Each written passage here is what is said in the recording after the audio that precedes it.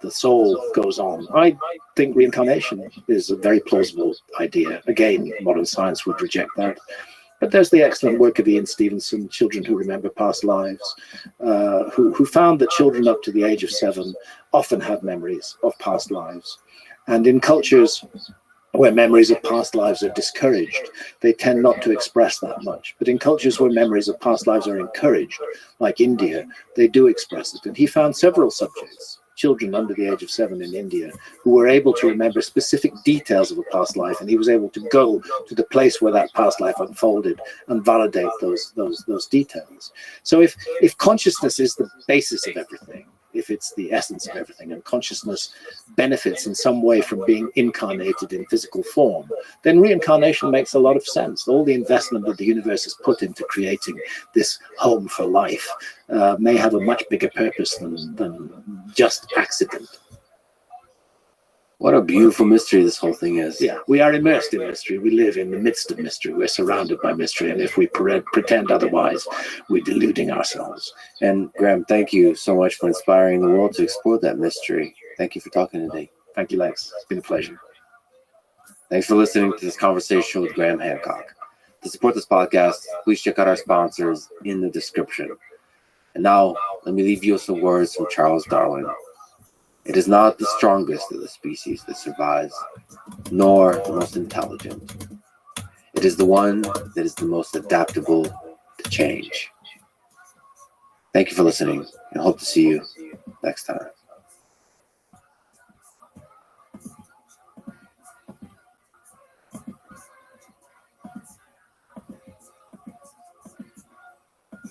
The following is a conversation with Jordan Peterson, his second time on the Lex Friedman podcast. You have given a set of lectures on Nietzsche as part of the new Peterson Academy, and the lectures were powerful. There's some element of the contradictions, the tensions, the drama, the way you lock in on an idea, but then are struggling with that idea, all of that feels like it's a Nietzschean. Mm-hmm. Yeah, well, he's a big influence on me stylistically and in terms of the way I approached writing. And also many of the people that were other influences of mine were very influenced by him. So I was blown away when I first came across his writings. They're so intellectually dense that I don't know if there's anything that approximates that. Dostoevsky maybe, although he's much more wordy. Nietzsche is very succinct, partly because he was so ill, because he would think all day. He couldn't spend a lot of time writing. He condensed his writings into very short, this aphoristic style he had. And it's really something to strive for. And then he's also an exciting writer, like Dostoevsky, and dynamic and romantic in that emotional way. And so it's really something. And I really enjoyed doing that. I did that lecture that you described. That lecture series is on the first half of Beyond Good and Evil, which is a stunning book. And that was really fun to take pieces of it and then to describe what they mean and how they've echoed across the decades since he wrote them. And yeah, it's been great. Taking each sentence seriously and deconstructing it and really struggling with it. I think underpinning that approach to writing requires deep respect for the person. I think if we approach writing with that kind of respect, you can take Orwell, you can take a lot of writers and really dig in on singular sentences. Yeah, well, those are the great writers, because the greatest writers, virtually everything they wrote is worth attending to. And I think Nietzsche is in some ways the ultimate exemplar of that, because often when I read a book, I'll mark one way or another. I often fold the corner of the page over to indicate something that I've found that's worth remembering. I couldn't do that with a book like Beyond Good and Evil, because every page ends up marked. And that's in marked contrast, so to speak, to many of the books I read now, where it's quite frequently now that I'll read a book and there won't be an idea in it that I haven't come across before. And with a thinker like Nietzsche, that's just not the case at the sentence level.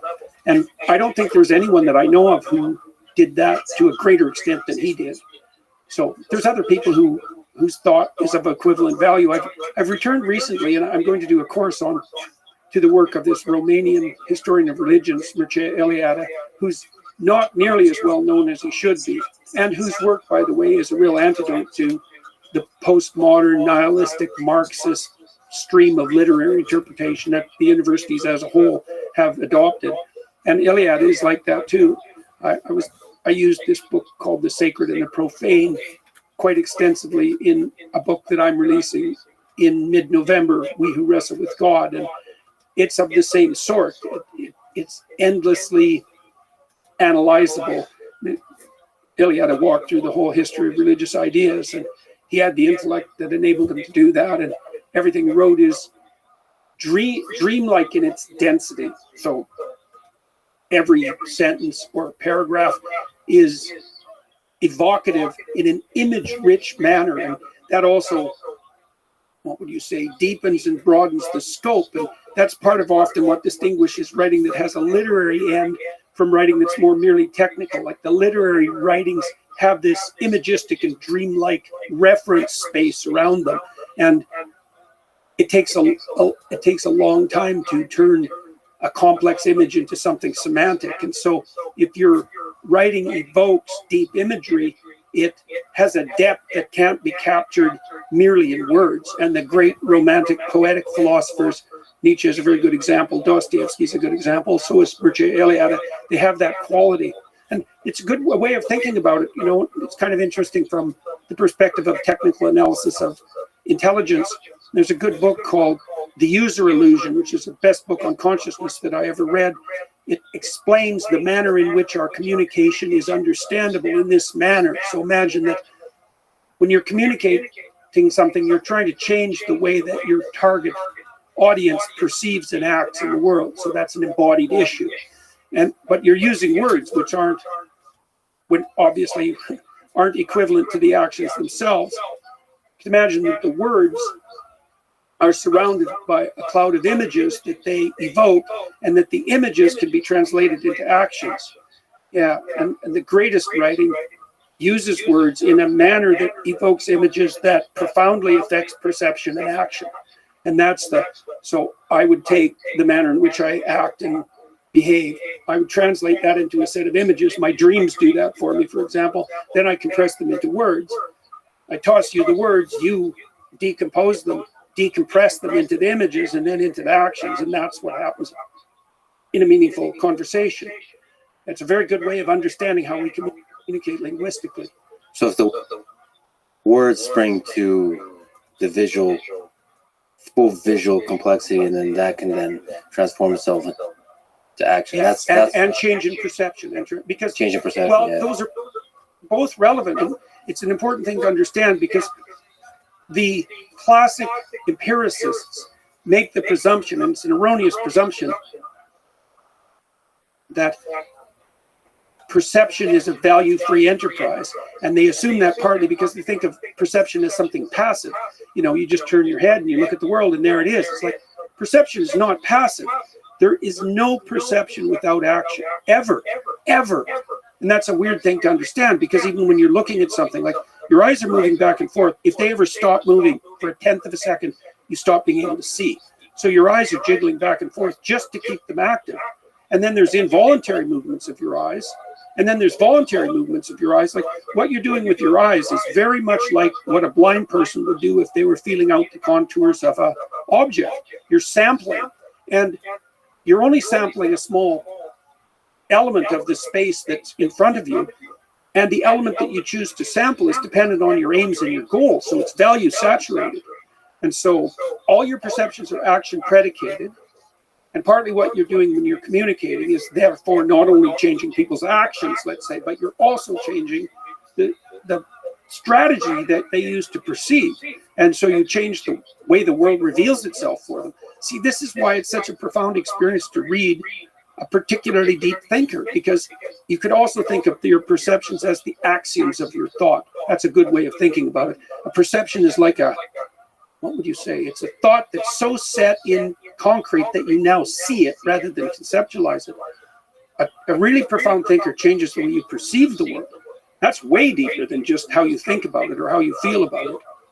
What about not just profound thinkers, but thinkers that deliver a powerful idea, for example, utopian ideas of Marx, or utopian ideas, you could say dystopian ideas of Hitler, those ideas are powerful, and they can saturate all your perception with values, and they focus you in a way where there's only a certain set of actions. Yeah, right. Even a certain set of emotions as well. And it's intense and it's direct, and they're so powerful that they completely alter the perception, and the words spring to life.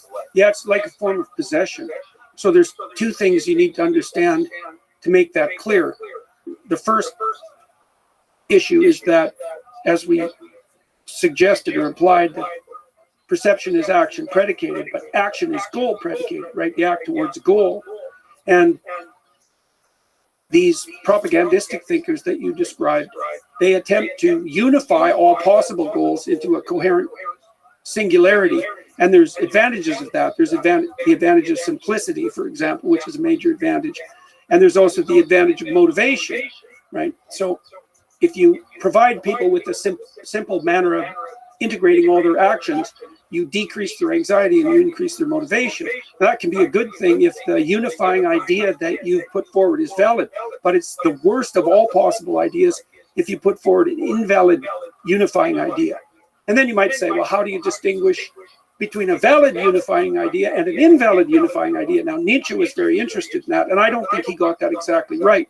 But the postmodernists, for example, especially the ones, and this is most of them with the neo-Marxist bent, their presumption is that the fundamental unifying idea is power, that everything's about compulsion and force, essentially, and that that's the only true unifying ethos of mankind, which is, I don't know if there's a worse idea than that. I mean, there are ideas that are potentially as dangerous. The nihilistic idea is pretty dangerous, although it's more of a disintegrating notion than a unifying idea. The hedonistic idea that you live for pleasure, for example, that's also very dangerous. But if you wanted to go for sheer pathology, the notion that, and this is Foucault in a nutshell, and Marx for that matter, that power rules everything, not only is that a terrible unifying idea, but it fully justifies your own use of power. And I don't mean the power Nietzsche talks about. His will to power was more his insistence that a human being is an expression of will rather than a mechanism of self-protection and security. Like, he thought of the life force in human beings as something that strive not to protect itself, but to exhaust itself in being and becoming. It's like an upward oriented motivational drive, even towards meaning. Now, he called it the will to power, and that had some unfortunate consequences. At least that's how it's translated. But he didn't mean the power motivation that people like Foucault or Marx became so hung up on. So it's not power like you're trying to destroy the other. It's powerful flourishing of a human being, the creative force of a human being. Yeah. Well, you can imagine that, and you can imagine that you could segregate competence and ability. Like, imagine that you and I were going to work on a project. We could organize our project in relationship to the ambition that we wanted to attain, and we can organize an agreement so that you were committed to the project voluntarily, and so that I was committed to the project voluntarily. So that means that we would actually be united in our perceptions and our actions by the motivation of something approximating voluntary play. Now, you could also imagine another situation where I said, here's our goal, and you better help me or I'm going to kill your family. Well, the probability is that you would be quite motivated to undertake my bidding.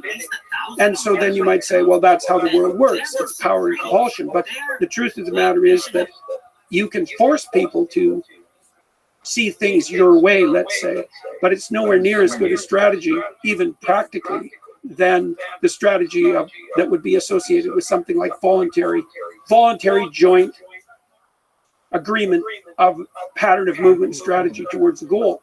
See, this is such an important thing to understand, because it helps you start to understand the distinction between a unifying force that's based on power and compulsion and one that is much more in keeping, I would say, with the ethos that governs Western societies, free Western societies. There's really a qualitative difference. And it's not some morally relativistic illusion. So if we just look at the nuance of Nietzsche's thought, the idea he first introduced in Thus Spoke Zarathustra of the Übermensch. Yeah. That's another one that's very easy to misinterpret because it sounds awfully a lot like it's about power. Yeah, right. For example, in the 20th century, it was misrepresented and co-opted by Hitler to advocate for the extermination of the inferior non-Aryan races. Yeah, and the dominion of the superior Aryans. Yeah, and that was partly because Nietzsche's work also was misrepresented by his sister after his death. But definitely, but I also think that there's a fundamental flaw in that Nietzschean conceptualization. So Nietzsche, of course, famously announced the death of God, but he did that in a manner that was accompanied by dire warnings, like Nietzsche said, because people tend to think of that as a triumphalist statement, but Nietzsche actually said that, he really said something like the unifying ethos under which we've organized ourselves psychologically and socially has now been fatally undermined by the rationalist proclivity, by the empiricist proclivity. There's a variety of reasons. Mostly it was conflict between the Enlightenment view, let's say, and the classic religious view, and that there will be dire consequences for that. And Nietzsche knew, like Dostoevsky knew, that, see, there's a proclivity for the human psyche and for human societies to move towards something approximating a unity, because the cost of disunity is high. Fractionation of your goals, so that means you're less motivated to move forward than you might be because there's many things competing for your attention, and also anxiety, because anxiety actually signals something like goal conflict. So there's an inescapable proclivity of value systems to unite. Now, if you kill the thing that's uniting them, that's the death of God. They either fractionate and you get confusion, anxiety, and hopelessness, or you get social disunity, or something else arises out of the abyss to constitute that unifying force. And Nietzsche said specifically that he believed that one of those manifestations would be that of communism, and that would kill, he said this in Will to Power, that would kill tens of millions of people in the upcoming 20th century. He could see that coming 50 years earlier. Dostoevsky did the same thing in his book, Demons. So this is the thing that the a-religious have to contend with. It's a real conundrum because, I mean, you could dispute the idea that our value systems tend towards a unity, and society does as well, because otherwise we're disunified. But the cost of that disunity, as I said, is goal confusion, anxiety, and hopelessness. So it's like a real cost. So you could dispense with the notion of unity altogether, and the postmodernists did that to some degree. But they pulled off a sleight of hand too, where they replaced it by power.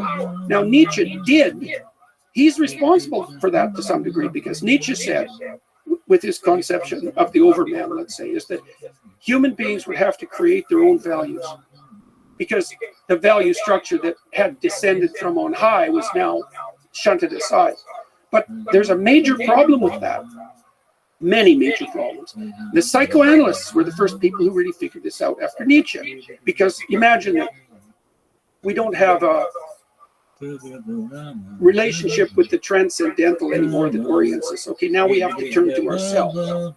Okay, now if we were a unity, clear unity within ourselves, let's say, then we could turn to ourselves for that discovery. But if we're a fractionated plurality internally, then when we turn to ourselves, we turn to a fractionated plurality. Well, that was Freud's observation. It's like, well, how can you make your own values when you're not the master in your own house? Like you're a war of competing motivations, or maybe you're someone who's dominated by the will to force and compulsion. And so why do you think that you can rely on yourself as the source of values? And why do you think you're wise enough to consult with yourself to find out what those values are, or what they should be, say, in the course of a single life? I mean, you know, it's difficult to organize your own personal relationship, like one relationship in the course of your life, let alone to try to imagine that out of whole cloth you could construct an ethos that would be psychologically and socially stabilizing and last over the long run. It's like, and of course Marx, people like that, the people who reduce human motivation to a single axis, they had the intellectual hubris to imagine that they could do that. Postmodernists are a good example of that as well. Okay, well, if we lay on the table religion, communism, Nazism, they are all unifying ethos.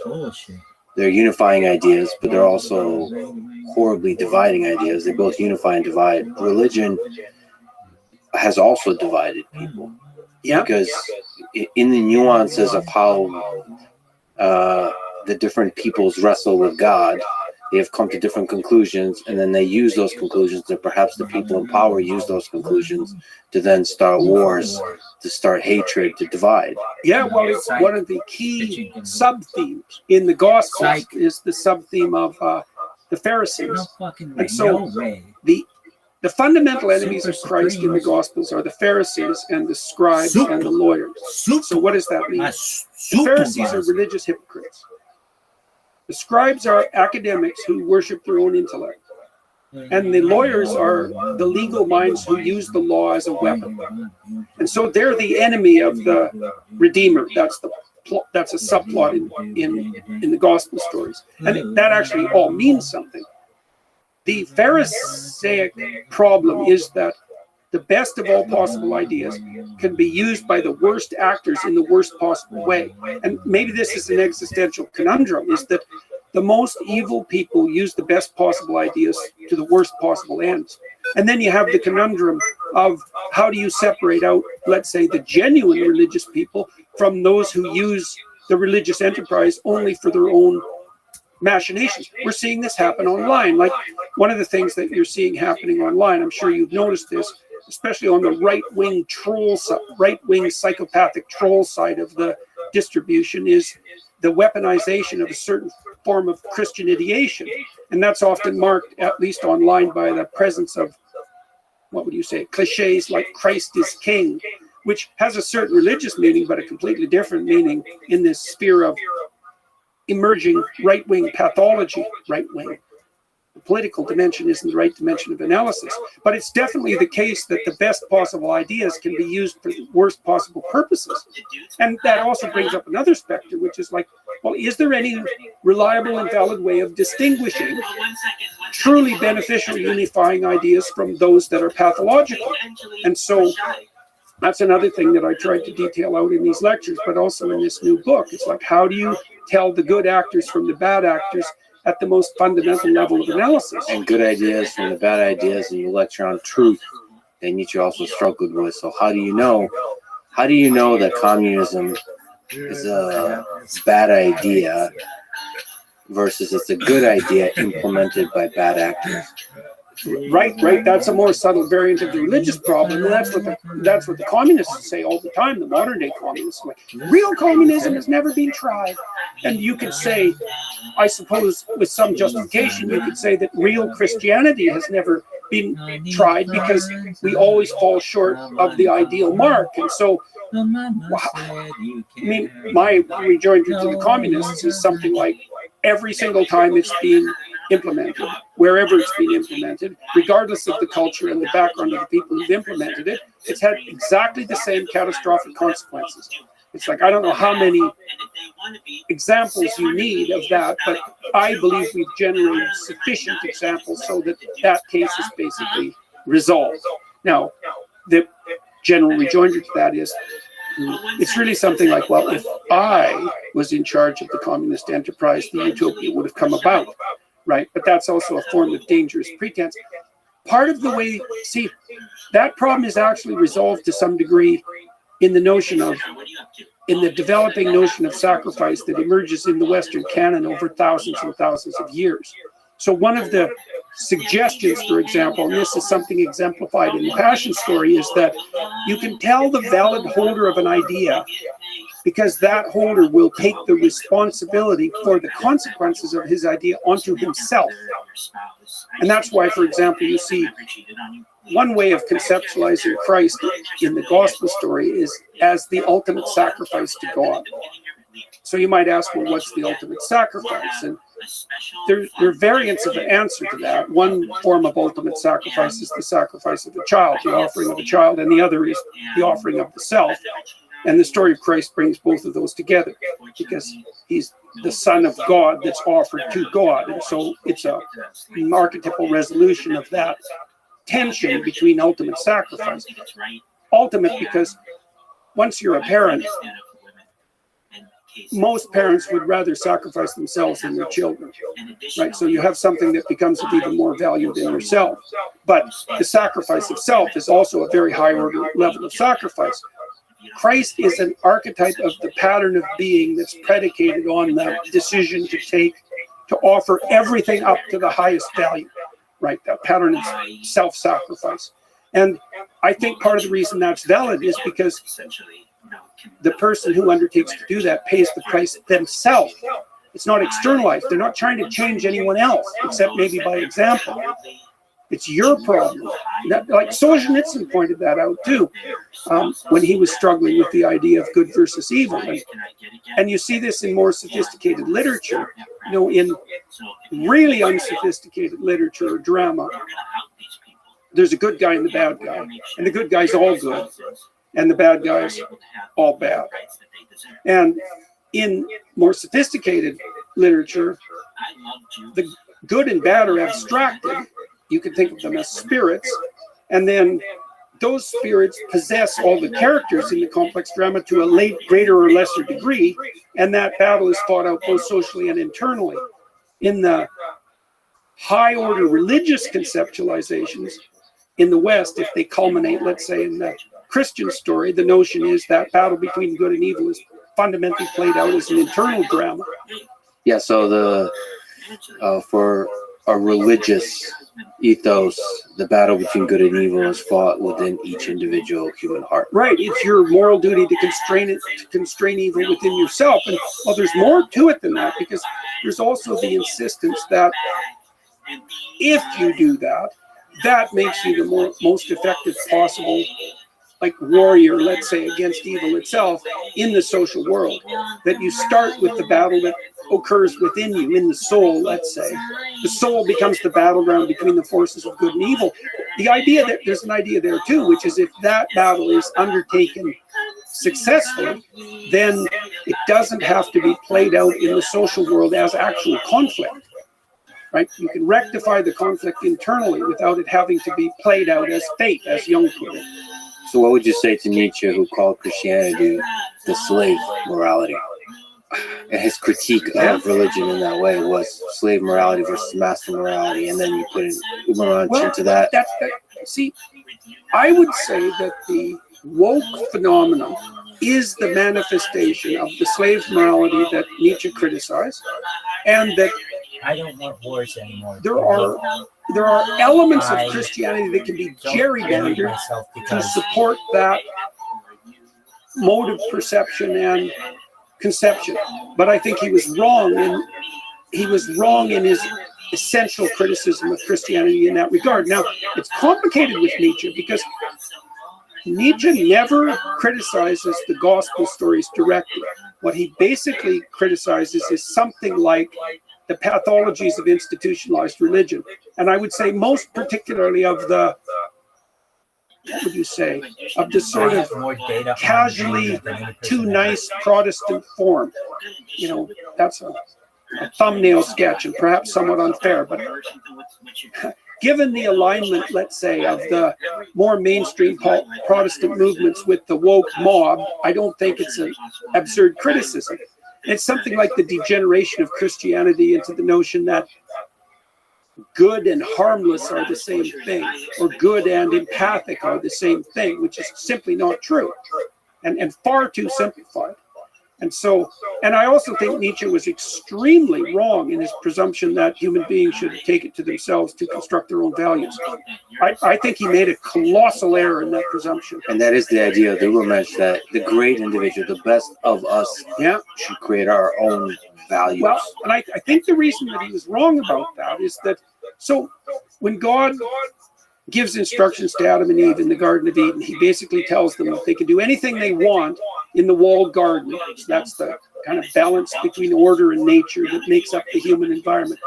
Human beings have the freedom vouchsafed to them by God to do anything they want in the garden except to mess with the most fundamental rule. So God says to people, you're not to eat of the fruit of the tree of the knowledge of good and evil, which fundamentally means there is an implicit moral order and you're to abide by it. Your freedom stops at the foundation. And you can think about that. I'd be interested even in your ideas about this as an engineer, let's say, is that there is an ethos that's implicit in being itself. And your ethos has to be a reflection of that.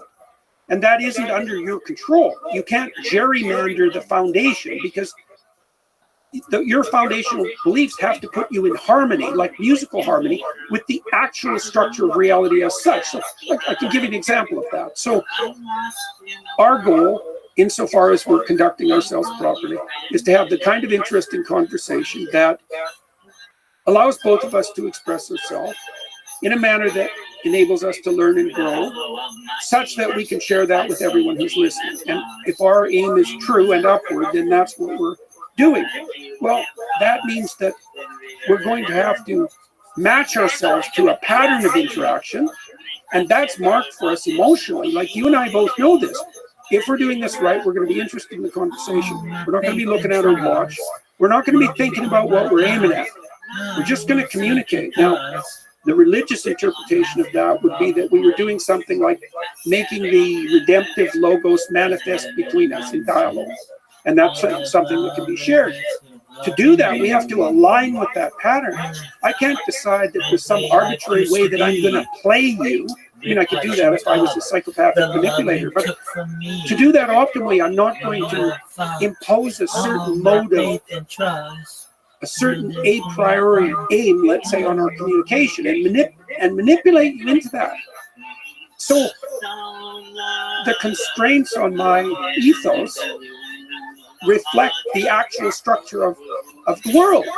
And I can't, this is the communist presumption. It's like, we're going to burn everything down and we're going to start from scratch. We've got these axiomatic presumptions and we're going to put them into place and we're going to socialize people so they now think and live like communists from day one. And human beings are infinitely malleable.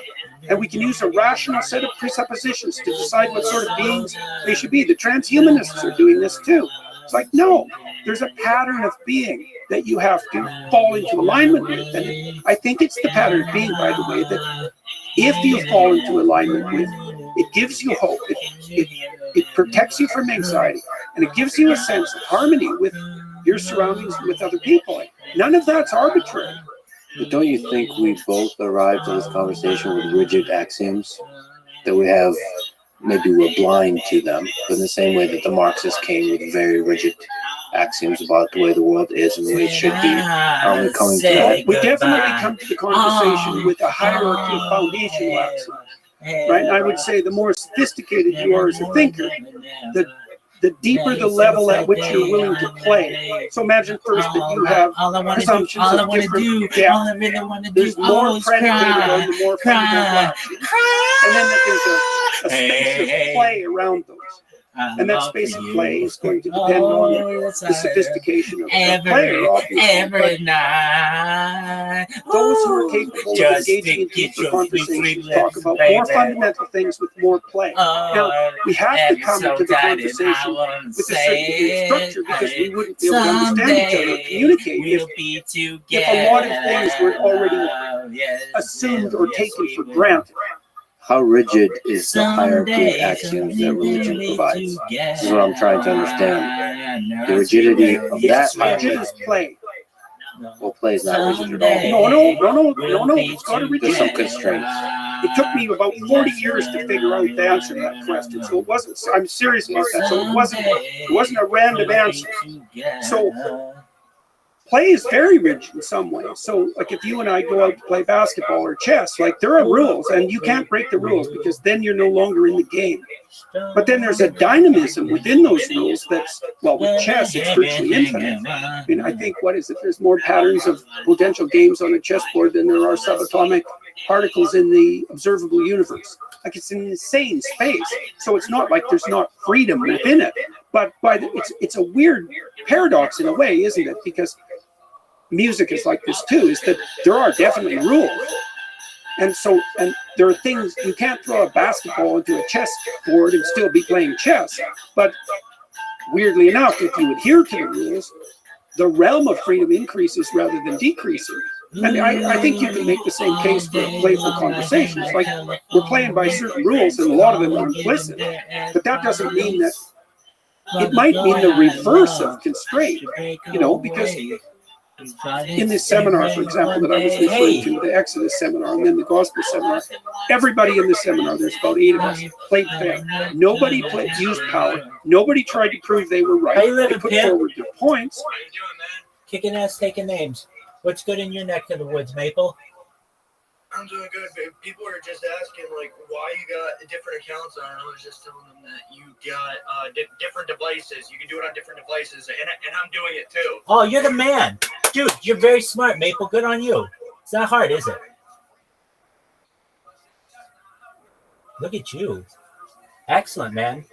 Go, go, go, go, go. I want to see this shit come out of your nose. There you go. It burns when I go out my nose. Okay. But I understand. Sacrifices need to be made. I get it. So on how many different accounts are you? Hold on, but you're cutting into this other account yes. too. So let me just mute your other account. You got it. Maple knows what's up. There you go. Excellent. Yeah. So on how many different accounts are you, or devices, I should say? Just, I got like a lot of shit. Like, I got monitors in that closet. I got everything back here. All right. How many different devices are you using in Discord? Just one. I don't usually. I used to AFK around calls, but it never really worked. Like, I used to try and promote like music and shit, and it just never worked. Nobody really clicked it. People clicked it, but they didn't like listen to it. You know? Yeah, music's hard. Is there any way you can put like a video with it? There was like a whole graphic that went with it and shit too. Okay, all right. So you were doing what you could. All right. So you have all those devices. Why don't you just install Discord on them and then just AFK in the biggest Discords that are available, and then if they get from the biggest servers, that's the issue. No, that's no big deal. You just create another account that's specifically for this. So if they do throw you out, that's fine. Then you just create another account. Am I gonna have to make an account with a US VPN? Any VPN will work. Right. I'll walk you through it if you need. So basically, what you do is you go to Discord. You can create the account under any VPN. The key is when you want to join the new server, you have to make sure your VPN is on. And then once your VPN is on, since no one's banned you in any of those with this VPN, you should be good to rejoin all the biggest ones. So I would join whatever the biggest ones are on like Socialize and all those. Dude, I got banned from Socialize for streaming forensic files, which isn't even that graphic. It just shows like remaking of like stabbings. That's it. You know, there's a little bit of blood splatter, but that's about it. That's absolute horseshit. So like, you know, absolutely, people get really, really protective, and I also find that it's not the most fair system. It's like you could literally be not pissing off 150 people in the server, but if one person doesn't like what you do and they have the ability, bye. And not just for like a day or a week or even a year, permanently. You're going to be 75 years old and you can't get into those accounts with those Discords with your account, which is absolutely ridiculous. Funny thing is, one of my friends, he came on, he accidentally put on an avatar with a dick. I turned my camera off right away. I got banned for fucking 763 hours on Chill Zone, but I somehow got unbanned. Wow. Yeah. It's like, that's an insane amount of time. Totally. And what a strange number. Like, and they're supposed to give you a verbal warning first. They're not supposed to do any repercussions. And they went straight for a ban 763 hours later. Right, that's probably 30 days, something like that. Alexa, how long is 763 hours in days? 763 hours is 31 days and 19 31 days. Okay, so something like that. Basically like a month. So, but, okay, so what you do is you create an account. Now you can get really interesting in how you want to market it. So you just want people to listen to your music? Pretty much, yeah. Perfect, man. Okay, and you have a Spotify? Yeah. Excellent. Okay, so we're going to set you up with everything. All right, so like that music and shit that I helped them with it. So beautiful. Okay, so what you want to do is create an account, and then from there, if you really want to get well known, you know where you can do connections, so you can connect your Spotify and your Instagram and your YouTube, all of that. You want to connect every single one of them. So like, if you go, I'll send you a friend request right now, with like the account that I generally use the most, and when you see it, you will be like, oh wow, I can see how that just gets people's attention just because it has so many different accounts associated. Like I saw the one that you made in Chill Zone. Yeah, that one. That's it. What's all this shit? Exactly. And then I went on your Instagram. I was like, okay.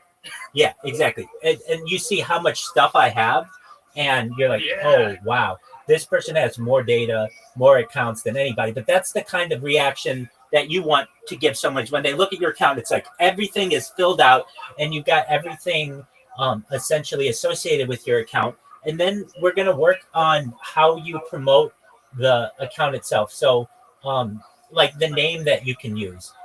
I know some people who have the name "Please Add Me," like in the Daddy Discord. Is it Daddy? No, it's in Chill Zone. No, it's in Socialize.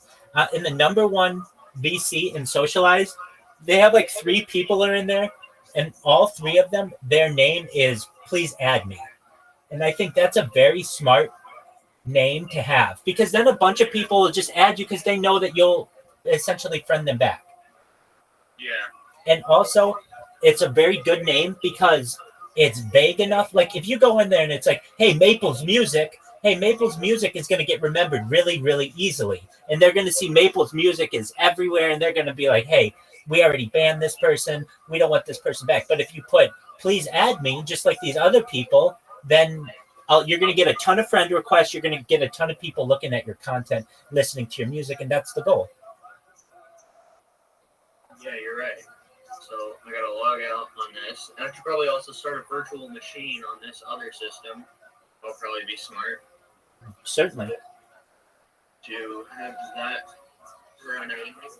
How many simultaneous virtual machines can you run? Well, I can have just one virtual machine and then just have a whole bunch of Google Chrome tabs open in incognito.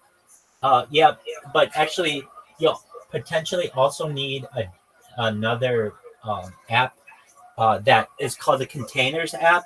That basically, because even if you log in with one account in multiple incognito windows, it treats it all as one account still, unless you have an add-on called Containers. It's called Multi-Containers as well on Firefox. You need one of those programs. And then each individual incognito tab will be... Acts as its own device? Exactly. That's nice. Yeah. Now, as you know, like Discord is really heavy, but chances are you probably can get, depending on how fast your computer is, maybe half a dozen different simultaneous instances occurring, which is going to get you a ton more views. And what you want to do before you do anything is you want to check and see how many plays your video is that it has. And then you're just going to say, okay, let's say it has 200. Okay, so 200 in your mind. When you started on November 18th, it had 200. And then you can judge it by the next few days when you're essentially silently promoting, which I don't consider it silent. I mean, silent promotion, consider it whatever you want. If Discord gives you the ability to write a profile and be in a VC, then you're just following the rules, in my opinion. And it's up to somebody to say, hey, this person is VC camping, which is not a legal practice. It's not like it's against the terms and conditions. It's not. Exactly. Yeah. It's just your opinion that you don't like me and you don't think I should be here as long as I am. That's just your opinion. Dude, this fucking fly is annoying me. Turning on my air conditioner on max. Hopefully it'll get sucked in and die. All right. So you want to create your Discord account, and you can. Email. Fuck, I need a new Gmail. Dude, you don't need any of that. Okay. I mean, you could if you want, but there are temporary email accounts you could use. I would advise you, though, to just make a new Gmail account just for this purpose. Yeah, because I've used a temporary email thing in the past, and then the service shut down, and I lost my entire GTA Online account that had like $4 billion on it. Okay, So that was fun. yeah, so we want to avoid anything like that. So you get your Gmail account, and then make sure to call this one. Like, what are we calling your account? What is it going to be? What's the name of your music account? Well, my dad's music name is Sticky Boy Bronx, so Okay, so you're really doing this for your father, am I wrong? yeah. Okay, wow, that's really admirable. Shout out to you, and shout out to your dad. We're going to make sure you're already doing him really proud. You're a good kid, and good kids help their parents, so good on you. All right, so I don't know if I would use that name everywhere because it's too memorable. It's really good, but it's too memorable. So, And it's also slightly like the word stick is like, yeah, you want to be careful about that. So what he does is he puts SBBX. Okay. Sticky Boy Bronx. Cool. So I think we can incorporate that into there also. Absolutely. Just keep in mind, you want your account to be as least memorable as possible, yet still pushing people to your links.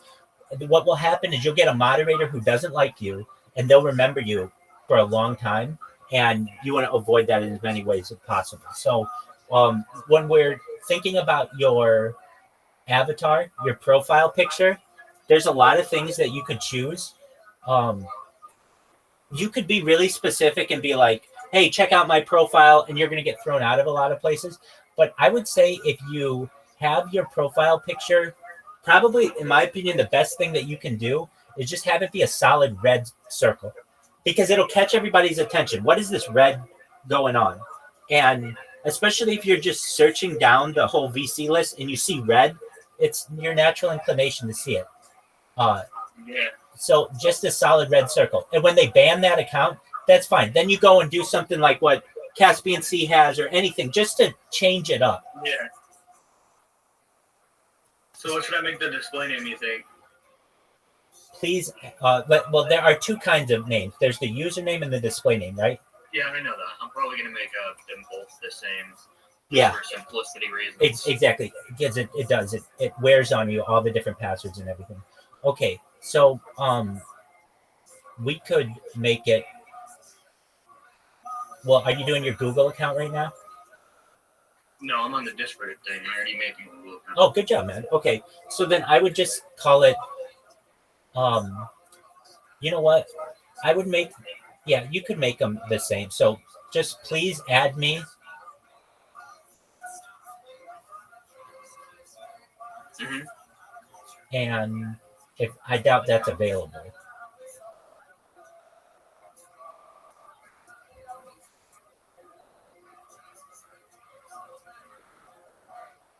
You could make it, please add me, let's be friends. Yeah. That's specific enough, but still gets across the message. No, you said it was actually available. That's hilarious. Excellent. I mean, that's why we made it so long, because please add me is not going to be available, but please add me, let's be friends. Great, and then it shows you're a friendly person. You're using the word please, you want to be friends. Yeah. Wait, are you a human? No, I think I'm a robot. Dog, how many fucking times do you have to do this on Discord? It's ridiculous. It wants me to drag these fucking images all the way over here. Oh, I know. I had to do a CAPTCHA just to fucking send a friend request earlier. All the time, man. I mean, imagine what you guys go through. I go through it like 12 times or more. And if you do it too much, you send too many friend requests, they make you reset your password. And then when you're doing what Maple's doing, it can take you an hour to reset all the different passwords. It's a pain in the ass. But I'm glad to know that you guys experience the same shit that I have to experience, which is like it's overkill with the CAPTCHAs on Discord or the "Are you a human?" It's absolutely ridiculous. Morning, how are you, Caspian? How'd you sleep? not bad, though. Excellent. Dog, I did last night. We did the Frankie Valley for like an hour and a half. And then this morning for another hour and a half, more than an hour and 40 minutes, I did the Supremes, the Shirelles, all those girl groups of the 60s. And it was really good. So I sang for like 3 hours, and I've gotten a lot of positive people, especially in Maya's Playhouse, who they ask for requests and all kinds of things. So Rabbi, you want to add the account? do I want to add the account as a friend? Yeah. Yeah, sure. Hold on one second. Don't even tell me. I'll see if I can remember it all. Please add me. Let's be friends. You got it.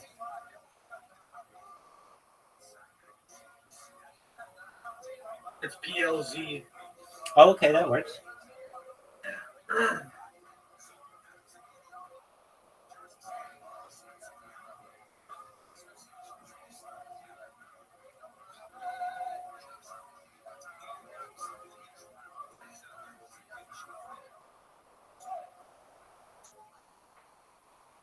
Wait, are you a human? I gotta have to do a capture just to add you as a friend. Oh, okay. Oh my God. Friend request sent. Did you get it?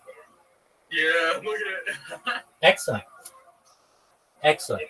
Okay, so now you want to take some time and you want to create the profile.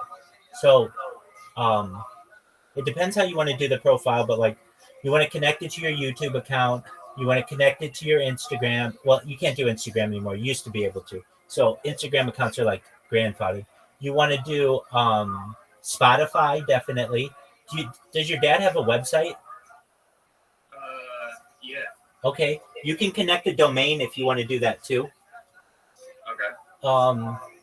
Now, sure.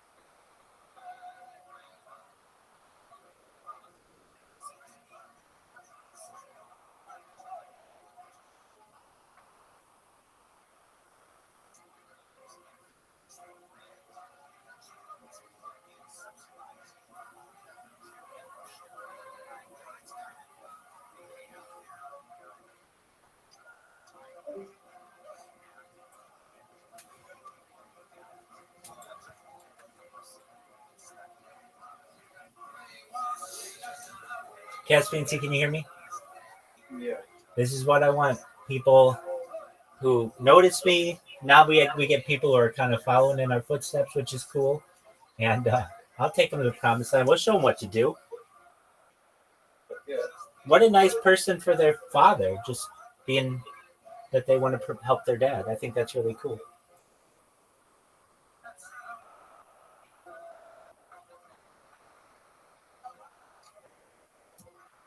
But they were like, here's a way of looking at that, assess it. And they were also doing it genuinely. It's like, this is what I've concluded about, say, this story. And I'm going to make a case for it, but I'd like to hear what you have to say, because maybe you can change it, you can extend it, you can find a flaw in it.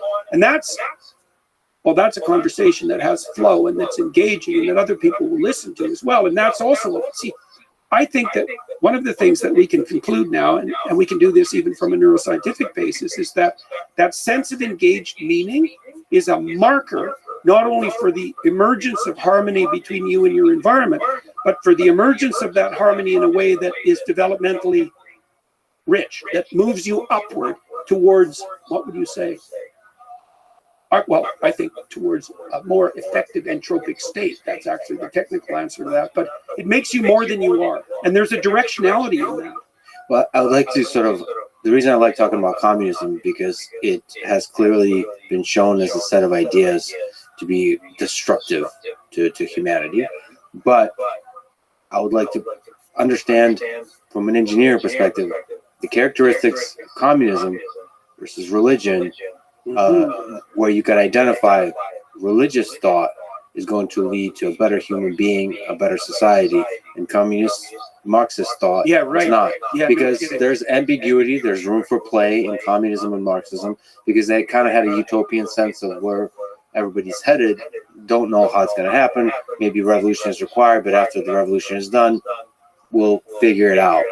And there's an underlying assumption that maybe human beings are good and they'll figure it out once you remove the oppressor. Yeah. I mean, all these ideas kind of, until you put them into practice, it can be quite convincing. Very. In the 19th century, if I was reading, which is kind of fascinating, the 19th century produced such powerful ideas. Marx and Nietzsche. Oh, fascism too, for that matter. Fascism. So, if I was sitting there, especially if I'm feeling shitty about myself, a lot of these ideas are pretty powerful as a way to plug the nihilist hole. Yeah, right, absolutely. Well, and some of them may actually have an appropriate scope of application. It could be that some of the foundational axioms of communism, socialism / communism, are actually functional in a sufficiently small social group, maybe a tribal group even.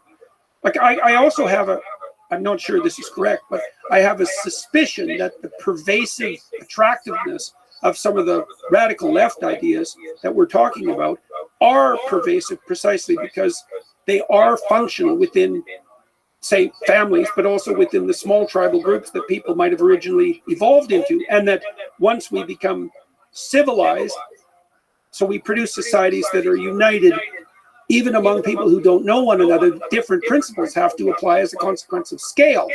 So that's partly an engineering response, but I think there's a deeper way of going after the communist problem.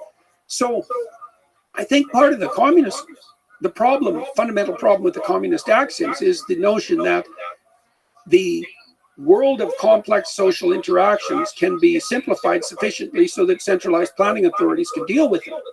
And I think the best way to think about the free exchange rejoinder to that presumption is, no, the sum total of human interactions in a large civilization are so immense that you need a distributed network of cognition in order to compute the proper way forward. And so what you do is you give each actor their domain of individual choice so that they can maximize their own movement forward, and you allow the aggregate direction to emerge from that rather than trying to impose it from the top down, which I think is computationally impossible. So that might be one engineering reason why the communist solution doesn't work. Like I read in Solzhenitsyn, for example, that the Central Soviet authorities often had to make 200 pricing decisions a day.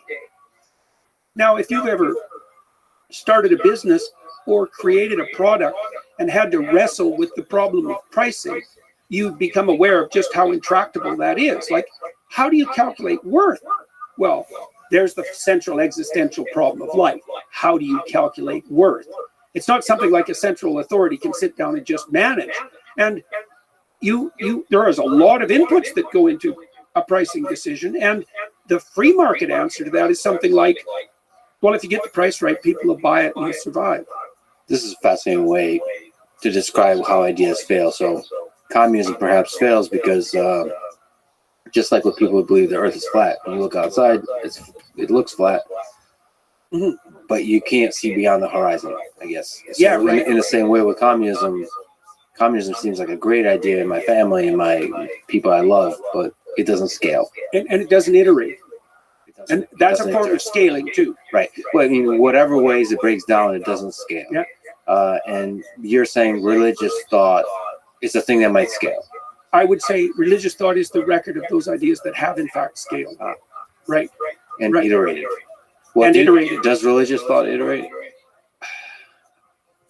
So I mean, there's a fundamental conservative aspect to religious thought. Yeah. Tradition. Yeah. This is why I like Mircea Eliade, for example, who I referred to earlier. One of the things Eliade did, and very effectively, and people like Joseph Campbell, who in some ways were popularizers of Eliade's ideas and Carl Jung's, what they really did was devote themselves to an analysis of those ideas that scaled and iterated across the largest possible spans of time. And so Eliade and Jung, Erich Neumann, they were looking, and Campbell, they were looking at patterns of narrative that were common across religious traditions that had spanned millennia, and found many patterns. The hero's myth, for example, is one of those patterns. And it's, I think, the evidence that it has its reflection in human neurophysiology and neuropsychology is incontrovertible. And so these foundational narratives, they last.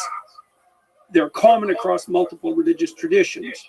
They unite, they work psychologically, but they also reflect the underlying neurophysiological architecture. So I can give you an example of that. So the hero myth is really a quest myth. And a quest myth is really a story of exploration and expansion of adaptation, right? So Bilbo, the Hobbit, he's a kind of an ordinary everyman. He lives in a very constrained and orderly and secure world. And then the quest call comes and he goes out and he expands his personality and develops his wisdom. And that's reflected in human neuropsychological architecture at a very low level, way below cognition. So one of the most fundamental elements of the mammalian brain, and even in lower animal forms, is the hypothalamus. It's sort of the root of primary motivation.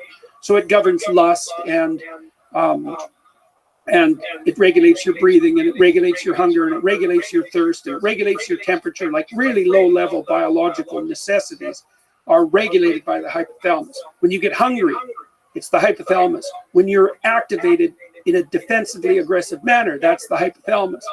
Half the hypothalamus is the origin of the dopaminergic tracts, and they subsume exploration. And so you can think of the human motivational reality as a domain that's governed by axiomatic motivational states, love, sex, defensive aggression, hunger, and another domain that's governed by exploration. And the rule would be something like, when your basic motivational states are sated, explore. Well, then, and that's not cognitive. Like I said, this is deep, deep brain architecture. It's extraordinarily ancient. And the exploration story is something like, go out into the unknown and take the risks, because the information that you discover and the skills you develop will be worthwhile even in sating the basic motivational drives. And then you want to learn to do that in a iterative manner, so it sustains across time, and you want to do it in a way that unites you with other people. And there's a pattern to that, and I do think that's the pattern that's we strive to encapsulate in our deep religious narratives, and I think that in many ways we've done that successfully. What is the belief in God? How does that fit in? What does it mean to believe in God? Okay, so in one of the stories that I cover in We Who Wrestle with God, which I've only recently begun to take apart, say in the last 2 years, is the story of Abraham. It's a very cool story. And it's also related, by the way, to your question about what makes communism wrong. And Dostoevsky knew this, not precisely the Abraham story, but the same reason. In Notes from Underground, Dostoevsky made a very telling observation. So he speaks in the voice of a cynical, nihilistic, and bitter bureaucrat who's been a failure, who's talking cynically about the nature of human beings, but also very accurately. And one of the things he points out with regards to modern utopianism is that human beings are very strange creatures, and that if you gave them what the socialist utopians want to give them, so let's say all your needs are taken care of, all your material needs are taken care of, and even indefinitely. Dostoevsky's claim was, you don't understand human beings very well, because if you put them in an environment that was that comfortable, they would purposefully go insane just to break it into bits, just so something interesting would happen. Right. And he says it's the human proclivity to curse and complain. And he says this in quite a cynic and caustic manner, but he's pointing to something deep, which is that we're not built for comfort and security. We're not infants. We're not after satiation. So then you might ask, well, what the hell are we after then? That's what the Abraham story addresses. And Abraham is the first true individual in the biblical narrative. So you can think about his story as the archetypal story of the developing individual. So you said, well, what's God?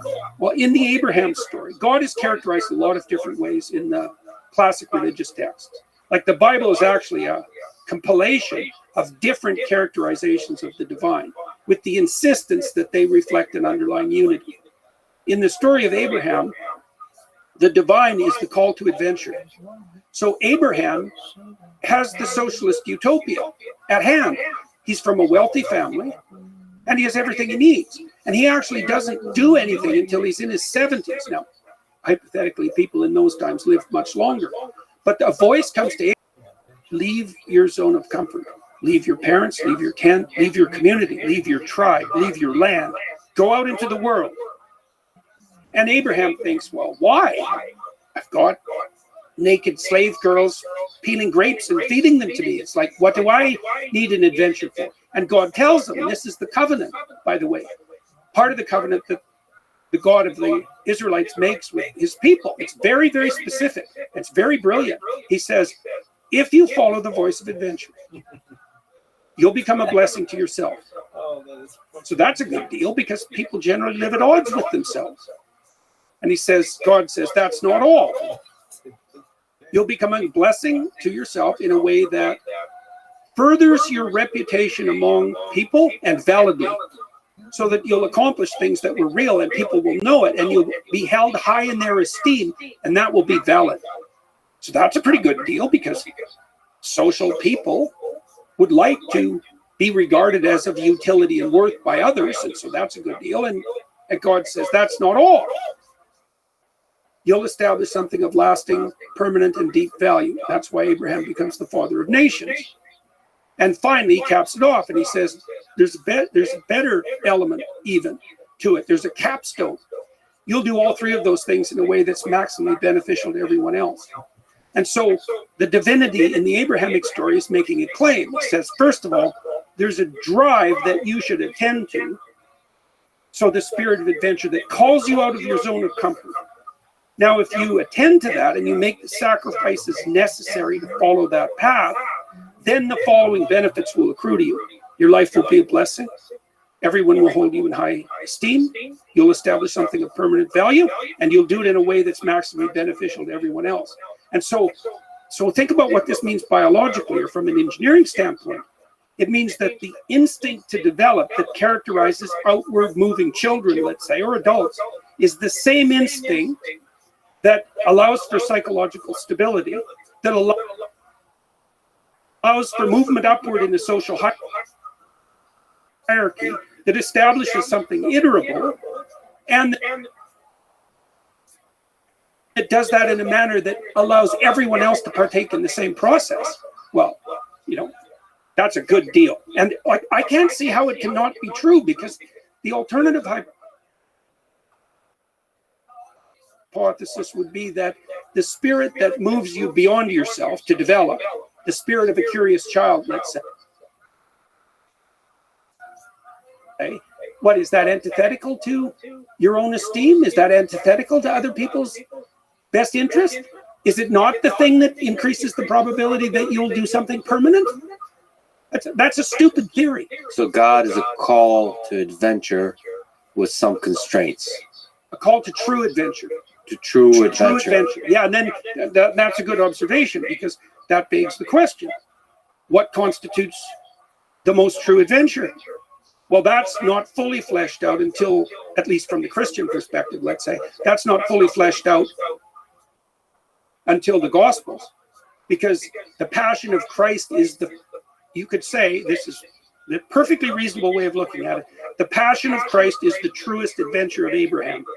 That's a terrible thing, because the passion story is a catastrophic tragedy, although it obviously has its redemptive elements.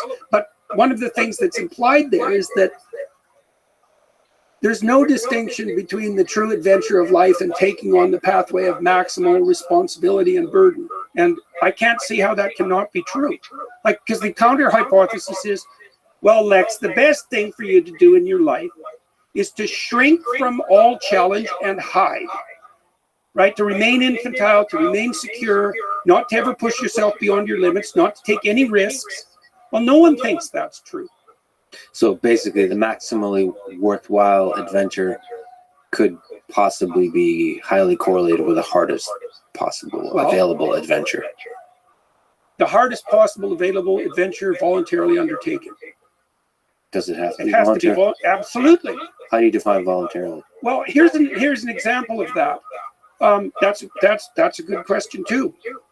When Christ is the night before the crucifixion, which in principle he knows is coming, he asks God to relieve him of his burden, and understandably so. I mean, that's the scene famously in which he's sweating, literally sweating blood, because he knows what's coming. And the Romans designed crucifixion to be the most agonizing and humiliating possible. Agonizing, humiliating, and disgusting possible death. Right, so there is every reason to be apprehensive about that. And you might say, well, could you undertake that voluntarily as an adventure? And the answer to that is something like, well, what's your relationship with death? Like, that's a problem you have to solve. And you could fight it, and you could be bitter about it, and there's reasons for that, especially if it's painful and degrading.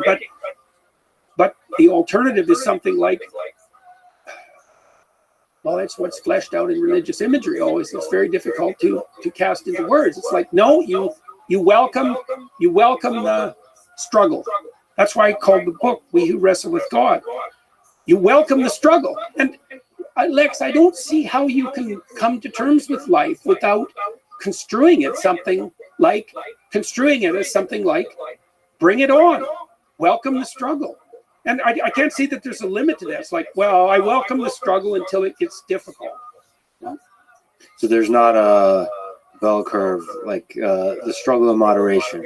Basically, you have to welcome whatever as hard as it gets. And the crucifixion in that way is a symbol of that. Well, it's worse than that in some ways, because the crucifixion exemplifies the worst possible death. But that isn't the only element of the struggle, because mythologically, classically, after Christ's death, he harrows hell. And what that means, as far as I can tell, psychologically, is that you're not only required, let's say, to take on the full existential burden of life and to welcome it, regardless of what it is, and to maintain your upward aim despite all temptations to the contrary, but you also have to confront the root of malevolence itself. So it's not merely tragedy. And I think the malevolence is actually worse. And the reason I think that is because I know the literature on post-traumatic stress disorder. And most people who encounter, let's say, a challenge that's so brutal that it fragments them, it isn't mere suffering that does that to people. It's an encounter with malevolence that does that to people. Their own sometimes, often, by the way. Soldier will go out into a battlefield and find out that there's a part of him that really enjoys the mayhem. And that conceptualization doesn't fit in well with everything he thinks he knows about himself and humanity. And after that contact with that dark part of himself, he never recovers. That happens to people. And it happens to people who encounter bad actors in the world, too. If you're a naive person and the right narcissistic psychopath comes your way, you are in, like, mortal trouble because you might die. But that's not where the trouble ends. If there's a young man in their 20s listening to this, how do they escape the pull of Dostoevsky's Notes from Underground?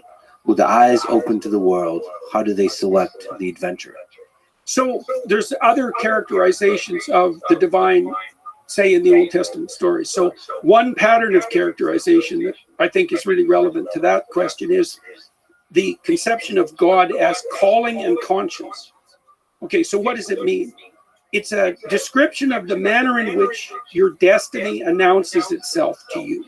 And I'm using that terminology, and it's distinguishable, say, from Nietzsche's notion that you create your own values.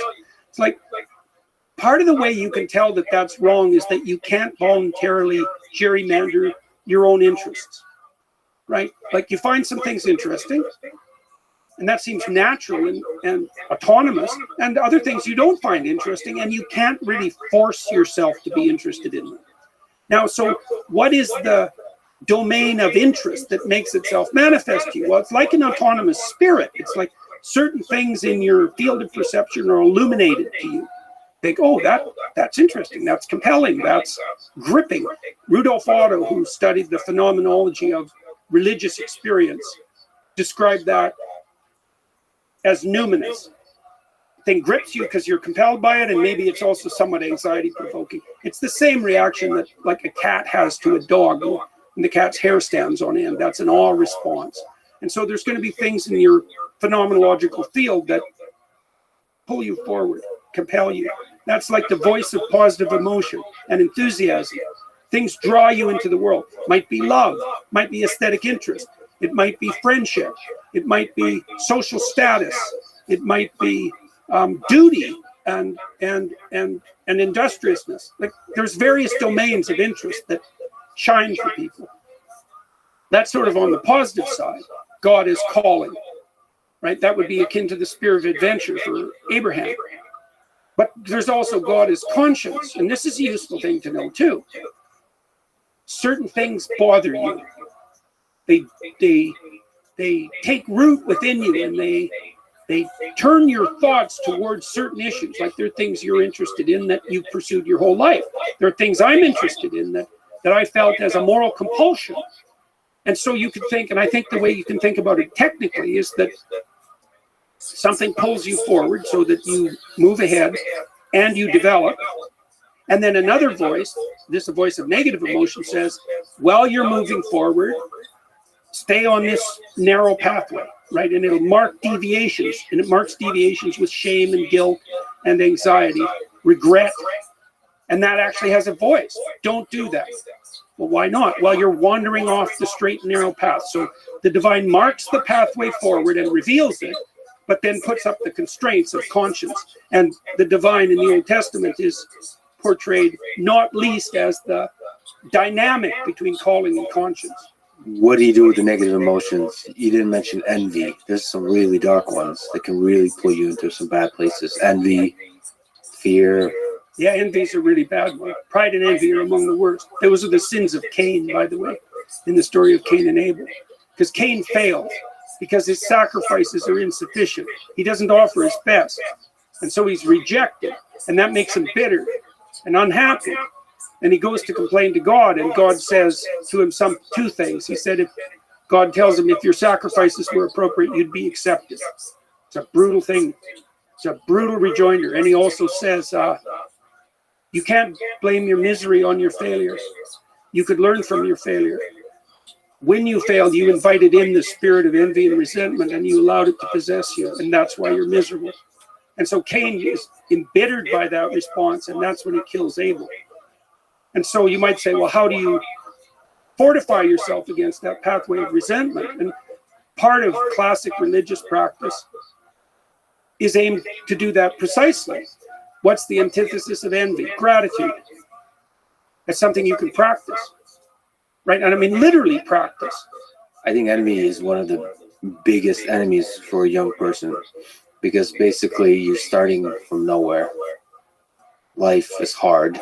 You've achieved nothing, and you're striving and you're failing constantly because. And you see other people whom you think aren't having the same problem. Yeah, and they succeed, and they could be your neighbor. They could be succeeding by a little bit, or somebody on the internet succeeding by a lot. And I think that can really pull a person down. That kind of envy can really destroy a person. Yeah, definitely. Well, the gratitude element would be something like, well, yeah, you don't know anything, and you're at the bottom, but you're not 80. You know, one of the best predictors of wealth in the United States is age. So then you might say, well, who's got it better?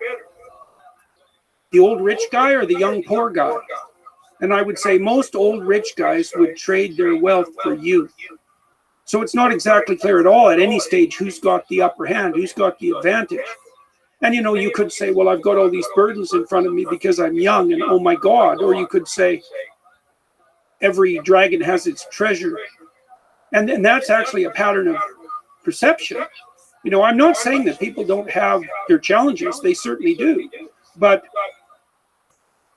discriminating between a challenge and an opportunity is very, very difficult. And learning to see a challenge as an opportunity, that's the beginning of wisdom. It's interesting. I don't know how it works. Maybe you can elucidate. But when you have envy towards somebody, if you just celebrate them, so gratitude, Yeah. but actually, as opposed to sort of ignoring and being grateful for the things you have, like literally celebrate that person. It transforms, it lights the way. I don't know why that is exactly. The only reason you're envious is because you see someone who has something that you want. Okay, so let's think about it. Well, first of all, the fact that they have it means that in principle you could get it. At least someone has. So that's a pretty good deal. And then you might say, well, the fact that I'm envious of that person means that I actually want something. And then you might think, well, what am I envious of? I'm envious of their attractiveness to women. It's like, okay, well, now you know something about yourself. You know that one true motivation that's making itself manifest to you is that you wish that you would be the sort of person who is attractive to women. Now, of course, that's an extremely common longing among men, period, but particularly among young men. It's like, well, what makes you so sure you couldn't have that? Well, how about, here's an answer. You don't have enough faith in yourself. And maybe you don't have enough faith in, well, I would say the divine. You don't believe that the world is characterized by enough potentiality so that even miserable you has a crack at the brass ring. And like I talked about this actually practically in one of my previous books, because I wrote a chapter called Compare Yourself to Who You Are and Not to Someone Else at the Present Time. Well, why? Well, your best benchmark for tomorrow is you today. And you might not be able to have what someone else has on the particular axis you're comparing yourself with them on, but you could make an incremental improvement over your current state, regardless of the direction that you're aiming. And it is the case, and this is a law, the return on incremental improvement is exponential or geometric and not linear. So even if you start, this is why the hero is always born in a lowly place, mythologically. Right? Christ, who redeems the world, is born in a manger with the animals to poverty-stricken parents in the middle of a God-forsaken desert, in a nondescript time and place, isolated. Well, why? Well, because everyone young struggles with their insufficiency.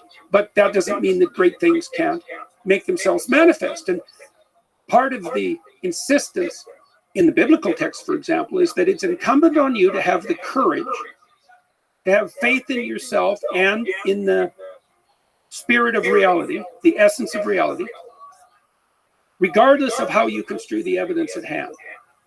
Right. Look at me. I'm so useless. I don't know anything. I don't have anything. It's hopeless. I don't have it within me. The world couldn't offer me that possibility. Well, what the hell do you know about that? This is what Job figures out in the midst of his suffering in the book of Job, because Job is tortured terribly by God, who makes a bet with Satan himself to bring him down. And Job's decision in the face of his intense suffering is, I'm not going to lose faith in my essential goodness, and I'm not going to lose faith in the essential goodness of being itself, regardless of how terrible the face it's showing to me at the moment happens to be.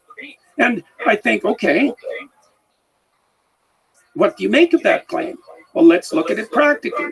You're being tortured by the arbitrariness of life. That's horrible. Now you lose faith in yourself and you become cynical about being. So are you infinitely worse off instantly? And then you might say, well, yeah, but it's really asking a lot of people that they maintain faith even in their darkest hours. It's like, yeah, that might be asking everything from people. But then you also might ask, this is a very strange question. If you were brought into being by something that was essentially good, wouldn't that thing that brought you into being demand that you make the best in yourself manifest? And wouldn't it be precisely when you most need that you'd be desperate enough to risk what it would take to let it emerge? So you kind of make it seem that reason could be the thing that takes you out of a place of darkness, sort of finding that calling through reason. I think it's also possible when reason fails you to just take the leap. Navigate not by reason, but by finding the thing that scares you, the risk, to take the risk, take the leap, and then figure it out while you're in the air. Yeah, well, I think that's always part of a heroic adventure. Is that ability to cut the Gordian knot. But you could also ask from an engineering perspective, okay, what are the axioms that make a decision like that possible? And the answer would be something like, I'm going to make the presumption that if I move forward in good faith, whatever happens to me will be the best thing that could possibly happen, no matter what it is. And I think that's actually how you make an alliance with truth.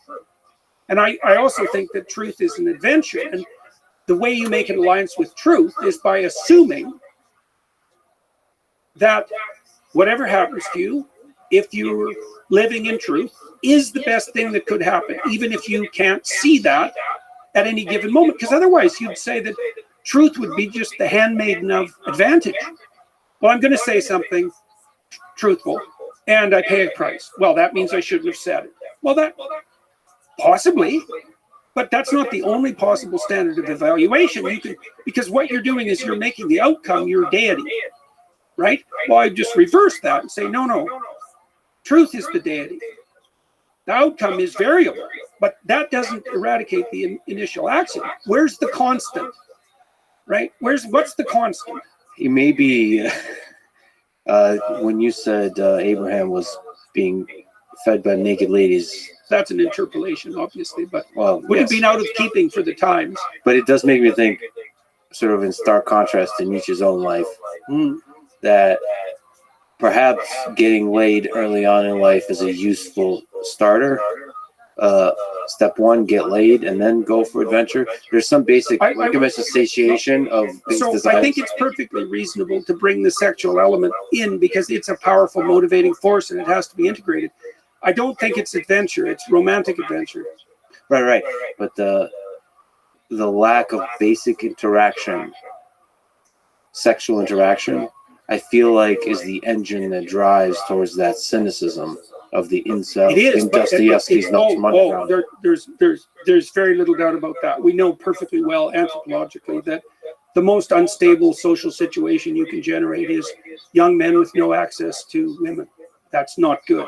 And they'll do anything to reverse that situation. So that's very dangerous.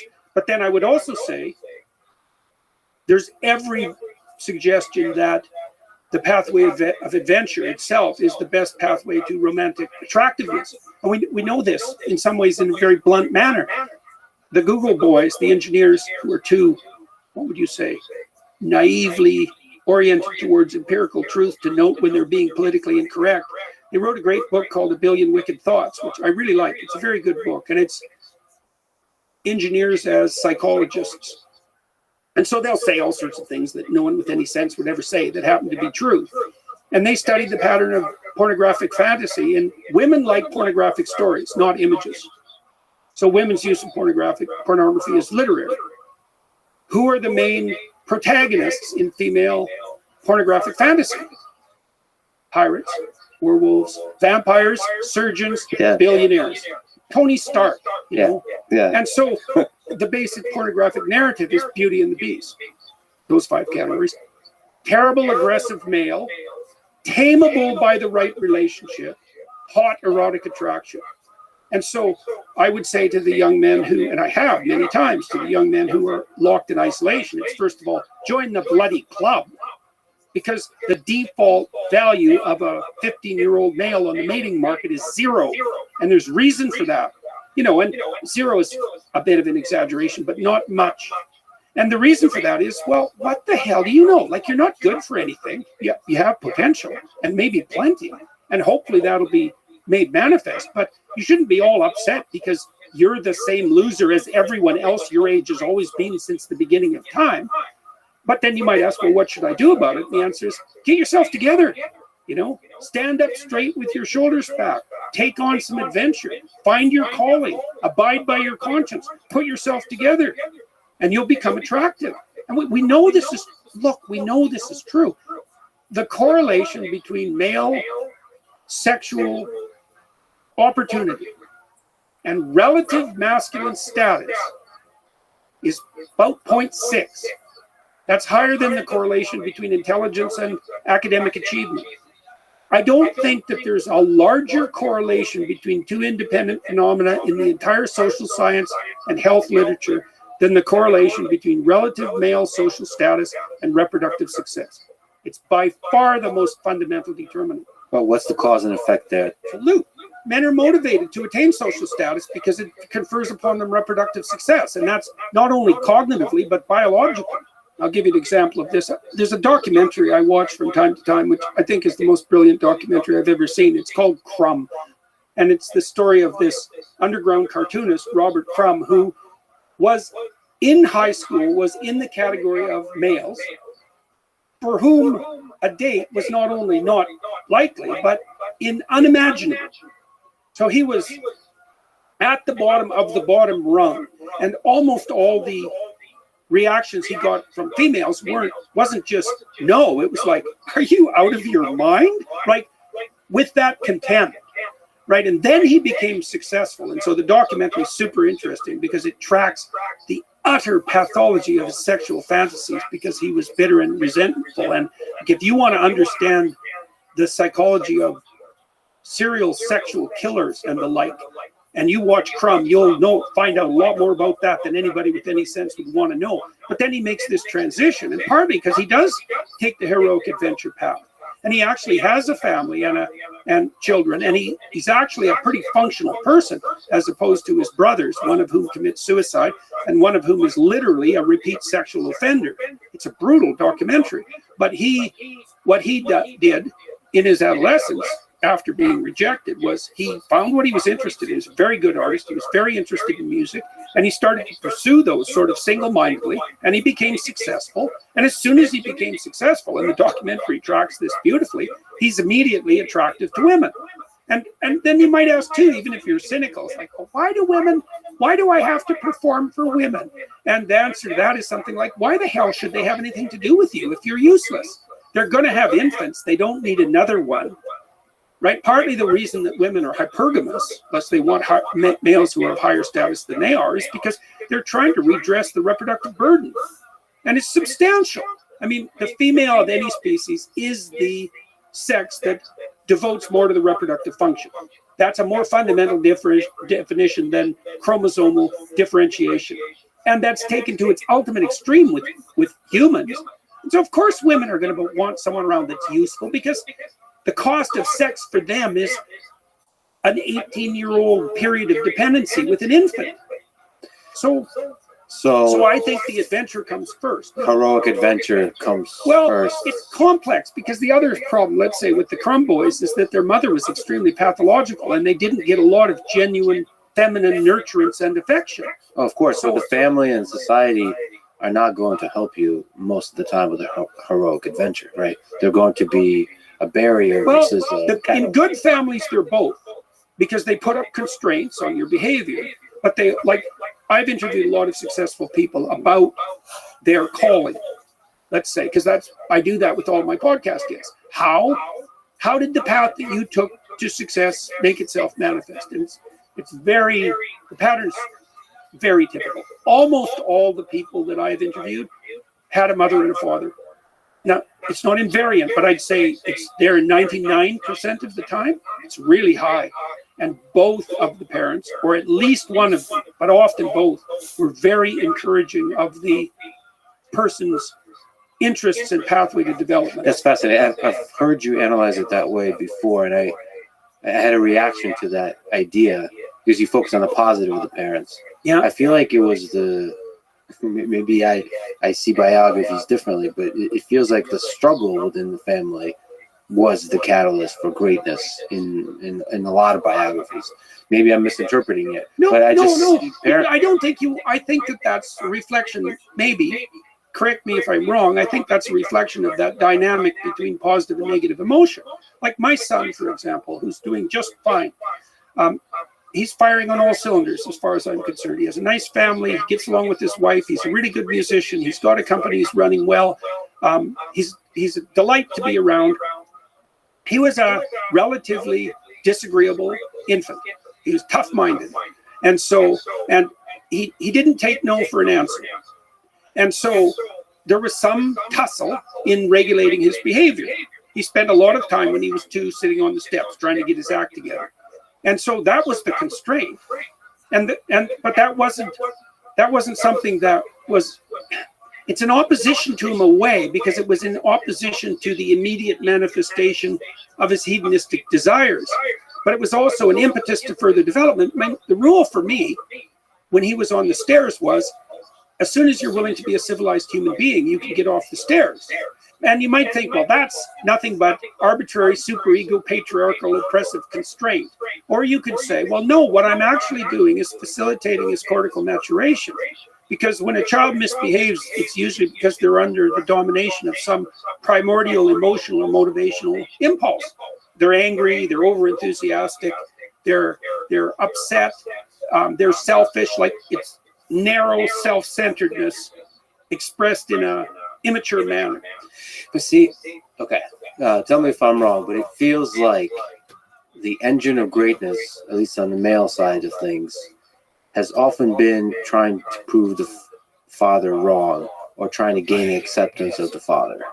So that tension, where the parent is not encouraging, like you mentioned, but is basically saying, no, you won't be able to do this. So my observation as a psychologist has been that it's very, very difficult for someone to get their act together unless they have at least one figure in their life that's encouraging and shows them the pathway forward.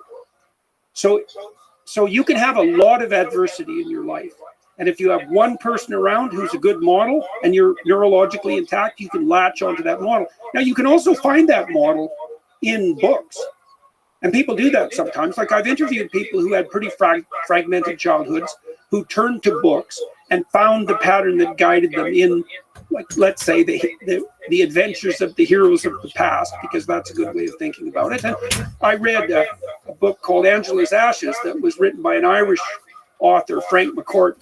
Fantastic book, beautiful book. And his father was an alcoholic of gargantuan proportions. He just, an Irish drinker who drank every cent that came into the family, many of whose children died in poverty. And what Frank did is a testament to the human spirit, is he sort of divided his father conceptually into 2 elements. There was sober morning father, who was encouraging and with whom he had a relationship. And then there was drunk and useless later afternoon and evening father, and he rejected the negative and he amplified his relationship with the positive. Now, like, he had other things going for him, but he did a very good job of discriminating. And I mean, partly the question that you're raising is, to what degree is it useful to have a beneficial adversary? Yeah, and I mean, struggle-free progress is not possible. And I think there are situations under which where, you might be motivated to prove someone in your immediate circle wrong. But then that also implies that at some level, for some reason, you actually care about their judgment. You just didn't write them off completely. Well, I mean, that's why I say there's an archetype of a young man trying to gain the approval of his father. And I think that repeats itself in a bunch of biographies that I've read. I don't know, there must have been an engine somewhere that they found of approval, of encouragement.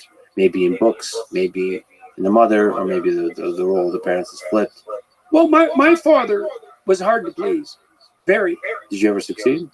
Yes, but it wasn't easy, ever. When was the moment when you succeeded? Pretty late, like 40, maybe later. Was it gradual or a definitive moment when a shift happened? My father was always willing to approve of the things I did that were good, although he was not effusive by any stretch of the imagination, and the standards were very high. Now, I was probably fortunate for me, it does bear on the question you're asking. It's like, if you want someone to motivate you optimally, God, it's complicated because there has to be a temperamental dance between the 2 people.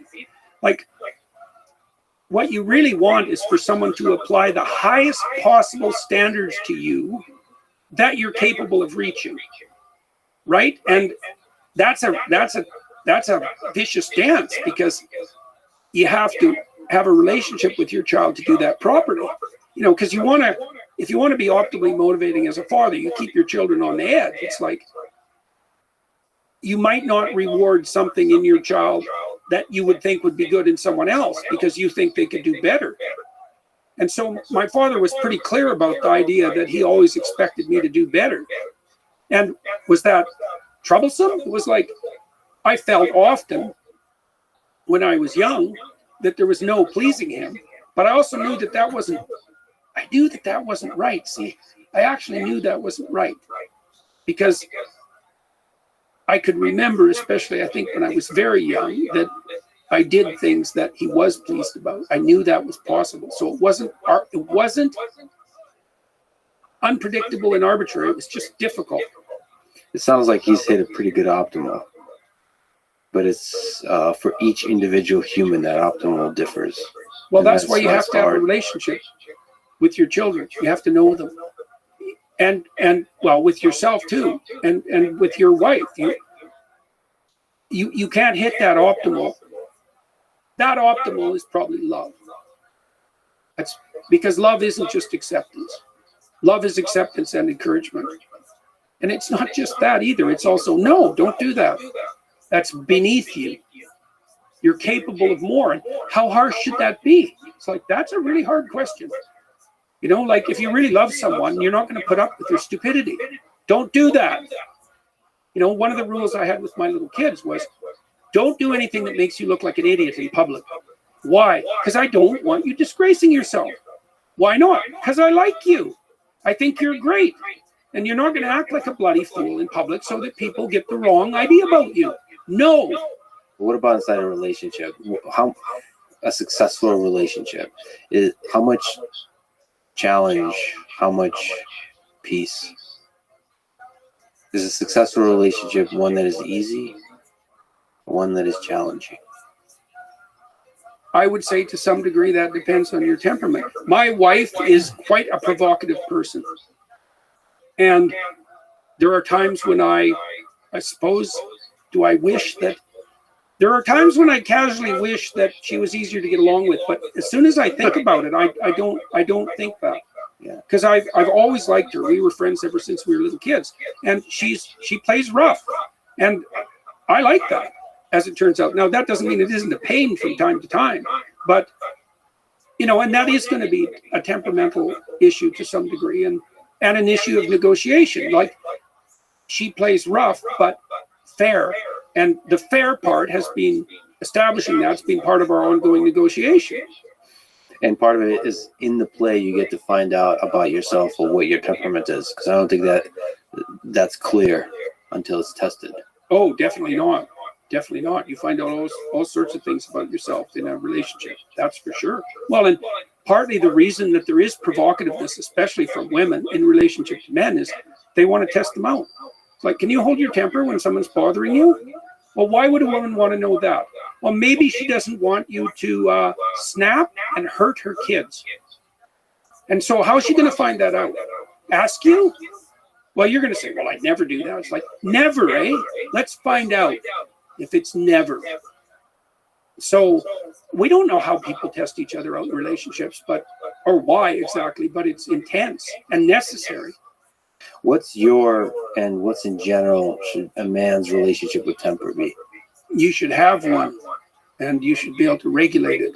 Like, that's part of that attractiveness of the monstrous that characterizes women's fantasies.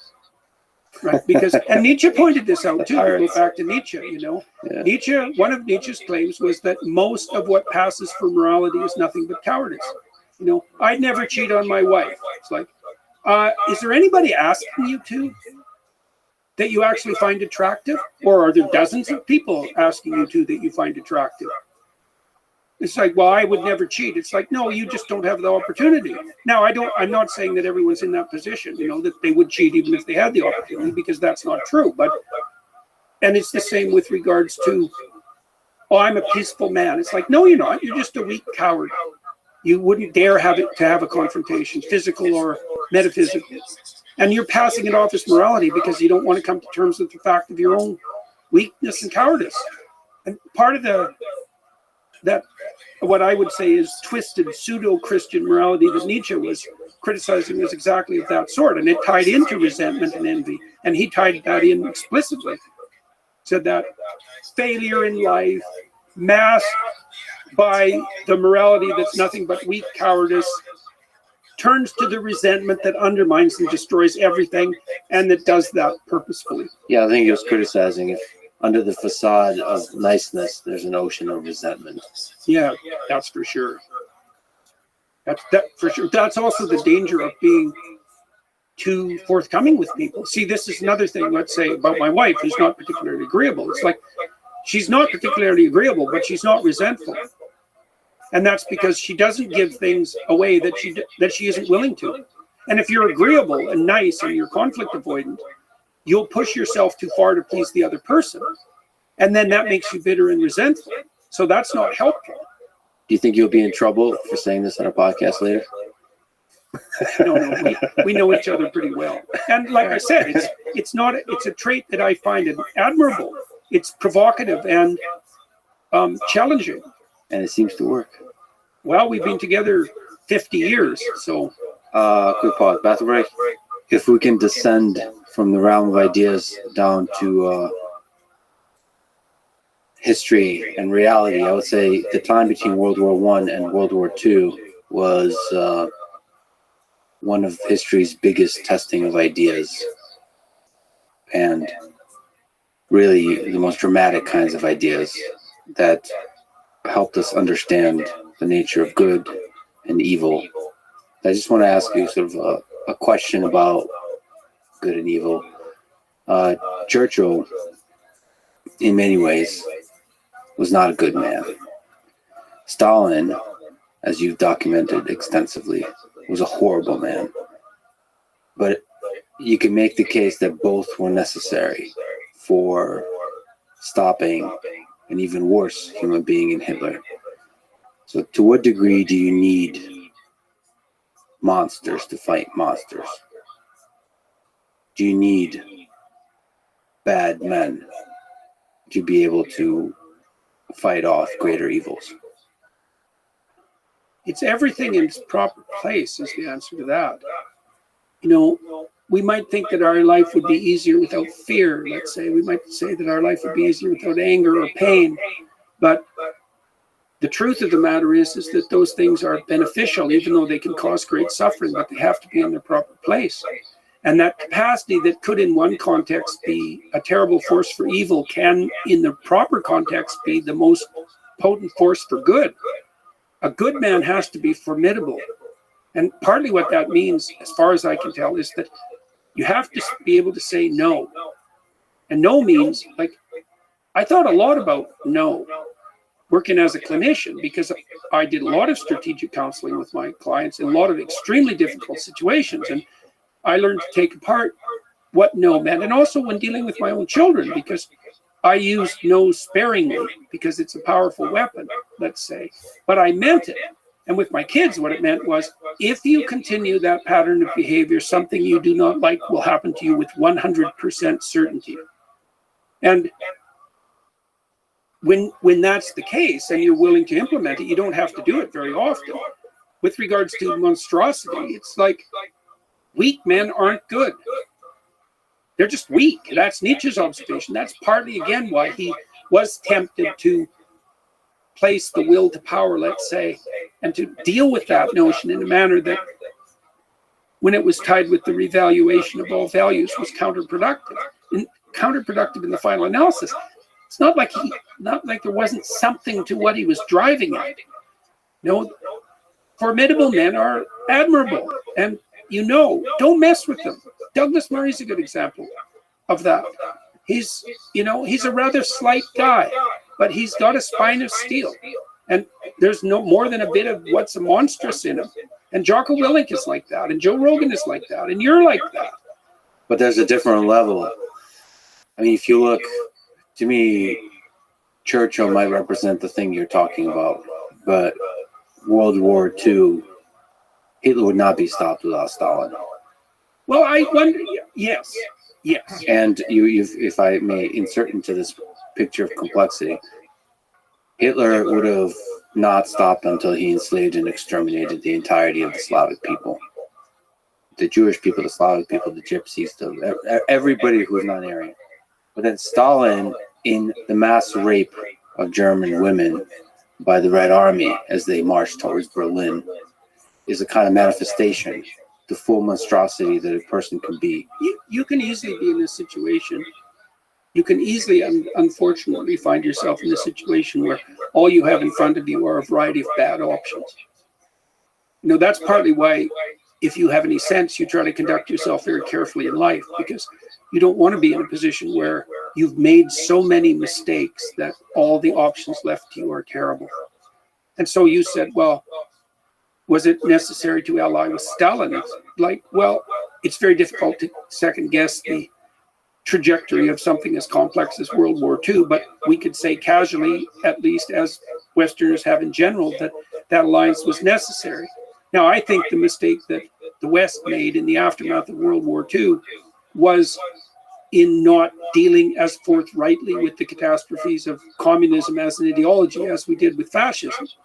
And that's especially true of the intellectuals in the universities. I mean, it was very common when I was teaching both at Harvard and at the University of Toronto for the students in my personality class, where we studied Solzhenitsyn, who's actually an existential psychologist in many ways and a deep one.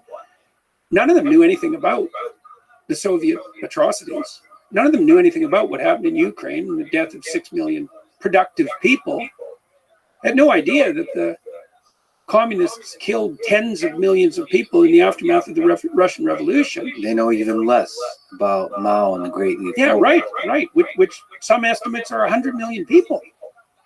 Now, when your error bars are in the tens of millions, well, that's a real indication of a cataclysm, and nobody knows how many people died from direct oppression or indirect in the Soviet Union.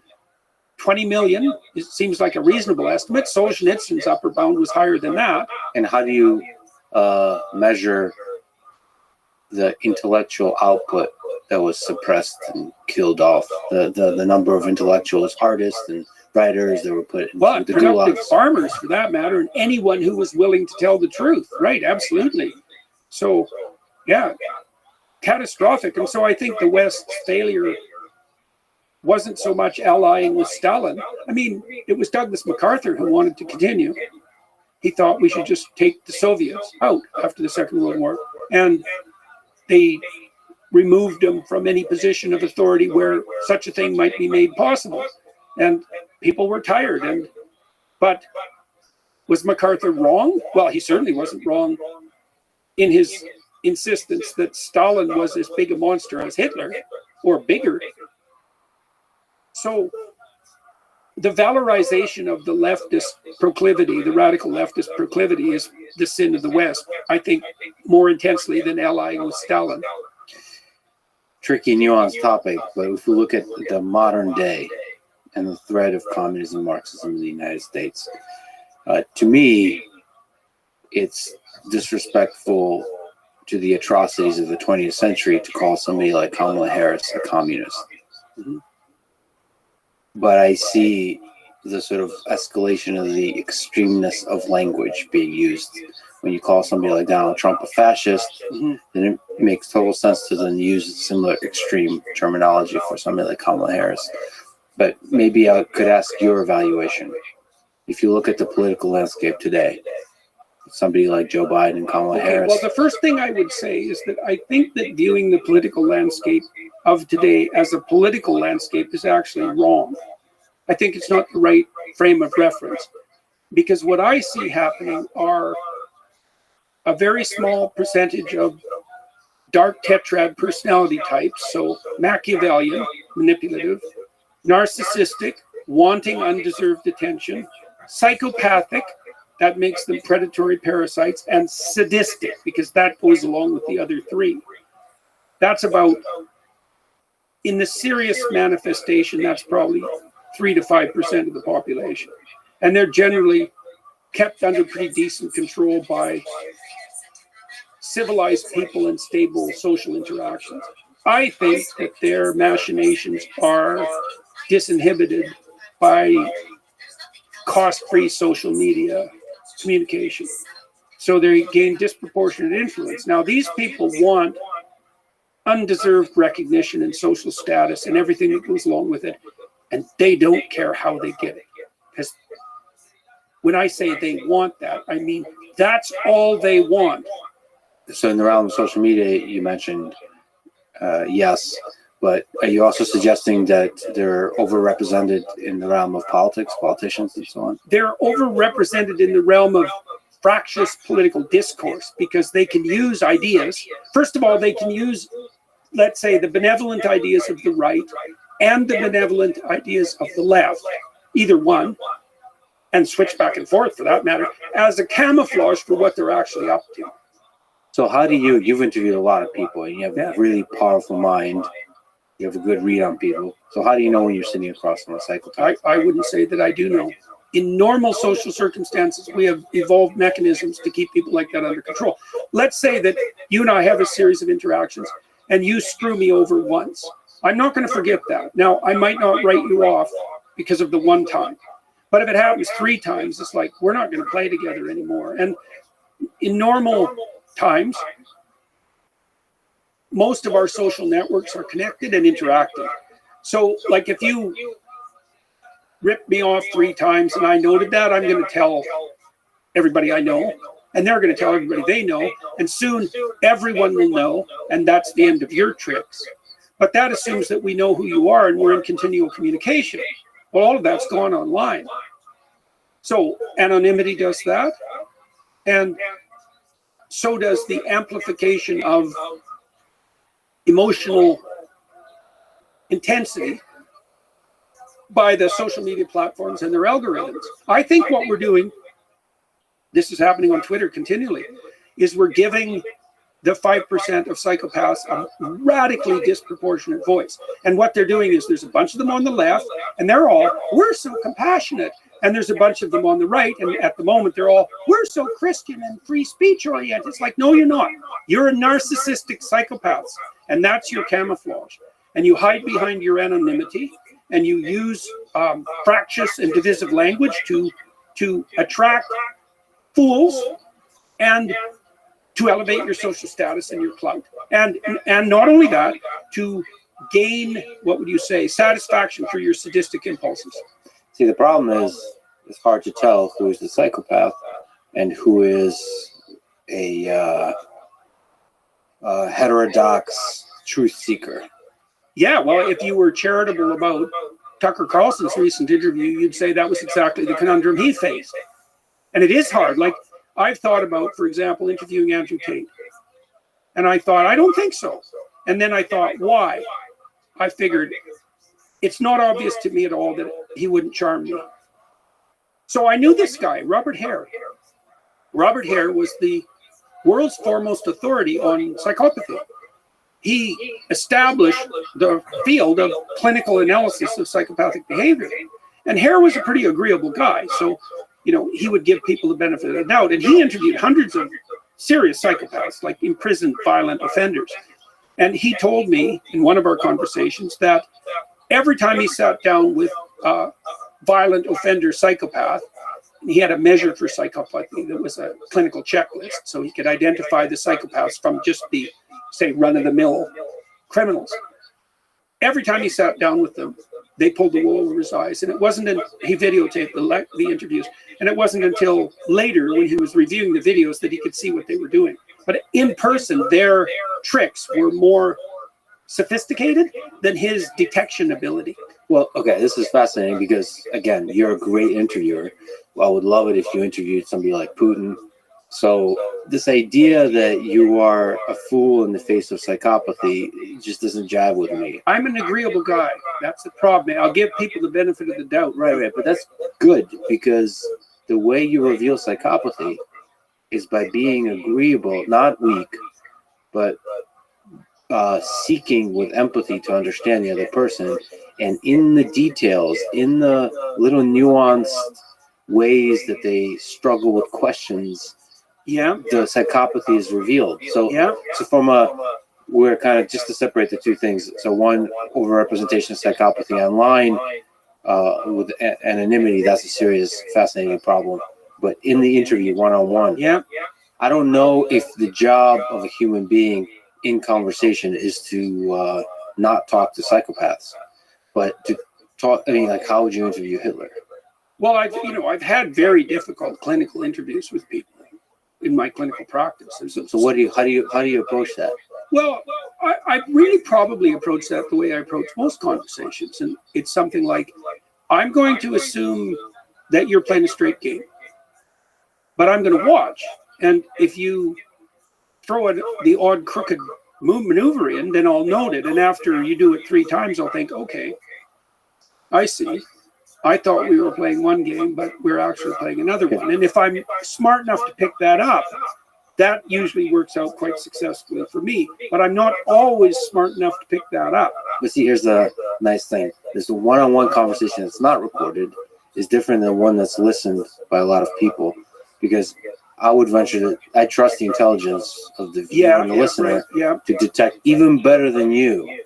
Yes, and I think that's true, by the way. To detect a psychopathy. Yeah, I've had the odd interview with people that I wasn't happy with having organized, because I felt that I had brought their ideas to a wider audience than might have been appropriate. But my conclusion, and the conclusion of my producers and the people I talked to, was that we could run the interview, the discussion, and let the audience sort it out.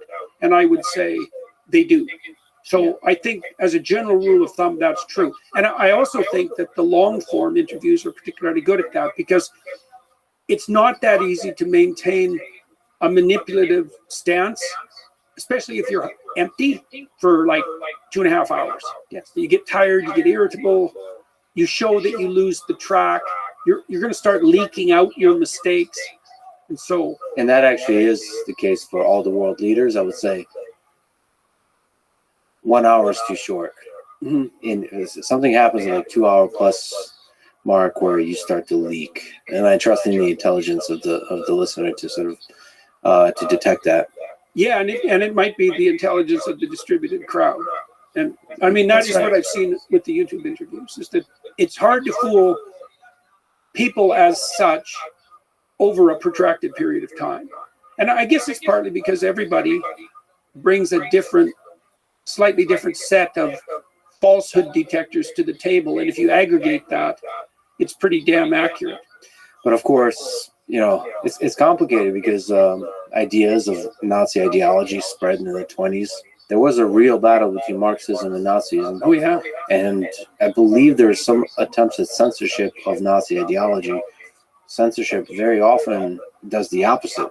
It gives the fringe ideologies power if they're being censored, because that's an indication that the man in power doesn't want the truth to be heard. This kind of idea, and that just puts fuel to the fire. It also motivates the paranoid types, because one of the reasons that paranoia spirals out of control is because paranoid people almost inevitably end up being persecuted, because they're so touchy and so suspicious that people start to walk on eggshells around them as if there are things going on behind the scenes. And so then they get more distrustful and more paranoid, and eventually they start misbehaving so badly that they are actually persecuted, often by legal authorities, and it's down the rabbit hole they go. And so Musk is betting on that to some degree, right? He believes that free expression on Twitter, X, will sort itself out and be of net benefit. And I follow a lot of really bad accounts on X, because I like to keep an eye on the pathology of the left, let's say, and the pathology of the right, thinking, at least in my clinical way, that I'm watching the psychopaths dance around and try to do what their subversion. And it's an ugly place to inhabit, that's for sure. But it's also the case that a very tiny minority of seriously bad actors can have a disproportionate influence. And one of the things I've always hoped for social media channels is that they separate the anonymous accounts from the verified accounts. They should just be in different categories. People who will say what they think and take the hits to their reputation. Anonymous types, if you want to see what the anonymous types say, you can see it, but don't be confusing them with actual people, because they're not the same. We know that people behave more badly when they're anonymous. That's a very well-established psychological finding. Well, and I think the danger to our culture is substantive. I think the reason that everything started to go sideways pretty seriously around 2015 is because we invented these new modes of communication. We have no idea how to police them. And so the psychopathic manipulators, they have free reign. About 30% of the internet is pornography. A huge amount of internet traffic is outright criminal. And there's a penumbra around that that's, psychopathic, narcissistic, troublemaking trolls. And that might constitute the bulk of the interactions online. And it's partly because people can't be held responsible. So the free riders have free reign. It's a fascinating technical challenge of how to make our society resilient to the psychopaths on the left and the right.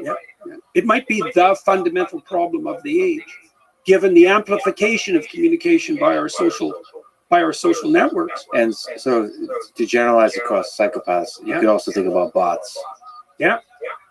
Which behave similar to psychopaths in their certainty and not caring. They're maximizing some function. They're not caring about anything else. Attention. Short-term attention, even worse. Because you might, that's another problem, Like if the algorithms are maximizing for the grip of short-term attention, they're acting like immature agents of attention, right? And so then imagine the worst case scenario is negative emotion garners more attention. And short-term gratification garners more attention. So then you're maximizing for the grip of short-term attention by negative emotion. I mean, that's not going to be a principle. If we were talking earlier about, unsustainable unifying axioms, that's definitely one of them. Maximize for the spread of negative attention, negative emotion that garners short-term attention. Jesus, brutal. I tend to not think there's that many psychopaths. So maybe to push back a little bit, it feels like there's a small number of psychopaths. 3 to 5% is the estimate worldwide in terms of humans.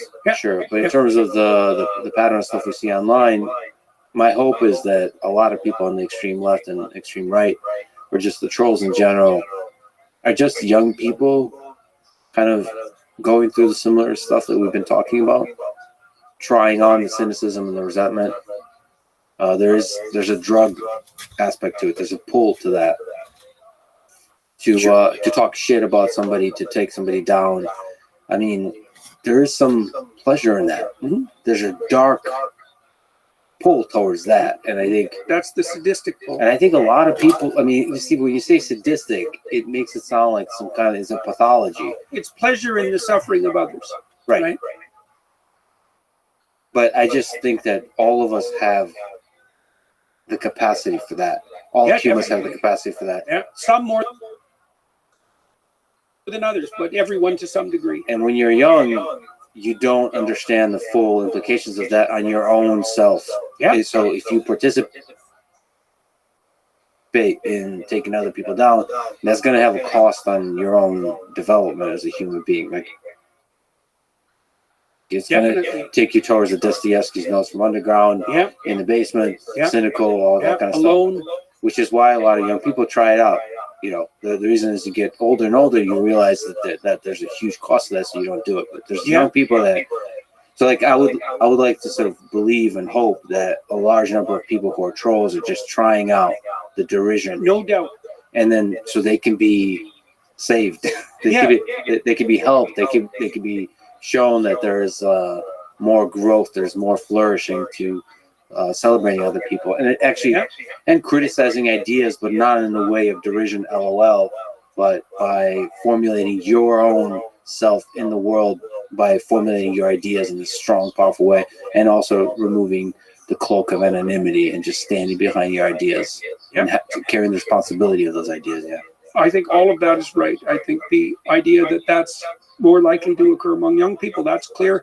People, as they mature, get more agreeable and conscientious. So I actually know that what you said is true technically. it's definitely the case that there's an innate tilt towards pleasure in that sort of behavior, and it is associated to some degree with dominance driving. And I do think it's true, as you pointed out, that many of the people who are toying with that pattern can be socialized out of it. In fact, maybe most people, even the repeat criminal types, tend to desist in their late 20s. So imagine that. So 1% of the criminals commit 65% of the crimes. So imagine that 1% are the people that you're really concerned with. They often have stable patterns of offending that emerged in very, very young, like even in infancy, and continued through adolescence and into adulthood.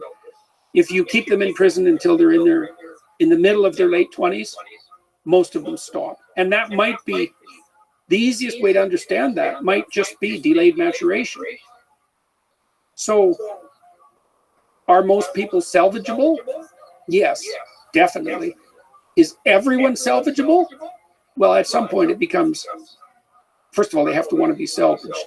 That's a problem. But then it also becomes something like, well, how much resources are going to devote to that? Like the farther down the rabbit hole you've gone, the more energy it takes to haul you up. So there comes a point where the probability that you'll be able to get enough resources devoted to you to rescue you from the pit of hell that you've dug is zero. And that's a very sad thing. And it's very hard to be around someone who's in that situation. Very, very hard. And it seems that it's more likely that the leaders of movements are going to be psychopaths, and the followers of movements are going to be the people that we're mentioning that are kind of lost themselves to the ideology of the movement. Well, we know that what you said is true even historically to a large degree, because Germany was successfully denazified.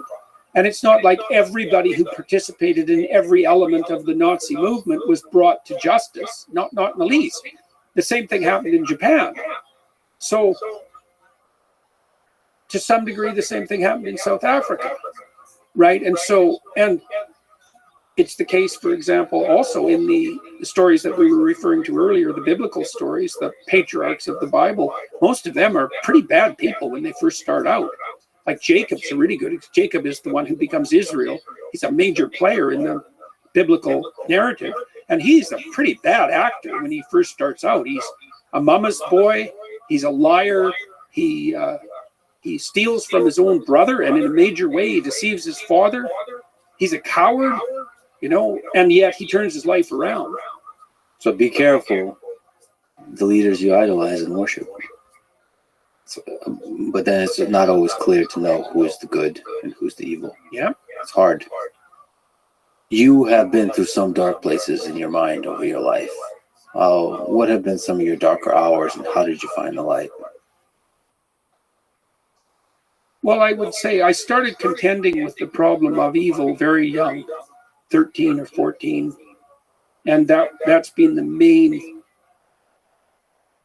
that was my main motivation of study for 30 years, I guess, something like that.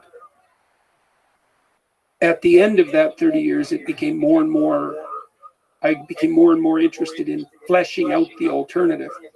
Once I became convinced that evil existed, that was very young. I always believed that if you could understand something well enough, that you could formulate a solution to it. But it turns out that seeing evil and understanding that it exists is less complicated than a technical description of its opposite. Like, what is good? You can say, well, it's not that, for sure. It's not Auschwitz. How about we start there? It's as far from Auschwitz as you can get. It's as far from enjoying being an Auschwitz camp guard as you can get. Okay, well, where are you when you're as far away from that as you could possibly get? What does that mean? And it does have something to do with play, as far as I'm concerned. Like, I think the antithesis of tyranny is play. So that took me a long time to figure out that specifically, And so that was very dark. Like, I spent a lot of time studying the worst behaviors that I could discover abstractly in books, but also in my clinical practice and in my observations of people. And so that's rough. More recently, I was very ill and in a tremendous amount of pain, like that lasted pretty much without any break for 3 years. And what was particularly useful to me then was the strength of my relationships, my immediate relationships, my friendships. Also, the relationships that I had established more broadly with people, because by the time I became ill, I was reasonably well known, and people were very supportive when I was having trouble, and that was very helpful. But it's certainly the case that it was the connections I had, particularly with my family, but also with my friends, that were the saving grace. And that's something to know, it's necessary to bear the burdens of the world on your own shoulders, that's for sure, the burdens of your own existence and whatever other responsibilities you can mount, but that by no means means that you can or should do it alone. And so, you might say, well, welcoming the adversity of life as a redemptive challenge is a task that's beyond the ability of the typical person, or even maybe of anyone. But then when you think, well, you're not alone, maybe you're not alone socially, you're not alone familially, maybe you're not alone metaphysically as well. There's an insistence, and I think it's true, there's an insistence, for example, in the Old and the New Testament alike, that the more darkness you're willing to voluntarily encounter, the more likely it is that the spirit of Abraham and the patriarchs will walk with you. And I think that's right. I think it's sort of technically true in that the best parts of yourself make themselves manifest, if you want to think about it that way, the best parts of yourself, whatever that means, make themselves manifest when you're contending actively and voluntarily with the most difficult challenges. Why wouldn't it be that way? And then you could think, well, that's yourself. It's like, well, are the best unrevealed parts of you yourself? Well, no, they're a kind of metaphysical reality. They're not yet manifest. They only exist in potential. They transcend anything you're currently capable of, but they have an existence. You could call that yourself, but like it was Jung's contention, for example, with regards to such terminology, that the reason we use the term self instead of God is because when God was dispensed with, let's say, by the processes Nietzsche described, we just found the same thing deep within the instinctive realm, let's say. We found it at the bottom of the things instead of at the top. It's like, it doesn't matter. It doesn't matter fundamentally. What matters is whether or not that's a reality. And I think it's the fundamental reality, because I do think that the deeper you delve into things, this is what happens to Moses when he encounters the burning bush. So Moses is just going about his life. He's a shepherd. He's an adult. He has wives. He has children. He has responsibilities. He's left his home and he's established himself. And so things are pretty good for Moses. And then he's out by Mount Horeb in that story, but it's the central mountain of the world. It's the same mountain as Sinai, which is the place where heaven and earth touch. And he sees something that grabs his attention, right? That's the burning bush. And bush is a tree. That's life. That's the tree of life. And the fact that it's on fire that's life exaggerated, because everything that's alive is on fire. And so what calls to Moses is like the spirit of being itself, and it tracks him off the beaten track, and he decides to go investigate. So Moses is everyone who goes off the beaten track to investigate. And so as he investigates, he delves more and more deeply until he starts to understand that he's now walking on sacred ground. So he takes off his shoes, and that's a symbolic reference of identity transformation. He's no longer walking the same path. He no longer has the same identity. He's in a state of flux. And that's when what happens is that he continues to interact with this calling. And Moses asks what it is that's being revealed. And God says, I'm the spirit of being itself. That's basically the answer. I am what I am. It's a more complex utterance than that. I am what I will be. I am what was becoming. It's all of that at the same time. It's the spirit of being that's speaking to him, the spirit of being and becoming. And it tells Moses that he now because he's delved so deeply into something so compelling, his identity is transformed and he's become the leader who can speak truth to power. And so he allies himself with his brother Aaron, who's the political arm and who can communicate, and he goes back to Egypt to confront the tyrant. And that's an indication of that idea that if you wrestle with life properly, that the spirit of being and becoming walks with you. And it's like how can that not be true? Because the contrary would be that there would be no growth in challenge. Well, you have to be infinitely nihilistic to believe that. It's obvious, but it's also just fascinating that hardship is the thing that is that ends up being the catalyst for delving deeply. It's hardship voluntarily undertaken. Well, it is crucially true. Look, if you bring someone into therapy, let's say they're afraid of elevators, and you trick them into getting near an elevator, you'll make them worse. But if you negotiate with them so that they voluntarily move towards the elevator on their own recognizance, they'll overcome their fear and they become generally braver. But it has to be voluntary. See, I got to push back and explore with you the question of voluntarily. Yeah. Let's look at Nietzsche. Yeah. He suffered through several health issues throughout his life. Migraines, eyesight issues, digestive problems, depression with suicidal thoughts. And yet he is one of the greatest minds in the history of humanity. So were these problems that he was suffering, arguably involuntarily, a feature or a bug? That's a good question. The same thing happens in the story of Job, because Job is a good man. God himself admits it. And Satan comes along and says to God, I see you're pretty proud of your man there, Job. God says, yeah, he's doing pretty well. And Satan says, I think it's just because things are easy for him. Let me have a crack at him and see what happens. And God says, yeah, I think you're wrong. Do your worst. Right, and that's how people feel when those slings and arrows come at them, let's say like Nietzsche. Well, Job's response to that, now the story is set up so that what befalls Job is actually quite arbitrary, right? These catastrophes that you're describing. The voluntarism in Job is his refusal to despair even in the face of that adversity. And that seems like something like an expression of voluntary free will. He refuses to lose faith. And the way the story ends is that Job gets everything back and more.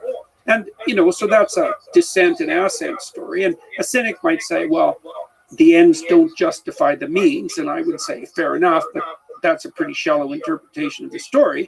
What it indicates instead is that if you're fortunate, because let's not forget that, and you optimize your attitude even in the face of adversity, that it's not infrequently the case that your fortunes will reverse. And I found that in many situations, the journalists whose goal was most malicious in relationship to me, who were most concerned with improving their own, what would you say, fostering their own notoriety and gaining social status at my expense, were the ones who did me the greatest favor. Those were the interviews that went viral. And so that's interesting, because they were definitely the places where the most disaster was at hand. And I felt that in the aftermath. Every time that happened, my whole family was destabilized for like 2 months because it wasn't obvious at all which way the dice were going to roll. But you leaned into that. So in a sense that there's this kind of transformation from the involuntary to the voluntary. Basically saying, bring it on. That act of bring it on turns the hardship, involuntary hardship, into voluntary hardship. Well, not necessarily, let's say, but you could say that's your best bet. Well, I'm never going to say that you can transcend all catastrophe with the right attitude, because that's just too much to say. But I could say that in a dire situation, there's always an element of choice. And if you make the right choices, you improve the degree, you improve your chances of success to the maximal possible degree. It might be too much to say, but nevertheless, could be true. Viktor Frankl, Marcus Aurelius. Mhm.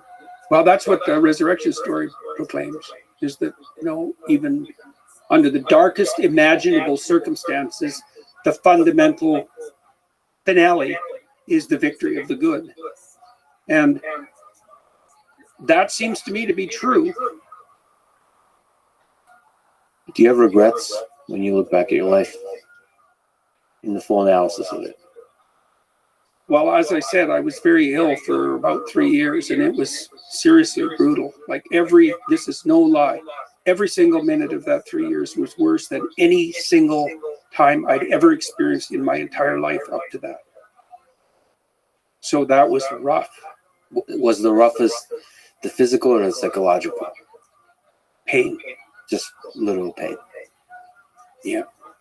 Yeah, I was walking like 10 to 12 miles a day. Rain or shine, winter, didn't matter. Not good. And it was worse than that, because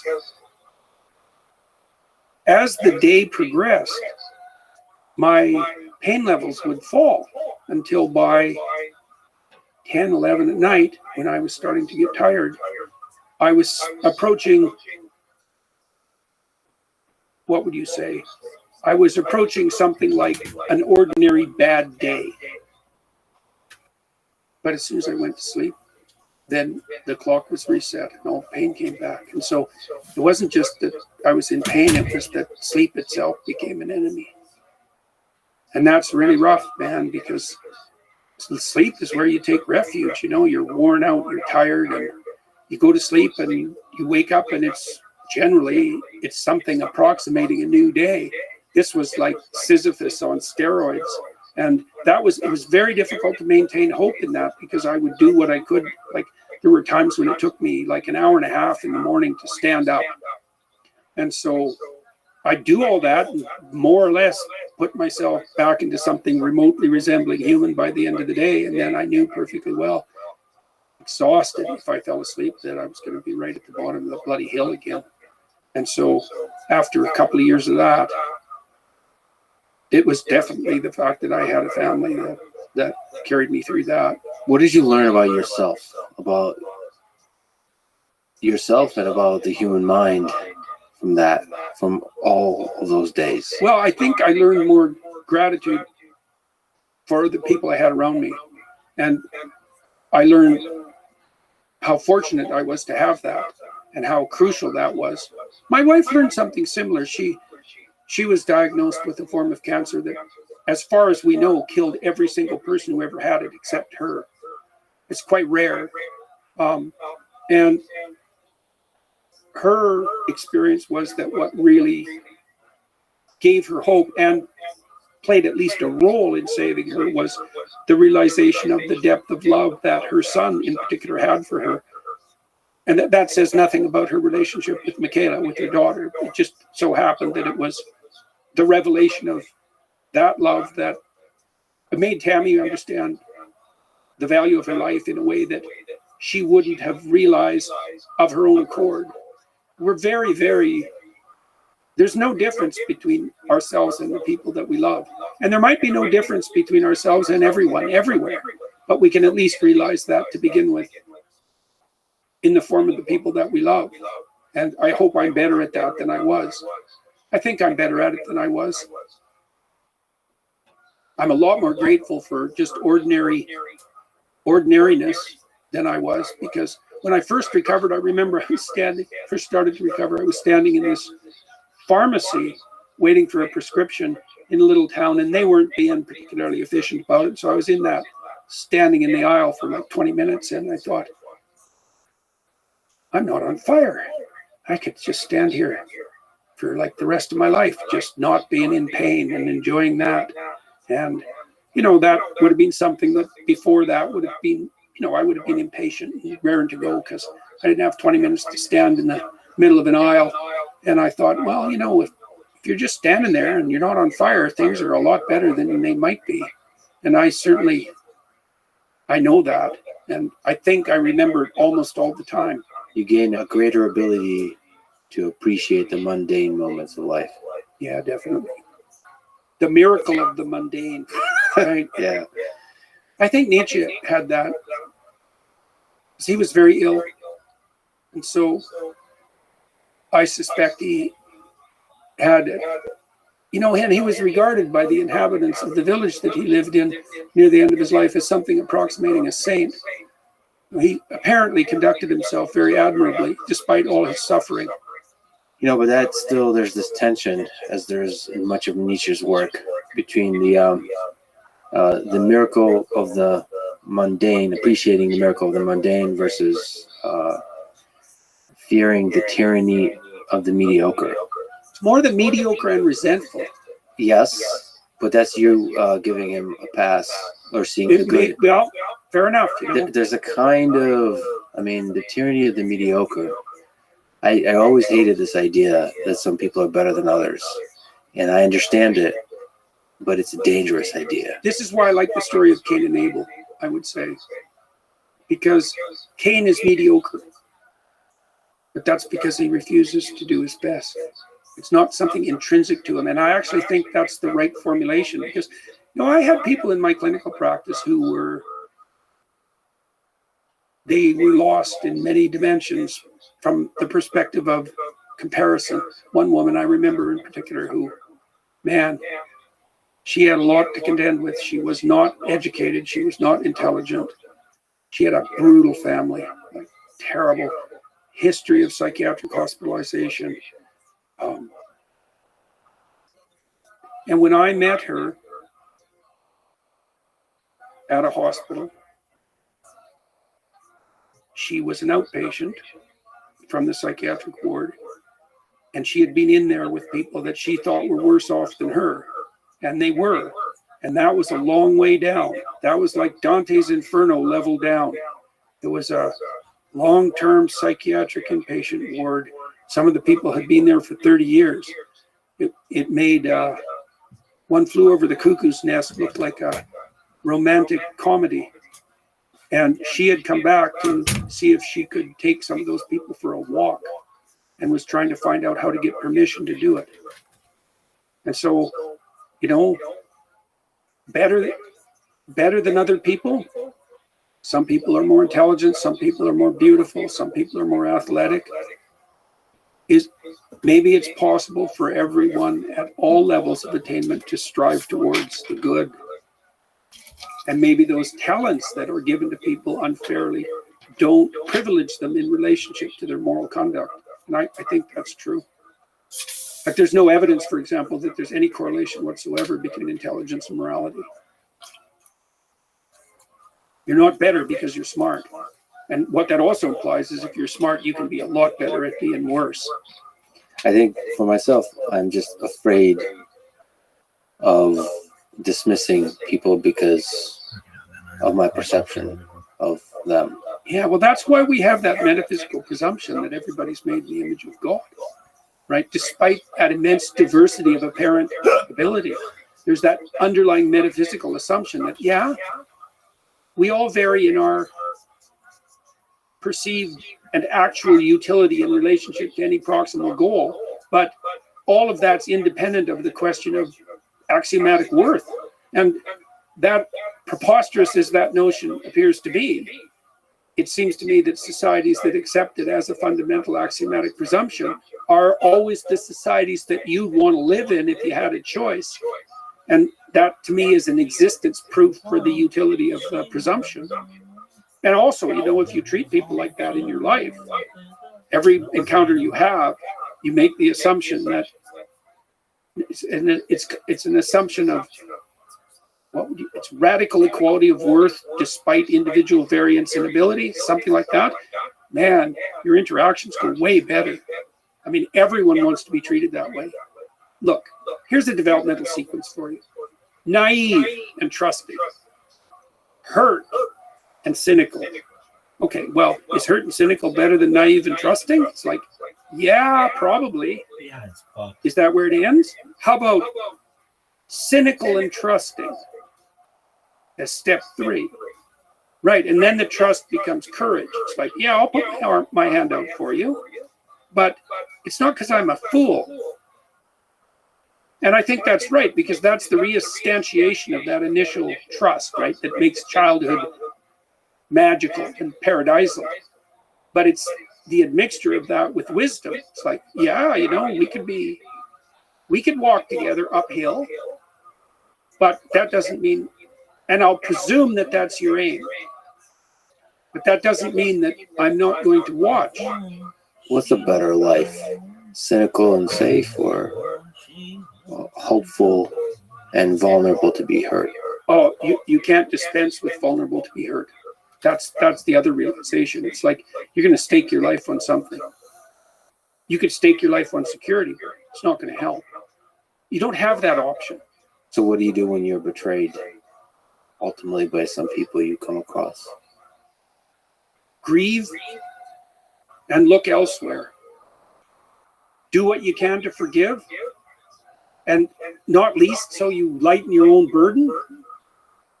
Maybe do what you can to help the person who betrayed you. And if that all proves impossible, then wash your hands of it and move on to the next adventure. And do it again. Yeah? Yeah.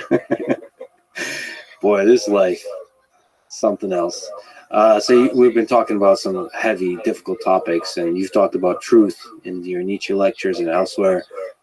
When you think, when you write, when you speak, how do you find what is true? You know, Hemingway said, all you have to do is write one true sentence. Yeah. How do you do that? Well, I would say first that you practice that. It's like, that question is something, and Hemingway knew this, at least to some degree, and he certainly wrote about it, is that you have to orient your life upward as completely as you can, because otherwise you can't distinguish between truth and falsehood. It has to be a practice. And for me, I started to become serious about that practice when I realized that it was individual, it was the immorality of the individual, the resentful, craven, deceitful immorality of the individual that led to the terrible atrocities that humans engage in that make us doubt even our own worth. I became completely convinced of that the fundamental root cause of evil, let's say, wasn't economic or sociological, that it was spiritual, just psychological. And that if that was the case, you had an existential responsibility to aim upward and to tell the truth. And that everything depends on that. And I became convinced of that. And so then, look, you set your path with your orientation. That's how your perceptions work. As soon as you have a goal, a pathway opens up to you and you can see it. And the world divides itself into obstacles and things that move you forward. And so the pathway that's in front of you depends on your aim. The things you perceive are concretizations of your aim. If your aim is untrue, then you won't be able to tell the difference between truth and falsehood. And you might say, well, how do you know your aim is true? It's like, well, you course correct continually, and you can aim towards the ultimate. Are you ever sure that your aim is the right direction? You become increasingly accurate in your apprehension. Is it like part of the process to cross the line, to go outside the Overton window, to dip a toe outside the Overton window for a bit? Of course, that's what you do in part and play. I was at the Comedy Mothership, and every single comedian was like completely reprehensible. All they were doing was saying things that you can't say. Well, but it was in play. What I'm trying to do in my lectures is I'm on the edge. Like, I have a question I'm trying to address, and I'm trying to figure out. I don't know where the conversation is going. Truly, like it's an exploration. And I think the reason that the audiences respond is because they can feel that. It's a high wire act, you know, and I could fail. And, you know, my lectures have degrees of success. Sometimes I get real fortunate. There's a perfect narrative arc. I have a question. I'm investigating it. It comes to a punchline conclusion just at the right time. And it's like the whole act is complete. And sometimes it's more fragmented. But I can tell when the audience is engaged because everyone's silent. You know, except maybe when they're laughing. There's a kind of sense that you're arguing with yourself and you're lecturing. It's beautiful. It's really beautiful and powerful to watch. Like Nietzsche does the same. There's contradictions in what you're saying. There's a struggle in what you're saying. But I do think that when you're doing the same on the internet, you get punished for the deviations. You get punished for the exploration, especially when that explores outside the Overton window. Look, if you're going to play hard in a conversation to explore, you're going to say things that are edgy, right? That are going to cause trouble, and that might be wrong. And that's another reason why free speech protection is so important. You actually have to protect the right. Let's say in the optimal circumstance, you have to protect the right of well-meaning people to be wrong. Now, you probably have to go beyond that to truly protect it. You have to even protect the right of people who aren't meaning well to be wrong. And we also need that because we're not always well-meaning. But I don't, the alternative to that protection would be the insistence that people only say what was 100% right all the time. I guess this is a call to our fellow humans not to reduce a person to a particular statement, which is what the internet tends to want to do. Especially if it's the worst thing they ever said. Yeah. Yeah, because anyone judged by that standard is doomed unless they're silent. But it also just makes you not want to play. Yeah, right. Not want to take sort of radical thought experiments and carry out. Yeah, well, that's kind of the conclusion. definition of a totalitarian state. Yes. No one's playing in a totalitarian state ever. But in this case, it's an emergent one. Yeah. With psychopaths roaming the landscape. Yeah. Well, that might be the general pattern of totalitarianism. Well, in totalitarianism, there's usually one psychopath, not multiple. Yeah, but everyone else is complicit, at least in their silence. Yeah. Does the study of the pathology of psychopaths online wear on you? Yes, definitely. Do you ever consider doing less of that? Yes. Yes, definitely. But,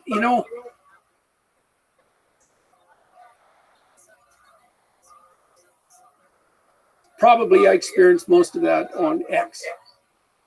But that's also where I find most of my guests. That's also where I get a sense of the zeitgeist, which is necessary. For example, if you're going to be a podcast host, it's necessary for me to make my lectures on point and up to date, to get a sampling of the current moment. You have to be of the moment in many ways to function at a high level. Is there a price? There's a price to be paid for that because you're exposed to everything in a sense. And you can also oversample the darkness. Yeah, definitely. And it can make you more and more cynical. Yeah, well, it's a danger, right? Yeah. Well, luckily for me, I have many things that counterbalance that. The familial relationships we talked about, the friendships, and then also all of the public things I do are positive. The lecture tours, for example, which I'm on a lot, they're basically 100% positive. So I'm very well buttressed against that. That's great to darker hear. Element. As a fan in the arena watching the gladiators fight, your mind is too important to be lost to the cynical, to the battles with the abyss. Well, you have a moral obligation too to maintain a positive orientation. It's a moral obligation. The future is, of course, rife with contradictory possibilities, and I suppose in some ways the more rapid the rate of transformation, the more possibility for good and for evil is making itself manifest at any moment. But it looks like the best way to ensure that the future is everything we wish it would be is to maintain faith that that is the direction that will prevail. And I think that's a form of moral commitment when it's not just naive optimism. Well, Jordan, thank you for being courageous and being the light amid the darkness for many, many people. And thank you for once again talking today. Thanks very much for the invitation and for the conversation. It's always a pleasure to see you. And you're doing a pretty decent job yourself about there illuminating dark corners and bringing people upward. I mean, you've got a remarkable thing going with your podcast, and you're very good at it. Thank you, Jordan. Thanks for listening to this conversation with Jordan Peterson. To support this podcast, please check out our sponsors in the description. And now, let me leave you with some words from Friedrich Nietzsche. I would like to learn more and more to see as beautiful that which is necessary in things. Then I shall be one of those who make things beautiful. Thank you for listening, and hope to see you next time.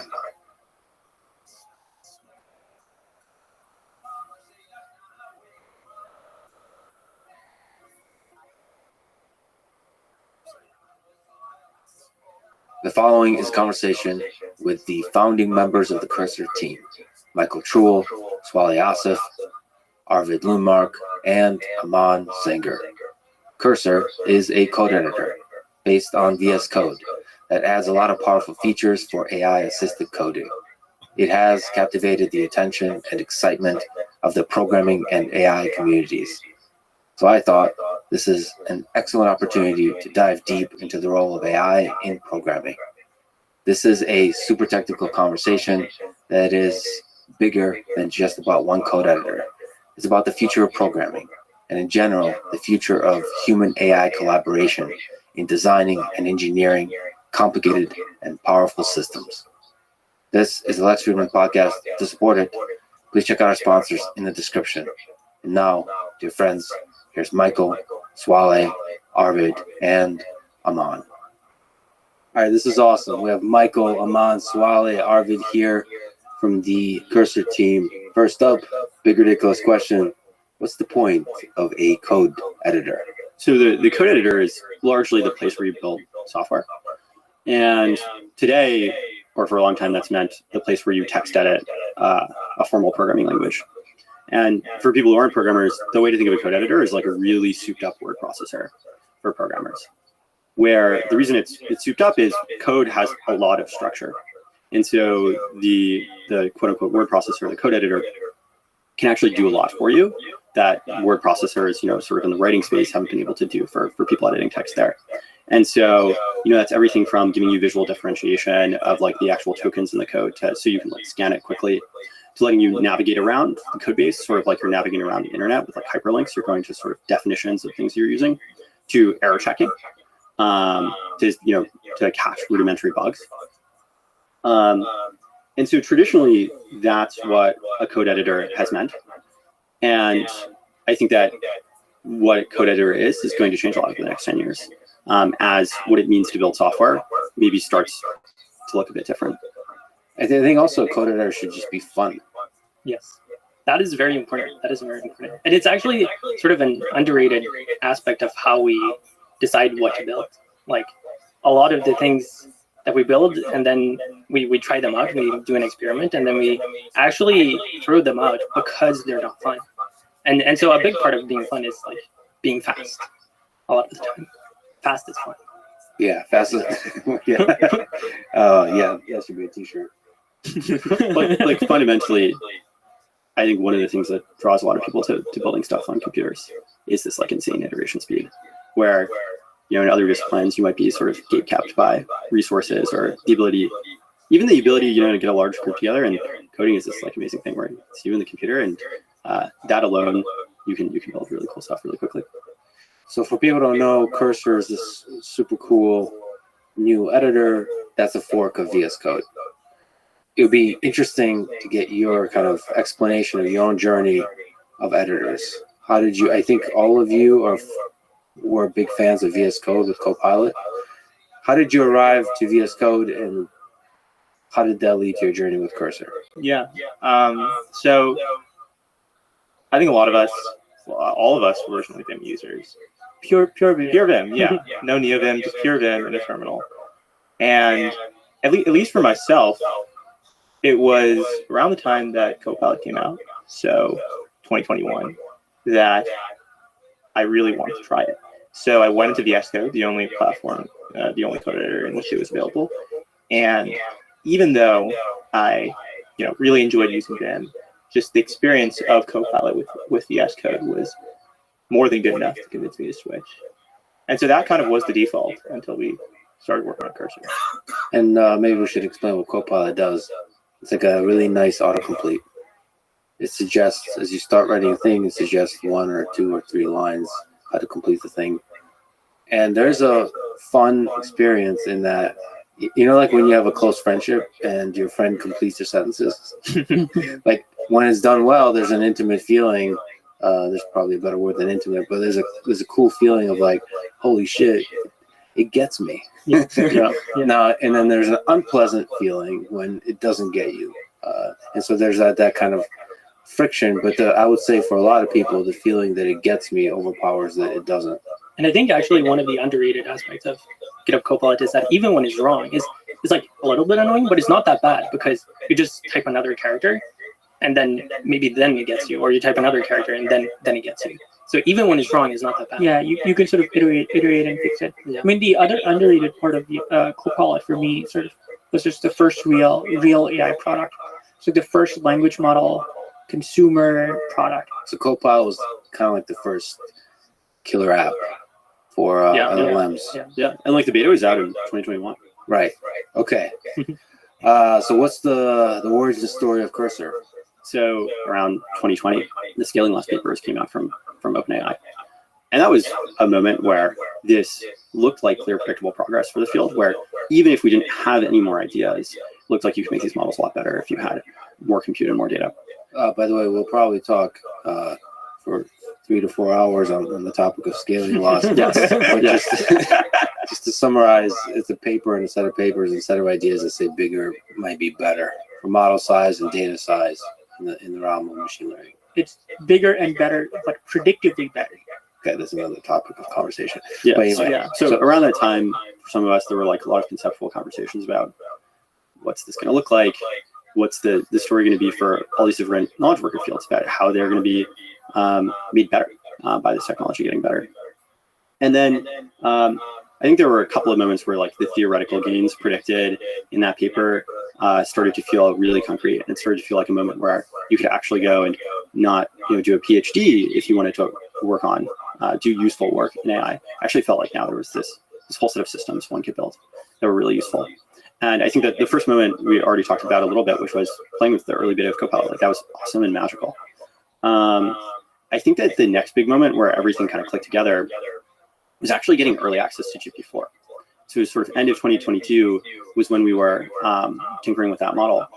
And the step up in capabilities felt enormous.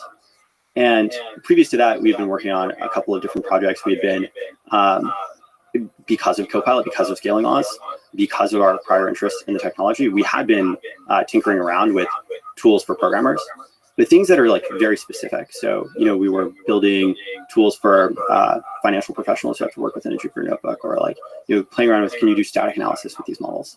And then the step up in GPT-4 felt like, look, that really made concrete the theoretical gains that we had predicted before. Felt like you could build a lot more just immediately at that point in time. And also, if we were being consistent, it really felt like this wasn't just going to be a point solution thing. This was going to be all of programming that was going to flow through these models. It felt like that demanded a different type of programming environment, a different type of programming. And so we set off to build that sort of larger vision around that. There's one that I distinctly remember. So my roommate is an IMO Gold winner, and there's a competition in the US called the Putnam, which is sort of the IMO for college people, and it's this math competition. He's exceptionally good. So Sheng Tong and Aman, I remember it's sort of June of 2022, had this bet on whether the 2024 June or July, you were going to win a gold medal in the IMO with like models. IMO is International Math Olympiad. IMO is International Math Olympiad, and so Arvid and I are both, also competed in it. So it was sort of personal, and and I remember thinking, man, this is not going to happen. This was like even though I sort of believed in progress, I thought, IMO gold, just like Ahmad is just delusional. Yeah. That was the and to be honest, I was, to be clear, very wrong, but that was maybe the most prescient bet in the group. So the new results from DeepMind, it turned out that you were correct. That's what it was technically not. Technically incorrect, but 1 point away. Aman was very enthusiastic about this stuff. And before, Aman had this like scaling laws t-shirt that he would walk around with, where it had like charts and like the formulas on it. Oh, so you like felt the AGI, or you felt the scaling? Yeah, I distinctly remember there was this one conversation I had with Michael where before I hadn't thought super deeply and critically about scaling laws. And he kind of posed the question, why isn't scaling all you need? Or why isn't scaling going to result in massive gains in progress? And I think I went through like the stages of grief. There was anger, denial, and then finally at the end, just thinking about it, acceptance. And I think I've been quite hopeful and optimistic about progress since. I think one thing I'll caveat is I think it also depends on like which domains you're going to see progress. Like math is a great domain because, especially like formal theorem proving, because you get this fantastic signal of actually verifying if the thing was correct. And so this means something like RL can work really, really well. And I think like you could have systems that are perhaps very superhuman in math and still not technically have AGI. Okay, so can we take it all the way to Cursor? Mhm. And what is Cursor? It's a fork of VS Code, and VS Code is one of the most popular editors for a long time. Like everybody fell in love with it. Everybody left Vim. I left Emacs for it. Sorry. So it unified in some fundamental way the developer community.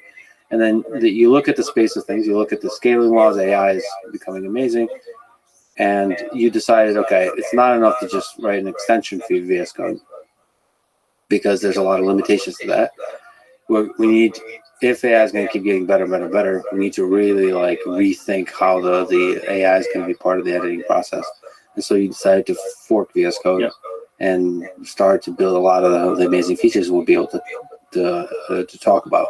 But what was that decision like? Because there's a lot of extensions, including Copilot, of VS Code that are doing sort of AI type stuff. What was the decision like to just fork VS Code? So the decision to do an editor seemed kind of self-evident to us for at least what we wanted to do and achieve. Because when we started working on the editor, the idea was these models are going to get much better, their capabilities are going to improve, and it's going to entirely change how you build software. Both in a, you will have big productivity gains, but also radical in how like the act of building software is going to change a lot. And so you're very limited in the control you have over a code editor if you're a plugin to an existing coding environment. And we didn't want to get locked in by those limitations. We wanted to be able to just build the most useful stuff. Okay, well then the natural question is, VS Code is kind of with Copilot a competitor. So how do you win? Is it basically just the speed and the quality of the features? Yeah, I mean, I think this is a space that is quite interesting, perhaps quite unique, where if you look at previous tech waves, maybe there's kind of one major thing that happened and unlocked a new wave of companies. But every single year, every single model capability or jump you get in model capabilities, you now unlock this new wave of features, things that are possible, especially in programming. And so I think in AI programming, being even just a few months ahead, let alone a year ahead, makes your product much, much, much more useful. I think Cursor a year from now will need to make the Cursor of today look obsolete. And I think, Microsoft has done a number of like fantastic things, but I don't think they're in a great place to really keep innovating and pushing on this in the way that a startup can. Just rapidly implementing features. And push, and kind of doing the research experimentation necessary to really push the ceiling. I don't know if I think of it in terms of features as I think of it in terms of like capabilities for programmers. It's that as the new one model came out, and I'm sure there are going to be more models of different types, like longer context and maybe faster. Like there's all these crazy ideas that you can try, and hopefully 10% of the crazy ideas will make it into something kind of cool and useful. And we want people to have that sooner. To rephrase, it's like an underrated fact is we're making it for ourselves. When we started Cursor, you really felt this frustration that you could see models getting better, but the Copilot experience had not changed. It's like, man, these guys, like the ceiling is getting higher. Like, why are they not making new things? Like they should be making new things. They should be like where's all the alpha features? There were no alpha features. It was like I'm sure it was selling well. I'm sure it was a great business, but it didn't feel. I'm one of these people that really want to try and use new things, and there's no new thing for like a very long while. Yeah, it's interesting.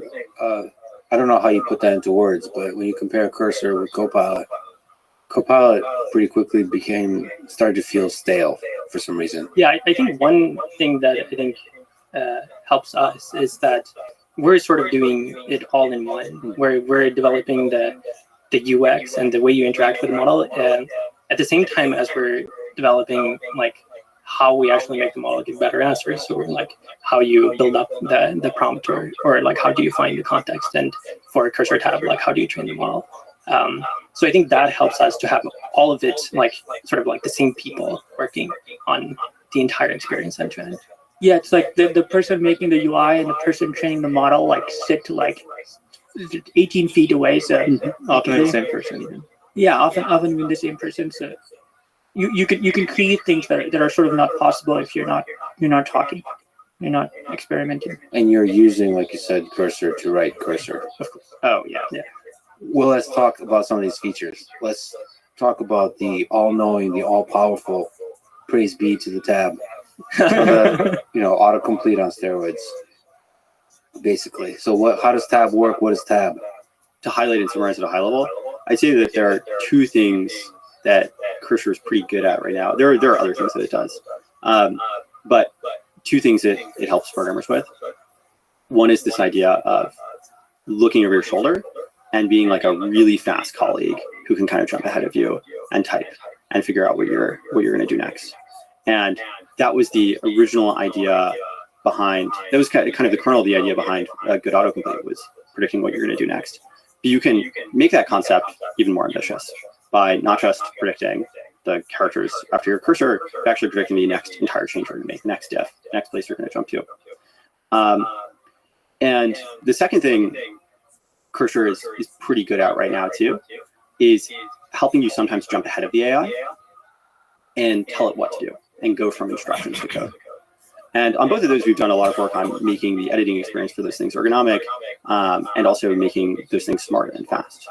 One of the things we really wanted was we wanted the model to be able to edit code for us.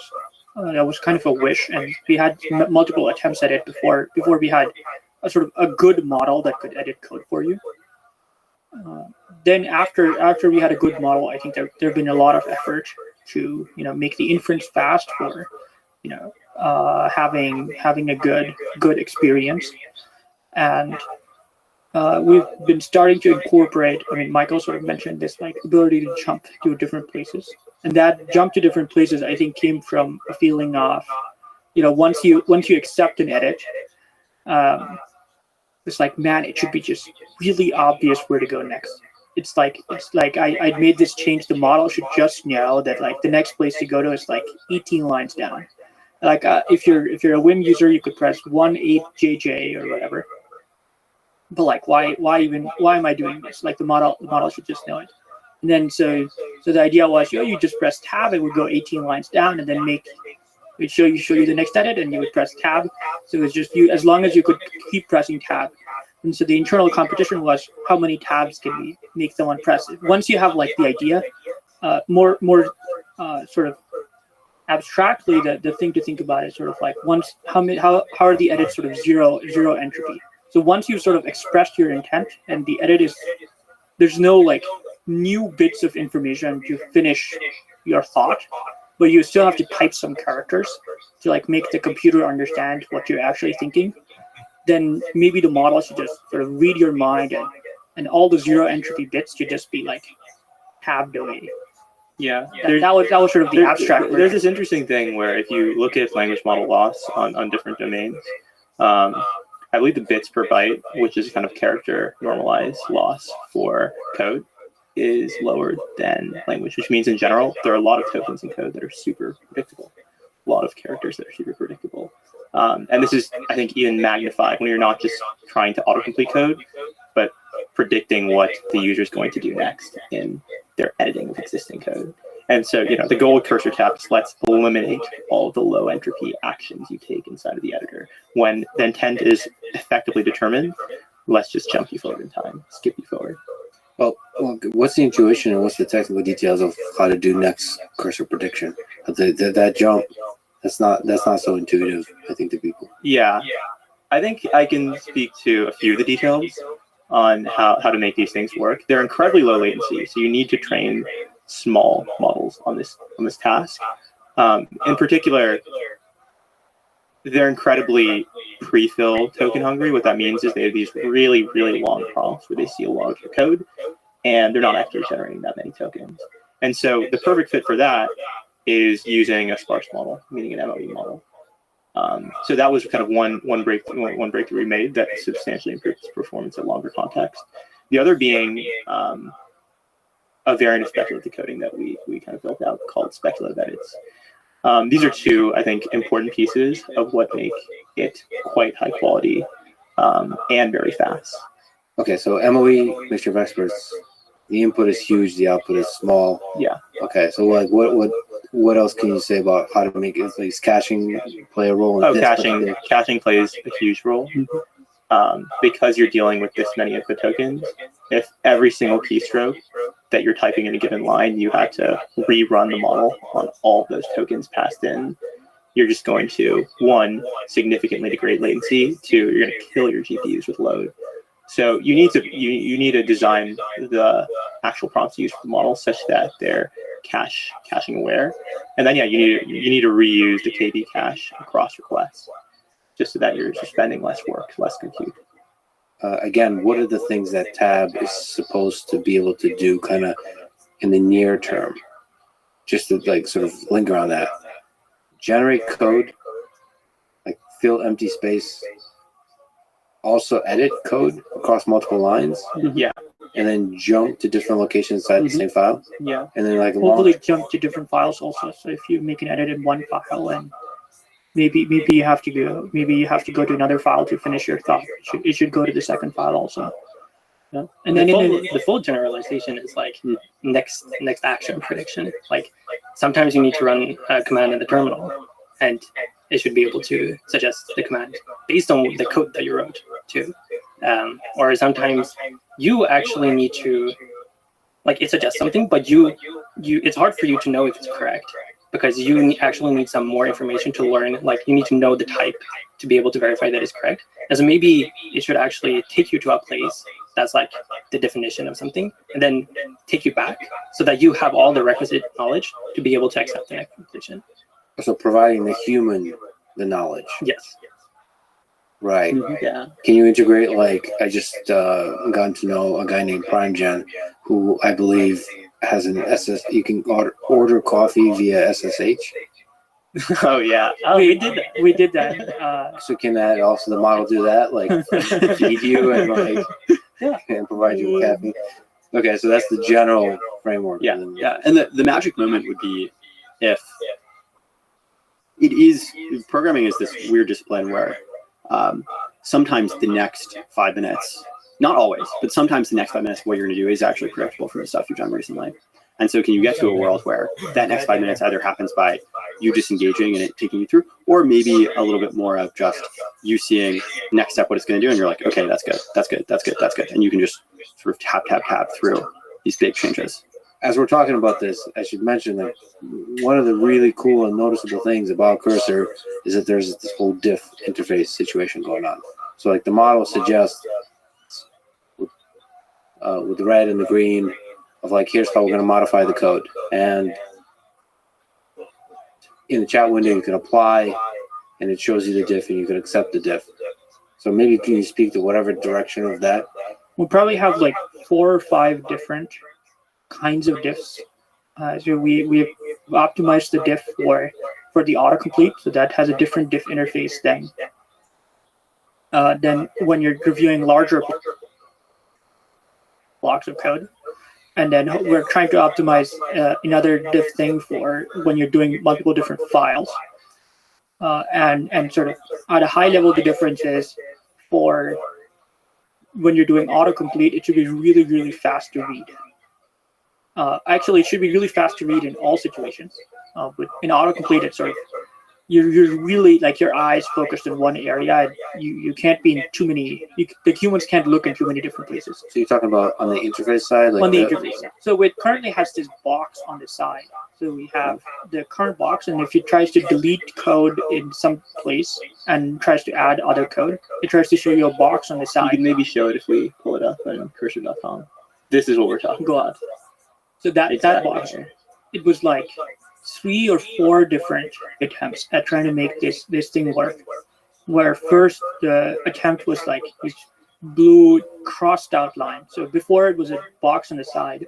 It used to show you the code to delete by showing you like Google Docs style. You would see like a line through it, then you would see the new code. That was super distracting. And then we tried many different, there was sort of deletions, there was trying to red highlight. Then the next iteration of it, which is sort of funny, you would hold on Mac the option button. So it would sort of highlight a region of code to show you that there might be something coming. So maybe in this example, like the input and the value would all get blue, and the blue was to highlight that the AI had a suggestion for you. So instead of directly showing you the thing, it would show you that it would just hint that the AI had a suggestion, and if you really wanted to see it, you would hold the option button, and then you would see the new suggestion. And if you release the option button, you would then see your original code. Mm-hmm. So that's, by the way, that's pretty nice, but you have to know to hold the option button. Yeah. By the way, I'm not a Mac user, but I got it. It was. It's a button, I guess. You people have. It's it's just non-intuitive. I think that's the key thing. And there's a chance this is also not the final version of it. I am personally very excited for making a lot of improvements in this area. Like we often talk about it as the verification problem, where these diffs are great for small edits. For large edits, or like when it's multiple files or something, it's actually a little bit prohibitive to review these diffs. And so there are like a couple of different ideas here. Like one idea that we have is, okay, like parts of the diffs are important. They have a lot of information. And then parts of the diff are just very low entropy. They're like the same thing over and over again. And so maybe you can highlight the important pieces and then gray out the not so important pieces. Or maybe you can have a model that looks at the diff and sees, oh, there's a likely bug here. I will like mark this with a little red squiggly and say like, you should probably like review this part of the diff. And ideas in that vein, I think, are exciting. Yeah, that's a really fascinating space of like UX design engineering. Yeah. So you're basically trying to guide the human programmer through all the things they need to read and nothing more. Yeah. Like optimally. Yeah, and you want an intelligent model to do it. Like currently, diff algorithms they're just like normal algorithms. There's no intelligence. There's like intelligence that went into designing the algorithm, but then there's no like, you don't care if it's about this thing or this thing, and so you want a model to do this. So I think the general question is like, Matt, these models are going to get much smarter.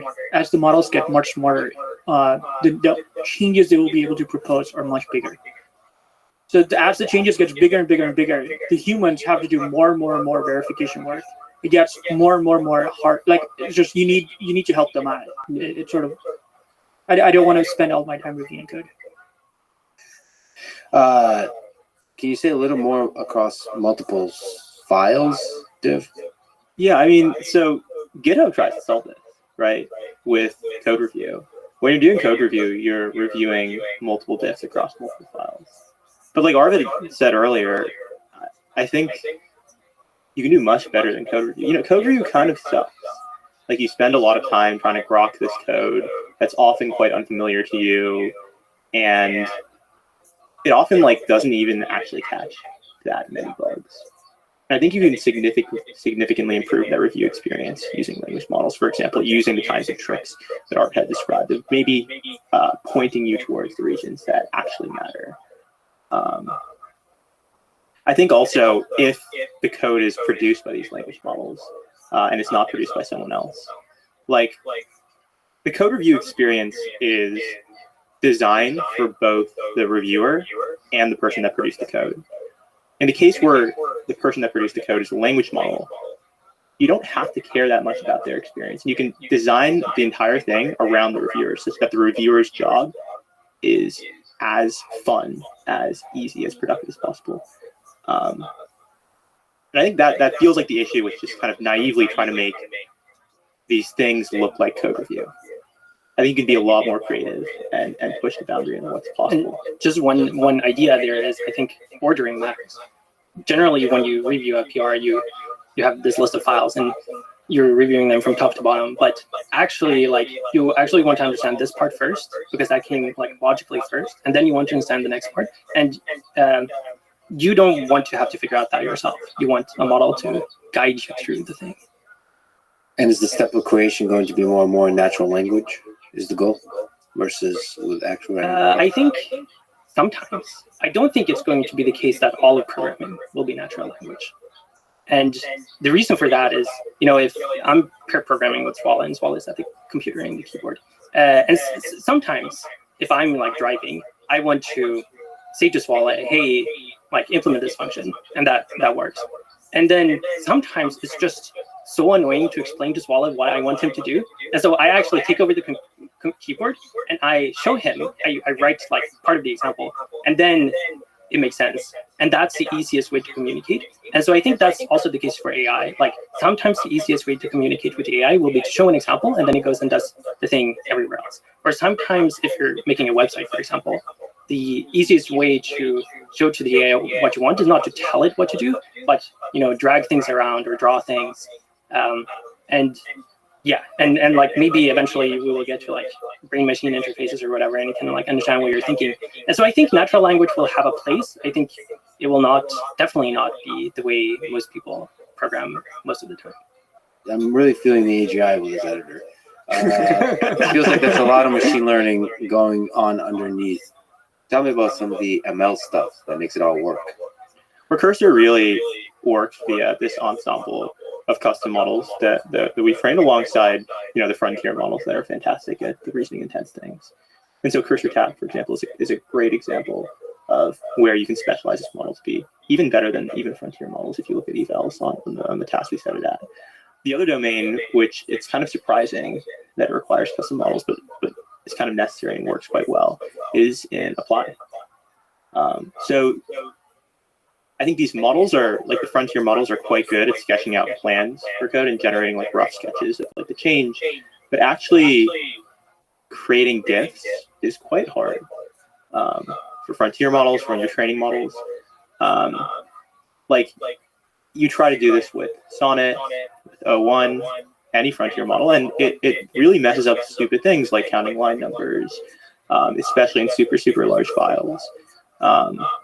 And so what we've done to alleviate this is we let the model kind of sketch out this rough code block that indicates what the change will be. And we train a model to then apply that change to the file. And we should say that apply is the model looks at your code. It gives you a really damn good suggestion of what new things to do. And the seemingly for humans trivial step of combining the two, you're saying is not so trivial. Contrary to popular perception, it is not a deterministic algorithm. Yeah. I think like you see shallow copies of apply elsewhere, and it just breaks like most of the time because you think you can kind of try to do some deterministic matching, and then it fails, at least 40% of the time, and that just results in a terrible product experience. I think in general, this regime of you are going to get smarter and smarter models. And like, so one other thing that apply lets you do is it lets you use fewer tokens with the most intelligent model. This is both expensive in terms of latency for generating all these tokens and cost. So you can give this very, very rough sketch and then have your small models go and implement it because it's a much easier task to implement this very, very sketched out code.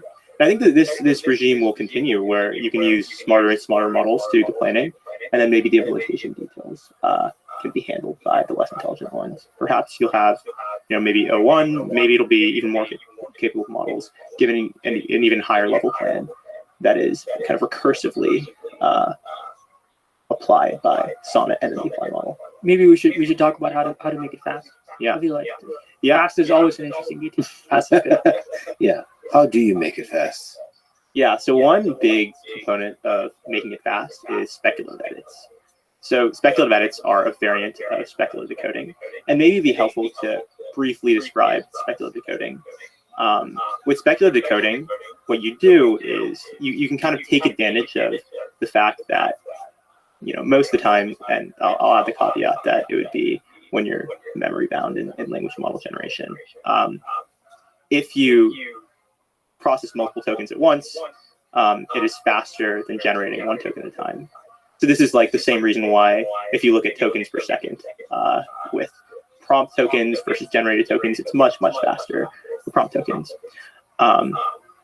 So what we do is, instead of using what speculative decoding normally does, which is using a really small model to predict these draft tokens that your larger model will then go in and verify. With code edits, we have a very strong prior of what the existing code will look like. And that prior is literally the same exact code. So what you can do is you can just feed chunks of the original code back into the model. And then the model will just pretty much agree most of the time that, okay, I'm just going to spit this code back out. And so you can process all of those lines in parallel. And you just do this with sufficiently many chunks, and then eventually you'll reach a point of disagreement where the model will now predict text that is different from the ground truth original code. It'll generate those tokens, and then we kind of will decide after enough tokens match the original code to restart speculating in chunks of code. What this actually ends up looking like is just a much faster version of normal editing code. So it's just like, it looks like a much faster version of the model rewriting all the code. So just we can use the same exact interface that we use for diffs, but it will just stream down a lot faster. And then the advantage is that wireless streaming, you can just also be start reviewing the code exactly before it's done, so there's no big loading screen. So maybe that is part of the advantage. So the human can start reading before the thing is done. I think the interesting riff here is something like speculation is a fairly common idea nowadays. It's like not only in language models. I mean, there's obviously speculation in CPUs, and there's like speculation for databases and speculation all over the place. Let me ask the ridiculous question of which LLM is better at coding? GPT, Claude, who wins in the context of programming? And I'm sure the answer is much more nuanced, because it sounds like every single part of this involves a different model. Yeah, I think there's no model that Pareto dominates others, meaning it is better in all categories that we think matter. Categories being speed, ability to edit code, ability to process lots of code, long context, a couple of other things, and kind of coding capabilities. The one that I'd say right now is just kind of net best is Sonnet. I think this is a consensus opinion. Our one's really interesting, and it's really good at reasoning. So if you give it really hard programming interview style problems or lead code problems, it can do quite well in them. But it doesn't feel like it kind of understands your rough intent as well as Sonnet does. Like, if you look at a lot of the other frontier models, one qualm I have is it feels like they're not necessarily I'm not saying they train in benchmarks, but they perform really well in benchmarks relative to kind of everything that's kind of in the middle. So if you try it in all these benchmarks and things that are in the distribution of the benchmarks they're evaluated on, they'll do really well. But when you push them a little bit outside of that, Sonnet's, I think, the one that kind of does best at kind of maintaining that same capability. Like, you kind of have the same capability in the benchmark as when you try to instruct it to do anything with coding. What, another ridiculous question, is the difference between the normal programming experience versus what benchmarks represent? Like, where do benchmarks fall short, do you think, when we're evaluating these models? By the way, that's like a really, really hard, it's like critically important detail, like how different like benchmarks are versus like real coding. Where real coding, it's not interview style coding. You're doing these, humans are saying like half broken English sometimes, and sometimes you're saying like, oh, I do what I did before. Sometimes you're saying,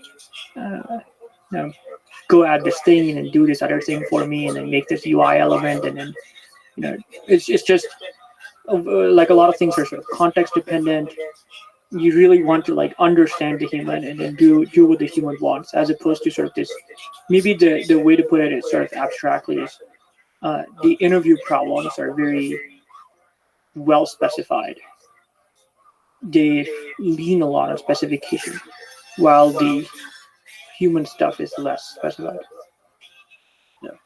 No, I think that this benchmark question is both complicated by what Swally just mentioned, and then also to what Aman was getting into is that even if you there's this problem of like the skew between what can you actually model in a benchmark versus real programming, and that can be sometimes hard to encapsulate because it's like real programming is like very messy and sometimes things aren't super well specified what's correct or what isn't. But then it's also doubly hard because of this public benchmark problem, and that's both because public benchmarks are sometimes kind of hill climbed on. Then it's like really, really hard to also get the data from the public benchmarks out of the models. And so, for instance, like one of the most popular like agent benchmarks, SweetBench, is really, really contaminated in the training data of these foundation models. And so if you ask these foundation models to do a SweetBench problem, you actually don't give them the context of the code base. They can like hallucinate the right file paths, they can hallucinate the right function names. And so it's also just the public aspect of these things is tricky. Yeah, like in that case, it could be trained on the literal issues with pull requests themselves. And maybe the labs will start to do a better job, or they've already done a good job of decontaminating those things, but they're not going to omit the actual training data of the repository itself. Like these are all like some of the most popular Python repositories, like SymPy is one example. I don't think they're going to handy Python repositories in order to get true evaluation scores in these benchmarks. Yeah. I think that given the dearths in benchmarks, there have been like a few interesting crutches that places that build systems with these models or build these models actually use to get a sense of are they going in the right direction or not. And in a lot of places, people will actually just have humans play with the things and give qualitative feedback on these. Like one or two of the foundation model companies, they have people who that's a big part of their role. And internally we also qualitatively assess these models and actually lean on that a lot in addition to like private evals that we have. It's like the vibe. The vibe, yeah, the vibe. Like The vibe benchmark, human benchmark. Yeah. You pull in the humans to do a vibe check. Yeah. Okay. I mean that's kind of what I do, like just like reading online forums and Reddit and X, just like. Well, I don't know how to properly load in people's opinions because they'll say things like, I feel like Claude or GPT's gotten dumber or something. They'll say, I feel like, and then I sometimes feel like that too, but I wonder if it's the model's problem or mine. Yeah, with Claude, there's an interesting take I heard where I think AWS has different chips. And I suspect they have slightly different numerics than NVIDIA GPUs.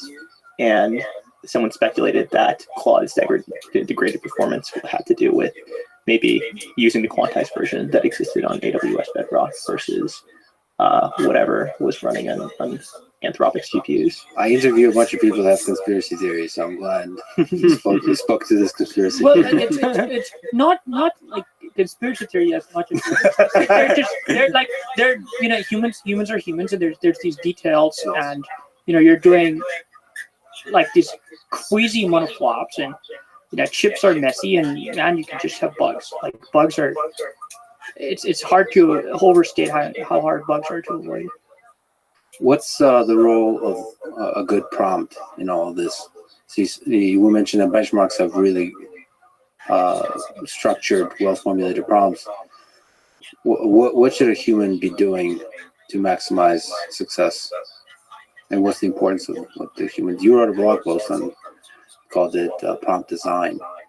Yeah, I think it depends on which model you're using, and all of them are slightly different and they respond differently to different prompts. But I think the original GPT-4 and the original sort of creative models last year, they were quite sensitive to the prompts.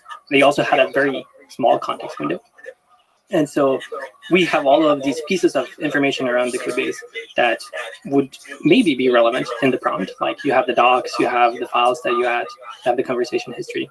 And then there's a problem like how do you decide what you actually put in the prompt and when you have a limited space. And even for today's models, even when you have long context, filling out the entire context window means that it's slower, it means that sometimes the model actually gets confused and some models get more confused than others.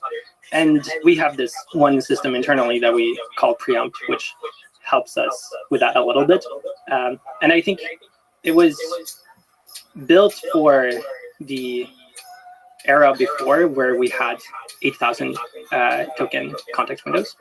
And it's a little bit similar to when you're making a website. You sort of you want it to work on mobile, you want it to work on a desktop screen, and you have this dynamic information which you don't have, for example, if you're making like designing a print magazine, you know exactly where you can put stuff. But when you have a website or when you have a prompt, you have these inputs, and then you need to format them to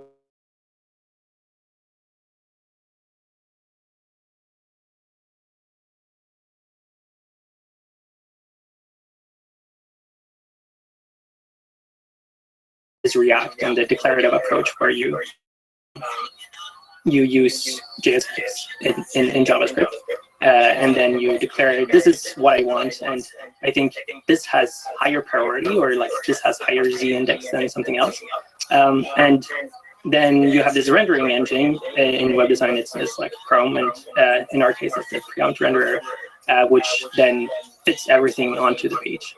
And as you declaratively decide what you want, and then it figures out what you want. And so we have found that to be quite helpful. And I think the role of it has sort of shifted over time, where initially it was to fit these small context windows. Now it's really useful because, it helps us with splitting up the data that goes into the prompt and the actual rendering of it. And so it's easier to debug because you can change the rendering of the prompt and then try it on old prompts because you have the raw data that went into the prompt. And then you can see, did my change actually improve it for like this entire data set? So do you literally prompt with JSX? Yeah. So it kind of looks like React. There are components, like we have one component that's a file component, and it takes in like the cursor. Like usually there's like one line where the cursor is in your file, and that's like probably the most important line because that's the one you're looking at. And so then you can give priorities. So like that line has the highest priority, and then you subtract one for every line that is farther away. And then eventually when it's rendered, it figures out how many lines can actually fit, and it centers around that thing. That's amazing. Yeah. And you could do like other fancy things where if you have lots of code blocks from the entire code base, you could use retrieval and things like embedding and re-ranking scores to add priorities for each of these components. So should humans, when they ask questions, also try to use something like that? Like, would it be beneficial to write JSX in the problem, or the whole idea is it should be loose and messy? I think our goal is kind of that you should just do whatever is the most natural thing for you.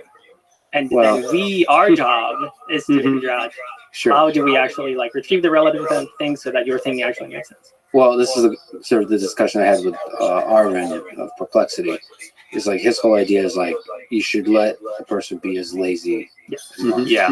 But like, yeah, that's a beautiful thing. But I feel like you're allowed to ask more programmers, right? So like if you say just do what you want, I mean humans are lazy. There's a kind of tension between just being lazy versus like provide more as be prompted, almost like the system pressuring you or inspiring you to be articulate. Not in terms of the grammar of the sentences, but in terms of the depth of thoughts that you convey inside the prompts. I think even as the system gets closer to some level of perfection, often when you ask the model for something, you just are not enough intent is conveyed to know what to do. And there are like a few ways to resolve that intent. One is the simple thing of having the model just ask you, I'm not sure how to do these parts based on your query. Could you clarify that? I think the other could be maybe if there are 5 or 6 possible generations given the uncertainty present in your query so far, why don't we just actually show you all of those and let you pick them? How hard is it for the model to choose to talk back? Sort of versus that's hard. It's sort of like how to deal with the uncertainty. Do I choose to ask for more information to reduce the ambiguity, So, I mean, one of the things we do is, it's like a recent addition is try to suggest files that you can add. So, and while you're typing, one can guess what the uncertainty is, and maybe suggest that, like, maybe you're writing your API, and we can guess using the commits that you've made previously in the same file that the client and the server is super useful. And there's like a hard technical problem of how do you resolve it across all commits, which files are the most important given your current prompt. And we're still sort of initial version is rolled out, and I'm sure we can make it much more accurate. It's very experimental, but then the idea is we show you, like, do you just want to add this file, this file, this file also to tell the model to edit those files for you?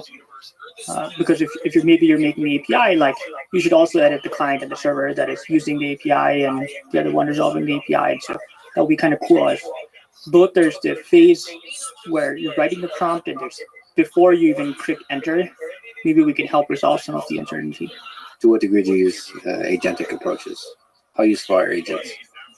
We think agents are really, really cool. Like, I think agents is like, it's like resembles sort of like a human. It's sort of like this, like you can kind of feel that it, like, you're getting closer to AGI because you see a demo where it acts as a human would, and it's really, really cool. I think agents are not yet super useful for many things. I think we're getting close to where they will actually be useful, and so I think there are certain types of tasks where having an agent would be really nice. Like, I would love to have an agent. For example, if, like, we have a bug where you sometimes can't Command C and Command V inside our chat input box. And that's a task that's super well specified. I just want to say, like, in 2 sentences, this does not work, please fix it. And then I would love to have an agent that just goes off, does it, and then a day later, I come back and I review the thing.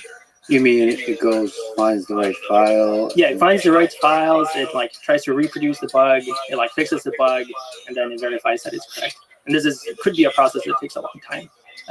And so I think I would love to have that. And then I think a lot of programming, like, there's often this belief that agents will pick up over all of programming. I don't think we think that that's the case, because a lot of programming, a lot of the value is in iterating, or you don't actually want to specify something up front because you don't really know what you want until you've seen an initial version, and then you want to iterate on that, and then you provide more information. And so for a lot of programming, I think you actually want a system that's instant, that gives you an initial version instantly back, and then you can iterate super, super quickly. What about something like that recently came out, Replit Agent, that does also, like, setting up the development environment, installing software packages, configuring everything, configuring the databases, and actually deploying the app? Yeah. Is that also in the set of things you dream about? I think so. I think that would be really cool. For certain types of programming, it would be really cool. Is that within the scope of Cursor? Yeah, we aren't actively working on it right now, but it's definitely, like, we want to make the programmer's life easier and more fun. And some things are just really tedious, and you need to go through a bunch of steps, and you want to delegate that to an agent. And then some things you can actually have an agent in the background while you're working. Like, let's say you have a PR that's both backend and front end, and you're working on the front end, and then you can have a background agent that doesn't work and figure out kind of what you're doing. And then when you get to the backend part of your PR, then you have some, like, initial piece of code that you can iterate on. And so that would also be really cool. One of the things we already talked about is speed. I wonder if we can just linger on that some more in the various places that the technical details involved in making this thing really fast. So every single aspect of Cursor, most aspects of Cursor feel really fast. Like I mentioned, the apply is probably the slowest thing. And for me, sorry, the pain. It's a pain. It's a pain that we're feeling, and we're working on fixing it. Yeah, I mean, it says something that feels, I don't know what it is, like 1 second or 2 seconds. That feels slow. That means that's actually shows that everything else is just really, really fast. So is there some technical details about how to make some of these models, how to make the chat fast, how to make the diffs fast? Is there something that just jumps to mind? Yeah, I mean, so we can go over a lot of the strategies that we use. One interesting thing is cache warming. And so what you can do is, if as the user is typing, you can have, you're probably going to use some piece of context, and you can know that before the user's done typing.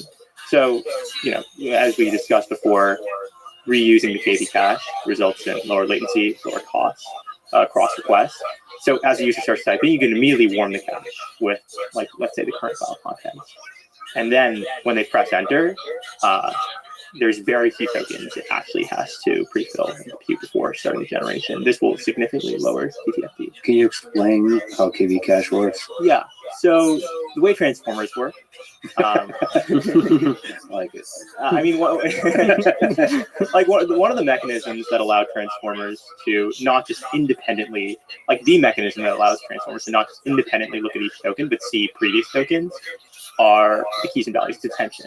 And generally the way attention works is you have at your current token some query, and then you have all the keys and values of all your previous tokens, which are some kind of representation that the model stores internally of all the previous tokens in the prompt. And like by default, when you're doing a chat, the model has to, for every single token, do this forward pass through the entire model. That's a lot of matrix multiplies that happen, and that is really, really slow. Instead, if you have already done that and you stored the keys and values, and you keep that in the GPU, then when let's say I have stored it for the last n tokens, if I now want to compute the output token for the n+1 token, I don't need to pass those first n tokens through the entire model because I already have all those keys and values. And so you just need to do the forward pass through that last token. And then when you're doing attention, you're reusing those keys and values that have been computed, which is the only kind of sequential part, or sequential dependent part of the transformer. Is there like higher level caching, like caching of prompts or that kind of stuff? I see. Yeah, there's other types of caching you can kind of do. One interesting thing that you can do for cursor path is you can basically predict ahead as if the user would have accepted the suggestion and then trigger another request.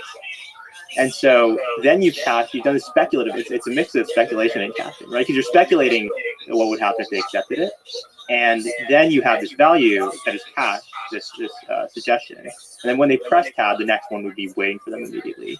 It's kind of clever heuristic / trick that uses a higher level caching and can give it feels fast despite there not actually being any changes in the model. And if you can make the KV cache smaller, one of the advantages you get is like maybe you can speculate even more. You can guess here's the 10 things that could be useful. Like you predict the next 10, and then like it's possible the user hits the one of the 10.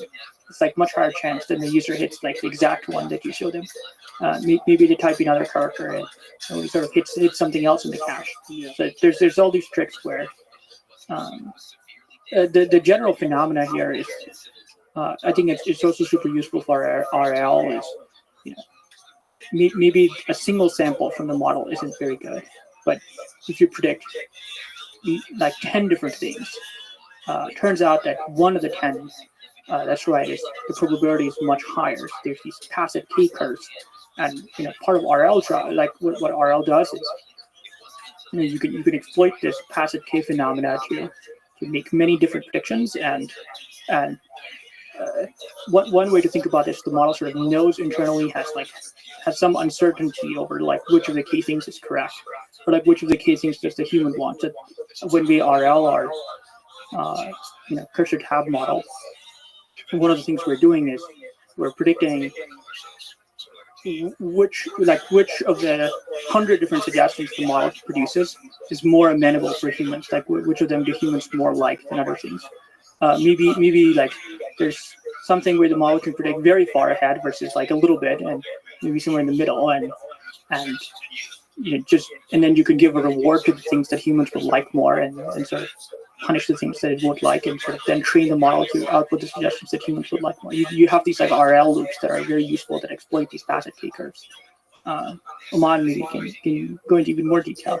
Yeah, it is a little different than speed, but I mean, like technically you tie it back in because you can get away with the smaller model. If you RL your smaller model, it gets the same performance as the bigger one. That's like, and Swallow was mentioning stuff about KV, about reducing the size of your KV cache. There are other techniques there as well that are really helpful for speed. So kind of back in the day, like all the way 2 years ago, people mainly use multi-head attention. And I think there's been a migration towards more efficient attention schemes like group query or multi-query attention. And this is really helpful for then, with larger batch sizes, being able to generate the tokens much faster. The interesting thing here is this now has no effect on that time to first token prefill speed. The thing this matters for is now generating tokens. And why is that? Because when you're generating tokens, instead of being bottlenecked by doing these super parallelizable matrix multiplies across all your tokens, you're bottlenecked by how quickly, is for long context with large batch sizes, by how quickly you can read those cache keys and values. And so then how that's memory bandwidth, and how can we make this faster?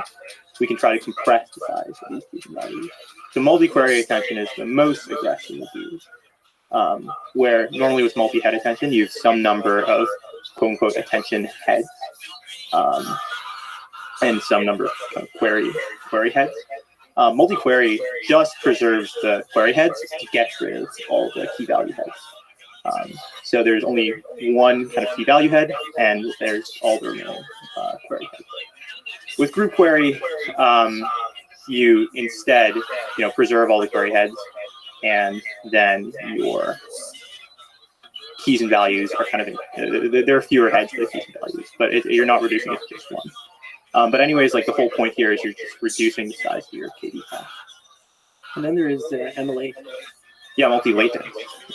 That's a little more complicated, and the way that this works is it kind of turns the entirety of your keys and values across all your heads into this kind of one latent vector that is then kind of expanded inference time.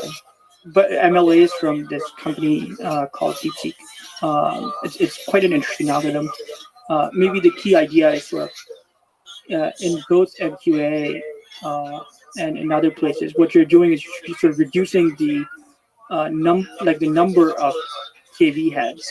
The advantage you get from that is there's less of them, but maybe the theory is that you actually want a lot of different, you want each of the keys and values to actually be different. So one way to reduce the size is you keep one big shared vector for all the keys and values, and then you have smaller vectors for every single token, so that when you can store only the smaller thing as some sort of like low rank reduction.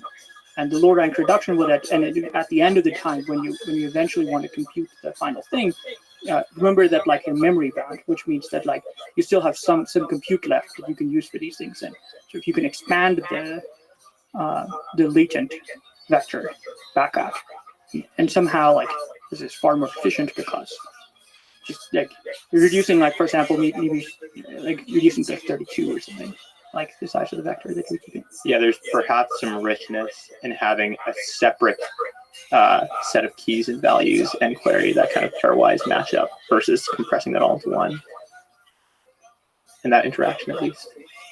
Okay, and all of that is dealing with being memory bound. Yeah. And what? I mean, ultimately, how does that map to the user experience?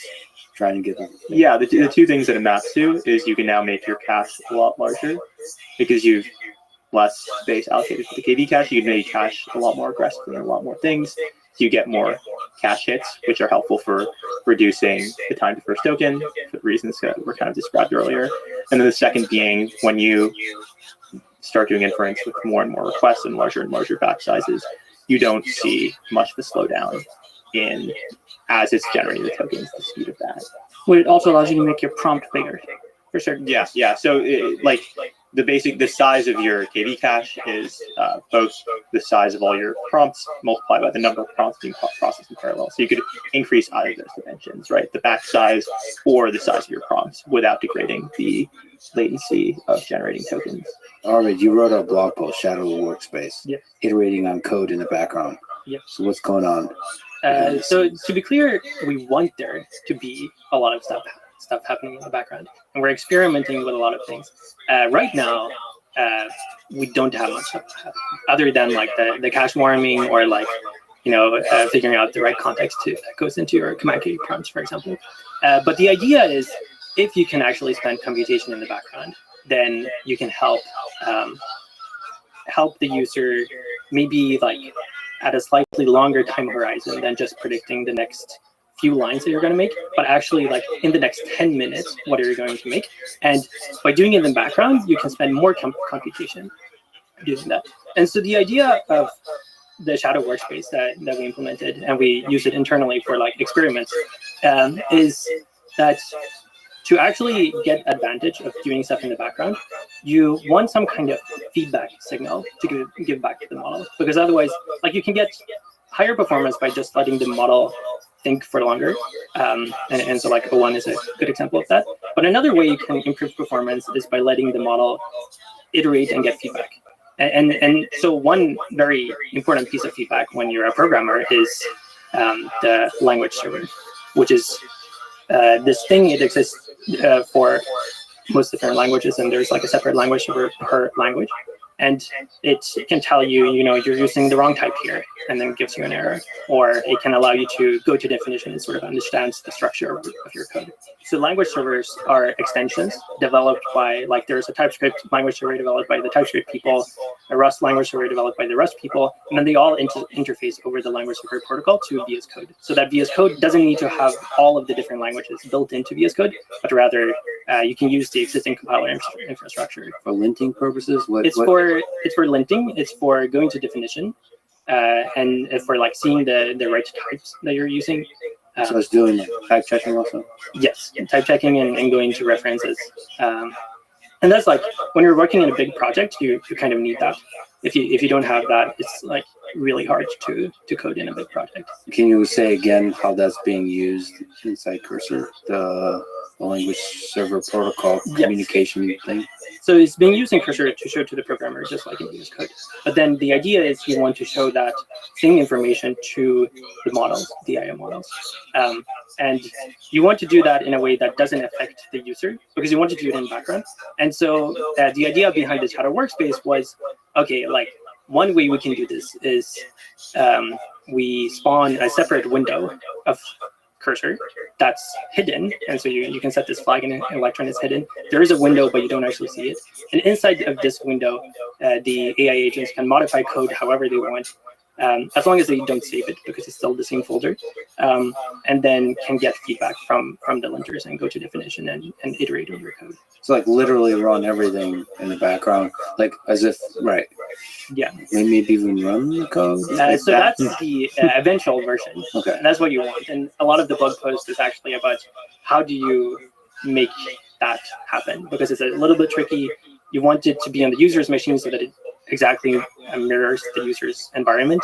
And then on Linux, you can do this cool thing where you can actually mirror the file system and have the AI make changes to the files, and it thinks that it's operating on the file level, but actually that's stored in memory, and you can create this kernel extension to make it work. Whereas on Mac and Windows, it's a little bit more difficult, but it's a fun technical problem. So that's one maybe hacky but interesting idea that I like is holding a lock on saving.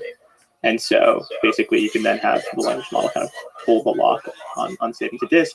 And then instead of you operating in the ground truth version of the files, that are safe to disk. You actually are operating what was the shadow workspace before, and these unsaved things that only exist in memory that you still get linter errors for, and you can code in.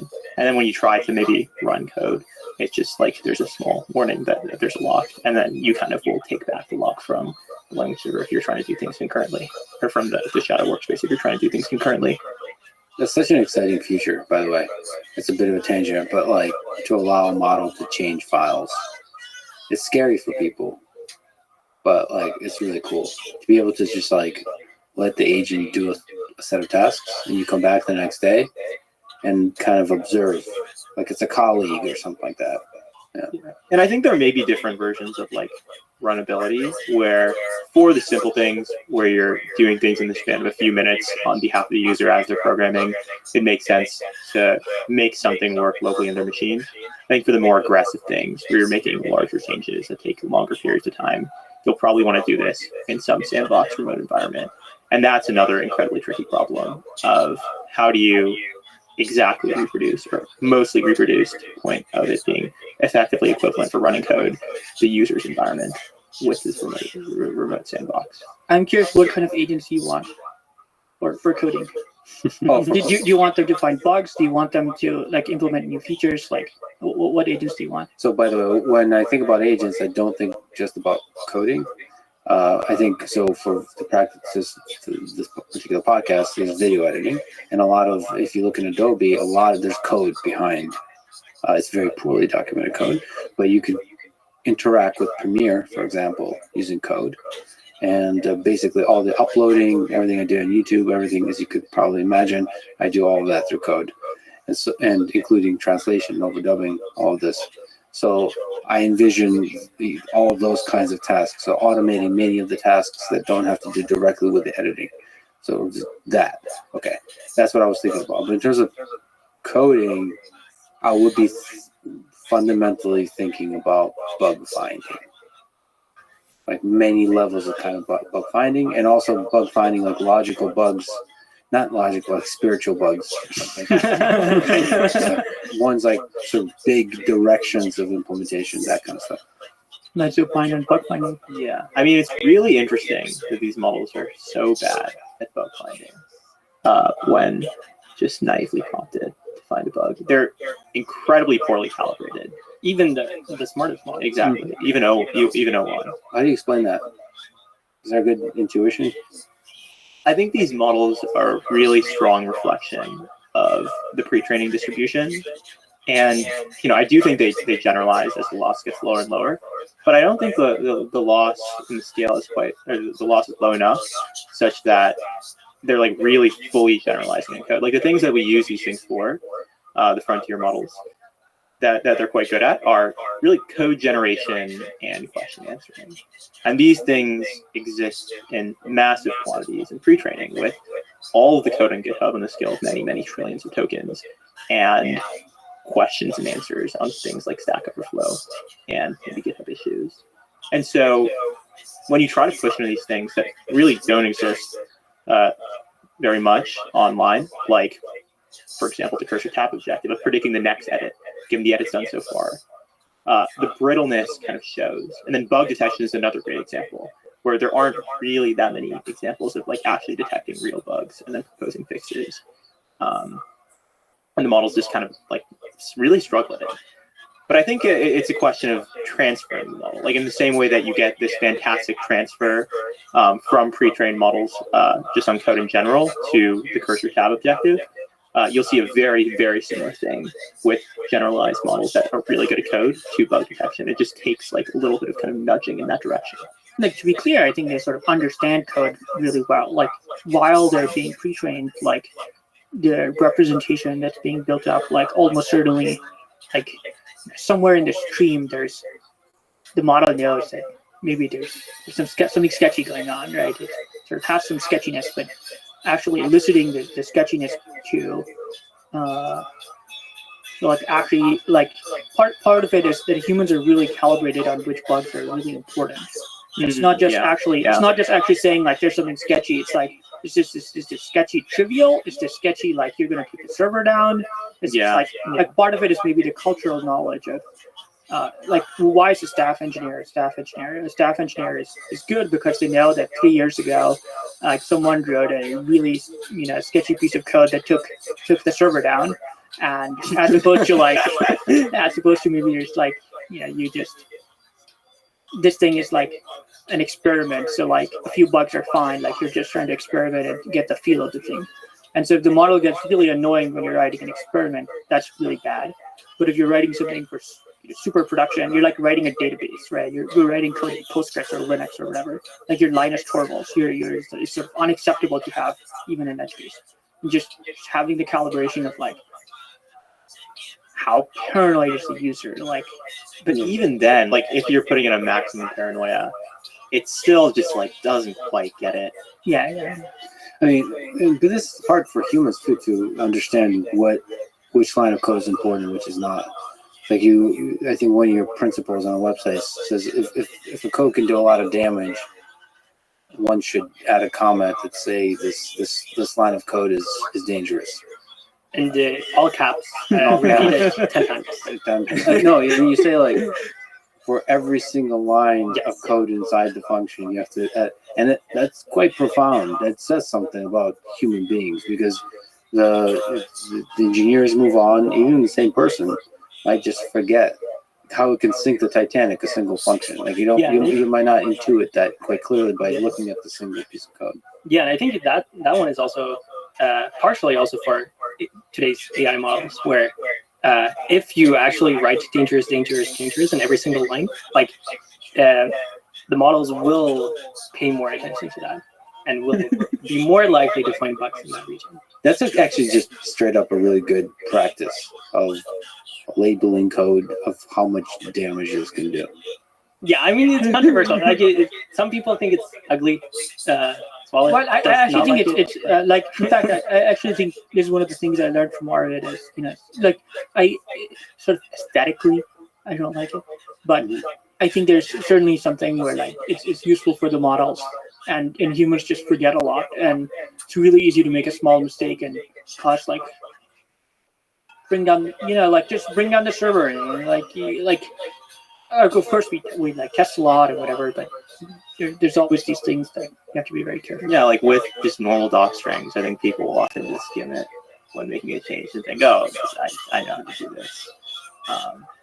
And you kind of really need to point it out to them so that doesn't slip through. Yeah, you have to be reminded that you can do a lot of damage. It's like we don't really think about that. Like, you think about, okay, how do I figure out how this works so I can improve it? You don't think about the other direction. Until we have formal verification for everything, then you can do whatever you want, and you know for certain that you have not introduced a bug. It's a proof. But concretely, what do you think that future would look like?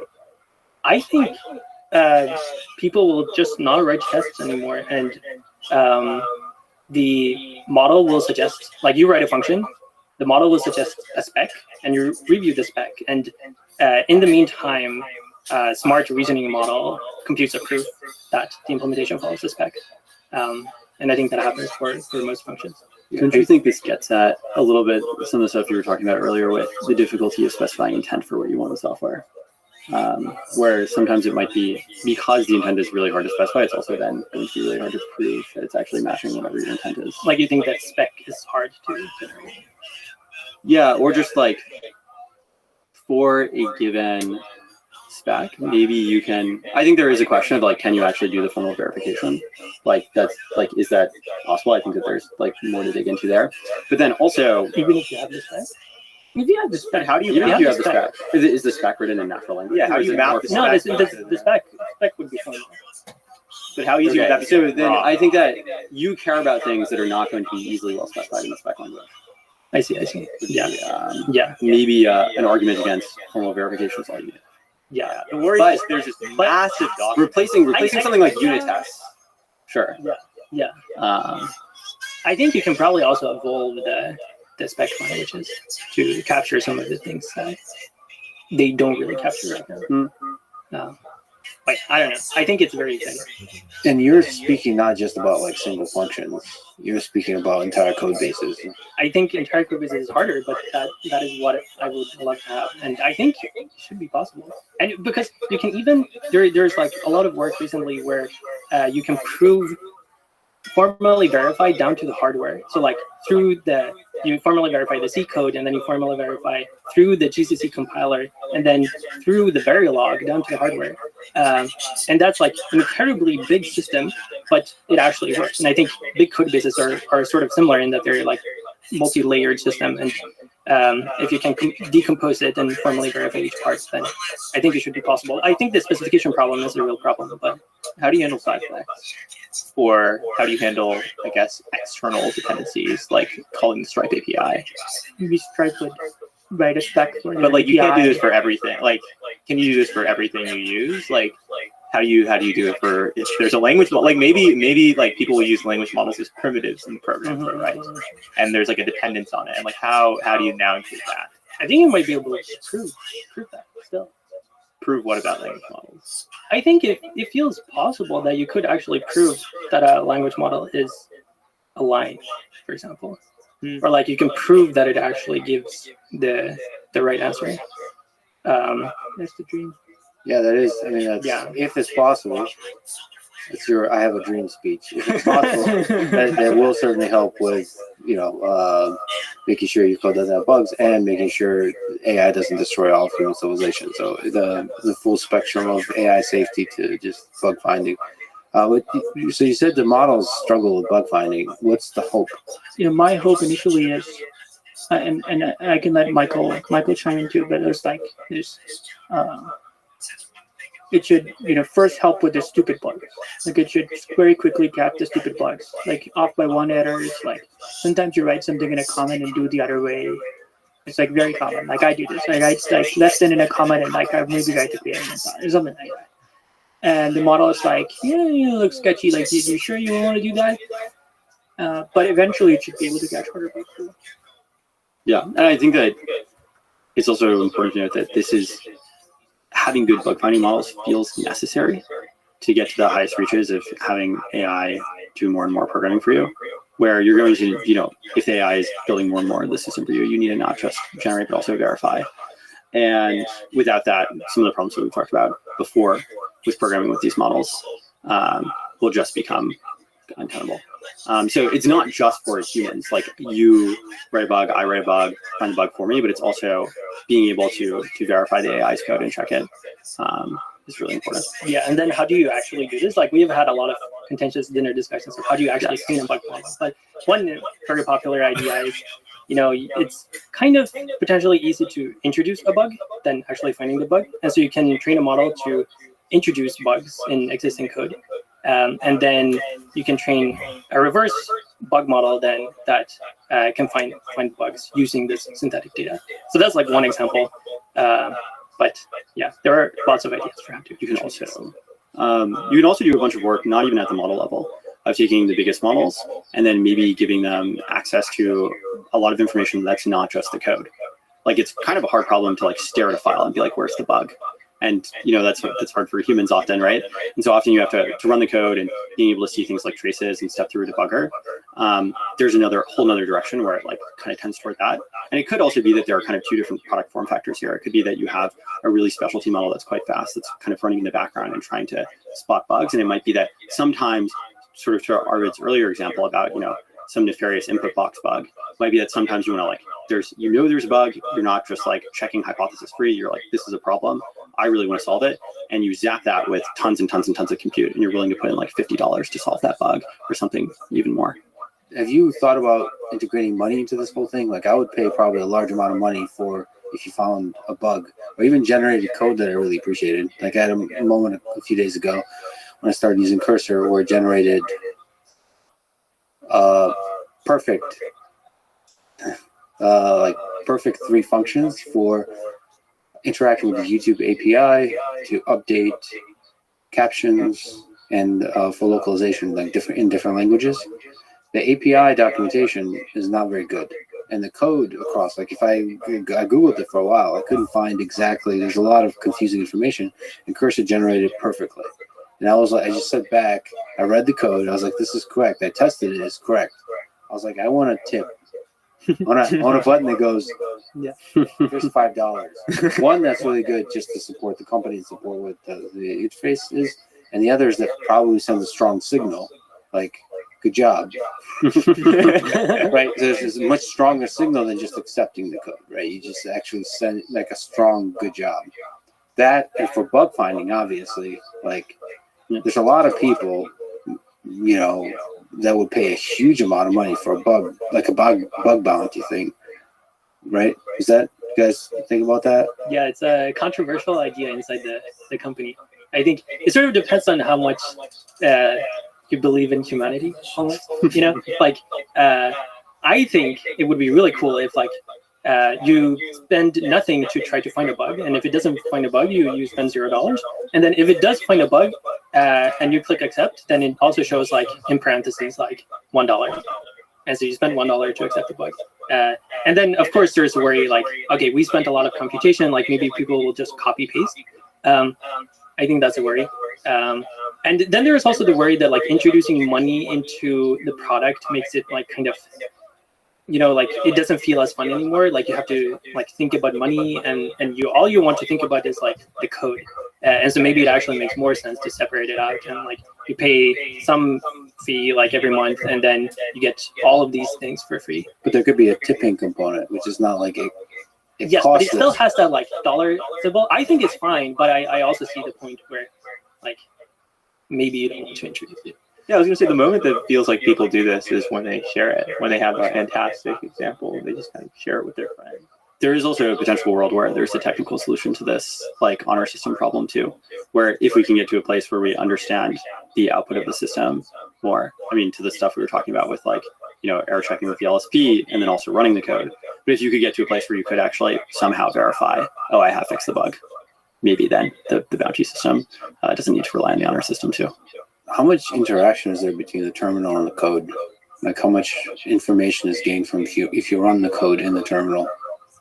Like can you do like a loop where it runs the code and suggests how to change the code if the code in runtime gives an error?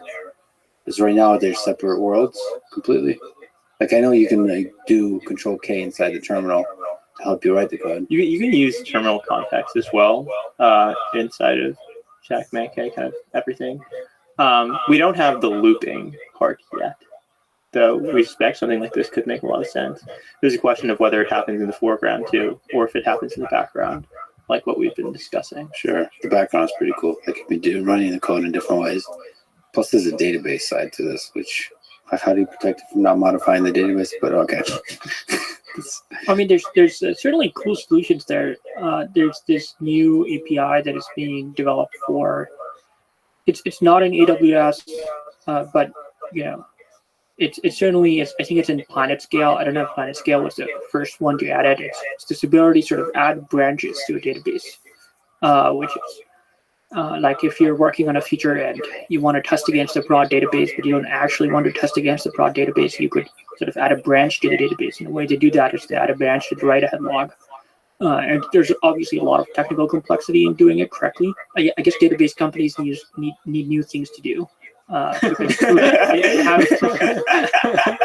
good databases now, and I think like Turbo Buffer, which is one of the databases we use, is going to add maybe branching to the write-ahead log, and so maybe the AI agents will use branching. They'll like test against and branch, and it's sort of going to be a requirement for the database to like support branching or something. It'd be really interesting if you could branch a file system, right? Yeah, I feel like everything needs branching. It's like yeah. It's like this is the problem with the multiverse, right? Like if you branch on everything, that's like a lot. I mean, there's obviously these like super clever algorithms to make sure that you don't actually sort of use a lot of space or CPU or whatever. Okay, this is a good place to ask about infrastructure. So you guys mostly use AWS. What are some interesting details? What are some interesting challenges? Why'd you choose AWS? Why is AWS still winning? Hashtag. AWS is just really, really good. It's really good. Like, whenever you use an AWS product, you just know that it's going to work. Like, it might be absolute hell to go through the steps to set it up. Why is the interface so horrible? Because it's just so good. It doesn't need the nature of winning. I think it's exactly. It's just nature of winning. Yeah. But AWS, you can always trust. Like, it will always work. And if there is a problem, it's probably your problem. Okay. Is there some interesting like challenges to you guys a pretty new startup to get scaling to so many people? And yeah, I think that it has been an interesting journey, adding each extra zero to the request per second. You run into all of these with like the general components you're using for caching and databases. Run into issues as you make things bigger and bigger, and now we're at the scale where we get like int overflows on our tables and things like that. And then also there have been some custom systems that we built, like for instance our retrieval system for computing a semantic index of your codebase and answering questions about a codebase that have continually, I feel like, been one of the trickier things to scale. I have a few friends who are super senior engineers, and one of their sort of lines is like it's very hard to predict where systems will break when you scale them.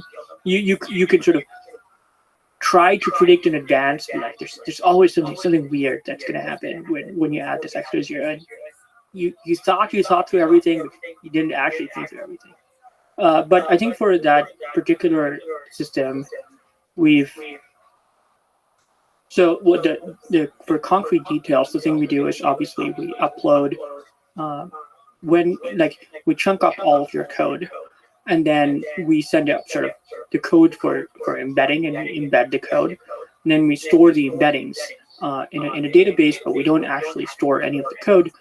And then there's reasons around making sure that we don't introduce client bugs, because we're very, very paranoid about client bugs. We store much of the details on the server, like everything is sort of encrypted. So one of the technical challenges is always making sure that the local index, the local code base state, is the same as the state that is on the server. And the way sort of technically we ended up doing that is, so for every single file, you can sort of keep this hash, and then for every folder, you can sort of keep a hash, which is the hash of all of its children, and you can sort of recursively do that until the top. And why do something complicated? One thing you could do is you could keep a hash for every file.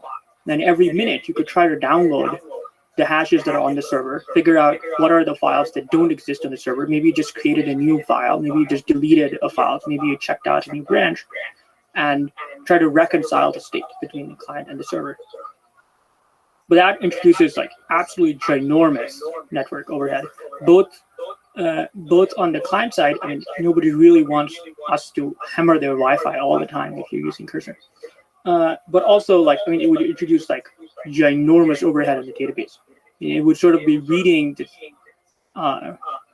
tens of terabyte database, sort of approaching like 20 terabytes or something database like every second. That's just kind of crazy. You definitely don't want to do that. So what you do, you just try to reconcile the single hash, which is at the root of the project. And then if something mismatches, then you find where all the things disagree. Maybe you look at the children and see if the hashes match, and if the hashes don't match, go look at their children, and so on. We only do that in the scenario where things don't match. And for most people, most of the time, the hashes match. Just a kind of like hierarchical reconciliation. Yeah, something like that. Yeah, it's called a Merkle tree. Yeah. I mean, this is cool to see that you kind of have to think through all these problems. And I mean, the point of the reason it's gotten hard is just because, the number of people using it, and some of your customers have really, really large code bases, to the point where we originally wrote our code base, which is big, but I mean, it's just not the size of some company that's been there for 20 years and sort of has a ginormous number of files, and you sort of want to scale that across programmers. There's all these details where building the simple thing is easy, but scaling it to a lot of people, a lot of companies is obviously a difficult problem, which is sort of independent of actually. So that there's part of this scaling our current solution is also coming up with new ideas that obviously we're working on. but then scaling all of that in the last few months. Yeah, and there are a lot of clever things, like additional things that go into this indexing system. For example, the bottleneck in terms of costs is not storing things in the vector database, or the database is actually embedding the code. And you don't want to re-embed the code base for every single person in the company that is using the same exact code, except for maybe they're in a different branch with a few different files where they've made a few local changes. And so, because again, embeddings are the bottleneck, you can do one clever trick and not have to worry about like the complexity of like dealing with branches and the other databases, where you just have some cache on the actual vectors computed from the hash of a given chunk. Mm-hmm. And so this means that when the nth person at a company goes and embeds their code base, it's really, really fast. And you do all this without actually storing any code on our servers at all. No code data is stored. We just store the vectors in the vector database and the vector cache. What's the biggest gains at this time you get from indexing the code base? Like, just out of curiosity, like what benefit do users have? It seems like longer term there'll be more and more benefit, but in the short term, just asking questions of the code base, what's the usefulness of that? I think the most obvious one is just you want to find out where something is happening in your large code base. And you sort of have a fuzzy memory of, okay, I want to find the place where we do X. But you don't exactly know what to search for in a normal text search. And so you ask the chat, you hit Command Enter to ask with the codebase chat, and then very often it finds the right place that you were thinking of. I think, like you mentioned, in the future, I think this is only going to get more and more powerful, where we're working a lot on improving the quality of our retrieval. And I think the ceiling for that is really, really much higher than people give credit for. One question that's good to ask here: have you considered, and why haven't you much done sort of local stuff to where you can do it seems like everything we just discussed is exceptionally difficult to do. To go to the cloud, you have to think about all these things with the caching and the large code base with a large number of programmers are using the same code base. You have to figure out the puzzle of that. A lot of it, most software just does stuff, this heavy computational stuff locally. Have you considered doing sort of embeddings locally? Yeah, we thought about it, and I think it would be cool to do it locally. I think it's just really hard. And one thing to keep in mind is that, some of our users use the latest MacBook Pro, but most of our users, like more than 80% of our users, are in Windows machines, which and many of them are not very powerful. And so local models really only works on the latest computers, and it's also a big overhead to build that in. And so even if we would like to do that, it's currently not something that we are able to focus on. And I think there are some people that do that, and I think that's great. But especially as models get bigger and bigger, and you want to do fancier things with like bigger models, it becomes even harder to do it locally. Yeah, and it's not a problem of like weaker computers.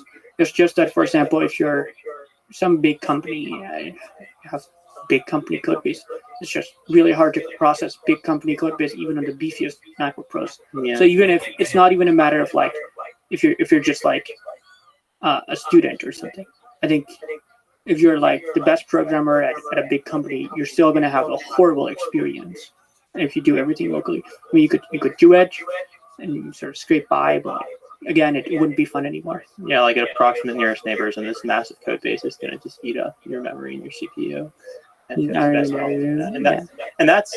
that's just that. Like, let's talk about like also the modeling side, where, as Robert said, there are these massive headwinds against local models, where things that seem to move towards MOEs, which like one benefit is maybe they're more memory bandwidth bound, which plays in favor of local versus using GPUs or using NVIDIA GPUs. But the downside is these models are just bigger in total, and they're going to need to fit often not even on a single node, but multiple nodes. There's no way that's going to fit inside of even really good MacBooks. And I think especially for coding, it's not a question as much of like, does it clear some bar of like the model's good enough to do these things, and then like we're satisfied, which may be the case for other problems and maybe where local models shine. but people are always going to want the best, the most intelligent, the most capable sort of things. And that's going to be really, really hard to run for almost all people locally. Don't you want the most capable model? Like you want Sonnet? And also with I like how you're pitching me. like Would you be satisfied with an inferior model? I'm one of those, but there's some people that like to do stuff locally, especially like that really. There's a whole obviously open source movement that kind of resists, and it's good that they exist actually because you want to resist the power centers that are growing. There's actually an alternative to local models that I'm particularly fond of. I think it's still very much in the research stage, but you could imagine to do homomorphic encryption for language model inference. So you encrypt your input on your local machine, then you send that up, and then the server can use lots of computation. They can run models that you cannot run locally on this encrypted data, but they cannot see what the data is. And then they send back the answer, and you decrypt the answer, and only you can see the answer. So I think that's still very much research, and all of it is about trying to make the overhead lower, because right now the overhead is really big. But if you can make that happen, I think that would be really, really cool. And I think it would be really, really impactful. Because I think one thing that's actually kind of worrisome is that as these models get better and better, they're going to become more and more economically useful. And so more and more of the world's information and data will flow through, one or two centralized actors. And then there are worries about, there can be traditional hacker attempts, but it also creates this kind of scary part where if all of the world's information is flowing through one node in plaintext, you can have surveillance in very bad ways. And sometimes that will happen for, initially will be like good reasons, like people will want to try to protect against like bad actors using AI models in bad ways. And then you will add in some surveillance code, and then someone else will come in and, you're on a slippery slope, and then you start doing bad things with a lot of the world's data. And so I'm very hopeful that we can solve homomorphic encryption for language modeling. Doing privacy preserving machine learning. But I would say like that's the challenge we have with all software these days. It's like there's so many features that can be provided from the cloud, and all of us increasingly rely on it and make our life awesome, but there's downsides, and that's why you rely on really good security to protect from basic attacks. But there's also only a small set of companies that are controlling that data, and they obviously have leverage, and they can be infiltrated in all kinds of ways. That's the world we live in. I mean, the thing I'm just actually quite worried about is sort of the world where Anthropic has this responsible scaling policy, and where we're on like the low ASLs, which is the Anthropic security level or whatever, of the models. But as we get to like quote unquote ASL 3, ASL 4, whatever models, which are sort of very powerful, but for mostly reasonable security reasons, you would want to monitor all the prompts. But I think that's sort of reasonable and understandable where everyone is coming from. But man, it'd be really horrible if sort of like all the world's information is sort of monitored that heavily. It's way too centralized. It's like sort of this like really fine line you're walking, where on the one side, like you don't want the models to go rogue. On the other side, like man, humans like. I don't know if I trust like all the world's information to pass through like three model providers. Yeah. Why do you think it's different than cloud providers? Because I think this is a lot of this data would never have gone to the cloud providers in the first place. Where this is often like you want to give more data to the AI models. You want to give personal data that you would never have put online in the first place. To these companies or to these models. And it also centralizes control, where right now for cloud, you can often use your own encryption keys, and AWS can't really do much. But here is just centralized actors that see the exact plain text of everything. On the topic of context, that's actually been a friction for me. When I'm writing code, in Python, there's a bunch of stuff imported, There's you could probably intuit the kind of stuff I would like to include in the context. Is there, like, how hard is it to auto figure out the context? It's tricky. I think we can do a lot better at computing the context automatically in the future. One thing that's important to note is there are trade-offs with including automatic context. So the more context you include for these models, first of all, the slower they are, and the more expensive those requests are, which means you can then do less model calls and do less fancy stuff in the background.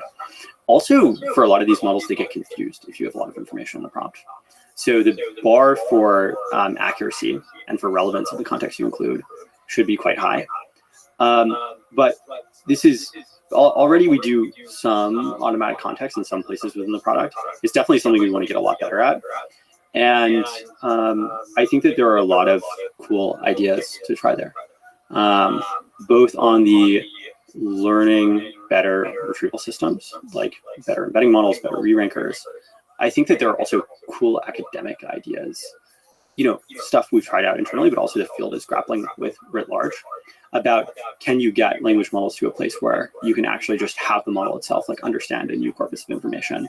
And the most popular talked about version of this is, can you make the context windows infinite?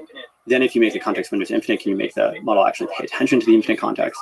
And then after you can make it pay attention to the infinite context, to make it somewhat feasible to actually do it, can you then do caching for that infinite context? You don't have to recompute that all the time. But there are other cool ideas that are being tried that are a little bit more analogous to fine-tuning of actually learning this information and the weights of the model. And it might be that you actually get sort of a qualitatively different type of understanding if you do it more at the weight level than if you do it at the in-context learning level. I think the jury's still a little bit out on how this is all going to work in the end. But in the interim, us as a company, we are really excited about better retrieval systems and picking the parts of the code base that are most relevant to what you're doing. We can do that a lot better. Like one interesting proof of concept for the learning this knowledge directly in the weights is with VS Code. So we're in a VS Code fork, and VS Code, the code is all public. So these models in pre-training have seen all the code. They've probably also seen questions and answers about it, and then they've been fine-tuned and always chefed to be able to answer questions about code in general. So when you ask it a question about VS Code, you know, sometimes it'll hallucinate, but sometimes it actually does a pretty good job at answering the question.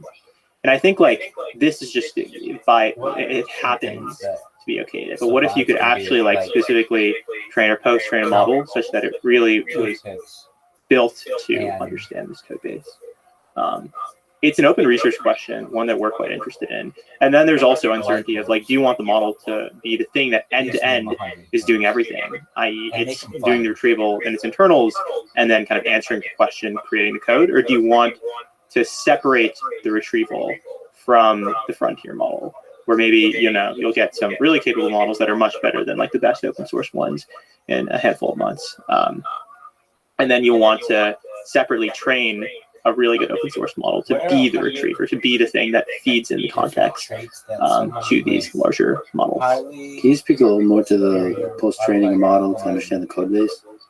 Like, what do you mean by that? Is this a synthetic data direction? Is this? Yeah, I mean, there are many possible ways you could try doing it. There's certainly no shortage of ideas. It's just a question of going in and like trying all of them and being empirical about which one works best. You know, one very naive thing is to try to replicate what's done with VS Code and these frontier models. So let's like continue pre-training, kind of continue pre-training that includes general code data, but also throws in a lot of the data of some particular repository that you care about. And then in post-training, meaning let's just start with instruction fine-tuning. You have like a normal instruction fine-tuning data set about code, then you throw in a lot of questions about code in that repository. So you could either get ground truth ones, which might be difficult, or you could do what you kind of hinted at or suggested using synthetic data, i.e. kind of having the model ask questions about various pieces of the code. So you kind of take the pieces of the code, then prompt the model or have a model propose a question for that piece of code, and then add those as instruction fine-tuning data points. And then in theory, this might unlock the model's ability to answer questions about that code base. Let me ask you about OpenAI 01. What do you think is the role of that kind of test time compute system in programming? I think test time compute is really, really interesting.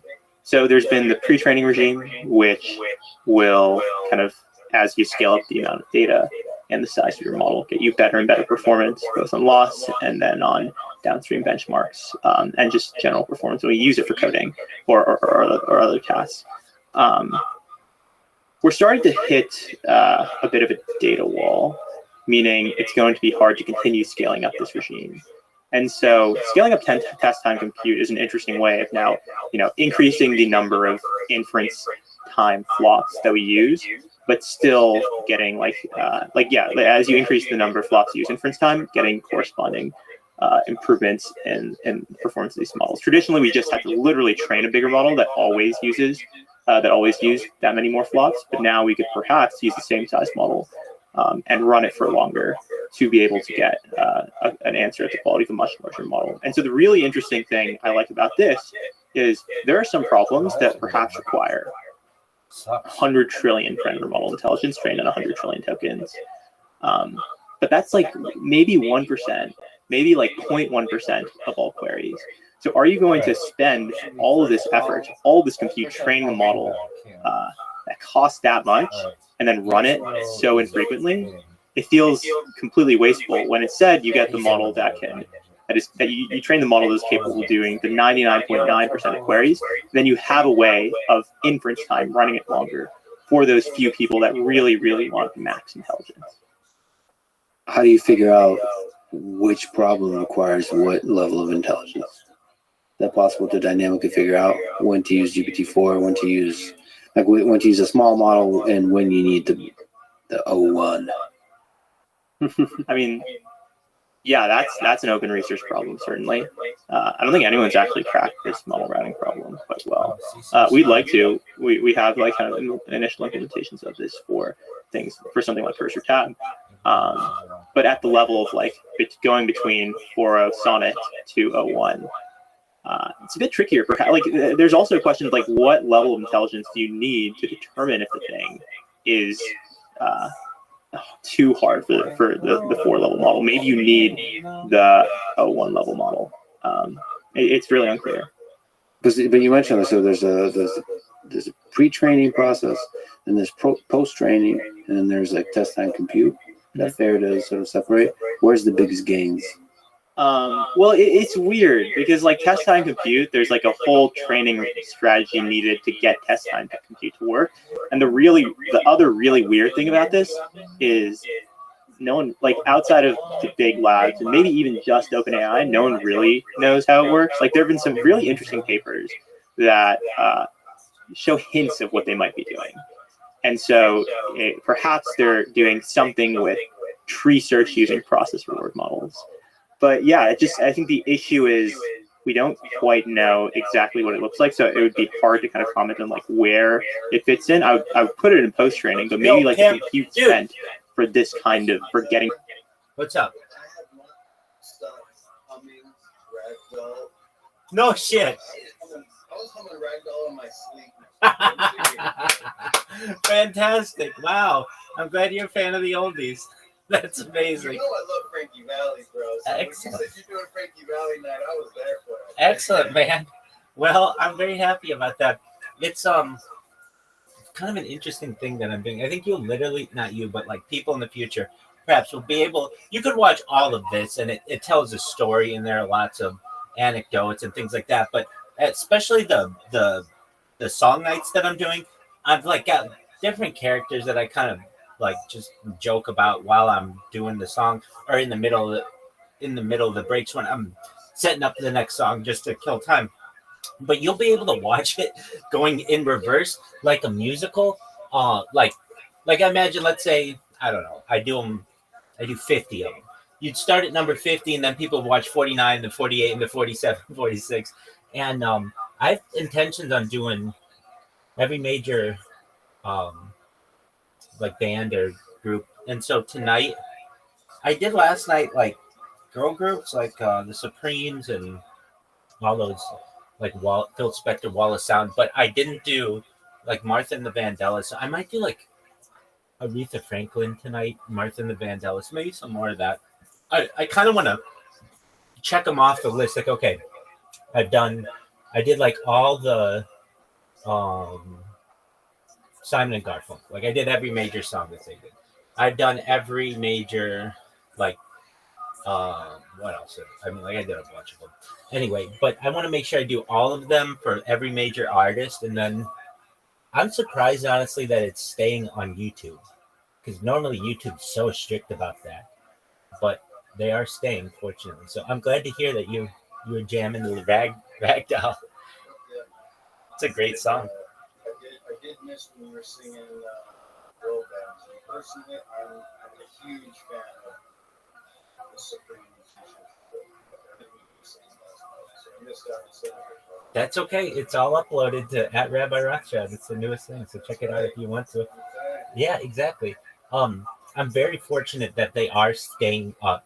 Like, it's just, it gets really frustrating when, and I've done this before on a bunch of different platforms, and you just get copyright strikes left and right. And I think, well, I when I'm uploading these things, it does the copyright check, and it says copyrighted music found, which is like, okay, but it says that the artist has allowed their music to be used on YouTube. So that's where I'm winning out. Because if not, none of this stuff would, basically save, because how strict they are. However, Rumble, the All-Star, has it all, and they don't give a shit.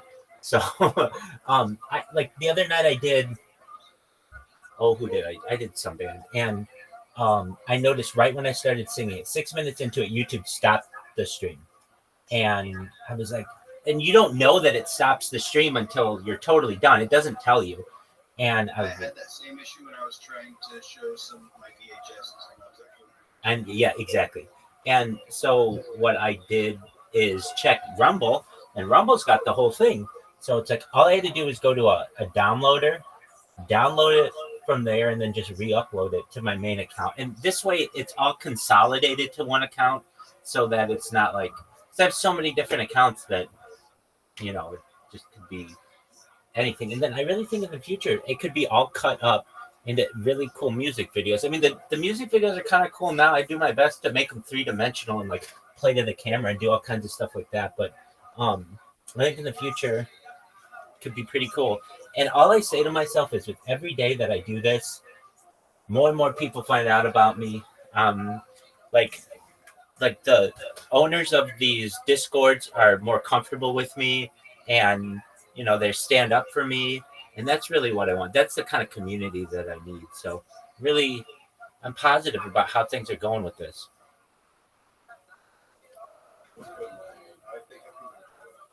I recognize that, but I mean, like, hey, Maya's Playhouse, I've got like people in Maya's Playhouse, and I understand if they're more comfortable to watch me there, or Tequila, or like a whole bunch of others. So they do come in here, but yeah, no, I recognize everybody would want everybody to come in here all at once and everything be good. But I in a lot of ways don't like it when people in here, except you, because you get it that, like, look, I don't have I don't, like, I'll sit here and answer questions, but if we're going 2 or 3 hours into this, I want to watch my fucking podcast. Like, I have shit to do. And like a lot of times people are like, oh, well, I want to know, let's have a debate or all this other shit. And it's like, hey, I will talk to you as much as you want, but I'm living my life. You just basically like barged into my house, and you're like, hey, let's talk it out. And so I get that. I get people all the time who think I owe them a debate, and it's like, what? That's the funniest thing. My favorite thing though is like when you actually told me about this guy, Cheezer or something, some British black guy. Well, yeah, I think I know who that is. He's on Kick. He was just like, wait, he's on the guy on Kick? Yeah, I think so. Yeah. He was like, Rabbi, wake up! Rabbi, wake up! Then he starts going, Jew, and I was just like, Rabbi's sleeping. I mean, it's like you'd be amazed. I have to tell you when that Yeah. Oh no! Wait. Looking at somebody laying underneath the covers with their fucking head not moving around, but as you scream, "Jew!" Exactly. Go figure. Right. Hey, He might be asleep. it happens, and I just take it like water off a duck's back. Just let it slide off of me. And one thing I find interesting, I don't know, I've seen that the words that you can use on Twitch have changed. So they consider calling someone a Zionist a term of hate. And I personally like the ability for people to be able to use whatever the words they want. I use the word Zionist all the time. And, but, it's about context too, and I understand that. But I'm also being called that a lot more often. And when people say that to me, I just say obsessed. You're obsessed with me.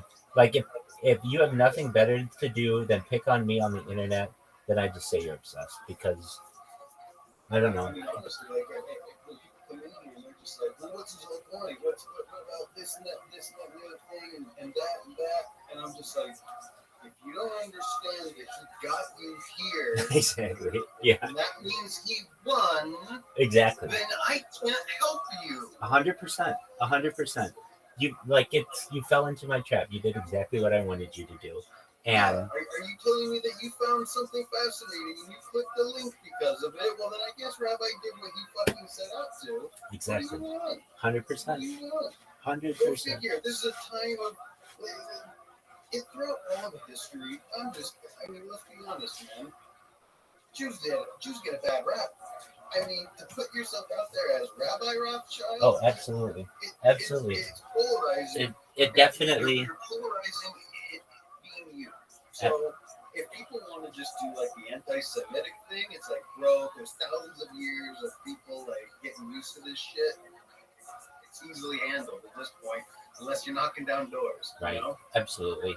I think that those discussions don't really get us anywhere. That's why I use the defense mechanism of ad hominem attack. Hey, you want to come after me with all these words? It's just, to me, it's ad hominem attacks. If you want to debate the argument. Don't debate the person. Don't attack the person. Attack the argument. And I mean, we also get really, really nice people in here too, and who are really understanding and such. So I appreciate those people more than I think I say. So shout out to all of you if you're out there and you've been nice to us. You're amazing. I'm watching this Lex Friedman podcast, and for as much as I like Joe Rogan, this podcast is like a level above that from an intelligence standpoint. And you probably, I don't know. I'm not the biggest fan of Lex. I don't mind Lex when he's on Joe. The Lex show itself, he's just too dry. Wait, I don't think he's a good interviewer. I don't think he's entertaining. No, but the people he has on are all from tech or finance or industry, and so it's not like it's different than Joe Rogan, which is like, hey, here's another comedian. I get that, but I mean, well, Joe brings Lex on because Lex has all of this great information, but Joe knows how to turn into an interesting conversation. Right, exactly. Lex has very, very he's conversations. He's boring. Like he's boring. Yeah, exactly. Has some really fucking real information. Exactly. Can't fucking sit. Yeah. And, well, even I am watching this, and it's like, I don't know what they're talking about because it's just not very exciting. But I recognize that I sometimes might have to focus on him or listen to him a little bit more. I've just watched all the Joe Rogans, the recent ones, and here's what happens, and I kind of can't stand. It's just the podcast world. You'll be watching these things, and then if you watch enough of them, and they talk about politics, you already know what happened. So it's like, oh, this is a whole podcast about the election. I already know what happened. So, skip. And then it just gets back to being like, you get too far back, and then some of the guests aren't as interesting as others. So, and I'm open to if Well, I'm open to new podcasts, big time. In fact, we're gonna watch one right now. It's the new Joey Diaz podcast. It's the first one in 4 years that he's done with Lee, and I don't know how it's gonna. Yeah, he started back up yesterday. He's never gonna survive. Yeah, exactly. And that's the funniest shit about it. I mean, like, if you could have died from cannabis overdose, they would have died. Like, and their podcast, while there are only there, well, because I have so much footage, I've listened to.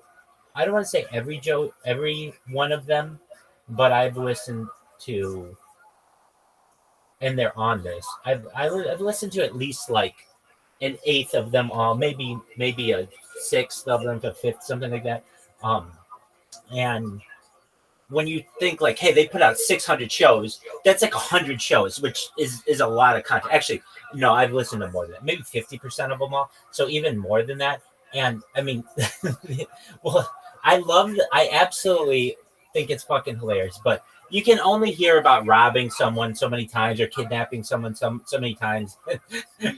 And I also run into issues where they use language that is not cool with YouTube, especially not the FU word, but the FA word, and like, those kind of words. and like they're I have to kind of watch it when I have some of that stuff, or I'll get random strikes. Anyway, personally, that word, I used to have a problem with it, but then, because like I don't know if I told you this, I have some gay friends, and I had a friend who was getting in a conversation with someone, and again, this is me just quoting somebody, but my friend who's gay, he was getting angry at someone else, and he called the other person was straight. He called that person and said, "You're the F-A-G-G-A-T, or however that's spelled, actually, I can't even know. OT. And then he, the straight guy says, "What?" He's like, "No, you are." He's like, the guy was confused. He says, "No, I'm gay. You're." You know what I mean? And, okay. And I was like, so when I noticed that's a word that, like, it's almost like that's their word kind of thing. But sure, I understand that. No, just because they identify as gay, that does not make them the other thing. Like, you know what I mean? And they use it derogatory towards anybody. Right. So it made me like, wow, I kind of love that word all of a sudden. I'll admit it. Like, that's like the darkest thing. Well, as you know, I mean, I like to insult people. 15 years ago, it was used in commonplace of just, I'm going to put you down, so I'm going to call you this. It's like saying, and I'm just doing this for educational purposes, kids, but like you would say, if you don't like something, you say that's gay, and that meant stupid. And I'll never forget, I had some friends of mine. They're extreme. They were very progressive at the time, and one of them just said to me, this is actually really interesting. She said, when you use that term, you really just mean to say that's stupid. Why don't you just say that's stupid? Because it doesn't have anything to do with what you're saying. And she just straight up told me that, and I was like, that makes a lot of sense. And I stopped using it after that, and I would never know this, but then this other time, this tells you how old I am. I was at Blockbuster Video with my friend, and I'd never met her brother. I'd only seen him in pictures, and he was like maybe one of the most effeminate kind of like acting people I've ever seen. And so I didn't even realize it, like, how close to home perhaps it could have been in her life, and she'd had to see her brother go through all these kind of things. But and again, like exactly like what you're saying, when it comes to context and which words used, like I definitely do not use those words in the context of trying to call someone stupid. Right. You know what I mean? Like mixing up words. I actually personally really hate using the wrong word in the wrong place. Sure. So that's why I think I was trying to explain that when I had my friend who was gay, he showed me that there is a proper place in the world for the Hefe word. That was like, oh yay! I know. Absolutely. I'm not waving at you on this person. Yeah, no, I know exactly what you're saying. 100%. Yeah, it was like, oh good. So that means that it's I get it. I get it. Hey, people are allowed to use the words that they want. And under the right context, if you're referring to a cigarette in England, that's what it's. Absolutely, 100%. Never ever forget when I learned in music that a bundle of sticks was that. Oh, we laughed for days about that.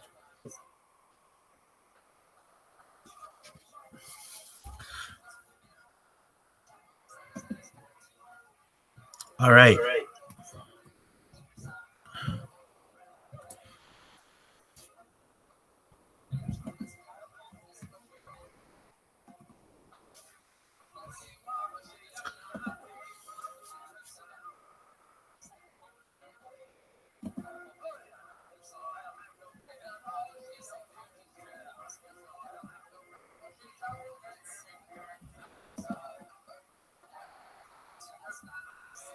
Here we go.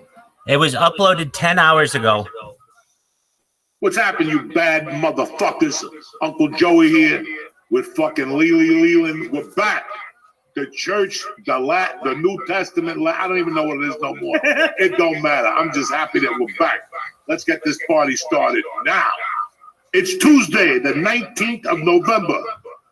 The church New Testament is brought to you by Blue Chew. Listen, you never know how full you'll feel after a turkey dinner. Bring along some Blue Chew this Thanksgiving, just in case you bump into whoever made the turkey. Blue Chew is an online service that delivers the same active ingredients as Viagra, Cialis, Levitra, but at a fraction of the cost in a chewable tablet. And it tastes tremendous. You bump into somebody, you want to get the party started, boom, you pop it out of your wallet, and within 30 minutes, there you are, bouncing up and down like a savage. Signing up is easy, too. Just head to BlueChew.com, meet with one of their licensed medical providers, and if you're approved, you'll get your prescription within days. Me, I love Blue Chew. I'll pop one of those things, and I'm ready to do backflips. You know what I'm saying? So, Blue Chew wants men rock hard, not like these other non-testosterone eating little skinny guys with brown shoes and black jeans on. That would never. Blue Chew wants you to be a savage at all times. So discover your options at BlueChew.com. And we got a special deal for the Church New Testament. You ready? Try Blue Chew free when you press and code Diaz at checkout. That's right, I said free. It's a Tuesday. Just pay $5 of shipping when you use promo code Diaz, D-I-A-Z at checkout.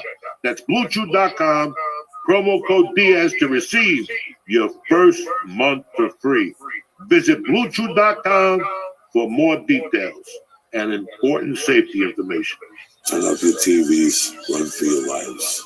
It's over. They didn't put you on this planet just to give up. If Uncle Joey can do it, I can rule the world. That's what you gotta be thinking. Welcome back to church!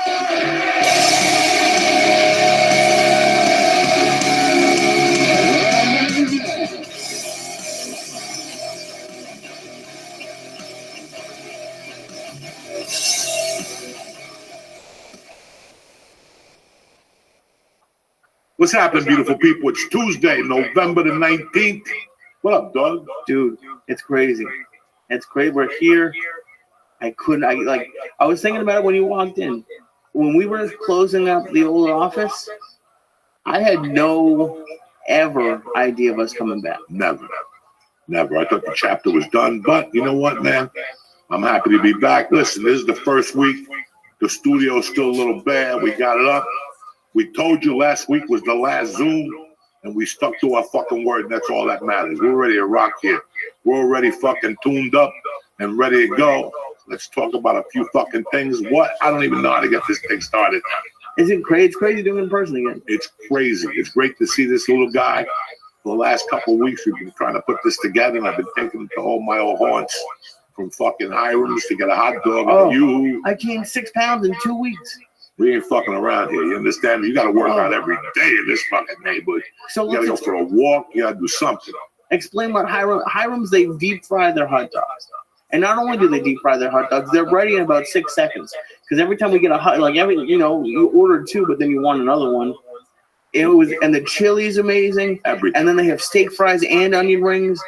And then it's a little shack. Yeah. Like I went there when I was in the 8th grade the first time. And then about 200 times after that. That's how you become a fat fuck. And then tell them, this is my favorite thing that I just found. I learned milkshakes last week, and this week I learned you have like a rotation of restaurants you call to find out what the specials are every day. Every day. First of all, I like soup, man. I'm a fucking soup dude. And there's 2 restaurants that make the kind of soup I like. Rudy's up here and the Brass Rail in Manalapan. They got the best soup ever. So I call around. If I'm going to come up here before I make the trip, I don't want to walk into Rudy's and for it to be a fucking surprise. I'm like, God damn it. So if they tell me they got Rhode Island, I get fucking excited. You know what I'm saying? Now I'm cutting people off a little bit. Now I'm trying to beat the fucking the waves. Like the waves. Yeah, the waves will give you a time. I'm always beating that fucking wave. Except tonight, they hit me with that. Go through here and we'll cut the time off by 5 minutes. Yeah. But then they put me behind some old lady. I guess the fucking, the computer didn't see it or whatever. She was doing 30 and a fucking 90. Oh, I love being on the phone with you because every once in a while you'll just start screaming at traffic. Because I think, was it yesterday you were pissed? You're like, every day. Listen, the ride up here is magnificent. You just cannot do it with traffic. It's an hour up here. My brother George comes down. He always tells me it's a long ride, especially at night. Especially if you're smoking reefer. The fucking light starts, blinking. You step on, that New Jersey Turnpike, if you go on it 10 times, you're going to get a flat one time. I did it already, yeah. Yeah, you're going to get a fucking flat one time. But it's been great living in Jersey. It's been 4 years now. Lee's been out of LA for 4 years now. Everybody went back. The 20 people we left with, I think we and the guys in Austin, all the only ones that held out. Everybody already went back, and they go back every 3 weeks because Hollywood's calling. Hollywood ain't calling nobody, Jack. Things are bad all fucking over. You understand me? I haven't worked all year. First year, this is 1997, that it's November 18th, 19th, and I have not fucking worked. What does that mean to you? That means I'm getting older and uglier.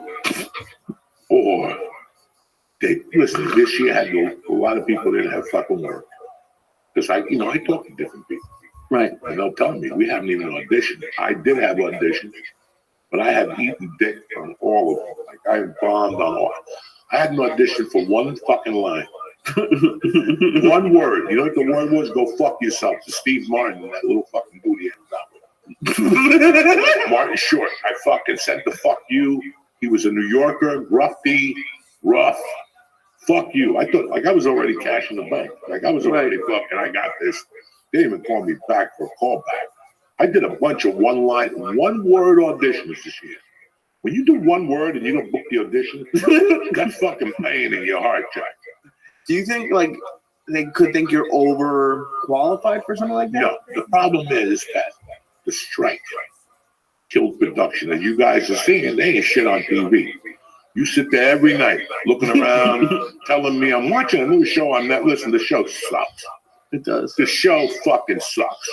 You sit there. The only thing we live on is the one about the prison with the fucking dude that got run over by the snowplow. Hurt Locker, whatever that dude's name is. That's a great fucking show. I haven't seen it yet. If you have not watched that show, that is a great fucking show.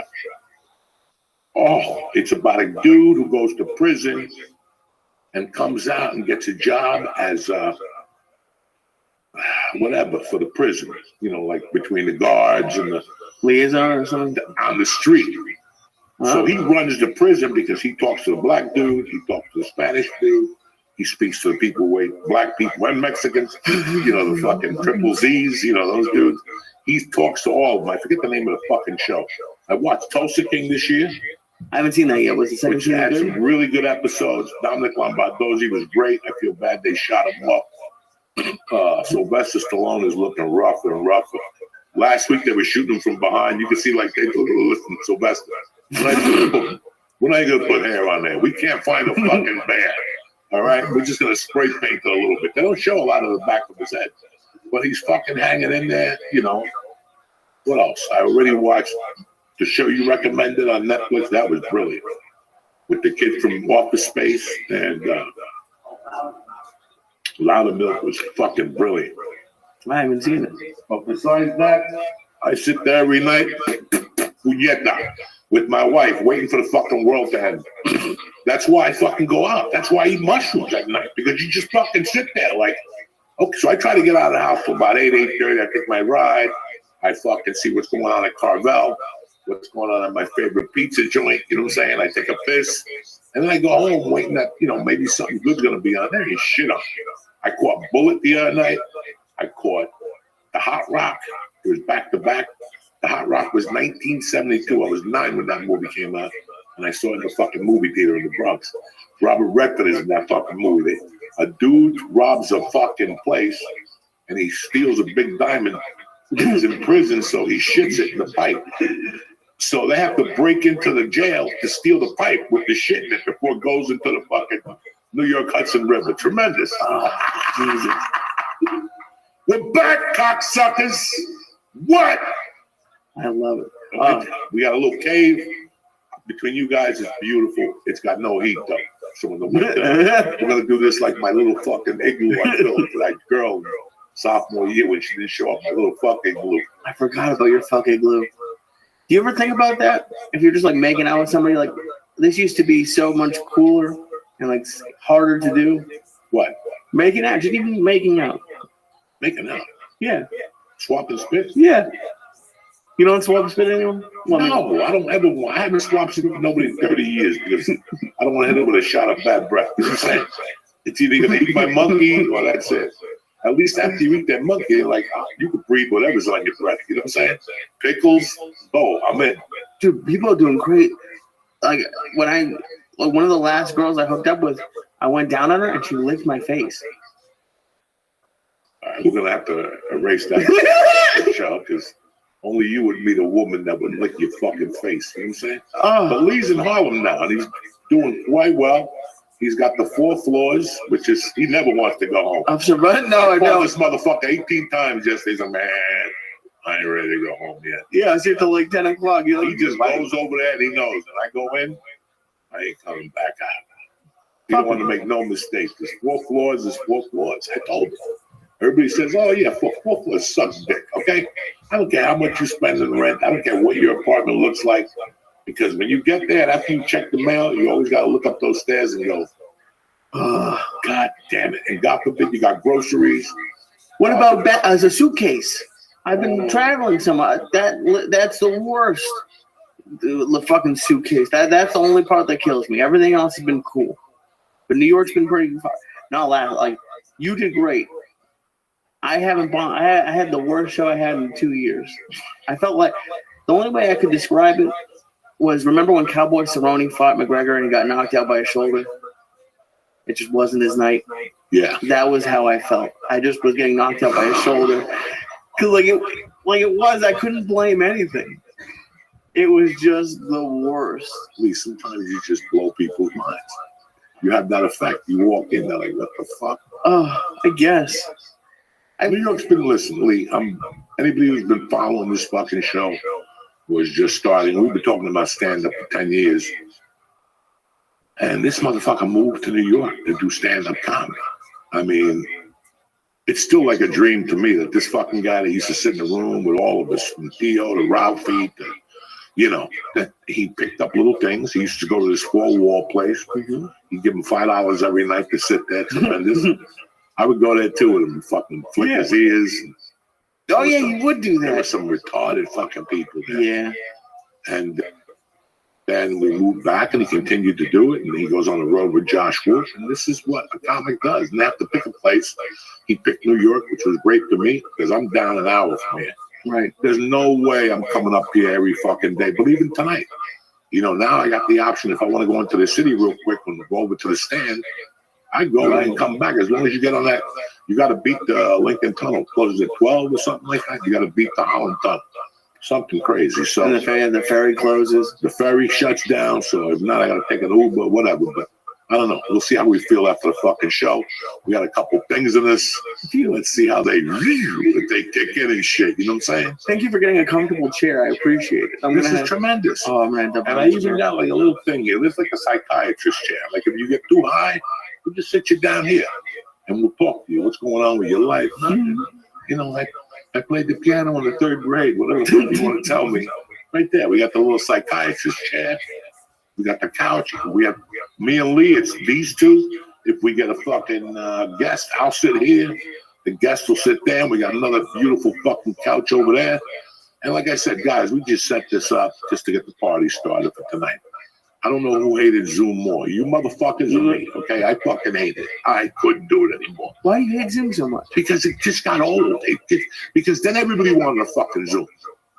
It was like everybody was Zooming. People go, hey, what are you doing? Let's Zoom. I don't want to fucking Zoom, okay?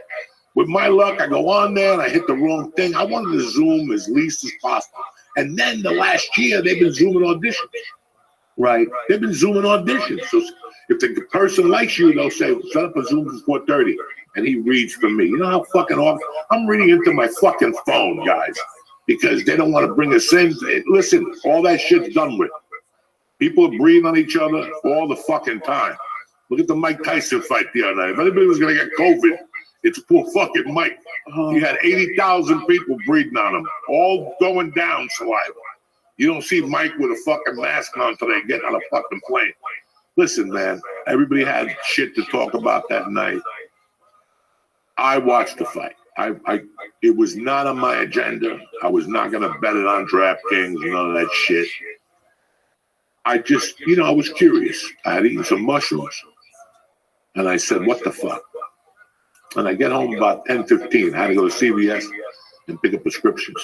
And that's the night I went for a little talkie-talk. I smoked a little number. My little eek. And I get home. We put it on. And it's the Spanish girls. With the Spanish girl against the Irish girl. Then I switched it for a minute. And I came back and they were still talking. I didn't know you had to press live. So I sat there for like a fucking hour and saying, why are these people talking so much? Why are they fucking, what are they talking about? Look, I'm getting old. Like, shit's out. Listen, my wife wants some fucking, everybody has those little portable vacuums now. Oh, the robot vacuum? The robot vacuum, the little tiny one that goes around. So she got one by the fireplace. I don't know this shit. She don't tell me nothing. Right? Nobody knows nothing. I walk in the house. She's like, I got to go. Where you going? I got to go here, there. My wife is constantly fucking food shopping. You know what I'm saying? Like, I never met a woman that every fucking day, raspberries, blueberries, I mean, well, it's me and my daughter, so. What happened with the vacuum? Okay, so, I get home and I go, it was Sunday. My daughter slept out and we picked her up about 10. And my wife said, I'm just going to take her home and make a breakfast. And, all right, I'm going to go to the gym. And then I call my wife after the gym and I go, listen, what's going on? She's like, I'm waiting for you. And I got to go food shop. We got to get this, that. You put a list out. I did. Okay. I go, what time you want to go food shop? She goes, 1 o'clock. I go, you got bats in your head. I'm going to go to the gym. You can watch the football game for a little while. But then I went to eat something because after the gym I was hungry. I went to get something real quick, and there was a line. I said, fuck it, and I drove home and just made a protein shake. Now it's 10 after 1. I go, fuck it, let me watch. You know what? Go fucking shopping. I'll watch my daughter and watch the football game. My daughter's upstairs just laying there fucking doing homework. I go downstairs. You know me, my wife is out of the house. I can kick off my sneakers. Nobody's going to bother me. Nobody's got a question. My daughter's not going to come down unless she's hungry or whatever. So I'm sitting there, I go out to the garage, I bang out a couple fucking, I put a little mushroom gummy under my thing. I already had a couple of mushrooms in me, so I was already feeling it. And I'm on the fucking chair just reading, because I didn't want to watch TV. And I hear boom, boom, boom. And I'm like, what the fuck is going on? Is somebody trying to break into my fucking house? I'm like, nah, it's daylight. It's fucking 1 o'clock. Who would rob a house? I never robbed the house at 1 o'clock. You know what I'm saying? That's maybe like 10, 9:30. That's a good time to rob a house, but 1 o'clock, this neighbors. So I keep hearing this shit. And finally I go, is somebody breaking into my daughter's fucking thing? So I just went and got a mallet and a knife. I got this big fucking Rambo knife. Jesus, I got the mallet and the knife. And I walk up the stairs slowly, and I go up and boom, and my daughter's like, what's going on? Why do you have a knife? I go, do you hear that? And she goes, no, I got the earphones on. I'm playing Fortnite, whatever the fuck they play. And I'm like, thank you. Another idiot. You're in the house and you got fucking earphones on. That's what I need in my life.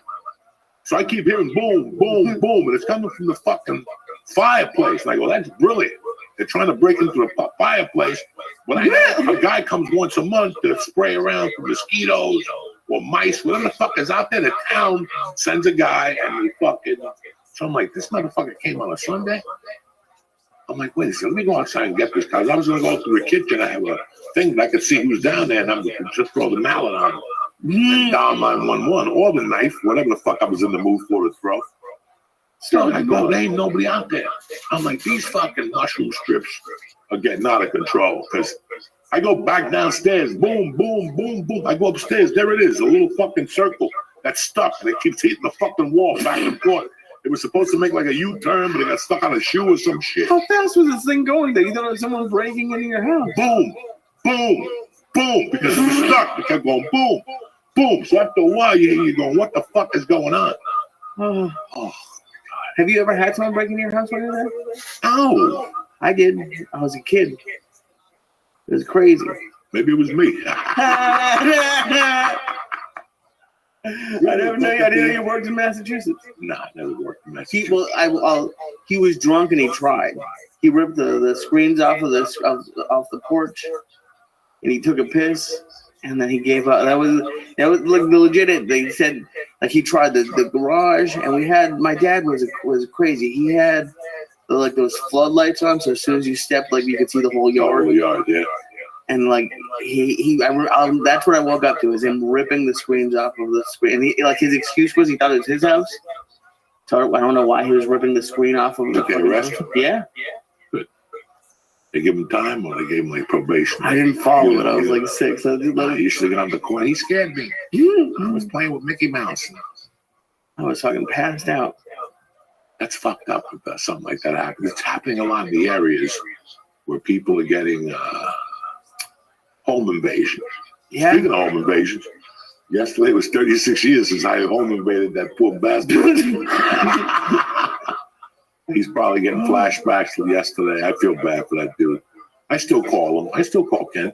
I'm thinking of calling him tonight, saying, hey, bro, how you doing? But he's in New Mexico. He moved to house or something like that. So he's not in Tucson no more. Do you think about it as it leads up to it? Every year. Like I said it on stage somewhere. November's like my bad luck month. My mother died. I quit doing coke, and I kidnapped Bella. I have like 3 anniversaries on fucking November. The 8th, the 15th, and the 18th. And then I'm done till next year. I don't think of shit till next year. That is fucked up how they merged it. It's over now. Yeah, that's it. That's it. 36 goddamn years. Isn't that what they were originally offering you? 36 years? Or they threatened you with? No, they hit me with a charge that's called crime of violence. And crime of violence, if you take it to trial, crime of violence means ×2. So whatever the jury gives you, you automatically got ×2. That's why I didn't consider going to fucking trial, because I would have just been getting out. I would have started a podcast in there. Called How to Cook on the Fucking Iron. How to take a shower in your sink. They have people doing that on Instagram. Have you seen that? What? Like just in prison. They show you what the food is that day. They show you their little setup. Some of them have some good setups. They got great setups. They're like the Cubans. Cubans could fucking. But who do you have to pay off to leave? Like they have like rugs, a whole TV. Like they have a flat, like a TV, not like a prison one you can see inside. Not the black and whites no more for $29 a month. No, you could bring them into your cell. Now they have those medium prisons. Here's what happens. Okay, I get 22 years. Right? You get 8 years. You come in. You got money. You buy a chair, you get some of your Arabian friends to send over a carpet to you. When you get out, what do you think you give the carpet? Right. Me, because I'm a long term.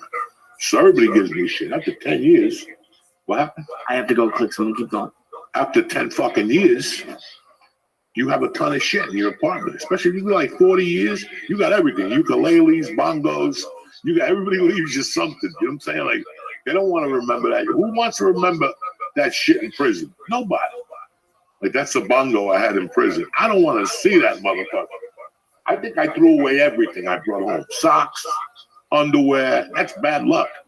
I don't blame you. I didn't bring, and that's what people do. They leave everything except the Bible beaters.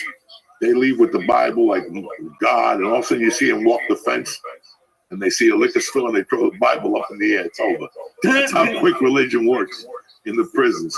So all those little jocks that come out of them, the Lord said, listen, the Lord didn't save you.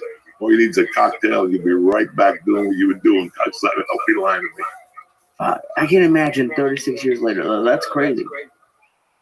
To think like, think of those people that do 20 fucking days. No. Think of those people that do 20 years and they come out and everything is different. Your wife, your kids, you come out, you don't even know how to use a computer. You don't even know what an ATM machine is.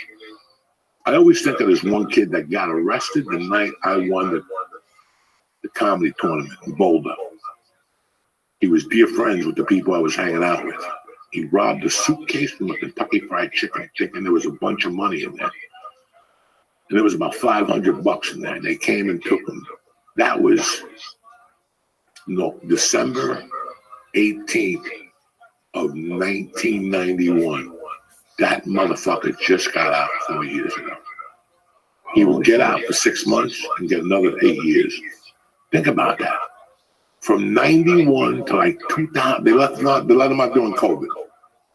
So think about it. 91 to 2020. That kid spent his whole life in, that's 29 years in the system. Right. 30 years in the system with answering to somebody.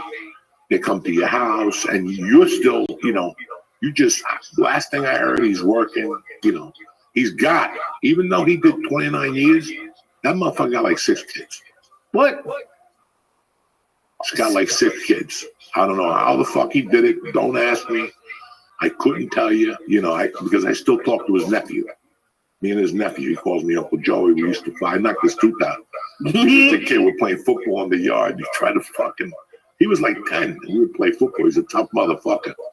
But I would always hit the ball from his hand, and I go, fumble, and he'd yell, you cheated, you cheated, you cheated. So even today, when I talk to him, I go, you cheated. Fuck you, motherfucker. I never cheated. And how did he knock his tooth out? You just whacked it by accident? His tooth was loose. Oh, okay. And then he came into like my fucking stomach or something, and everything fucking fell out. One tooth, his dad was laughing. His dad was dead. We were fucking dying. 6 fucking kids? 6 kids, and he was in jail for 29 fucking years. Because every time he got out, he spermed up some chick. And then he went right back in there, like, fuck child support. And they would come, bring the kid on visitation day. Fucking every month, 2 different bitches would come. Bring them Nutter Butters, maybe a carpet. You know what I'm saying? That's what they do. If you could tie it, and there's women that like that shit. There's women that don't mind you going to prison. They don't got to deal with you. They'll fuck some old guy for money and then send you $20 and they're happy. They show up with their hair done, their nails done. The husband's like, what's going on there? You looking good, bitch. Yeah, I got a job. You got no fucking job. You're sucking somebody's pipe.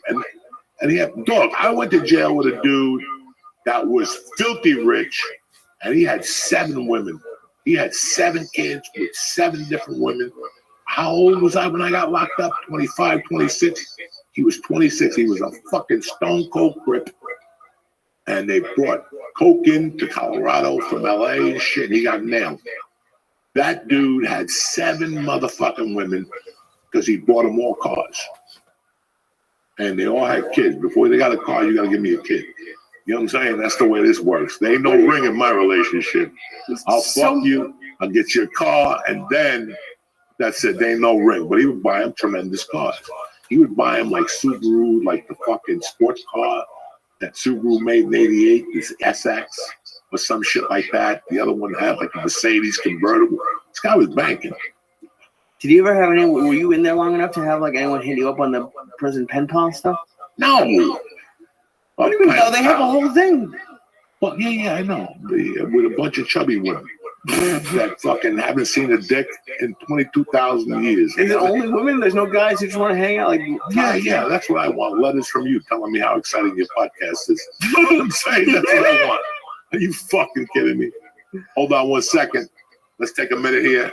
DraftKings wants to talk to you about Pick 6. We'll be right back. What up, beautiful people? DraftKings is back at it. You ready? I know you love watching the NBA. So do I. But if you want to get even more into the action, you got to try Pick 6 from DraftKings, an official partner of the NBA. Pick 6 lets you select 2 or more players, then choose if they'll have more or less of a certain stat during the game. It's that easy. You can bet on things like points, rebounds, 3-pointers, and more. Then watch the game and see if you still got it. Get ready to have a blast this NBA season with the Pick 6. And for the first time, Pick 6 players, check this out. New customers pay a fin $5 and get 50 in Pick 6 credits. Again, new players, $5 and get $50 in Pick 6 credits. Download the DraftKings Pick 6 app now and use promo code Joey. That's code Joey for new customers. Play 5 and get 50 in plus 6 draft picks. Only on DraftKings Pick 6, where the crown is yours. Now go have a good time. Gambling problem? Call 1-800-GAMBLER. Help is available for problem gambling. Call 888-789-7777 or visit ccpg.org in Connecticut. Must be 18 and over. Age and eligibility restrictions vary by jurisdiction. Pick 6 not available everywhere, including New York and Ontario. Void where prohibited. 1 per new customer. Bonus awarded as non-withdrawable Pick 6 credits that expire in 30 days. Limited time offer. See terms at pick6.draftkings.com/promos. We're back, bitches. Oh my God! Don't forget, Pick 6 DraftKings. Woo! I forgot what I was talking about there for a second. I just got hit with one of these jokey fucking little pads. What are they called? Joke and toke. Joke and toke. A gram of weed in the fucking thing. You light it. If you're sick of smoking, you put the cork back on. It's like having a hemorrhoid. You know what I'm saying? You can stop shitting whenever you want. You stop yawning. Eat a half a mushroom. He's yawning like Zombo over here. What do you think of my joints? You think I want to walk around at a normal, just yawning, looking fucked up? Can you believe this? What do you mean? This is what I live with. Who can stop yawning? Who can stop yawning? You just go, I'm not going to yawn no more. That's not how that works. And that's it. Wake up. I'm not tired. It's not tired. Yeah. Say that to yourself. Yeah. Who says yeah to themselves? Just say that. That's how you wake up. Bro, the Chinese say it all the time. No, they don't. I mean, one Chinese person who's ever said yeah ever in their life. That's how you got up in the morning. Yeah! That gets you excited about the day. Speaking about excitement, man. We were going to talk about it before, but somewhere we got a little disconnected, discombobulated here. It's the first podcast together in a room since we did it at my fucking living room with the cat. But for a guy my age, the Tyson thing was really interesting. I mean, people were talking shit after the fight online, Jake Paul. It wasn't really about Jake Paul. It was really about Mike Tyson and what this guy's fucking been through his whole life. And now he got robbed and fucking, everybody robbed this poor bastard. Hold on. Ooh, the couch is not a virgin no more. You know what I'm saying? It ain't a party till somebody farts on the couch. It's an empty fart, though. There's nothing in there. It was a protein shake. So. But, how do you know? Because that's all I had. I had a bean and rice and cheese burrito after boxing. Yeah, that sounds like you're going to smell salsa. That's it. No meat, no nothing. But anyway, you interrupt. I'm so sorry. Mike Tyson. Mike Tyson. So think about that man's been through. I don't know if you people even know or remember. A couple of years ago, he lost a child on a treadmill. Oh, I know. A child on a treadmill, And then we were lucky enough to meet him, do his podcast, go down there a few times, and he's a sweetheart of a fucking man.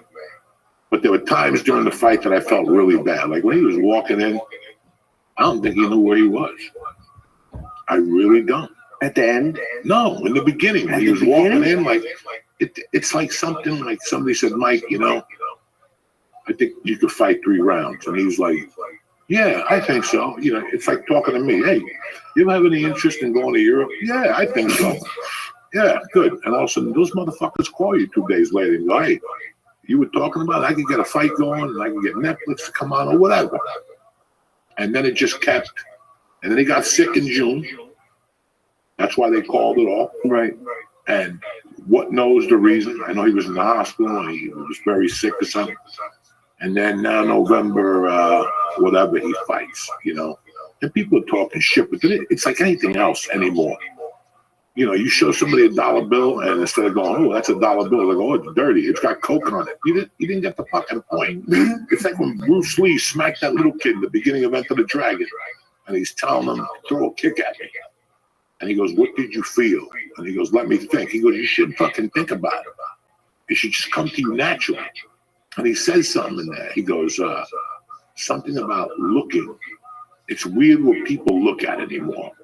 We're all looking to tear down people. Like it's, you go online. I mean, my wife said to me, she goes, if you go online right now, they're tearing up this fucking the buffer thing. It was Netflix's first time for doing a live thing like that. I mean, that's fucking sports. That's a lot of people in a lot of fucking houses. How many fucking people saw that? It was the second biggest Netflix show, right? Has to be millions. Compared to the roast. So, and you can rewind it. Like for Netflix to be doing any of this stuff is crazy. That's where it's going. Netflix took a chance. They flew Charlize Theron in there. They had Shaq there. They had every fucking celebrity in the world down there. That costs money, guys, or they said they're going to give them a special or something. Yeah, who the fuck knows? Who knows, you know?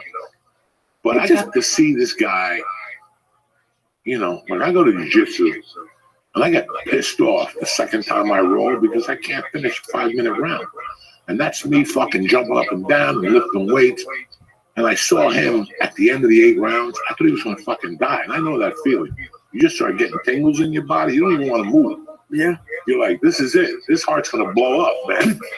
You know, my fucking Whoop watch is going, that means you're over the fucking threshold of 150, your heart rate.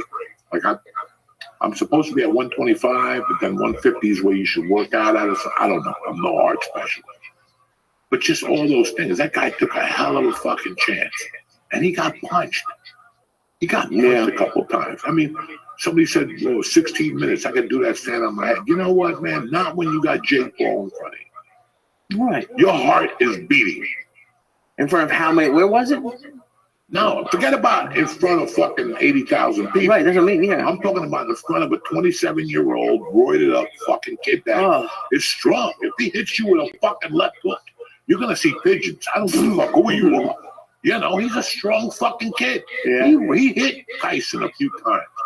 And if you watch the replay when he would hit him, Tyson would get hit and then block. Guys, when you're fucking after 45, you're taking a big chance because your reaction time is slower. I mean, I don't know. Anybody see Aaron Rodgers play football lately? He's not the same guy that we saw in Green Bay, moving, dodging. You know, you could actually start to see the aging. Nothing bad about it. This is all ball. Most guys would just go home. Okay? But you and your look at fucking Brady. Brady looked fucking great. And look at this kid with the fucking kid that plays on his team now, LeBron. Oh, yeah? LeBron spends $8 million a year on his fucking body. And it works. And you see it. You fucking see it. That's what you need to be a high caliber athlete. Well, Mike Tyson's 58, and he's in LA. He was trained by Rafael Cordero, and he's in the land of fucking supplements and sun.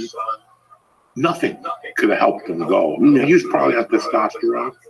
If that helps, you know, the human growth. I don't know what he was on, but he had to be on something to recuperate. Oh my God. But you think that was he not going super hard, or just, you know, at 58, 8 rounds is a fucking long time. 2-minute rounds with a 2-minute break. Yeah, you can do that with a punching bag. I can do that standing on my head with a punching bag. 2 minutes, take a breather, take a hit off a joint. But you got a monster in front of you. Right. And every time he hits the body, that takes away from your breathing. Every time they hit your head, but you could see, if you see when he would connect with him, he would, like, the hand would be here, and he'd go, it was too late. He already got hit. You know, I'm not laughing. No, This not is just laughing what at all. happens after for you guys right now, because I seen a bunch of old guys today shadow boxing at the gym. I went to the gym today. It was like 3 dudes shadow boxing. Too many of these old guys watch the Mike Tyson fight. There's gonna be a bunch of old guys getting their ass kicked pretty soon. Every day, some old guy gets knocked out the Bronx. He's gonna go out with his little fucking shorts on that he had when he boxed in 1922, and he's gonna challenge somebody. They're gonna knock him the fuck out. Trust me. Take a ride this week to your local parks. Not in Colorado, it's snowing like a motherfucker. But take a ride to your local parks. You're gonna see one old guy fucking shadow. I saw 3 of them in the gym today. I'm not fucking kidding you. Have they ever asked you to ever do one of those celebrity ones? No, and I would never fucking do it. Why would I do it? I know who I am. First, I got a bum fucking knee. Right. I got a fake fucking knee. I got a whatever. You see me here. When I go for the court, I fucking almost tumble over with this fucking thing. I go to fucking Pilates once a week to learn how to stand on one leg. You know, I do it all. But I know I don't have my lung, they're done. 30 years of cocaine, 50 years of smoking dope. Something's got some tube in there ain't working like it used to. Because every time I get excited, you see I gotta go pee. I pee 80 times a day, dog. I landed and I had to pee. I pee right outside. I don't even have time to walk down the stairs. It'll blow out of me at this age. Really? Yeah, it'll blow out of me.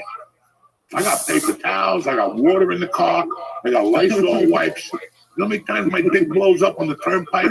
I can't even take it no more, dog. I pull over to pee, and I don't even give a fuck. I just make sure I'm not close to a school or a girls' school or something. Like I'm close to like a factory. Because they'll get you for that perversion shit, for that showing your dick to kids. Yeah. Just because you're peeing in the park that nobody's around. There ain't nobody around except the tree.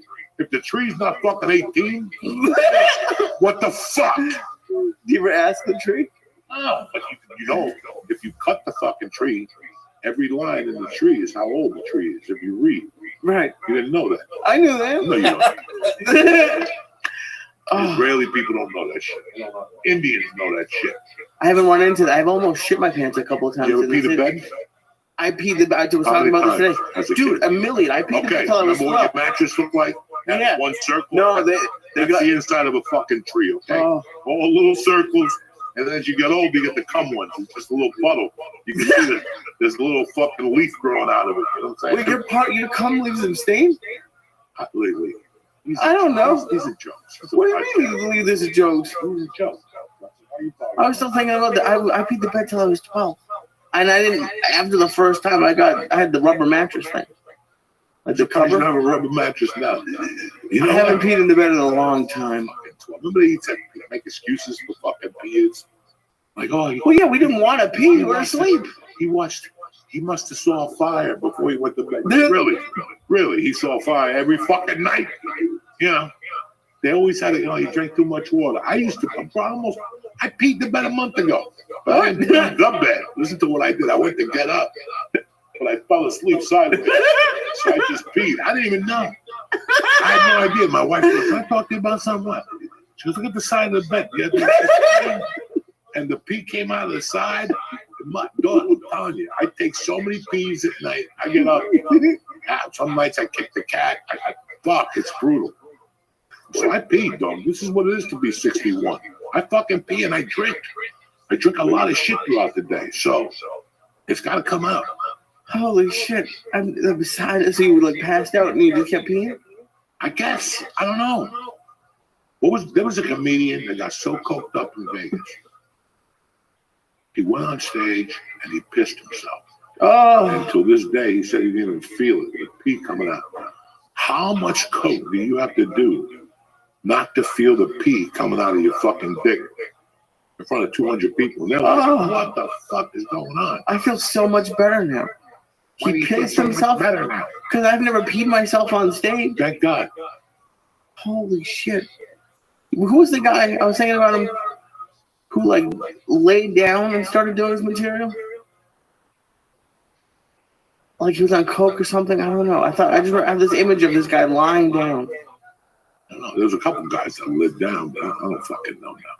I'm all confused. I got my own problems. You know what I'm saying? I can't even do 45 minutes shit. You know what I'm saying? I'm too old. I did 40 last week. I did like 37, 38. It wasn't my best show, guys. But guess what?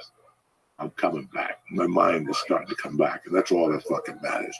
And I've been writing a lot lately. Yeah. And it's not funny. I know it. I can tell you right off the bat, that ain't funny. But I also know that that's time. That's time served. Right. That's what I know after doing comedy for so long. I'm going to have 10 of those pages with nothing. And then I also write in the fucking journal. So I'm going to have 10 or 12 of those pages, but then one day it's going to come out. Yeah. One fucking day, one thing, and I'm going to grow with that. And that's what happens. You just got to stick to that. You got to get the muscles back. If you don't write every fucking day, and I always write something in my head, you know that. But I'm always thinking, cracking jokes to myself. But to write a joke and to space them and put them together and where you want, that's a different fucking animal. And you can tell on paper if it's funny. I could listen. If I'm writing at that level, I'm also getting fucking stoned. Right. And I got to make myself laugh. Like, that's the whole thing. When you have to put the fucking pen down and go, oh my God, what will they say when they hear that? I get thrown out of the club.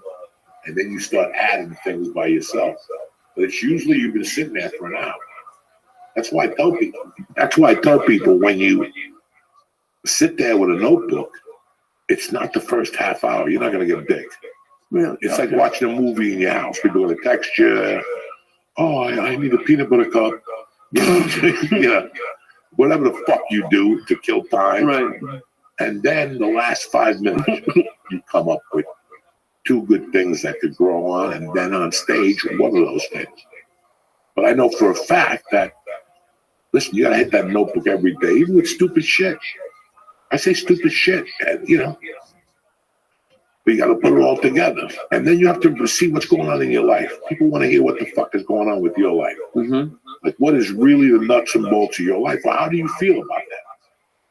Yeah, dude, you were teasing me a little bit last night, but I've watched the last couple of nights. I've watched 2 of Tom Papa's latest specials, and he does a fantastic job. Writer. Oh yeah, that's He's why I a watched. great writer, and his delivery is so deadpan. Yeah, man, and so. And he repeats stuff. I just watch this stuff now to try to learn a little. But he has a special. I think it's 4 years ago, and it's talking about like you're doing okay. And his whole thing is like, you know, like you're doing fine, but like you're a piece of shit. And just the way he did it was I don't know. I that's one of the few spots. Like that's how I know a special is good, when I can rewatch it. Because I don't rewatch many specials. You know, I started watching the special the other day. The girl, Ippolito or something like that Ari produced with Louis C. Oh yeah, Adrienne Palucci. Adrienne Palucci. It was pretty good. Yeah, I've seen her. I haven't seen the special. I've never seen her live, but it was pretty fucking damn good. The first 20 minutes that I saw, and then again, something happens. Yeah. Somebody fucking bothers you with a question. When you're zoomed in, that's why we were discussing the movie theaters till this day. I'm a theater guy, you know. I just went. And my wife is one of those motherfuckers that once she tells you, like the other day, she comes downstairs, she goes, I'm going to go for a walk. In the morning, she always leaves at 7. Once we put Mercy on the bus at 7:15, my wife goes after her. And she walks the neighborhood. She used to walk the park, put the deer out. That's why I got chased by the fucking fox. I got chased. I don't even go up there unless I'm You think I'm kidding me, bro? I used to walk in the softball field up there. And one day I saw a little fucking deer, whatever, doe, whatever they fucking call it. Fox, little deer. He was all skinny. And next thing you know, I didn't say nothing to this little motherfucker. I just was sitting there looking at him. He was like 60 yards away. I saw the mother jump the fence and come towards me. Like she thought I was going to fucking shoot him with a bow and arrow. I had nothing on me. I had nothing. I had no guns. I had nothing. And she attacked you? The mother went to attack me. I had to fucking run through the fence. But she was in the fenced area. I just happened, the fence was like 20 feet from where I was standing. She was running towards me. Jesus, so I don't go up there no more. I say, fuck it. But my wife walks up there. But now that it's cold, you know, she walks the neighborhood and shit. So what we talking? How do we get there? I don't know. So, you know, she'll tell me, like, I'm going to go for a walk. Oh, yeah. Okay. Then she'll go up and down the stairs 3 times. I'm like, what's the story? How many times are going to go up and down? Going down. I'm trying She to. means something. That's what I live with. Like I'm writing a joke at fucking 7:15 in the morning, 7:20. I'm in. I already did 3 bong hits. I took a shit. I fucking drank water. I did everything. I drank a fucking liquid IV. You know, I've done everything. I'm ready to go. I already put $25 in DraftKings and $1 bills to see if I hit the slots in the morning. That's the best time to hit the slots, in the fucking morning and late at night. Or when a big sporting event is on. I think I won like $82 the other day playing fucking while Mike Tyson was getting beat up. Because when there's a good event on, the casino's empty. So they're like, we need you to stay for a little while. So I just go on fucking DraftKings Casino. You don't know how many fucking times I go, voila, I'm home for the day. I take my shoes off. I take 3 hits off the pipe. I pee. I wash my hands. Now she's upstairs. I can hear her, my daughter upstairs. The minute I put DraftKings in the $25, I could hear her starting to make her way down. But as soon as I hit the jackpot, the 3 things, she's right there standing behind me like a fucking kiss of death. Focus. So I always don't get the 3 red ones. I always get a red one, a yellow, and a blue. And I'm like, I always get a blue when you're around. When you're not here, you know how to get 2 reds and a fucking yellow. I know how to get the most out of DraftKings. She's got that type of luck. Like she always comes down at the wrong fucking time.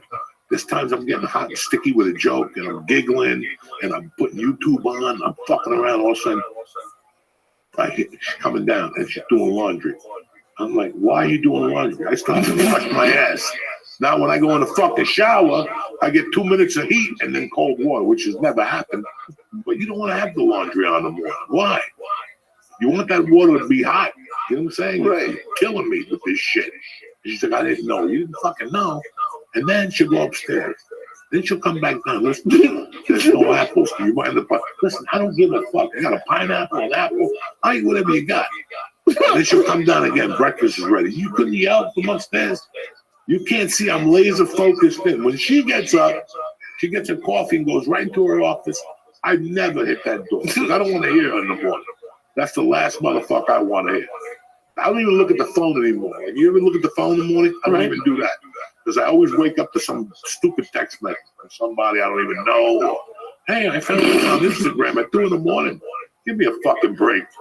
I don't even sleep with the phone in my room. It stays on the Whoop. I charge it, and I put the Whoop sleep, so I know what the fuck I'm doing if I'm falling asleep, if I'm breathing heavy. But this affect, like, it seems like it affects you a lot. What? Like, just people walking by you. No, because you're focused on something. Right. You ever try to work on something and somebody keeps coming in at the wrong time? You're right there trying to figure out that mathematical fucking question. You're like 60 times 5. And all of a sudden somebody comes in and goes, hey, I'm picking up at 2:15. Fuck. Now you threw me the fuck off now. I'm trying to figure out 300. Now you come in with 2:15. You can't come in here and tell me fucking God bless you. No. You have to come down here and hit me with a number. Now I got my ear all fucked up. I gotta go get a fucking. They're gonna go. They took a fucking fat ball out of the lobe the other day. They took it out and it was on the fucking hook. It just sat there like a little paparrietta. It looked like a little fucking potato ball bug. I don't know what's in my fucking ear no more. Look at this poor bastard. Here we go. Hey Joey, this is what I wake up to. Hey, Joey, I was wondering if we could be willing to do a Skype and say a few words from my comedy roast, December 23rd, December 27th. You don't have to go anywhere. You could do it. I'm like, God, it's 27th. You couldn't have a roast on April 8th like every other fucking moron. The 27th of December. I got things to do. I got the Jewel log. You know what I'm saying? I'm at fucking Steak Shack. Has anybody had the Jewel log? Chocolate shake at Steak Shack, at Shake Shack, whatever. No, Steak and Shake? My daughter bought it the other day. I took a sip because she got braces now. That fucking animal. I made her a fucking, she had braces. She got, Dad, I'm hungry. I go, I'll make you a milkshake. This is the first day she got the braces. I made her a chocolate. I made vanilla and I looked in, you know, dope it up. And I got chocolate chips, so I put them in there. Those beauty ones. An hour later, she's like, Dad, I got chocolate chip in my braces. I know. I thought the blender took care of it. So she's been on fucking milkshakes for 3 days. So the other day she brought that home. It was fucking delicious. I'm like, you didn't bring a whole one for me? It's got to be 3,001 calories. Oh yeah, but I love it. What is it? You said Yule log? Chocolate with like a white cream on top, a bunch of sprinkles and shit. I just got a little fucking, and I was like, God damn, that chocolate's good. Sometimes you need a good chocolate shake. Yeah, they had Mr. Softy in Harlem today. No, I couldn't. You didn't chase it? I've thought about it. Dude, I feel like you do that. Whenever I'm trying to be good, I feel like you have like it in with certain restaurants. Or you'll just tell them, come up with stuff like McDonald's comes up with stuff that I've always wanted to try. You don't think I want to try a chicken Big Mac? Oh, you don't think But why? Why not? Because I'm high and it's there and it's gonna taste good if it's hot. It's not. You're not gonna taste good. You're gonna feel really shitty about yourself, and you're gonna feel shit the next day. You're gonna either shit blood that's tomorrow's problem. Or that's tomorrow's problem. Why would you do this? Like I'm not going to eat it. I'm not eating it. This fucking guy goes to a diner. He never knows before. We got 22 diners in the area. Not my brother. He's got to go to a diner. I don't know. I stopped over there. Why would you stop over there? We grew up at the fucking diner on Bergen Boulevard. Grew up in it. I still remember in the 80s going in there for the toasted fucking corn muffin. But this genius, he wants to broaden his horizons. Yeah, to get a cheeseburger. You know what I'm saying? I can see if you want to go out there for chicken marsala. I got a cheese. Oh, I shit my pants. That's what you get. Is that what you want to do with your age? Shit your pants with no chicken McDonald's sandwiches? Be my fucking guest. We live in America. Why do you think RFK became fucking president? Whatever the fuck they did. The czar. To fucking help us. So they're in bad how good they're going to get now in the McDonald's. The what? It'll be healthy. No. The best they can do is close that motherfucker down. That's true. But they'll never do it because Mickey D, the father, will give fucking Trump $2 million, and there goes, you keep putting sugar in the French fries. See, that's the problem you have. So then you have to decide what you want to fucking do. Oh, right. But Oh, right. What? I don't know where it started. I just know that it always feels like when I'm trying to do something, they come up with shit, and I feel like it's you. Like, oh, that's how it was with Mr. Softy. No, I can't stop at Mr. Softy at 11 in the morning. Yeah, but I called Mr. Softy. I feel like you do call Mr. Softy outside your house and fucking ring his bell. Yeah. You got some fucking wild imagination. You would do that. Christ. I could see if you said, Joey, somebody stealing underwears and selling them to old people for the small dollars to sniff them. I have been missing underwear. Is that you? No. I swear to God. You wait to old people? I don't fucking know. I'm just saying. I could see me coming up on the radar. Right. But what would I have to do with that? That means I have to give Mr. Softy $20 to go to your fucking neighborhood. And I feel like you would do that. And stand outside. Yeah. If he was selling poison, if he was putting poison in the I thought it was just trying to give the small 50 go over there and don't leave till Lee comes out. Hit him with the Jerry Jones mix, the Jones, the guy in Guyana. Oh my God. Fuck you! This poor bastard. Who knows? That's what I live with. You understand? What do you mean? What I do? This is what you create. 4 years without a podcast, and we sound like fucking, freaking frack over here. We're supposed to bring joy. I'm very happy. And I can see you're sitting there, half retarded again for the 80th time, and then we didn't even go heavy. What do you mean we didn't go heavy? How many milligrams? 200 milligrams of AVX and 3 grams of mushroom. Dry with one eye closed. Yeah, but no one does that. That's why, because you got to keep training. No one can train to that level. No more. You forgot all about this shit. And this is why I'm happy you're back. You're back to training the Israeli way. This is Krav Maga. Not even Israelis do this. This is the Krav Maga way to do it. You think the Krav Maga people just go in there and they fight people? No, they make them do different things. They spray them with mace. Right. That's what makes you the Krav Maga guy. That's what makes Krav Maga so special. So one of those fucking Tuesdays, when Aaron goes, they fucking give them edibles. They drink that water. It's from Israel. And they drink the water. Now they're all fucked up. And you got to fight people.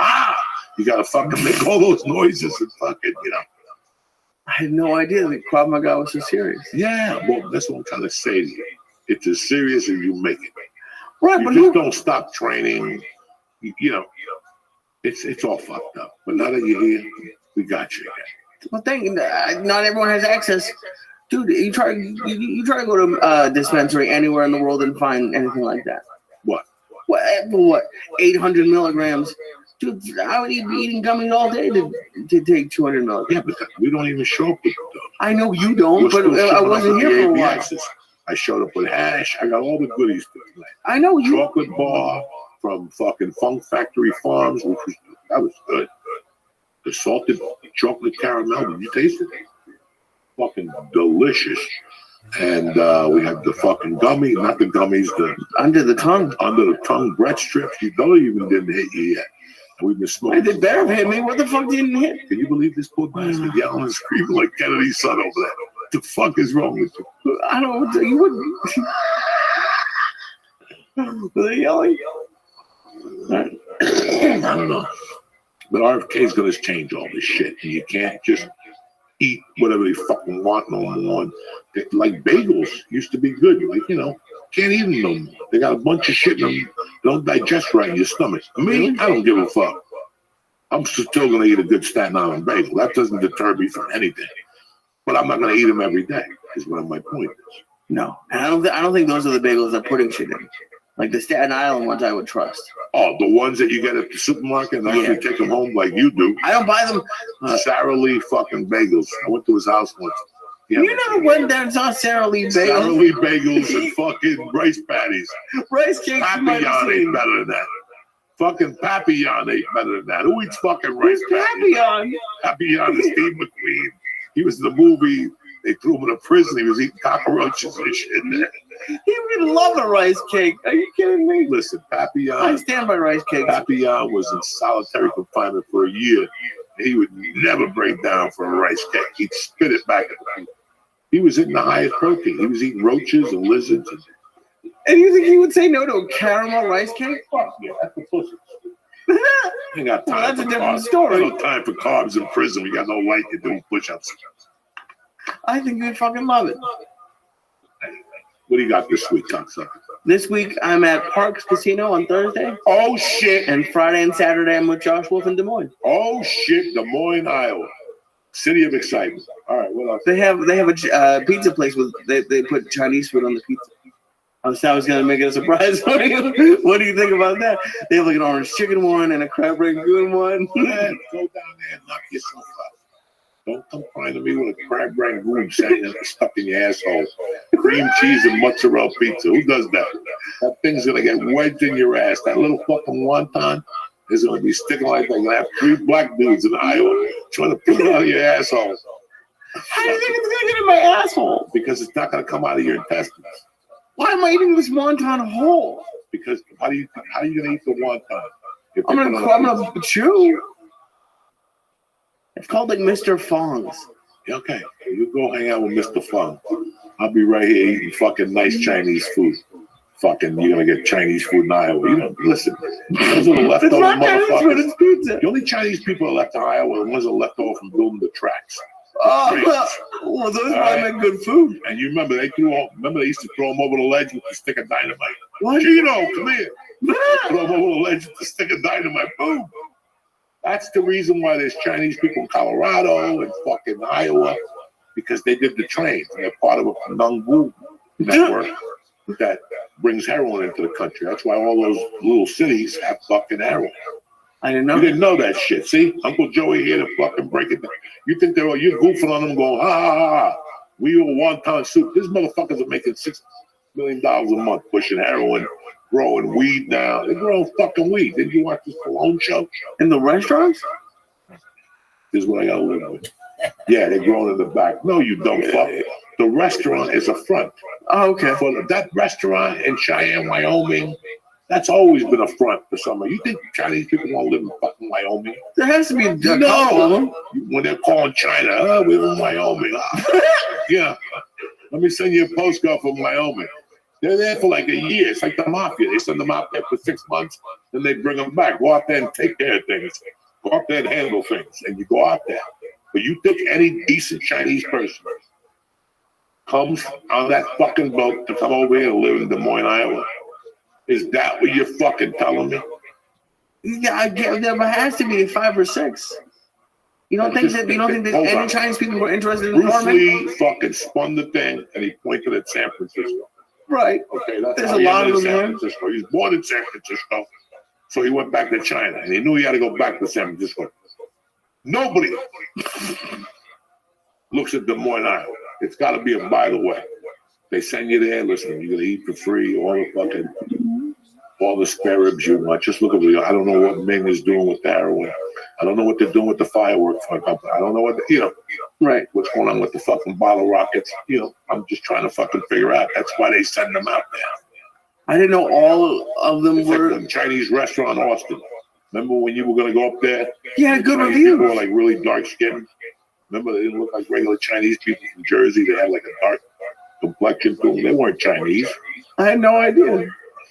What were they? They were like, I don't know, people who fucking, I don't even know.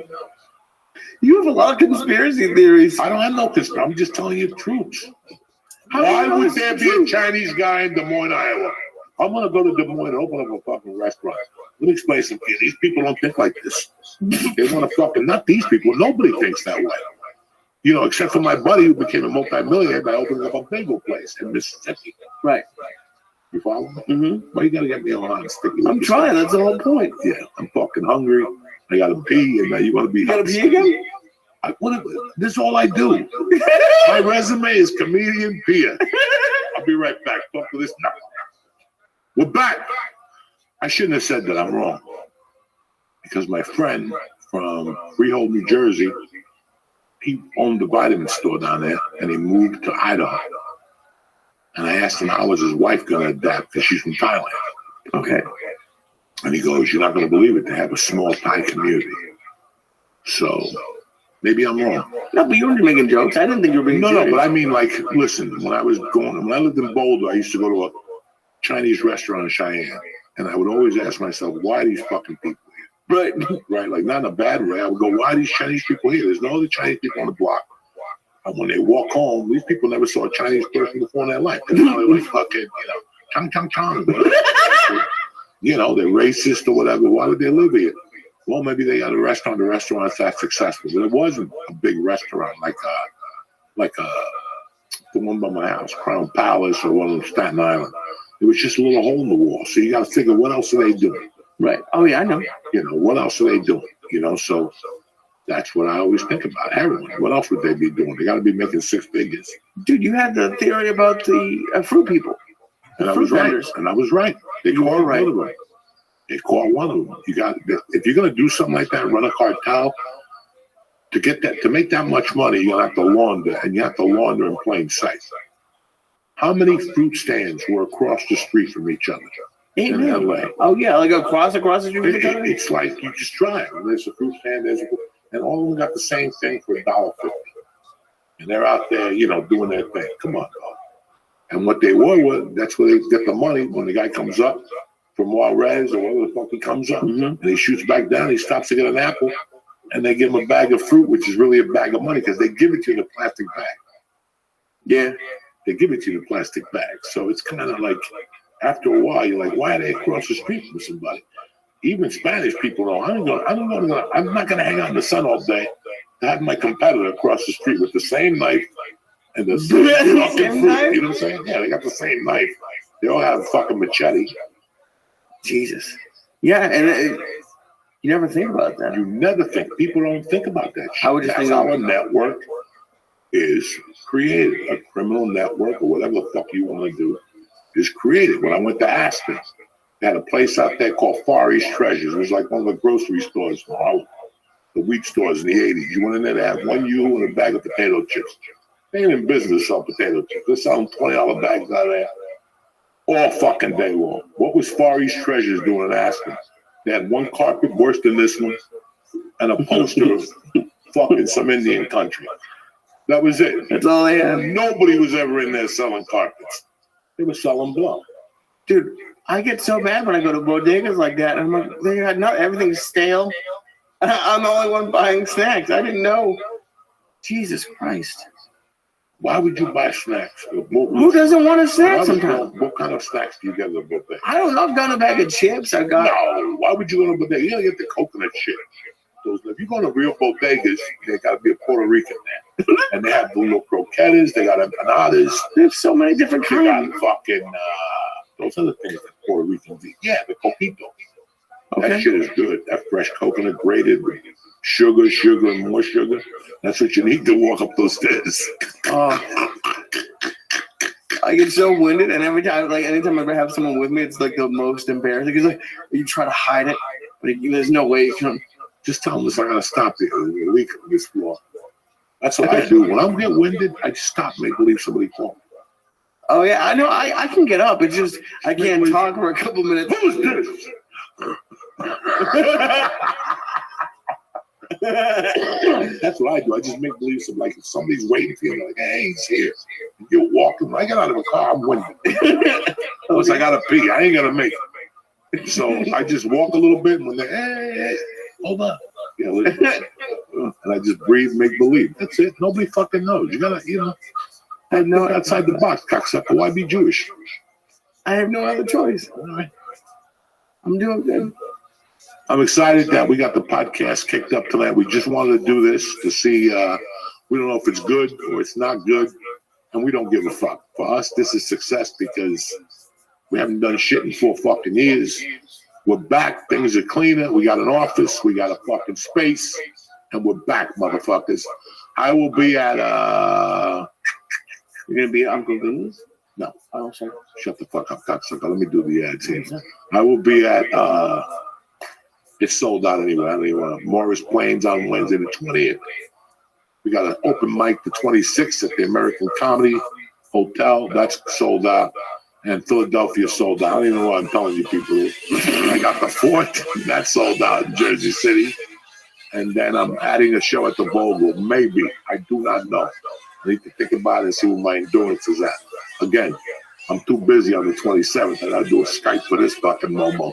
Can you believe that? This is like the 3rd year in a row. And last year, the Skype went under.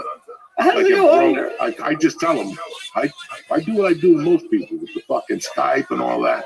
I go on, then I press that button, dark, and they call me. Download the app. I'm trying. I'm not trying.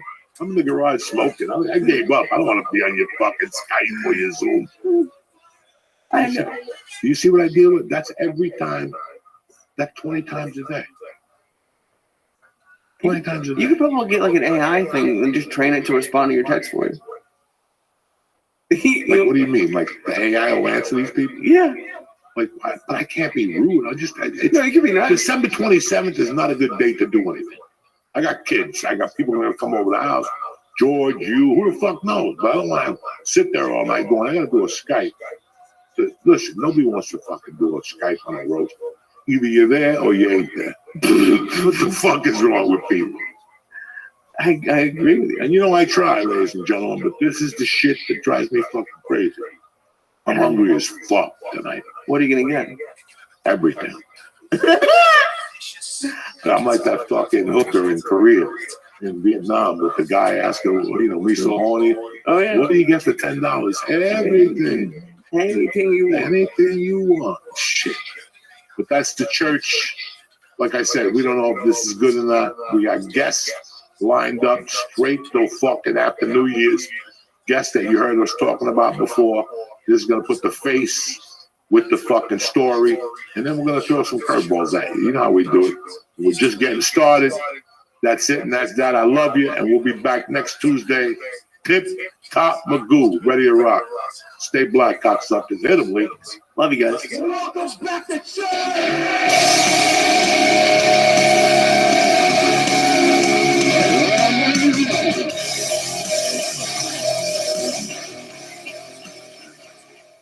The Church New Testament is brought to you by Blue Chew. Listen, you never know how full you'll feel after a turkey dinner.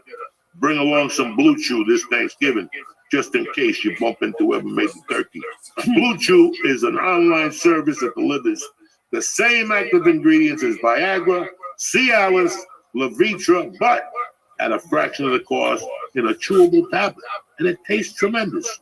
You bump into somebody, you want to get the party started, boom, you pop it out of your wallet, and within 30 minutes, there you are, bouncing up and down like a savage. Signing up is easy, too. Just head to BlueChew.com, Meet with one of their licensed medical providers, and if you're approved, you'll get your prescription within days. Me, I love Blue Chew. I'll pop one of those things, I'm ready to do backflips. You know what I'm saying? So, Blue Chew wants men rock hard, not like these other non-testosterone eating little skinny guys with brown shoes and black jeans on. Now with them. Blue Chew wants you to be a savage at all times. So discover your options at BlueChew.com. And we got a special deal for the Church New Testament. You ready? Try Blue Chew free when you press in code Diaz at checkout. That's right, I said free. It's a Tuesday. Just pay $5 of shipping when you use promo code Diaz, D-I-A-Z at checkout. That's BlueChew.com, promo code Diaz to receive your first month for free. Visit BlueChew.com for more details and important safety information. All right, what did you think, Rabbi? Hasn't hit its groove. Greetings. Welcome to Greetings, Podcast cocksuckers. Getting test time compute to work for a model is going to dwarf pre-training eventually. So we don't even know if O1 is using just like chain of thought, RL. We don't know how they're using any of these. We don't know anything. It's fun to speculate. Like if you were to build a competing model, what would you do? Yeah. So one thing to do would be, I think you probably need to train a process reward model, which is, so maybe we can get into reward models and outcome reward models versus process reward models. Outcome reward models are the kind of traditional reward models that people are trained for these for language modeling, and it's just looking at the final thing. So if you're doing some math problem, let's look at that final thing you've done, everything, and let's assign a grade to it. How likely we think, like what's the reward for this outcome. Process reward models instead try to grade the chain of thought. And so OpenAI had some preliminary paper on this, I think, last summer, where they used human labelers to get this pretty large, several 100,000 data set of grading chains of thought. Ultimately, it feels like I haven't seen anything interesting in the ways that people use process reward models outside of just using it as a means of affecting how we choose between a bunch of samples. So like what people do in all these papers is they sample a bunch of outputs from the language model and then use the process reward models to grade all those generations alongside maybe some other heuristics, and then use that to choose the best answer.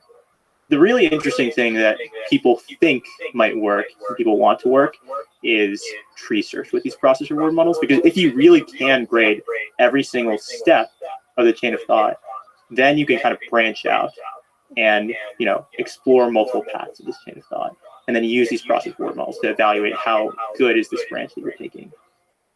Yeah, when the quality of the branch is somehow strongly correlated with the quality of the outcome at the very end. So like you have a good model of knowing which branch you take.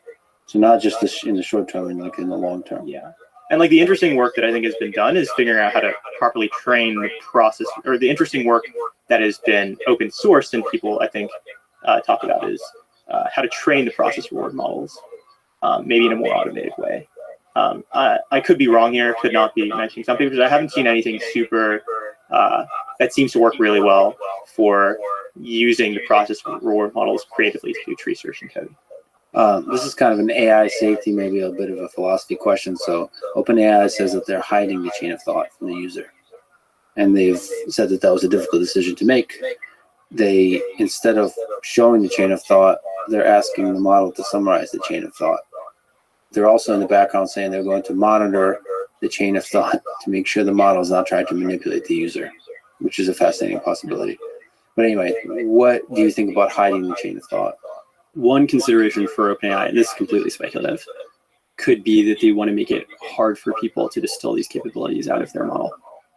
It might actually be easier if you had access to that hidden chain of thought to replicate the technology, because that's pretty important data, like seeing the steps that the model took to get to the final result. So you could probably train on that also. And there was sort of a mirror situation with this, with some of the large language model providers, and also this is speculation, but some of these APIs used to offer easy access to log probabilities for the tokens that they're generating, and also log probabilities over the prompt tokens. And then some of these APIs took those away. And again, complete speculation, but one of the thoughts is that the reason those were taken away is if you have access to log probabilities, similar to this hidden train of thought, that can give you even more information to try and distill these capabilities out of the APIs, out of these biggest models, to models you control.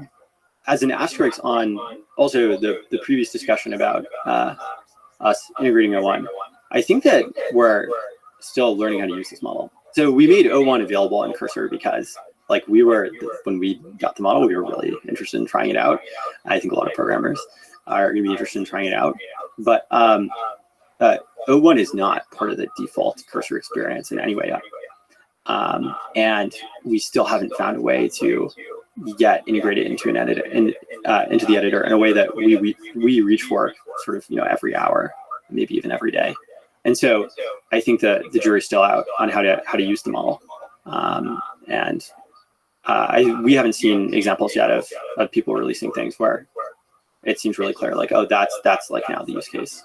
The obvious one to turn to is maybe this can make it easier for you to have these background things running, right? To have these models in loops, to have these models be agentic.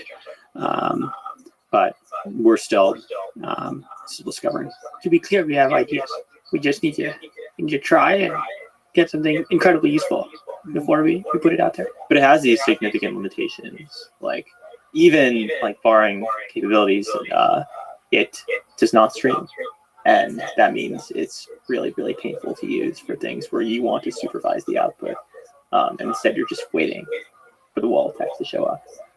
Also, it does feel like the early innings of test time compute and search, where it's just like a very, very much a V0. And there's so many things that like don't feel quite right. And I suspect in parallel to people increasing the amount of pre-training data, the size of the models in pre-training and finding tricks there, you'll now have this other thread of getting search to work better and better. So let me ask you about Strawberry Tomorrow Eyes. So it looks like GitHub Copilot might be integrating O1 in some kind of way. And I think some of the comments are saying, does this mean Cursor is done? I think I saw one comment saying that. It's time to shut down Cursor. Time to shut down Cursor. So is it time to shut down Cursor? I think this space is a little bit different from past software spaces over the 2010s, where I think that the ceiling here is really, really, really incredibly high. And so I think that the best product in 3 to 4 years will just be so much more useful than the best product today. And you can like wax poetic about moats this and brand that, and this is our advantage. But I think in the end, just if you don't have, like, if you stop innovating on the product, you will lose. And that's also great for startups. That's great for people trying to enter this market, because it means you have an opportunity to win against people who have lots of users already by just building something better. And so I think, over the next few years, it's just about building the best product, building the best system, and that both comes down to the modeling engine side of things, and it also comes down to the editing experience. Yeah, I think most of the additional value from Cursor versus everything else out there is not just integrating the new model fast like O1. It comes from all of the kind of depth that goes into these custom models that you don't realize are working for you in kind of every facet of the product, as well as like the really thoughtful UX with every single feature. All right, from that profound answer, let's descend back down to the technical. You mentioned you have a taxonomy of synthetic data. Oh, yeah. Can you please explain? Yeah, I think there are 3 main kinds of synthetic data. The first is, so what is synthetic data first? So there's normal data, like non-synthetic data, which is just data that's naturally created, i.e. usually it'll be from humans having done things. So from some human process, you get this data. Synthetic data, the first one would be distillation. So having a language model output tokens or probability distributions over tokens. And then you can train some less capable model on this. This approach is not going to get you a net, like, more capable model than the original one that has produced the tokens. But it's really useful for if there's some capability you want to elicit from some really expensive high latency model, you can then distill that down into some smaller task specific model. The second kind is when like one direction of the problem is easier than the reverse. And so a great example of this is bug detection, like we mentioned earlier, where it's a lot easier to introduce reasonable looking bugs than it is to actually detect them. And this is probably the case for humans too. And so what you can do is you can get a model that's not trained on that much data, that's not that smart, to introduce a bunch of bugs in code, and then you can use that to then use a synthetic data to train a model that can be really good at detecting bugs. The last category, I think, is, I guess, the main one that it feels like the big labs are doing for synthetic data, which is producing text with language models that can then be verified easily. So like, extreme example of this is if you have a verification system that can detect if language is Shakespeare level and they have a bunch of monkeys typing in typewriters. Like, you can eventually get enough training data to train a Shakespeare level language model. And I mean, this is the case, like very much the case for math, where verification is actually really, really easy for formal languages. And then what you can do is you can have an okay model, generate a ton of rollouts, and then choose the ones that have actually proved the ground truth theorems and train that further. There's similar things you can do for code with leak code like problems, where if you have some set of tests that correspond to, if something passes these tests, it has actually solved the problem. You could do the same thing where we verify that it's passed the test and then train the model the outputs that have passed the tests.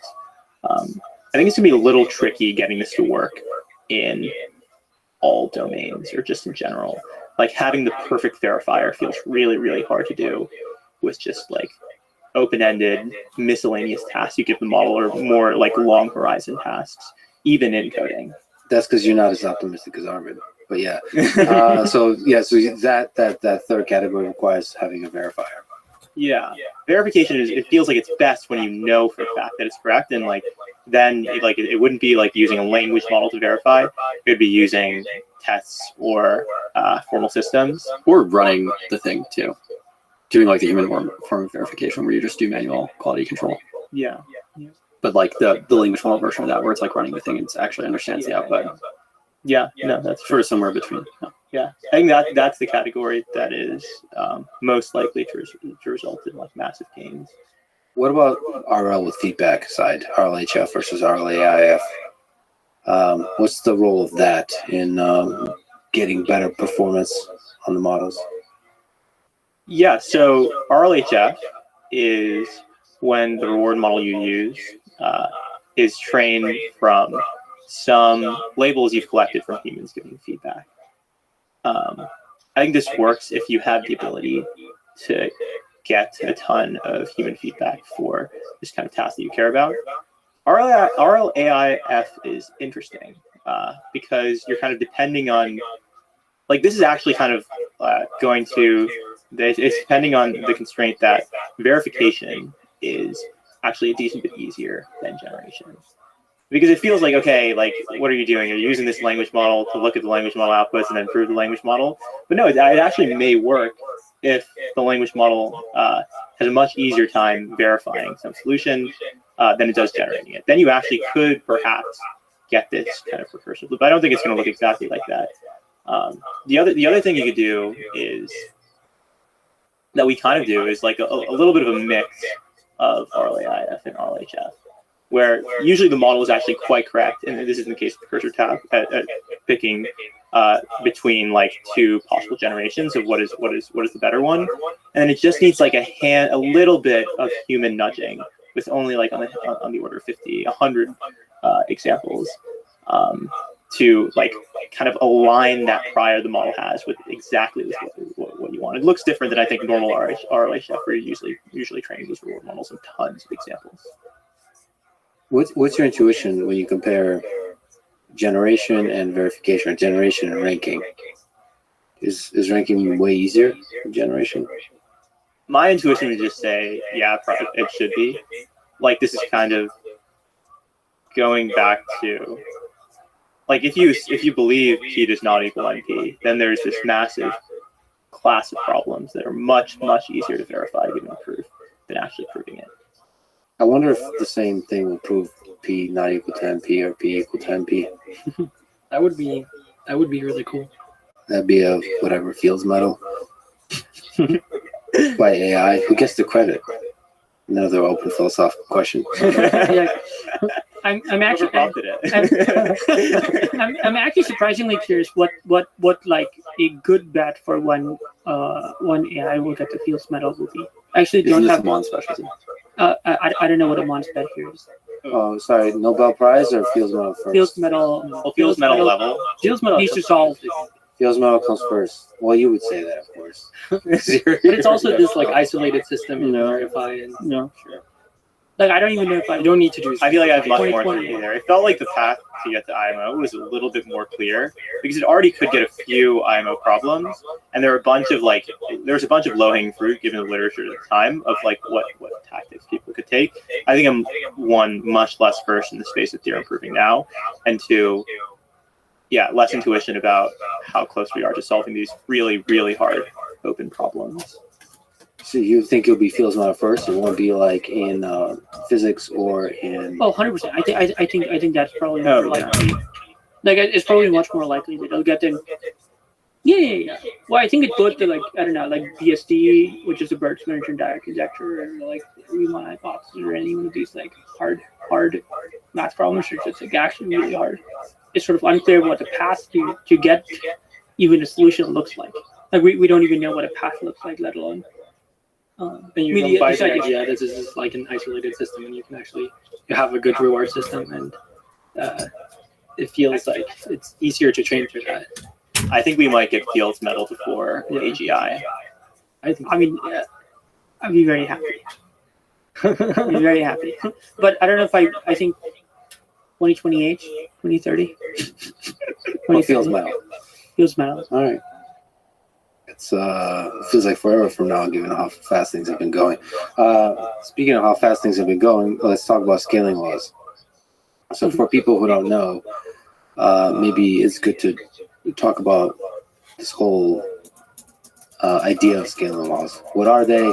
Where do things stand? And where do you think things are going? I think it was interesting. The original scaling laws paper by OpenAI was slightly wrong because I think of some issues they did with learning rate schedules. And then Chintilla showed a more correct version. And then from then, people have again kind of deviated from doing the compute optimal thing because people start now optimizing more so for making the thing work really well, given an inference budget. And I think there are a lot more dimensions to these curves than what we originally used of just compute, number of parameters and data. Like inference compute is the obvious one. I think context length is another obvious one. So if you care, like let's say you care about the two things of inference compute and then context window, maybe the thing you want to train is some kind of SSM because they're much cheaper and faster at super long context.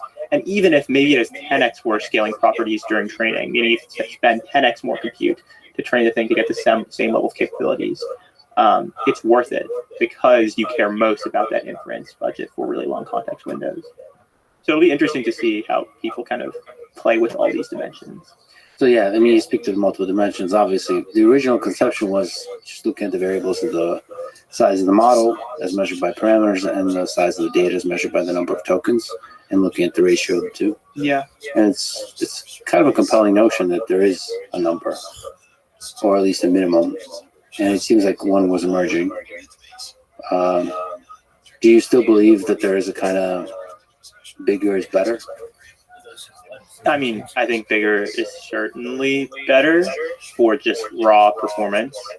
And raw intelligence. I think that the path that people might take is, I'm particularly bullish on distillation.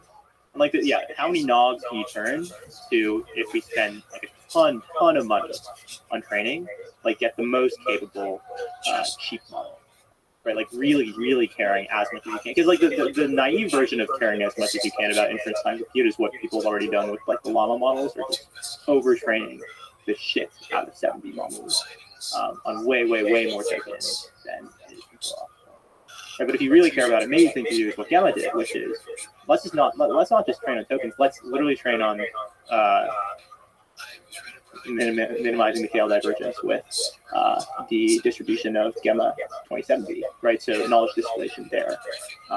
And you're spending the compute of literally training this 27 billion model, billion parameter model on all these tokens just to get out this, I don't know, smaller model.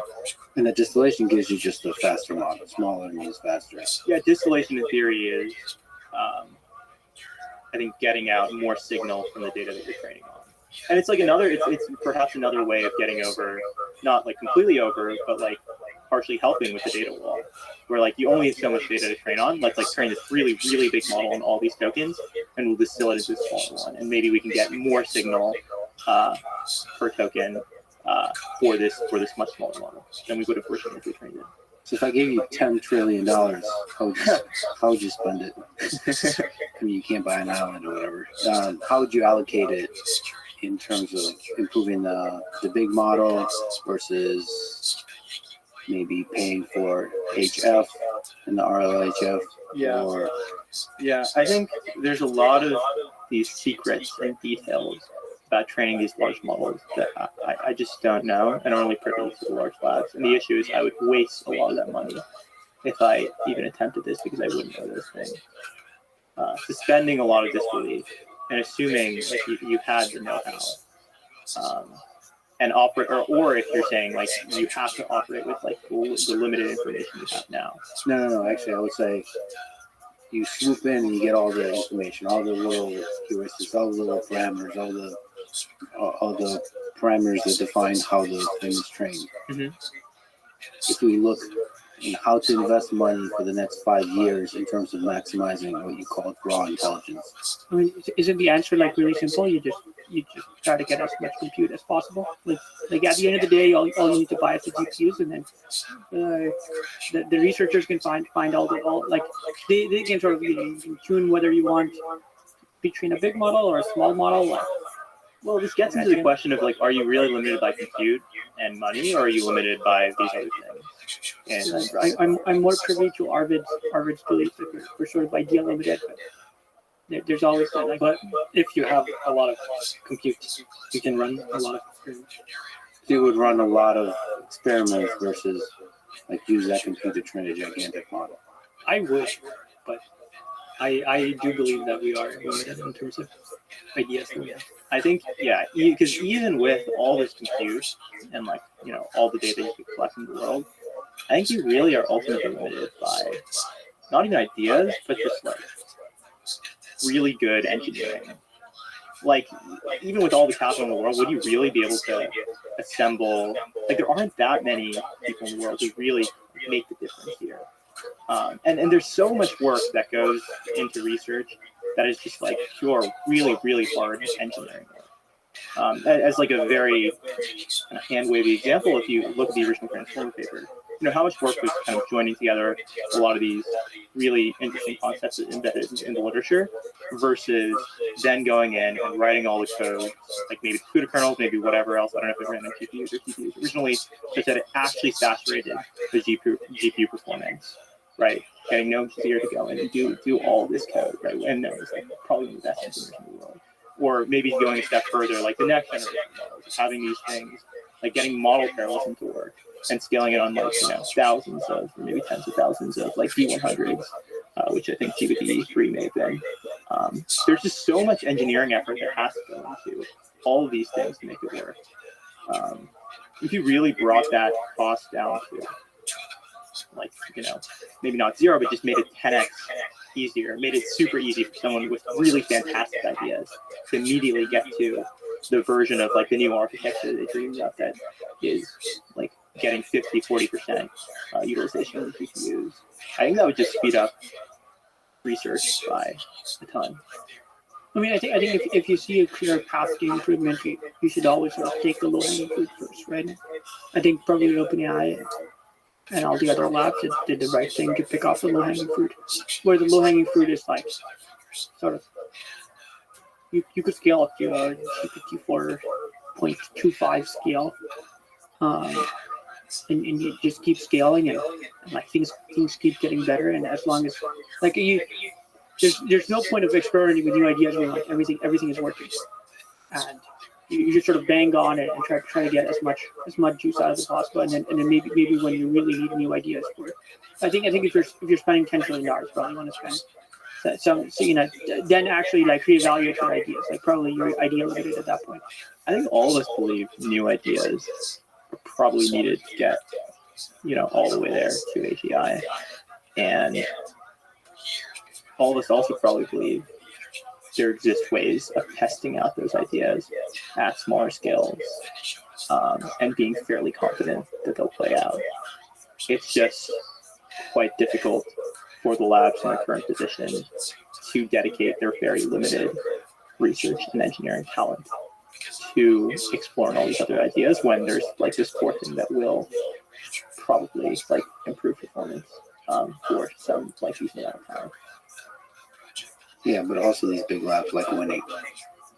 So they're just going wild. Okay. So how, big question looking out into the future. You're now at the center of the programming world. How do you think programming, the nature of programming, changes in the next few months, in the next year, in the next 2 years, in the next 5 years, 10 years? I think we're really excited about our future. We are the programmers in the driver's seat for a long time. And you've heard us talk about this a little bit, but one that emphasizes speed and agency for the programmer and control, the ability to modify anything you want to modify, the ability to iterate really fast when you're building. And this is a little different, I think, than where some people are jumping to in the space, where I think one idea that's captivated people is, can you talk to your computer? Can you have it build software for you as if you're talking to like an engineering department or an engineer over Slack? And can it just be this sort of isolated text box? And part of the reason we're not excited about that is, some of the stuff we talked about latency. But then a big piece of the reason we're not excited about that is because that comes with giving up a lot of control. It's much harder to be really specific when you're talking in the text box. And if you're necessarily just going to communicate with the thing like you would be communicating with an engineering department, you're actually abdicating tons of really important decisions to this bot. And this kind of gets at fundamentally what engineering is. I think that some people who are a little bit more removed from engineering might think of it as, the spec is completely written out, and then the engineers just come and they just implement. And it's just about making the thing happen in code and making the thing exist. But I think a lot of the best engineering we enjoy involves tons of tiny micro decisions about what exactly you're building and about really hard trade-offs between, speed and cost and all the other things involved in a system. And we want, as long as humans are actually the ones making, designing the software and the ones specifying what they want to be built, and it's not just like company run by all AIs, we think you'll really want the human in a driver's seat dictating these decisions. And so the jury's still out on kind of what that looks like. I think that, one weird idea for what that could look like is it could look like you kind of can control the level of abstraction that you do a code base at. And you can point at specific parts of the code base that, maybe you digest a code base by looking at it in the form of pseudocode. And you can actually edit that pseudocode too, and then have changes get made down at the sort of formal programming level.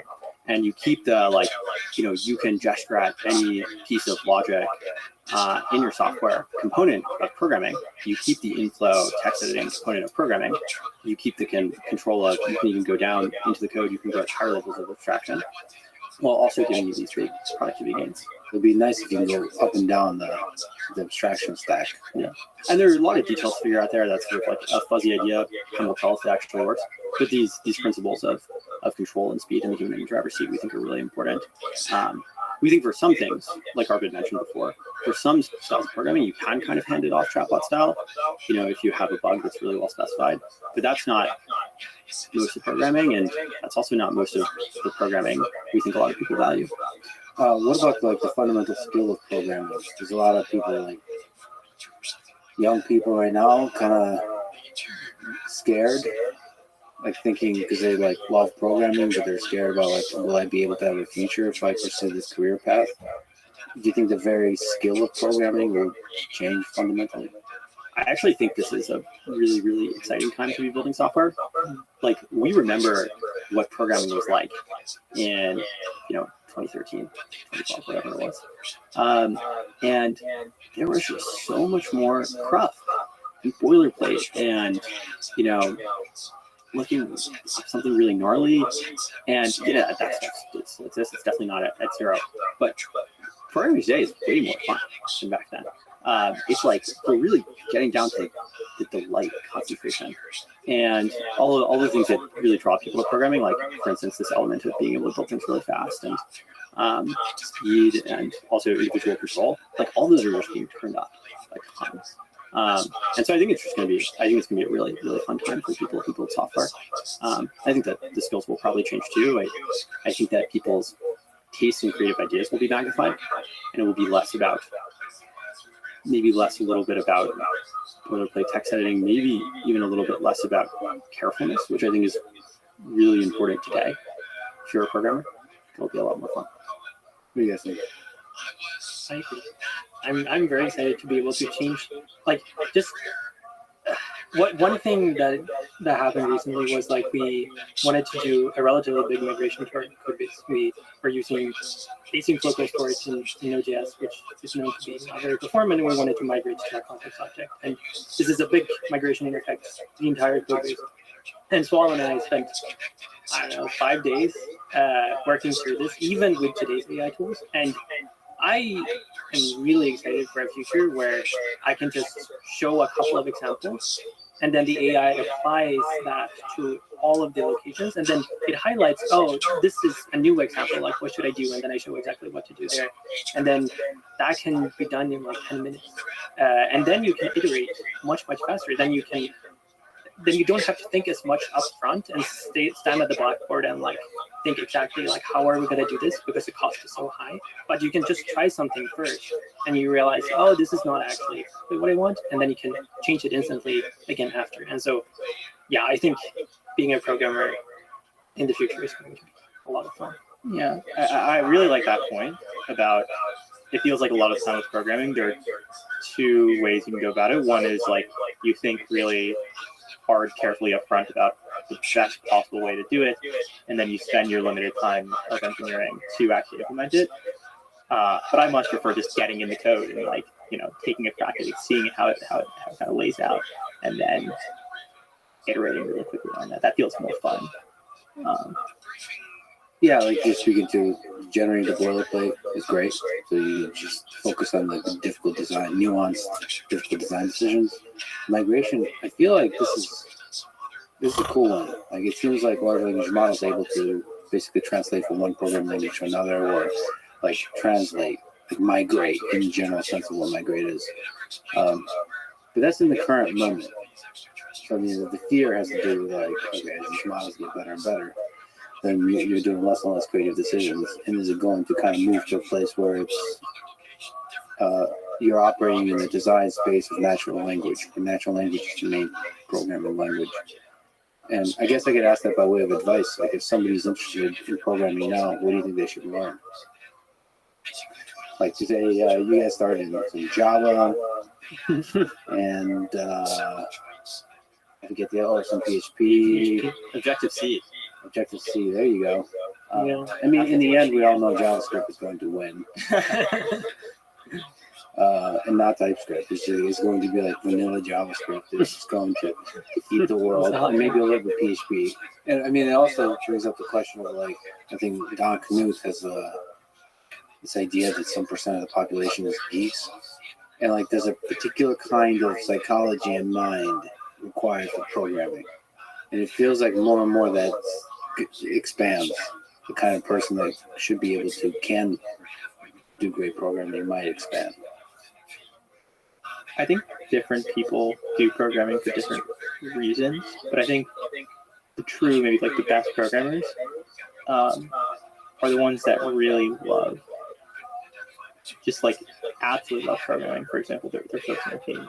who literally, when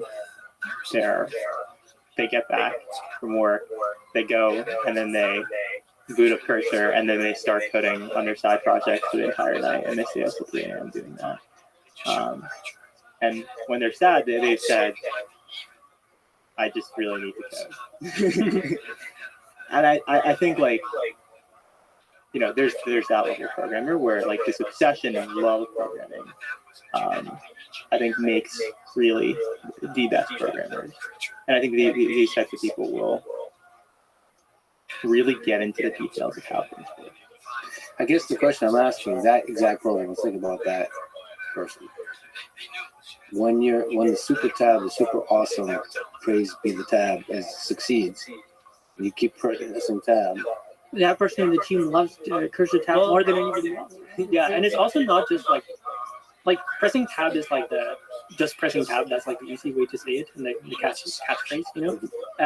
But what you're actually doing when you're pressing tab is that you're injecting intent all the time while you're doing it. You're sometimes you're rejecting it, sometimes you're typing a few more characters, and that's the way that you're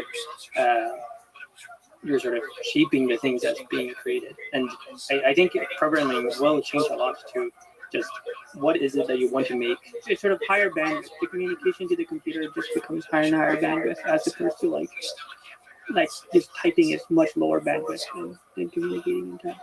I mean, this goes to your manifesto titled Engineering Genius. We are an applied research lab building extraordinary productive human AI systems. So speaking to this like hybrid element. To start, we're building the engineer of the future, a human AI programmer that's an order of magnitude more effective than any one engineer. This hybrid engineer will have effortless control over their code base and no low entropy keystrokes. They will iterate at the speed of their judgment, even in the most complex systems. Using a combination of AI and human ingenuity, they will outsmart and out-engineer the best pure AI systems. We are Google researchers and engineers. We build software and models to invent at the edge of what's useful and possible. Our work has already improved the lives of hundreds of thousands of programmers. And on the way to that, we'll at least make programming more fun. So thank you for talking today. Thank you. Thanks for having us. Thank you. Thanks for listening to this conversation with Michael, Swale, Arvid, and Amana. To support this podcast, please check out our sponsors in the description. And now I'm going to leave you with a random, funny, and perhaps profound programming code I saw on Reddit. Nothing is as permanent as a temporary solution that works. Thank you for listening, and hope to see you next time.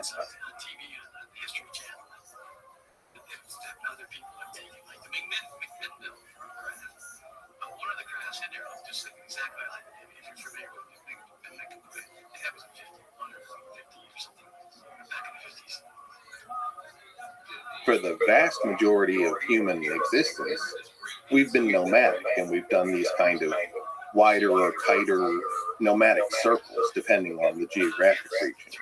But they've moved. So once humans figured out how to stay in a place, that's the initial trigger to what would become civilization. I think you said beauty and blood went hand in hand for the Aztec. What I meant by that is they were absolutely comfortable with human sacrifice and ripping people's hearts out.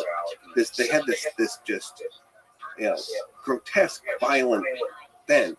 But in the same way, they also absolutely loved flower gardens and poetry and music and dance. The same Aztec king who would order the hearts of 1,000 people extracted also would stand up at dinner parties to recite his own poetry. So they were really just surgical about it. They'd use a thick obsidian knife where they could just break the ribs right along the sternum and then push the sternum down, pull up, and while the person was alive. Yep, while the person was alive. The following is a conversation with Ed Barnhart, an archaeologist specializing in ancient civilizations in South America, Mesoamerica, and North America. This is the Lex Friedman Podcast. To support it, please check out our sponsors in the description. And now, dear friends, here's Ed Barnhart. Do you think there are lost civilizations in the history of humans on Earth which we don't know anything about? Yes, I do. And in fact, we have found some civilizations that we had no idea about just in my lifetime. I mean, we've got Göbekli Tepe, and we've got the stuff that's going on in the Amazon, and there's some other less startling things that we had no idea existed and push our dates back and give us whole new civilizations we had no idea about. So, yeah, it's happened, and I think it'll happen again. Do you think there's a lost civilization in the Amazon that the Amazon jungle has eaten up or is hiding the evidence of? Yes, I do. And we're beginning to find it. There are these huge, what we call geoglyphs, these mound groups that are in geometric patterns. I think that the average Joe, when they hear the word civilization, they think of something that looks like Rome. And I don't think we're ever going to find anything that looks like Rome in the Amazon. I think a lot of things there, I mean, wherever you are on the planet, you use your natural resources. And in the Amazon, there's not a whole lot of stone. What stone is there is deep, deep, deep. So a lot of their things were built out of dirt and trees and feathers and textiles. But is it possible that all that land that's not covered by trees is actually hiding stone, for example, some architecture, some things that are just very difficult to find for archaeologists? I think at the base of the Andes, where the Amazon connects to the Andes, there's a lot of potential there, because that's where the stone actually starts poking up. When you get down into the basin, stone is meters and meters under the ground, except for a stray cliff here and there where the river road dug deep. And even then, only in the dry season, because that river rises like over 100 feet every year. So that's one of the things, having visited that area, just interacting with waterfalls and seeing the water, I was humbled by the power of water to shape landscapes and probably erase history in the context that we're talking about as civilization. Because water can just make everything disappear over a period of centuries, millennia. And so if there's something existed a very long time ago, thousands of years ago, it's very possible it was just eaten up by nature. Absolutely. In fact, in my opinion, that's almost a certainty in a lot of places. The Grand Canyon was dug by water. There's this wimpy little river in it right now, and you can't possibly imagine that it dug that, but it did.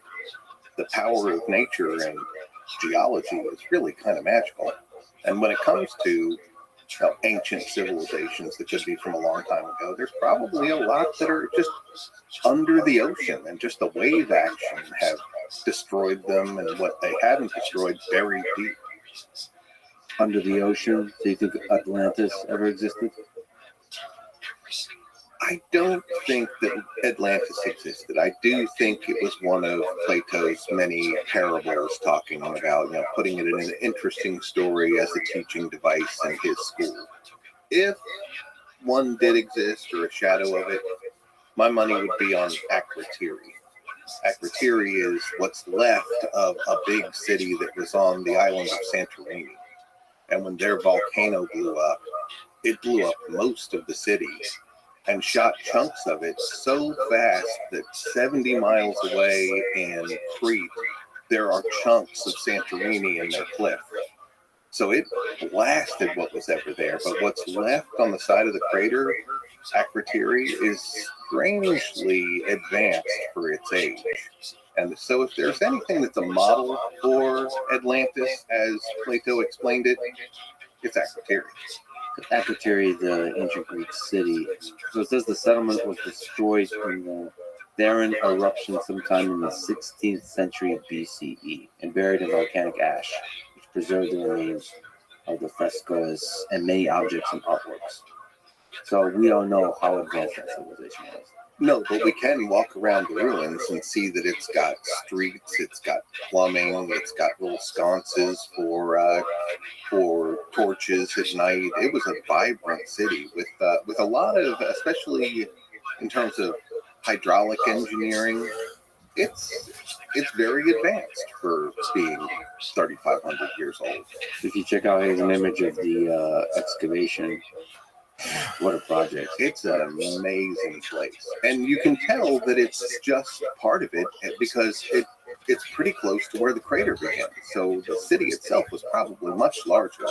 So in this case, there's a lot of evidence, but like we said, there could be civilizations that there's very little evidence of because of the natural environment that destroys all the evidence. Right. And I think Akrotiri is actually a great example of that, because here we have the side that did preserve that looks amazing, but we know there was more of the city that was completely obliterated. It was shot. Chunks of that city are probably in the walls of Crete, 70 miles away. And, Plato says that it sunk. It was on an island and it sunk. Well, that's exactly what happened to Akrotiri. Do you think this is what Plato was referring to? If it does exist, at least the model of it, I think this is probably what he was talking about. And there could be other civilizations of which Plato has never written, right? Absolutely. That we have no record of. And it's humbling to think that entire civilization, with all the dreams, the hope, the technological innovation, the wars, the conflicts, the political tensions, all of that, the social interactions, the hierarchies, all of that, the art can be just destroyed like that and forgotten, completely lost to ancient history. I reflect upon that often as an archaeologist. I think about this great country that I live in and love and all the things we've achieved. But, we're a baby, historically speaking. We've been around 200 years. Heck, a lot of the cities I study in Central and South America, they had a run of 800, 1,000 years, and now they're ruins. But we're barely getting started in terms of historical civilization. So humans, Homo sapiens, evolved, but they didn't start civilizations right away. There was a long period of time when they did not form these complex societies. So how do we, let's say 300,000 years ago in Africa, actually go from there to creating civilizations? I think that a lot of human evolution had to do with the pressures that their environment put upon them. And a lot of things start changing right around 12,000 years ago. And that's when our last ice age really ended. I think there was a whole lot of things that just pressured them into especially finding new ways of subsistence. Here in the Americas, a huge thing that happened was all the megafauna went away. When the climate changed enough, the mammoths died out, and bison died out, and there was just, they had to come up with different ways of doing things. We were hunters and gatherers, and we had things we got from hunting, and we got things we got from gathering. And in the Americas, when the things that they were used to hunting went away, and they had to make do with rabbits, the gathering started to be a much more important thing. And I think that led to figuring out, hey, we can actually grow certain things. And gardens turned into crops, turned into intensive crops, and then people were allowed to gather in bigger groups and survive in a single area. They didn't have to roam around anymore. And that's where we get the first sedentary communities, which means they stayed in the same place all year long. For the vast majority of human existence, we've been nomadic, and we've done these kind of wider or tighter nomadic circles, depending on the geographic region, where they'd know, okay, in the mountains, we'll be in the summer in the mountains, because there's berries and things, and then in the winter, we'll be down here and we'll hunt. But they'd move. So once humans figured out how to stay in a place, I think that's the initial trigger to what would become civilization. What do you think is, there's a lot of questions I want to ask you. What do you think is the motivation for society? Is it the carrot or the stick? So you said, is it like when resources run out, when the old way of life is no longer feeding everybody, then you have to figure stuff out? Or is it more the carrot of there's always this kind of human spirit that wants to explore, that wants to maybe impress the rest of the village or something like this with the new discovery they made in venturing out and coming out with different ideas or technological innovation?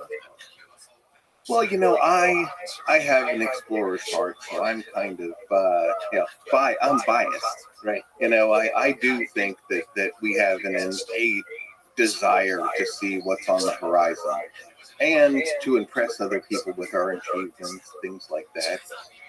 We're social beings. That's really the edge that humans have, is our ability to work together. So I think that it's much more the carrot than the stick. When things get ugly, the stick comes out. But usually the carrot does the job. The really interesting story is how the first people came to the Americas. I mean, to me, that's pretty gangster to go from Asia all the way, potentially during the Ice Age, or maybe at the end of the Ice Age, or during that whole period, not knowing what the world looks like, going into the unknown. Can you talk to that process? How did the first people come to the Americas? Well, first off, I agree with you. That was pretty gangster. I mean, that's a hard place to live. I listen to some of your podcasts with that guy, Jordan Jonas, who cut the mustard, but I wouldn't have made it crossing there. Well, there you go. Like the fact that those guys exist, that somebody like Jordan Jonas exists, people that survive and thrive in these harsh conditions. That's an indication that it's possible. But yeah, so when do you think and how did the first people come? The traditional theories are still somewhat valid, or at least on the table, that when that land bridge occurred, that nomadic hunters just followed the game like they always had, and the game went across there because there was no barrier, and they followed them across. The thing that has changed is how early that happened. DNA has been a total game changer for archaeology. We get all these evolutionary tracks that we could never see before. When I was a young archaeologist, I would have never dreamed we'd have the information we have now. And that information, a lot of it's coming out of Texas A&M. We see the traditional, 12,500 years ago, that there was a migration. But now we're seeing one that's almost certainly happening closer to 30,000 years ago. And now the thing that seems like madness but might be true is that it could have been as early as 60. A lot of the DNA things are suggesting that the very first migration could have come across as early as 60. And when I was a younger archaeologist, it was heresy to go beyond this 12,500. You were a wacko who said that. But now it's really very clear that they came over at least by 30,000. And the bridge opened and closed and opened and closed. That's during the Ice Age. Right. I mean, that's crazy, right? That is crazy. Yeah, I mean, they didn't roll in and immediately make New York, but there were people. And there were definitely not people here before that, which is fascinating. When the bridge closed, DNA mutated, and so we have specific kinds of haplogroups that are here in the Americas that don't exist otherwise. And that same haplogroup game has been showing us more and more that people came across Siberia. It's not Africa. It's not Western Europe. Those are still, they've become kind of fringe theories, but they're not totally eradicated.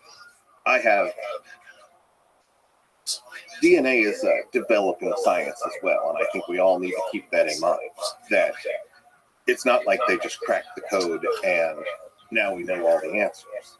And sometimes, like in any science, a breakthrough puts us 2 steps backwards, not forwards.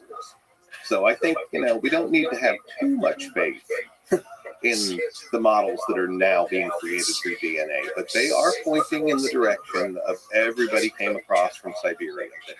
All Native American people are of Asiatic descent. Do you think it was a gradual process? If it's like 30 to 60,000 years ago, was it a gradual movement of these nomadic tribes that follow the animals? Or was it like one explorer that pushed the tribe to just go, and go across maybe across 100 years, travel all the way across maybe into North America, into North America, where Canada is now. Sort of like big leaps in movement versus gradual. I think it was big leaps. And now this is just, mostly guess, I'll admit. But I think that much in the way that a lot of our evolutionary models talk about punctuated equilibrium, that there are big moments of change, and then it settles out into a more slow and steady pattern, and then something big will happen again. I do think that the early people went as far as they could go, and there were certain colonies that just got isolated for thousands of years.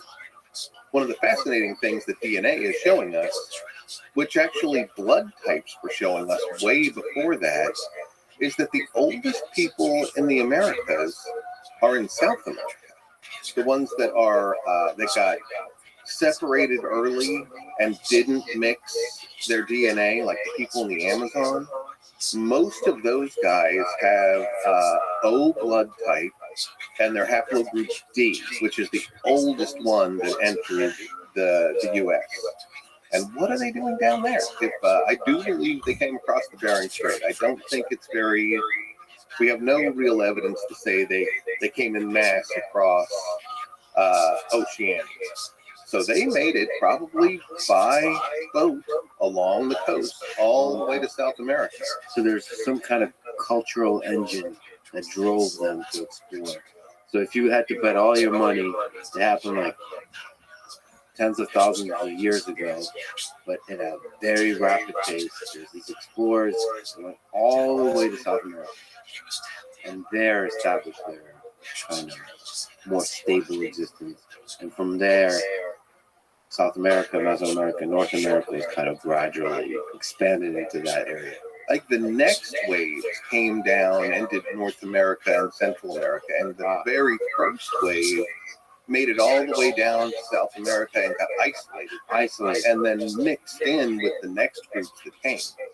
That's fascinating. Kind of like there's an interesting correlate in Europe, where today everybody feels like Celtic people are from Ireland, but actually Celtic people started in Eastern Europe, and it was the entire area. And when Rome kind of swept everything, and Rome was now the ruler of the day, it was only that far edge of the Celtic world, Ireland, that they were like, we're not going to mess with those guys on that island, we'll leave them be. So now it looks like that's the heart of Celtic tradition, but actually it's the French.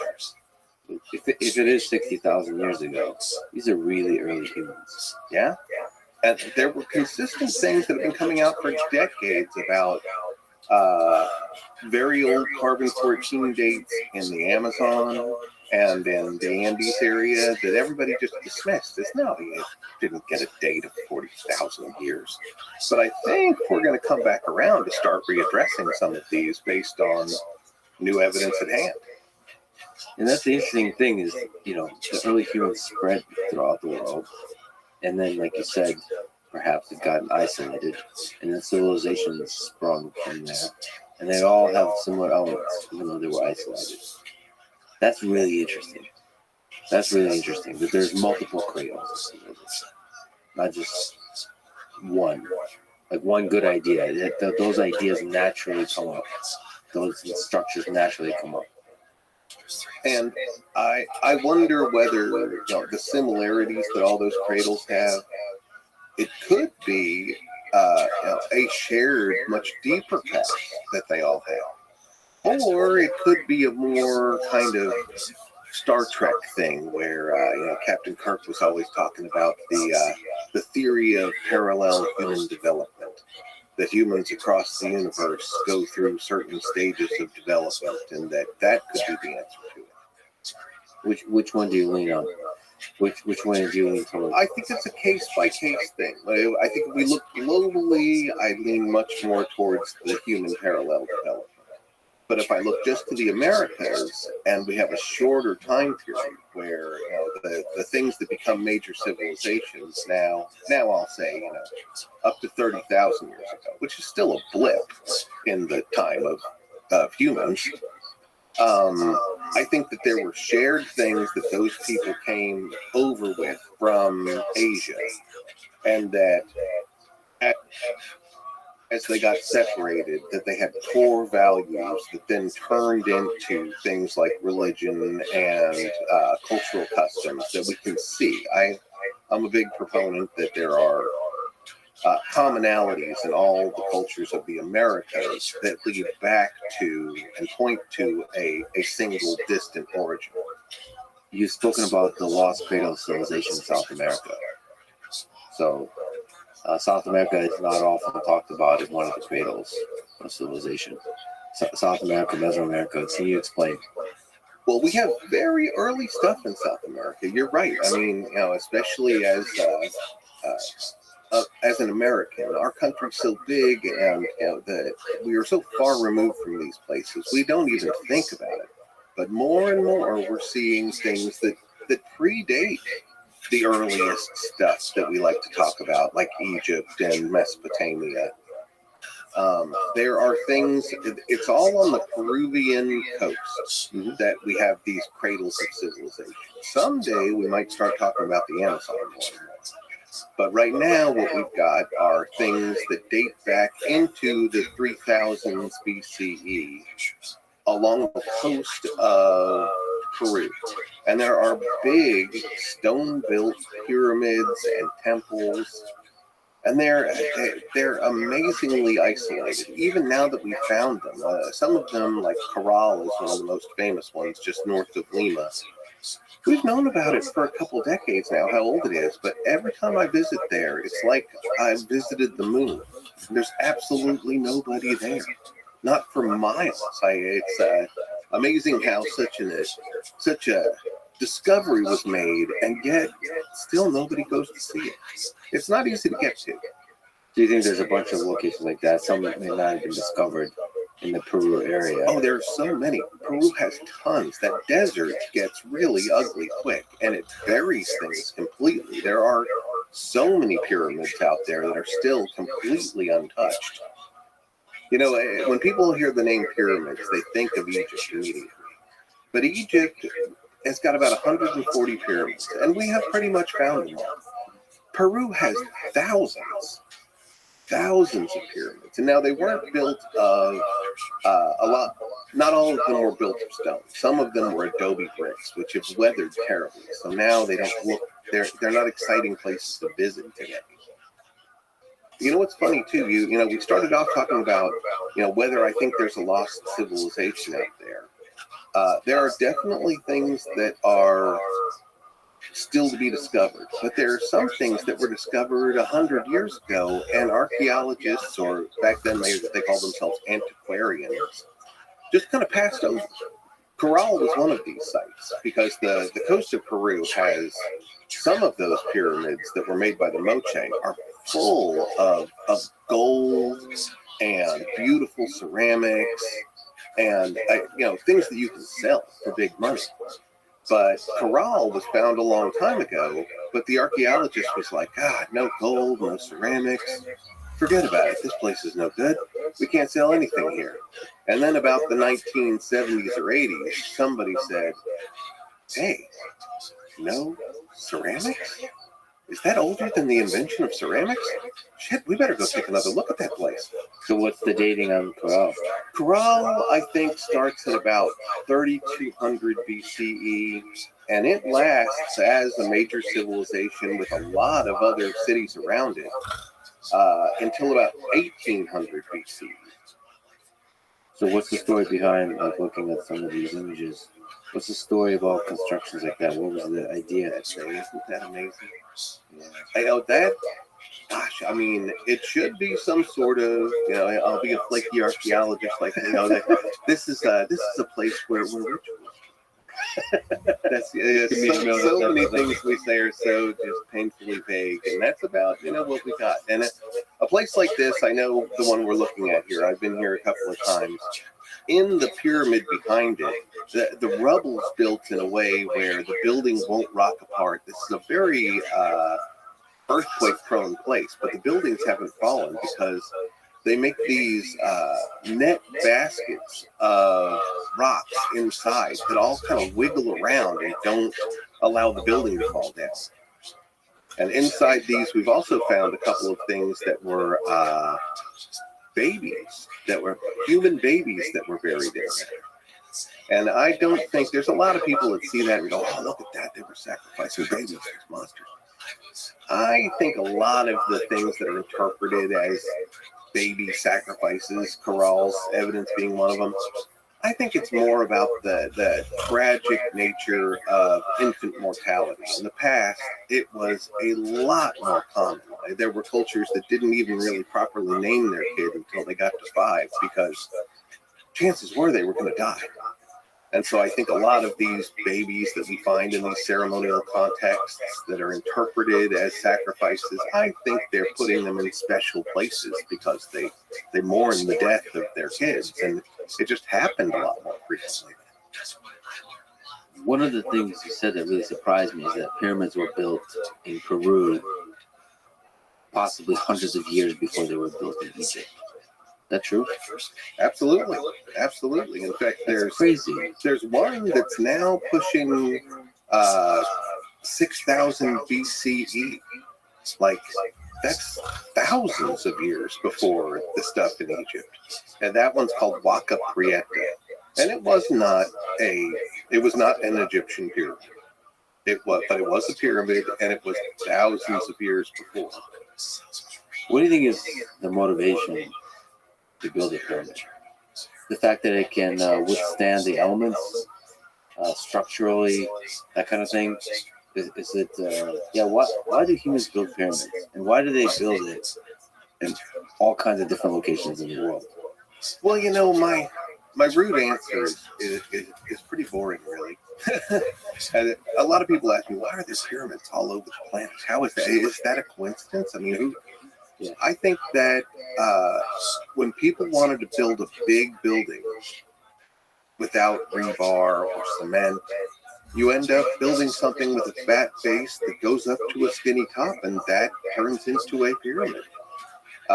Any kid who's playing with blocks on the floor builds a couple towers, and his brother knocks them down, and if he wants one that's going to stay and be tall, he ends up making something with a fat base and a tiny top.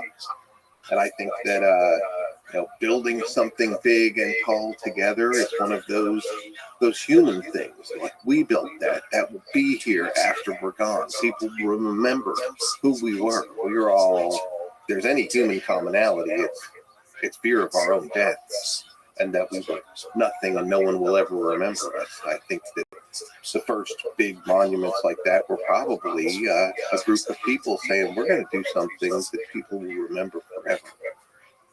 Now, that being said, you remember we were just talking about Waka Prieta, this one that's almost 6,000 BC now is the first one. That one's a funny case.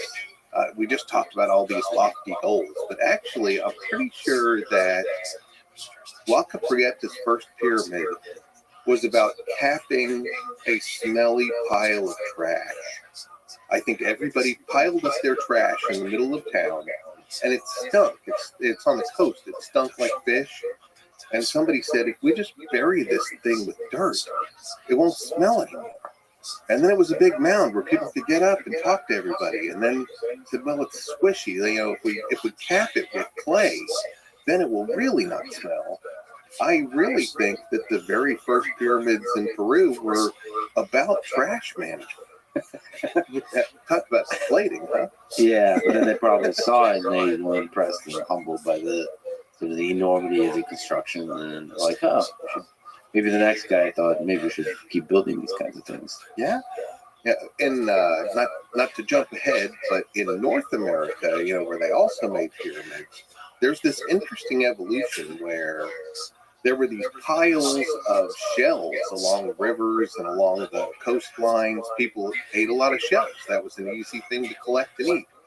So these piles of shells would be near communities, and they probably became landmarks, but eventually they started burying their dead inside those too. Probably again, about stinks and about, well, we don't want the dogs to eat them. Well, maybe put them in the middle of the shell pile.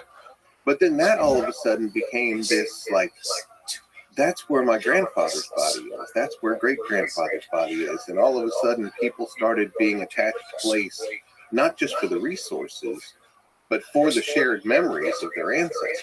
So when the very first pyramid was built in Ohio area by the Adena people, it was built out of dirt, but it's full of bodies. And I think it's an echo of a old thing where they used to be putting bodies in shell mounds.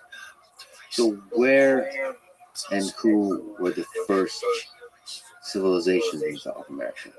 As in America? Well, I think we're still piecing that together.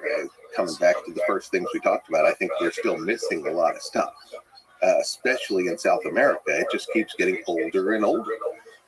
Part of the reason it's hard to answer that question is, at what point do we consider people a civilization or a culture? We have in the Americas this long period of time that we call the Paleo-Indian time, where they were hunting megafauna. And then when those went away, we get into this even longer period of time called the Archaic, where they're just hunters and gatherers. Sometimes somebody's coming up with a cool, different kind of arrowhead. They go back and forth with different hunting tools, but really nothing changes for thousands of years. And then finally they start developing into these larger groups, which for the most part has to do with agriculture. It used to be archaeology. That was just the end-all be-all. Civilization starts with the invention of agriculture. And we can't have sedentary communities until people learn how to farm. But that's been discounted. Peru was a big part of that. That area of Parral, it's connected to another city on the coast called Aspero. And Aspero starts about the same time, but they're all about fishing. They have no farming. And Parral, who's upriver from them, is farming, but funny enough, they're not really farming food. They're farming cotton, and they're making nets, and they're trading the nets with the people on the coast for the fish. So it's not as simple as it's just agriculture anymore, but it is, I think, still rooted in how can we feed more people than just our family? How can we together create a food abundance so we're no longer scared about running out of food? So is it possible, which is something you've argued, that civilization started in the Amazon, in the jungle? I do think so. I think religion in South America began in the Amazon. I think there were people there very old. There's actually the earliest pottery in all of the Americas. All these places that we have civilizations that grew up, you know where the oldest pottery is? The middle of the Amazon. So there's interesting cultures developing in the Amazon. So religion, you would say, preceded civilization. In South America, the Corral and Aspero that I was just talking about, it's weird what a dearth of art and any evidence of religion we have. We have those pyramids and things that we call temples, but we don't really know what went on in there. And there's no hints of religious iconography, ceremonies, nothing like that. The first stuff that we get is right when that culture ends, around 1800 BCE. This culture called Chavin starts up, and their main temple is up in the Andes, in this place of path of least resistance between the Amazon and the coast. It's about 3 days walk either way from this place where this temple is. That's where we start seeing the very first religious iconography. And it's all over the temple. There are things that are definitely from the coast, but the iconography are all jaguars and snakes and crocodiles. And those don't come from the coast. All of those things are coming out of the Amazon. I mean, religion is a really powerful idea. Religions are one of the most powerful ideas. They're the strongest myths that tie people together. And to you, it's possible that this powerful idea in South America started in the Amazon. I do think it did. And you're right. Ideas are more powerful than weapons, but archaeology can't see them at all. Sometimes we can see ideas manifesting in the things they create and lead to, but there's an interpretation problem. Are we right about what idea created this? Those are things that archaeology just can't get at. That's one of the challenges of archaeology and looking into ancient histories. You're trying to not just understand what they were doing in terms of architecture, but understand what was going on inside their mind. That's really what I'm in it for. I'm trying to understand these people, and it's real detective work. And we know we're dealing with a totally flawed record. We only have what could preserve the test of time. If we look around this room here, if 2,000 years of weathering happened in this room, what would be left? And what would we think happened here? Right. But there's not in this room, but if you look at thousands of rooms like it, maybe you can start to piece things together about the different ideologies that rule the world, the religions, the different ideas. Tell me about this fanged deity. One of your more controversial ideas is that you believe that the religions, there's a thread that connects the different civilizations and societies of the Andean region. And the religion they practice is more monotheistic than is currently believed in the mainstream. That is exactly what I think. And I think it's all about this fanged deity who somewhere thousands of years ago crawled his way out of the Amazon up into the Andes, and a religion took hold. That could have been kind of a combination of ideas from the coast and the Amazon, but he is the one creator deity, in my opinion, through all of these cultures. And the people in the Amazon still talk about him. His name is Vihomase in some groups. But they say that his emissaries on Earth are the jaguars, and that he is the creator deity. Why is the current mainstream belief is that a lot of the religions are not monotheistic? Well, there are bona fide pantheons. Greece had one, Egypt had one, Mesopotamia had one. Lots of the early religions of the old world were pantheons, and I think that was part of the problem. The earliest archaeologists walked in there with a preconceived notion that ancient cultures have pantheons, and so they went to the art looking for them. And they came up with things like the shark god and the moon goddess and the sun god and all these things. But when I look at the art, and I was trained by a person right here in Austin, Texas, as an art historian, you follow certain diagnostic traits through art to see the development over time. And when I look at it and use that methodology, there's a single face with goggle eyes and fangs and claws on his hands and feet, and snakes coming off of his head and off of his belt. He's got really identifiable traits. He also likes to sever people's heads off and carry them around. But he's the fanged deity, and he's there. He shows up in Chavin de Huantar, the capital of that Chavin culture, and he keeps showing up through every culture, even thousands of miles away, throughout the next 2 millennia, right up to the Inca. The Inca have a creator deity they call Viracocha, but Viracocha is the fanged deity.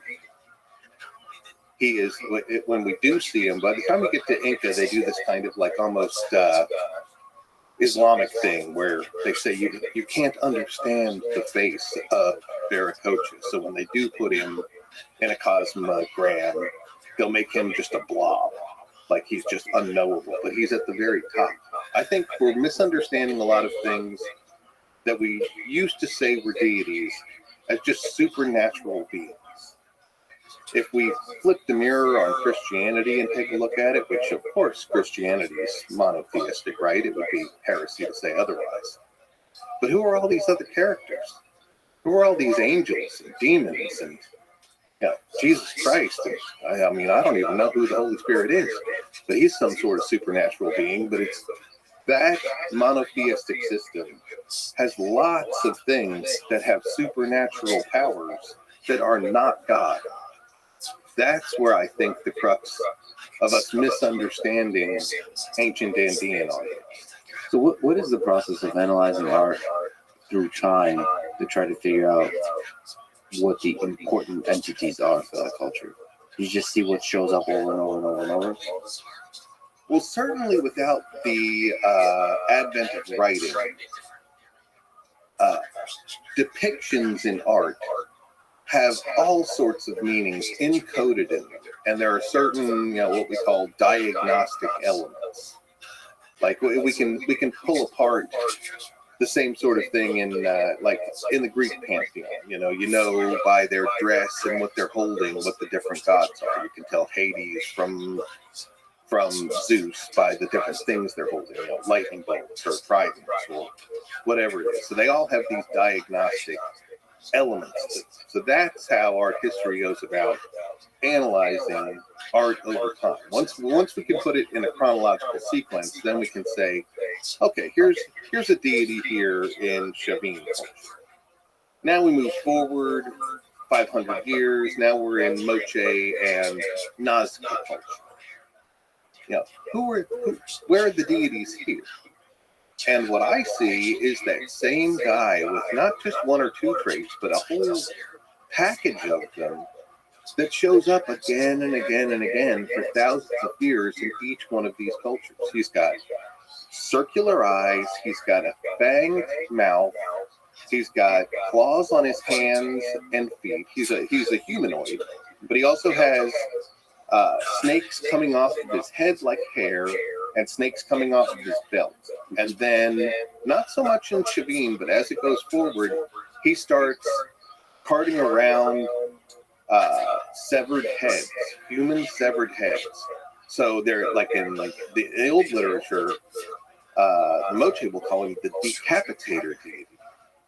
But then they have these other here's the crab deity and here's the fox deity. But if you look at them, like the crab deity is just that guy's face coming off of a crab, and the fox deity is that guy's face coming off of a fox. So I think on that particular instance, I explain it similar to what Zeus did. You know how Zeus was able to turn into whatever animal he wanted to get with the woman he wanted, and he showed up in all sorts of forms, but he was always Zeus.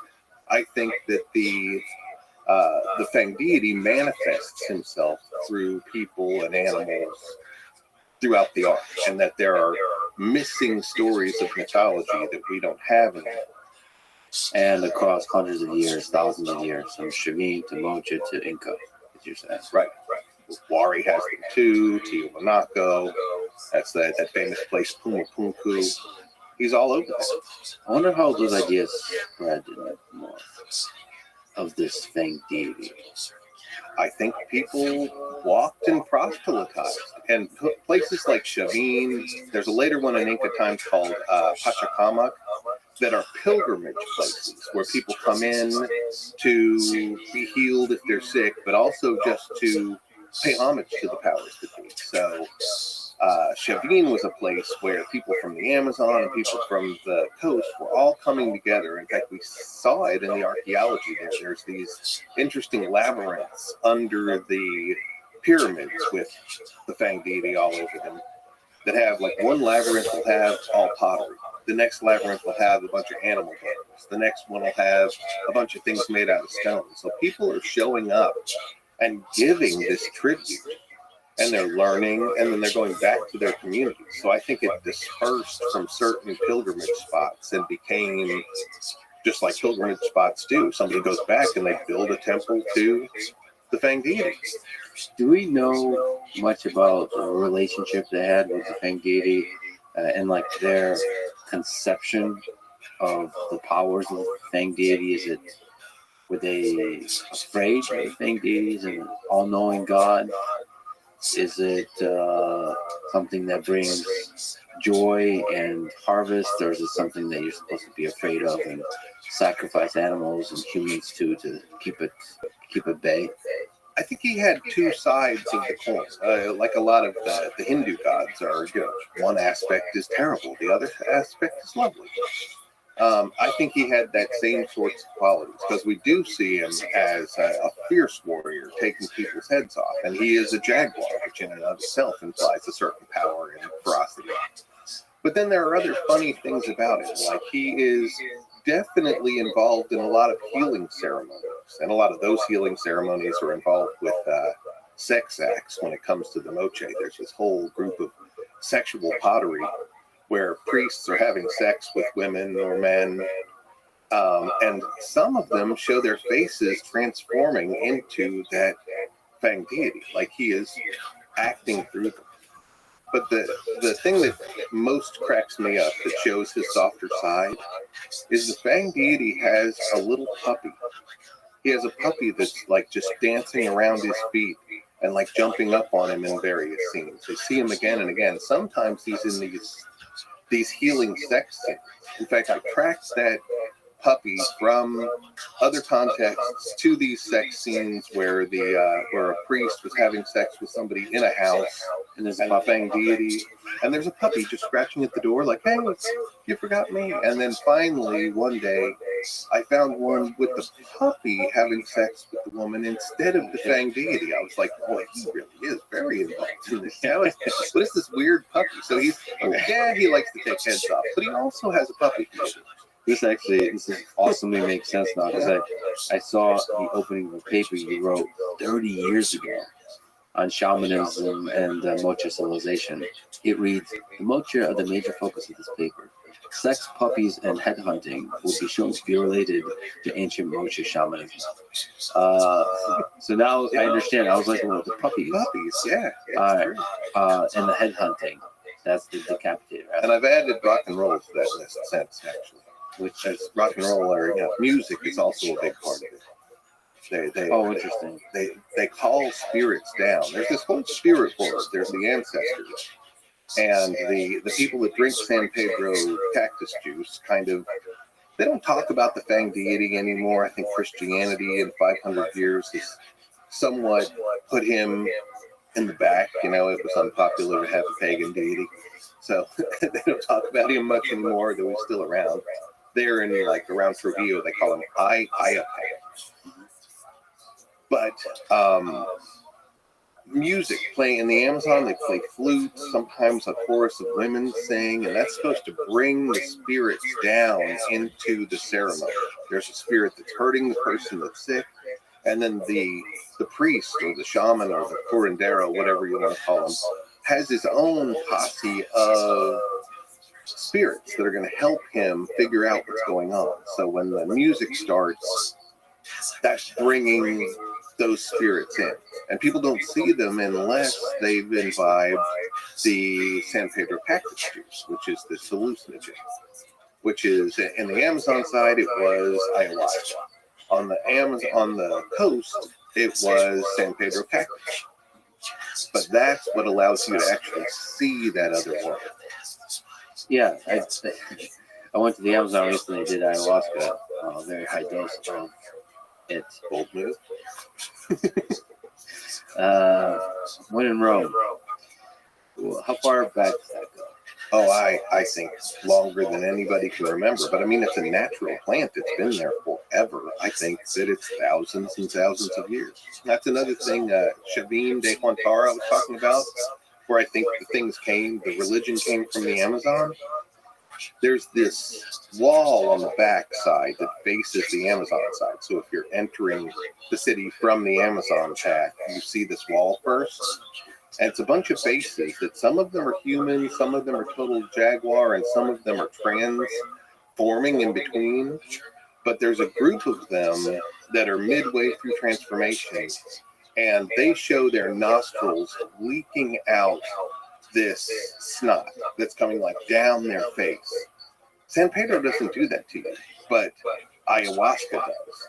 Ayahuasca, traditionally, they take a blowgun and shoot it up your nose or up your ass. But it was a lot of times up your nose. And when it shoots up your nose, the first thing that happens is just this gush of snot comes out of you. And there are stone depictions of people uncontrollably snotting on the backside of this temple from 3,000 years ago. That, you think, could have been a big component of the development of religion and shamanism? I think that hallucinogens opened the mind then like they open the mind now. Do you think that, the Stone Age theory, do you think that actually could have been an actual catalyst for the formation of civilization? In the Americas, yes, I do. Though, hallucinogens are not part of every ancient tradition in the world. In fact, strangely, the majority of plants that are actually psychotropic, not just mood altering, are from here in the Americas. There are very few drugs that will make you hallucinate outside of the Americas. Of course, now they're global, and they can be grown all over the place. But originally speaking, very, very few were outside of the Americas. So they were part of the experience here in a way that they just couldn't be in other places. I wonder to what degree they were just part of a ritual and the creative force behind sort of art versus like literally the method by which you come up with ideas that define a civilization. Like the degree to which they had a role in the formation of civilization. It's kind of fun to think about psychedelics being like a critical role in the formation of civilization. I think in terms of South America, they probably really were. In North America, where we're in a more northern climate here and there are less of them, not so much, at least in terms of psychedelics. Things like tobacco was always a big part of it. But a lot of there's more than one way to reach a hallucinatory state. The hard way is starvation, sleep deprivation, and for the Maya, for example, would go sleep deprivation, starvation, and then they cut themselves very badly. And that loss of blood, we believe, triggered hallucinations and visions. Nothing to do with drugs. I much prefer the drugs route. It's the result, not the tools aren't the thing that creates insight. It's the result. So that getting to it's hallucinogens are poisonous. They're killing us. That's it's a near death state, and people of the Americas believed sleeping was entering that other world. Death, you entered this other world, and that when you took this mighty dose of poison, it was helping you enter that other world for a period of time. Yeah, as Tom Waits said in that one song, I like my town with a little drop of poison. So maybe that poison is a good catalyst for invention. So who were the early first sort of mother cultures, mother civilizations in South America? Like what is, if we look chronologically, is there a label we can put on the first peoples that emerged? That picture is evolving. I mean, forever it was just the Chavin people that we've been talking about, the ones with all the first depictions of religious art, were the mother culture. And they certainly did transmit a lot of stuff. But then all of a sudden we find Corral. The next one that we've barely even begun looking at, but it's probably older than Corral, is Sachin culture. I was just poking around there last year, and just from the bus on the highway, I could see, like, that's a pyramid out there. Oh, there's another one. And I know how old the stuff we have studied there is. It's, again, 3000 BC. We're just barely beginning to understand them. Corral frustrates me to no end, the lack of art there. We've got, stones and bones and not even ceramics to go on. And they didn't have the courtesy to leave me a bunch of art I can interpret. So I don't know what those people believe. Right. So one of the ways to understand what people believe is looking at the art, the stories told through the art, and then hopefully deciphering if they were doing any kind of writing. That's our most fruitful place to try to get at this elusive ideas. Yeah. And it sucks when they don't have art. If we just go back to the Amazon, you've mentioned that it's possible that there's a lost civilization that exists in the Amazon. So it's carried a lot of names, Lost City of Z. or El Dorado? Do you think it's possible it existed? Well, City of Z and El Dorado are in pretty different places. El Dorado, the ideas of where it is kind of center around towards Colombia. Okay. And City of Z is named after a region of Brazil called the Xingu. And so those are an America worth of distance apart. You know, the entire, people don't really think about it on the map, but the entire United States would fit inside the Amazon. That's how big that place is. And these two are on either end, but both of them have evidence of civilizations. These big, it's lowland and it floods all the time. So what they did is they'd make these big mounds and then they'd make huge causeways between mounds so they could walk through their cities while they were seasonally inundated. And a bunch of that stuff has been found in the Xingu area, like huge areas that would support tens of thousands of people. Again, it's not stone built and it's been under the forest forever, so it's very torn up. But it's there. Now, Brazil is big on cattle farming more than ever now. And a thing that I think is completed now is Brazil and Bolivia partnered together and built a highway all the way across and opened up a whole bunch more land, which has found more of these, what we call geometric earthworks.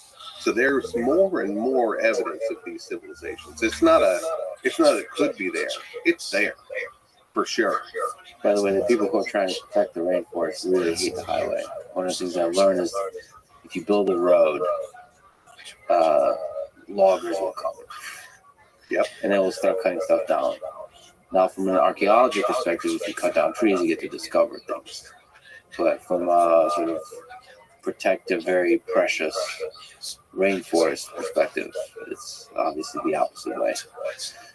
But it is interesting. I've seen where loggers cut through the forest, and then and when they leave, the forest heals itself very quickly. So quick. And you just think that across decades, you expand that to centuries, and it's like you could see how a civilization could be completely swallowed up by the rainforest. And it happened for sure in the Amazon. One of the ways that we're trying to push the frontier of where people were in the Amazon, because yes, the trees and just the biomass have eaten so much evidence. But they're finding more and more of these places that they call terra preta, which is black earth. And they're huge swaths of it. So I guess the anthropology term is anthropogenic landscapes. And what they're saying is that really dark earth couldn't have just got that way through natural forest processes. That sometime in the distant past, that forest wasn't there and there was major farming and human activity to the point where they totally turned the soil black and it's much more enriched. And when I took a trip into the Amazon, I went from Manaus up the river, the Black River, a couple of days, and went and met some different communities. And I asked them about this black earth, and they were like, "Yeah, that's why we're here. Sometimes we move our village, but when we move, we look for the terra preta, and that's where we're going to put our village because that's a place that all of our gardens are. The other places they don't." One of the things they talked about, literally just you have to ask the right question. And the stories, all the secrets are carried by the people in that country. Yeah, there's so many of them. The thing that excites the world about archaeology right now is Göbekli Tepe. And this, 10,000, now Koran Tepe is 11,000. The whole area is called the Kos Tepler. We only found it a couple of decades ago. But it was just, an archaeologist roaming through the area and asked a sheep herder, "Hey, you guys know where anything ancient is?" "Oh, yeah, let me show you this." And then all of a sudden we've got a lost civilization. And the shepherds always knew where it was, just nobody asked them. So speaking of Göbekli Tepe, what do you think about the work of Graham Hancock, who also believes that there's a lost civilization in the Amazon? Well, I've met Graham, and personally, I like him. He's a nice guy, got a nice sense of humor, and I think he's smart. And I also think he is a very good researcher. He and I are working on the same set of facts. The difference is our interpretations. I do not believe Graham's idea that a single, now lost ancient civilization seeded the rest of them. I just don't see that on a number of levels, artifact-wise, technology-wise, art historical analysis. So I think his research is great. I think that he's very well read, in fact, better read than a lot of my colleagues. But his conclusions I disagree with. And he and I have talked about this and had a very civil and normal conversation about it and agreed to disagree without spitting any venom at any point in the conversation. That would be a fun argument to be a fly in the wall for. So he believes he's proposed as possible that the Amazon jungle is a man-made garden. So it was planted there by advanced ancient civilization. Is there any degree to which that could be possible? Frankly, I agree with him. I mean, it's just like what I was just talking about. It's the conclusion part that we differ from. But the facts that he's basing that on are that terra preta, are the huge geometric earthworks, are the ever-increasing evidence of them. They are now from the bottom of Bolivia to Guyana. They're everywhere. Every time we open up the jungle, we find these big works. So yes, there was a vast civilization that was there. How advanced they were is a question, and also a perspective thing.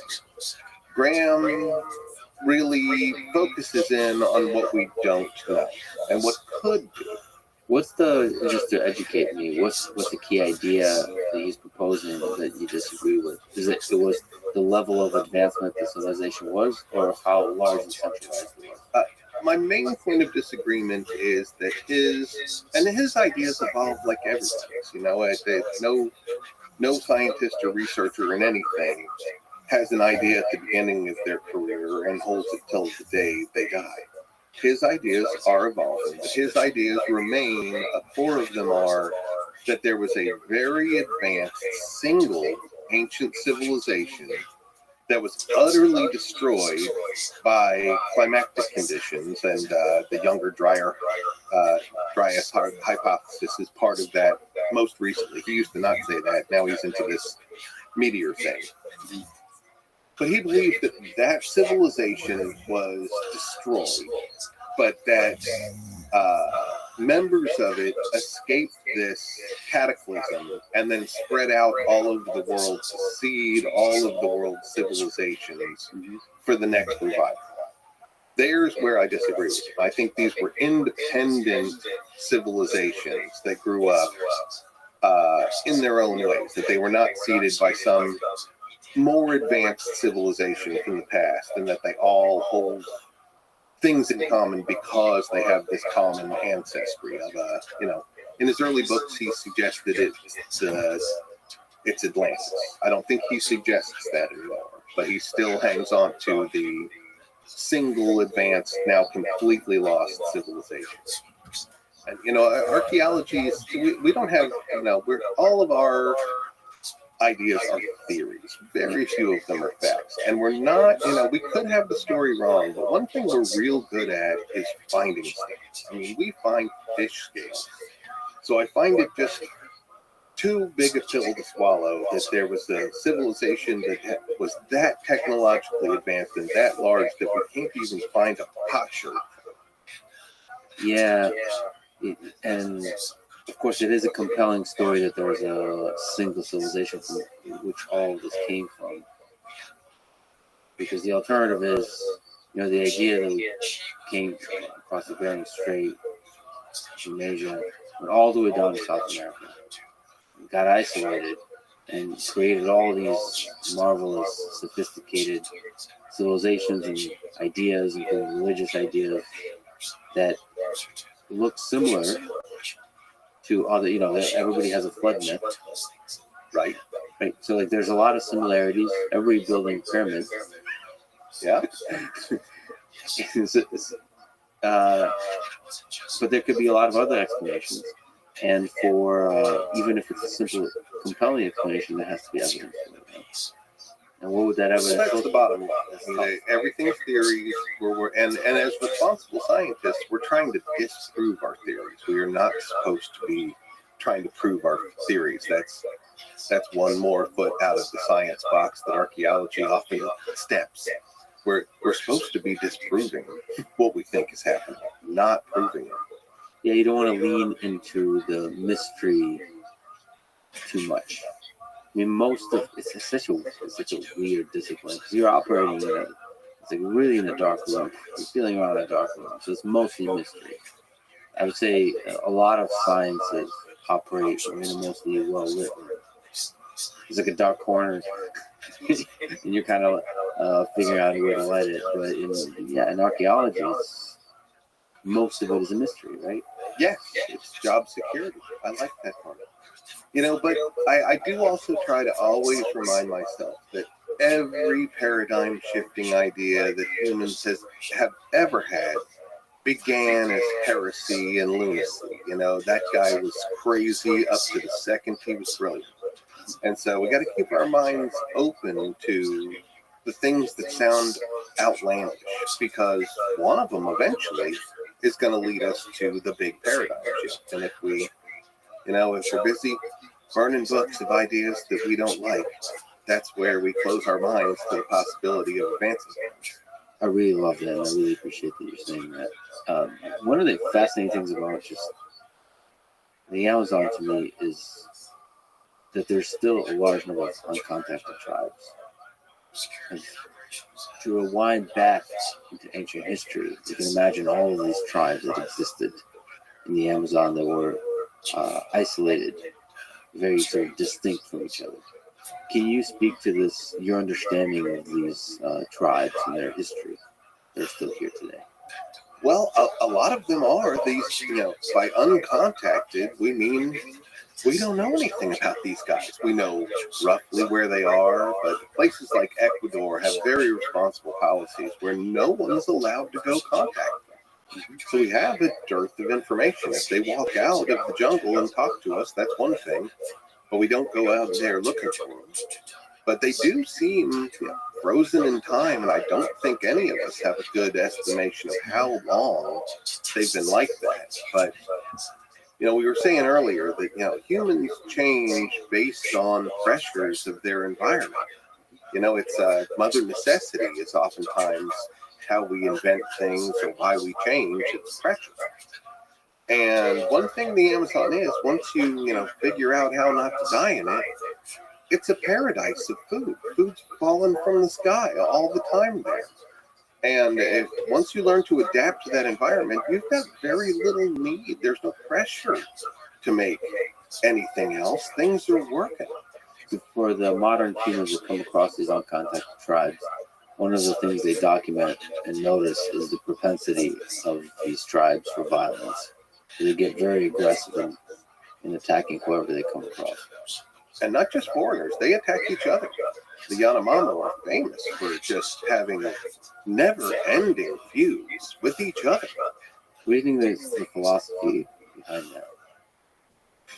I don't, I'm a relatively peaceful person, but I've got the monster in me like everybody does. And I think that these, it's cultural norms that become institutionalized. For the Yanomamo, they really, part of the rite of passage to be a man is to go kill or maim somebody from an outer village. And they go in there, they oftentimes, the way they don't let inbreeding set in and ruin everybody, not that they think of it scientifically, but they typically go and steal women from far off communities. And that starts a big fight. Another thing that starts fights when nobody even fought is illness. Illness in the Amazon and all of the ancient Americas wasn't seen as a biological thing. It was a spiritual thing. So if somebody in your village gets sick, the question is asked, well, what spirit is menacing him And who called it out on it? And then the rumor starts. Well, I bet you it was Joe over there in that other community. He's still pissed off to that time when we stole his daughter. And we ought to go over there and kill him. And then he'll get better. And so this round of never-ending violence, like Hatfields and McCoys had that thing. And the people of New Guinea also do that. So it's not, there are certain areas, mostly wooded areas, now that I think about it, where people just hide out and they attack each other as a cultural institution. It's such a tricky thing to do, to study an uncontacted tribe without obviously contacting them, to figure out their language, their philosophy of mind, how they communicate, the hierarchy they operate under. And yeah, there was a fascinating story in Peru, I guess it was probably like 8 years ago or something, but there was a ranger from one of the biology stations who, just in the by and by of protecting his area, met one of these uncontacted tribes and befriended someone, not the whole tribe, but he made some friends who would meet him in the woods, not in their community.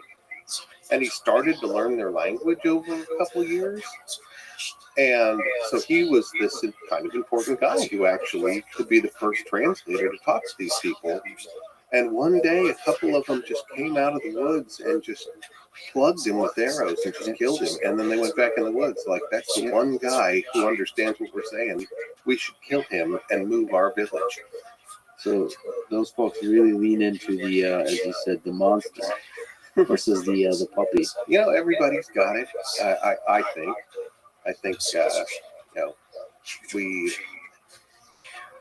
We need to listen to our better angels, because if we don't, we as a human species can easily devolve into just using violence and against others to get what we want. It's a daily choice we make not to be savages. Which is a fascinating thing to remember. We kind of think in civilized society we move past all that, but it can be summoned. Like in 1984, the 2 Minutes of Hate. With the right words, that primal thing can be summoned and directed and lead to a lot of destruction. And our sports are really based on taking those kinds of urges and channeling them positive, where somebody's not dead at the end of it. Yep. So, at which point did what we now call the Maya civilization arise? That's another complicated one. Another group living mostly in a jungle that we have barely begun to explore. The truth is, a lot of the questions in the Amazon and what we're talking about now is the Peten and the mountains there. Those aren't places archaeologists want to live. They're horrible. I mean, I've been there. I don't want to live in a tent and eat rations. I want to live in a nice town. So a lot of the places where the answers are, we still really haven't gotten there, because it takes a special person to be educated enough to know what they're looking at and tough enough to want to be there. I've done my tour of duty. I'm now in a nice little podcast studio.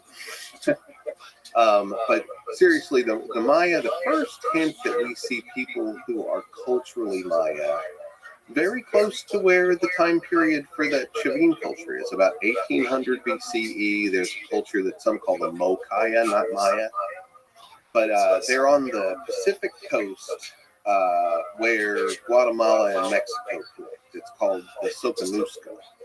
And those are the first people that are really going to be culturally Maya. And they're interacting with the culture that has traditionally been seen as Mexico's mother culture, which is the Olmec. They're kind of the same thing as we were talking about in South America, where the Maya, the original Maya, are not, there's not a whole lot to indicate that they have a religion.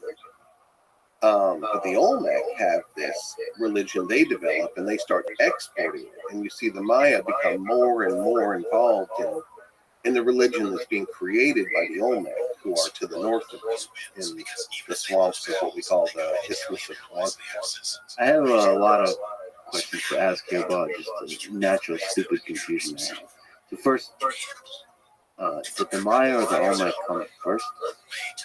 And are they distinct groups? Like, how do you maintain a distinct civilization when you're so close together? I just finished filming a whole thing on the Olmecs and their interaction with the Maya for the Great Courses. I'm thrilled for it to come out next spring. I think they co-evolve. Archaeology in this regard is the worst enemy of this. We put these names on cultures. We talk about how they evolved from one to another. We draw these lines where there aren't any. We make these time periods that a culture magically transforms into somebody with another name, where I'm pretty sure they didn't care about any of those names. But the Maya and the Olmec are two parts of a larger interaction sphere that's happening in Mesoamerica. A very dynamic time. The Olmec are really bringing the religion back.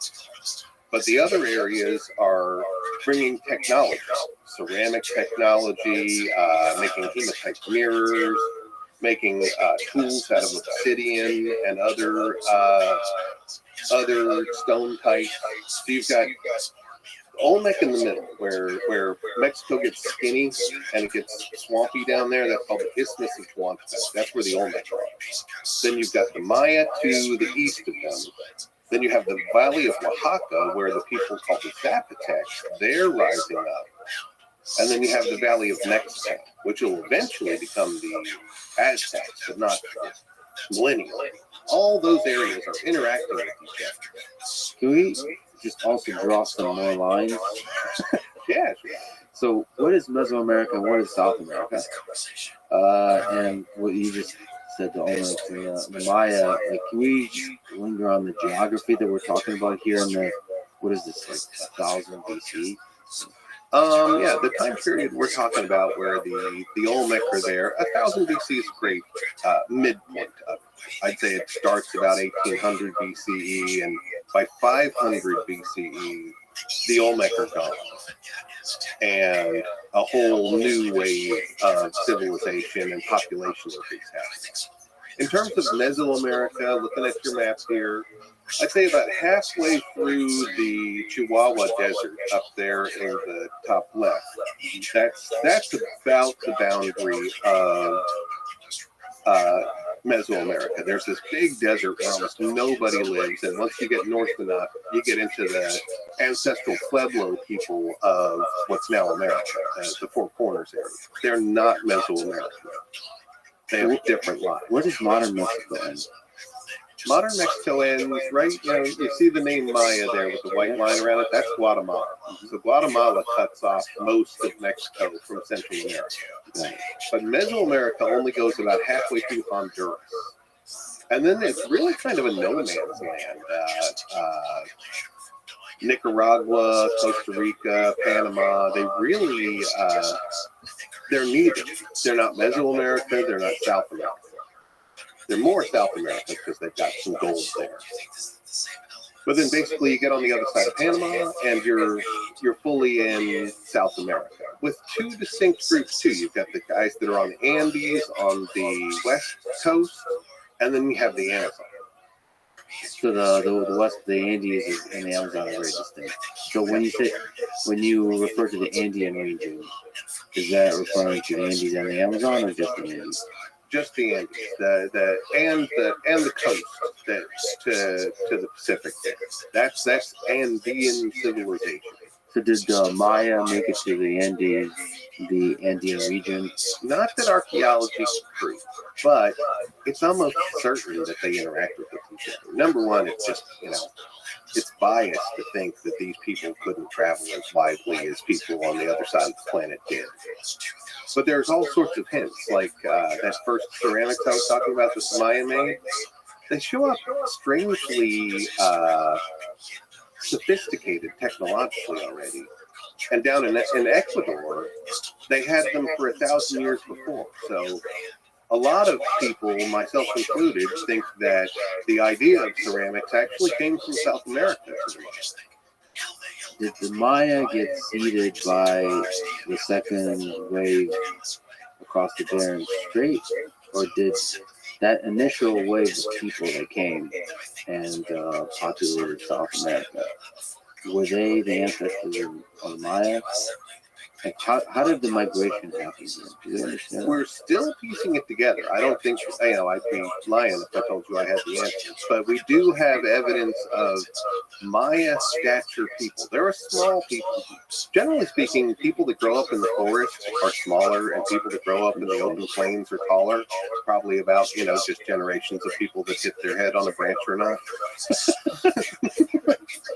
You're joking, but there could be something to that. I think there's some truth to it. I mean, the pygmies are small, and the people on the plains in Africa are big. The North American Indians are tall, and the Maya are small.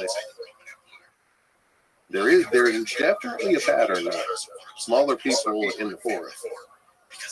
But anyway, there's a cave in the Yucatan called Molten Cave that has handprints in the cave.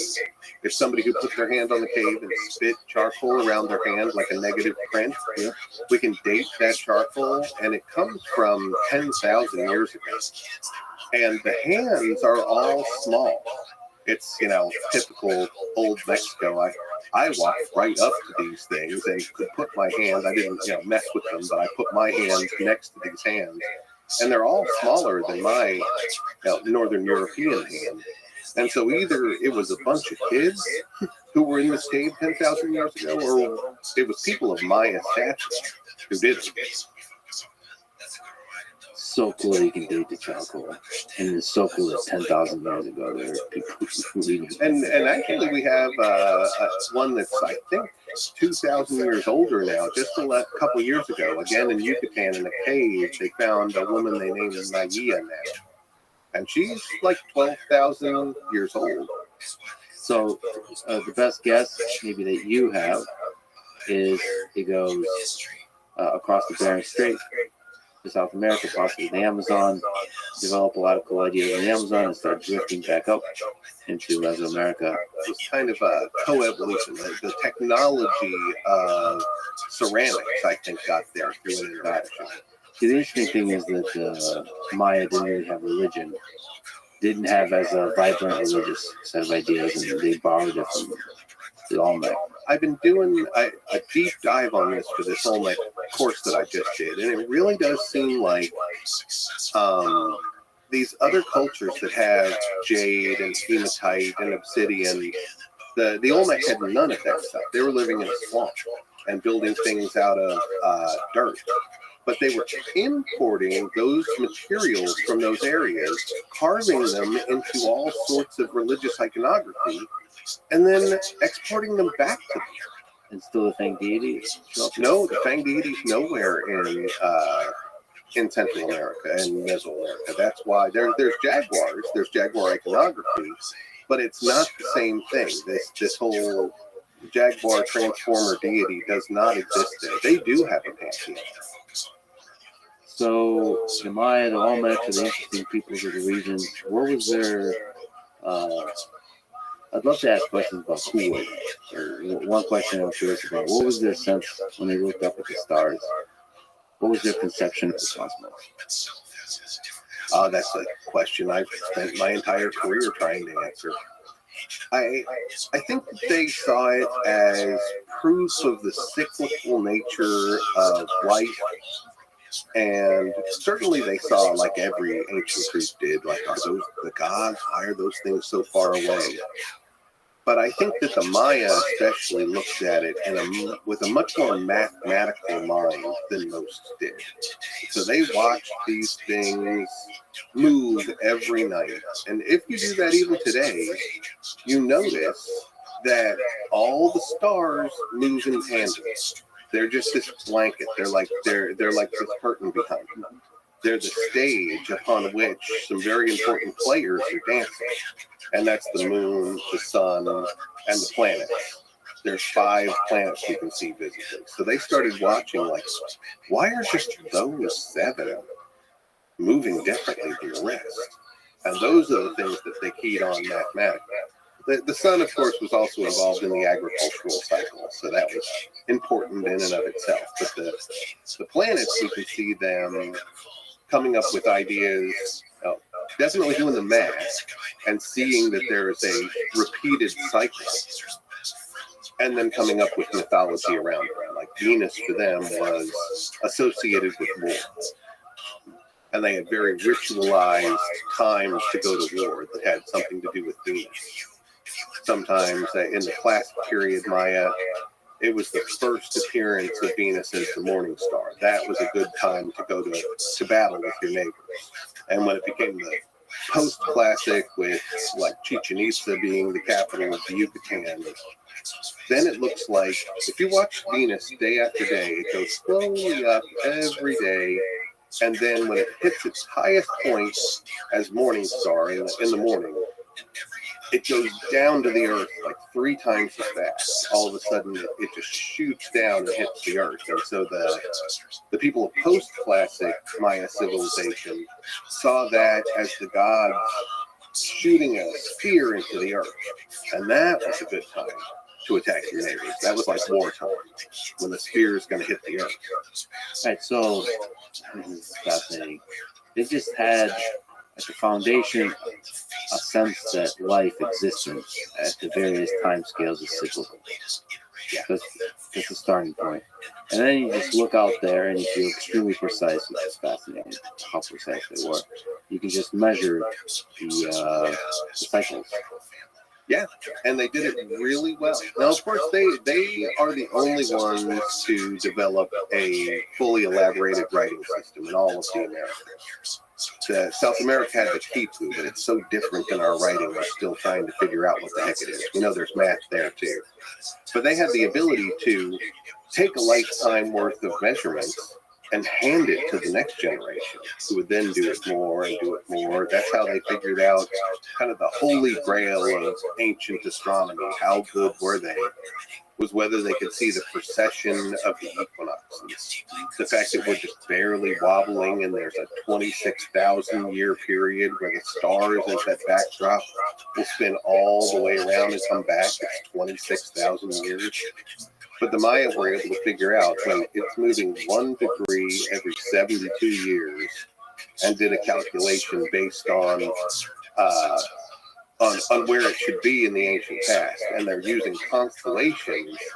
They're showing us they know by saying, like, this planet's in this constellation right now, and 33,000 years ago, it would be in this constellation. It's just fascinating that they were able to figure this out. I would love to sort of understand the details of the scientific community, if you can call it that.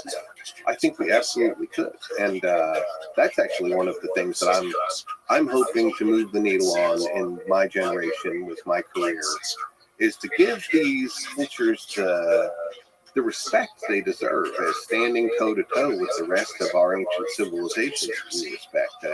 There are things that should be called science that are not being called science at the moment. Their math is incredible. Their hydraulic engineering is incredible. Their chemistry is incredible. And so I hope to talk about these things differently as a way to get people to recognize the achievements in a different way. Yeah, I mean, unquestionably incredible scientific work in the astronomy sense, especially here. Can you speak to all the sophisticated aspects of the Mayan calendar that they've developed? I know, you got another 5 hours? Let's go. No, I'm kidding. Say that you also gave me 2024 Mayan calendar. Yeah, I do this just to show the world that calendar system is evergreen. It can go into the future or the past for billions of years in the system they made, just like our system is. So can you speak to the 3 components here as I'm reading? The Solkin, the Hob, and the Long Count? What are these fascinating components of the calendar? It's neat how obsessed they were really math nerds. It wasn't good enough for them to just make one cycle to describe time.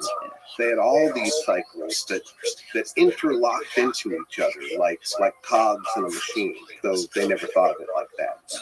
But the Solkin's their oldest one, and the one that still endures today. There are millions of Maya people that are living their lives based on a 260-day count. No weeks, no months. It's just 13 numbers combined with 20 day names for a total of 260 days, and then it goes again. Everybody in the Highlands knows what their birthday is in that calendar, knows what it means about their personality and the kind of jobs that they're supposed to do. Each one of those days has their own spirits and what's supposed to happen in those days. The Maya collectively call them the mom, the grandmother, grandfather spirits. And they talk to each one of those days, and they pray to them. There's now an association of some 8,000 people that are called Aki, that are day keepers who are keeping the days. And they're also like community psychologists almost. People come to them and say, you know, my life is mixed up. What's wrong here? Well, let's ask them all. Okay, well, it looks like you're not doing this or that, or, you know, you're an accountant. You're not supposed to be an accountant. You're supposed to be, a midwife. What are you doing? You're living your life wrong. You're a kid. You need to start being a kid. They take extremely seriously the day on which you're born, what that means, like the spirit that embodies that day. Right. Like I'm Keeve. I'm 13 Keeve, and it says it's funny how accurate a lot of them are. Mine is basically I'm an irresponsible husband and parent, but people like me, so my family still prospers. Like, well, God, that's horribly accurate. I mean, some of it is also the chicken and the egg. If you truly believe, so if you structure society with this calendar is pretty sacred, then it kind of like you manifest a lot of the spirit does manifest itself in the life of the people that are born on that spirit's day. Absolutely. And the Maya really feel this in this system. So that's the core system. This 260-day calendar was the very first calendar they made thousands of years ago, and it's the one that's most important today.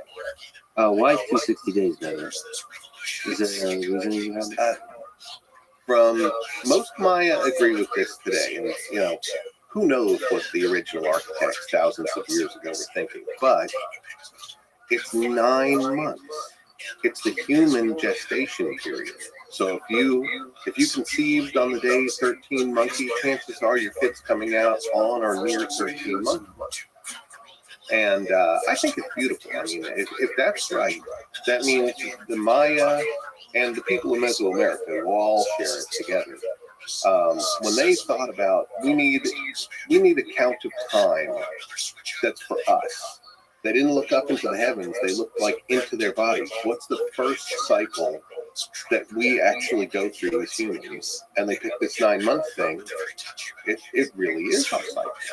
And no other culture on the planet looked inside themselves to create their calendar like that.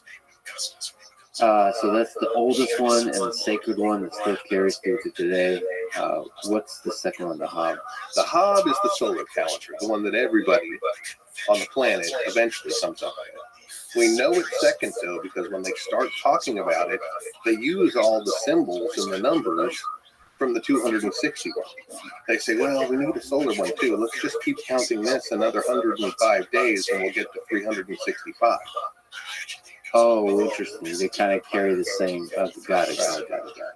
And that's useful because for all this of agriculture, all this kind of reasons. Right. Though interestingly, they never put a leap year in. The Hob is also called the vague year because it's just 365, which means every year they're off a quarter of a day. And eventually it starts really adding up. In fact, it's even caused modern problems. In this calendar here, I just do the straight math from 1,000 years ago. And so I place the beginning of the solar year differently than some Maya groups do, especially the guys in the highlands of eastern Guatemala. They write me nasty emails saying, I don't know what time the year is.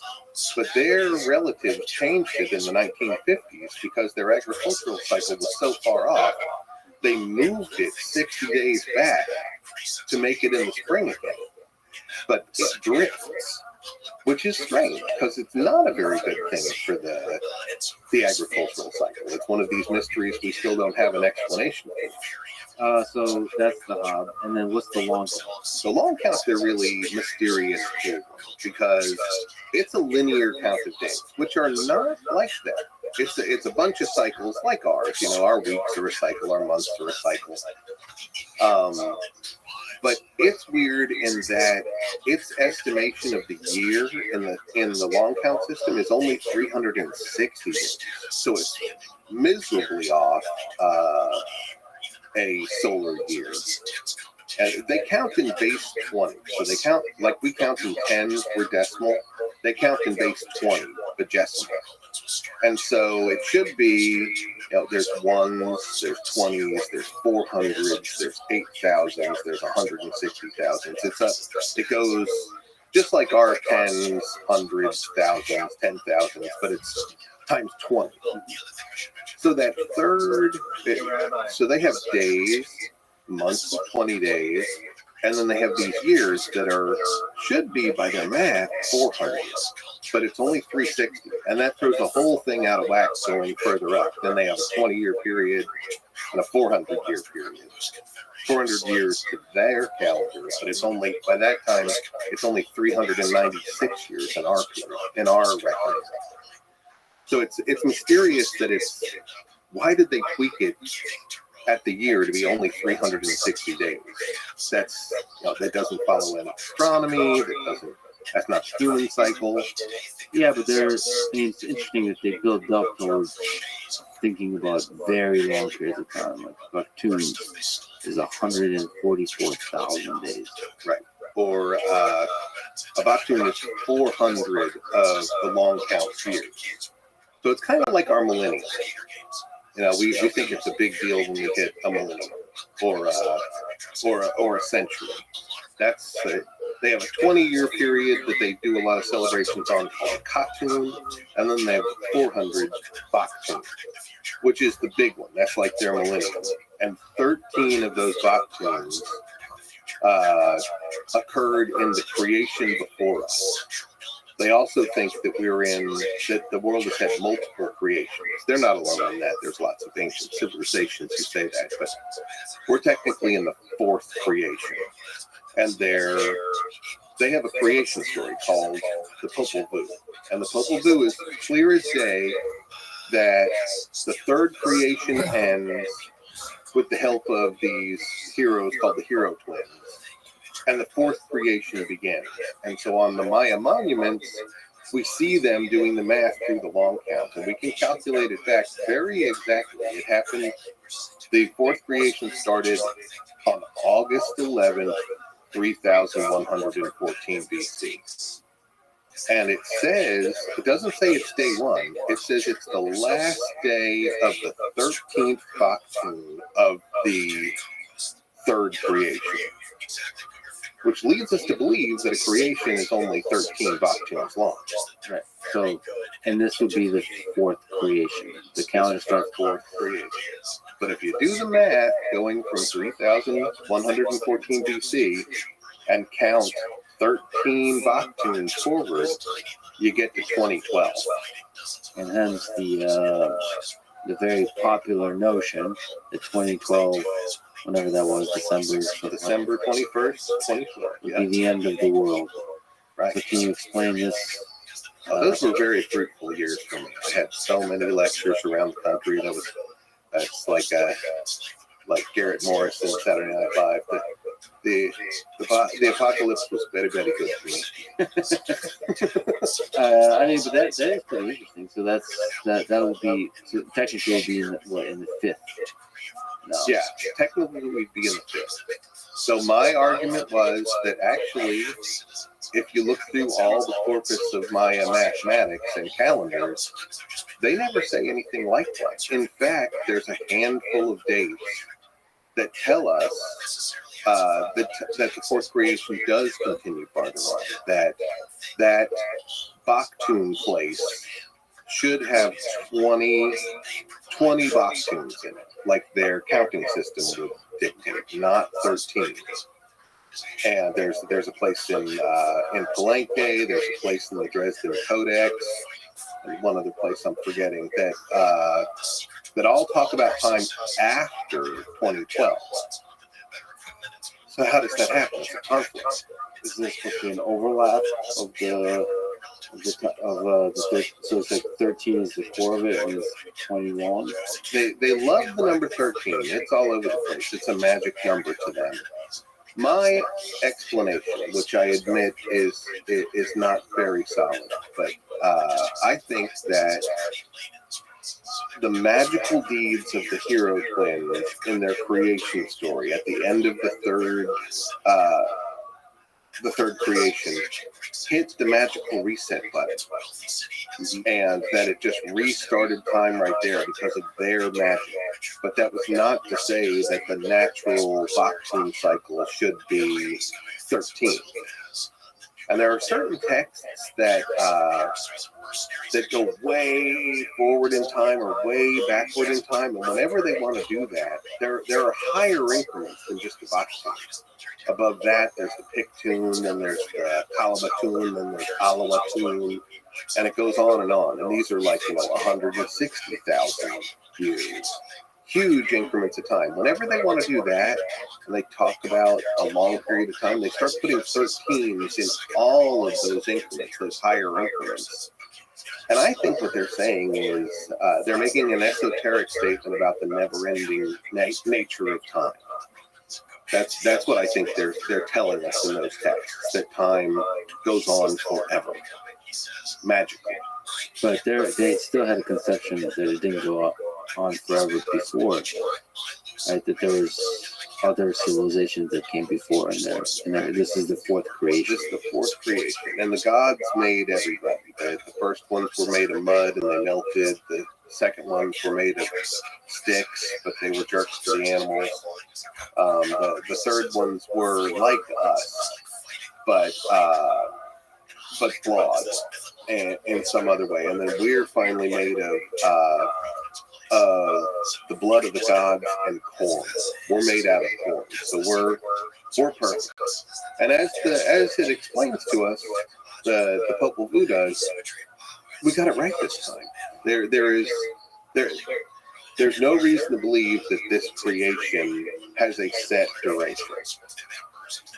Well, one of the weird things is that the Aztecs, who we talked to a lot at Contact, they also had the concept of multiple creations before us, but they were real clear to the Spanish that they weren't all the same time elements. Some of them were in the 300s of years. Some of them were in the 700s of years, but they were not the same time period. So our mathematical logic that if the third creation was 13, this one must be third creation, also be 13. It's in direct opposition to what the Aztecs told us about the nature of creation. They're different time periods. Why do you think there was the myth of the previous creation? Did they have some kind of long, multi-generational memory of prior civilizations? It may have had some echo in the flood myth. It's the same kind of major myths carried through a long period of time. There's a lot of different opinions about it. And, they're like, if they were all 13, if we have 5 creations, like the Aztecs said, and they were all 13, they would come up to roughly 25,000 something years, which is very close to that precessional cycle. So some people are like, they designed it all to be one completion of the precession of the equinox. And I mean that I don't believe that one, but that one sure sounds good, doesn't it? That's going to get a lot of internet hit. And one of the things I do obviously wonder about is why the flood myth is part of like most societies and most religions. I think that one's pretty easy. It's the end of the Ice Age, when the bathtub filled back up. It's just the Ice Age. It's seas filling back up. And they, without really understanding what happened, they just carried that story. Everybody knows that everybody's nice coastal village went underwater, and they had to seek higher ground. And then just like people like talking about the weather, everybody was talking about the weather. for many generations that the sea level was going up, and then that myth carried. Why do we live here, Grandpa? Well, we used to live over there, but then the water came. And then many grandpas later, it just kind of permeates every idea. It becomes mythology, but global mythology. So that one, there's a lot of things I don't have a reasonable explanation for, but the flood myth is almost certainly the rise in sea level. So this idea that every day represents, that it carries a spirit, there's modern day astrology. Most people kind of consider astrology this maybe a bit unscientific woo-woo type of set of beliefs. But do you think there's some wisdom that astrology carries? From your scholarship of the Maya calendar, do you think if you carry that to the astrological perspective on the world, do you think there's some wisdom there? I don't know. That I have a woo-woo part of me. I would like to believe that stuff, but I don't think as a scientist I cannot come up with a biological, scientific reason why that would be true. And, when you look at it objectively, I mean, really, is everybody born with the sign Scorpio a moody person? That's just objectively not true. But it is funny how oftentimes these Maya horoscopes, for lack of a better word, do hit the mark. There was some student who surveyed like 300 people with the app I made and asked them about their Greek sign and their Maya sign, and his conclusion for his term paper was that the Maya one was working way better. Which that's fascinating. At least that's fun. But no, I think I'm too much of a scientist to believe that. I just don't have any foundation in science that would allow us to believe that the month in which we were born in a cycle sets our personality and destiny. I agree, and yet there's so much mystery all around us that what I do like is the inbuilt humility to that worldview. That there's this whole, you can call it a spiritual world, so a world that we don't quite understand, and then you can wonder about what is the wisdom that world carries, and then you can construct all kinds of systems to try to interpret that. And then there is where the human hubris can come in, and but it's good to be humbled by how little we know, I suppose. I do love the mysteries of the world, and I would love to find an ancient civilization, but I don't want to solve the mysteries of the world. I think they're one of the things that make worlds life worth living. That's true. You mentioned the Maya writing system. What are some interesting aspects of their language that they've used in the written language that they use? Well, one of the things that confound me as a guy who spent a better portion of my life studying it, I had the honor of being the student of Linda Sheely right here at the University of Texas at Austin. She got the group together who broke the Maya code of hieroglyphics in the 1970s. So I learned from the best and loved every minute of it. I miss Linda. Can you speak to that code, actually, the hieroglyphic code, and what it takes to break it? Oh boy, I mean, what a thing. We had kind of a Rosetta Stone. We had a page out of Diego de Landa's book, a priest who was converting the Maya in Yucatan, asked his informants about their writing system and what every sound meant. And he was convinced they had an alphabet like we do. So he got this Maya guy, sat down in Spanish, and he said, okay, you're going to write all the symbols right here in my book. Write in here, write a say here, write a say here. And that guy just wrote all of the sounds that the priest told him to write. They were actually syllables. They were vowel, consonant combinations. They weren't an alphabet. But that turned into our Rosetta Stone of sorts. The big key is that the Maya still speak that same language. There are millions of Maya people who are speaking a version of Maya. Now there's where I get confused. That we've got a single writing system that is intelligible. We've broken the code, so we know that it's basically the same writing system from the top of the Yucatan into Guatemala and El Salvador. But we have 33 Maya languages today that are mutually unintelligible. And we backwards project the language of what they spoke back then that the glyphs are in to something called Chol T, which is a combination of Sorti and Chol, two of those languages. But it doesn't work for me at all. How did, if there was one language, maybe two back then, how did it flower into 33 mutually unintelligible languages in just 500 years during acculturation and horrible infectious diseases that killed 90% of the population? How did that happen? So we're missing something huge here. I think it's more like Chinese, where Chinese letters, writing can be read in multiple languages and still understood. I don't know exactly the mechanics of how that would happen, but it just seems impossible that there are more languages, not less languages, in the Maya area after the last 500 years that they've been through. So you think that there's some kind of process of either rapidly generating dialects, or there always has been these dialects, or I should say, they're distinct languages, even though there's a common writing system? There must have been a way that multiple languages understood the same writing system. Or maybe there was something like Latin. You know how there was a period in Europe where like most people were illiterate, and there was this priesthood who all understood Latin and they wrote in Latin.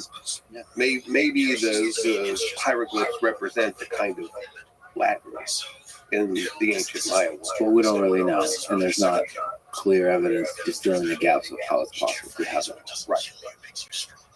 But we did realize it was actually a Russian scholar named Yuri Konorozov who broke the code.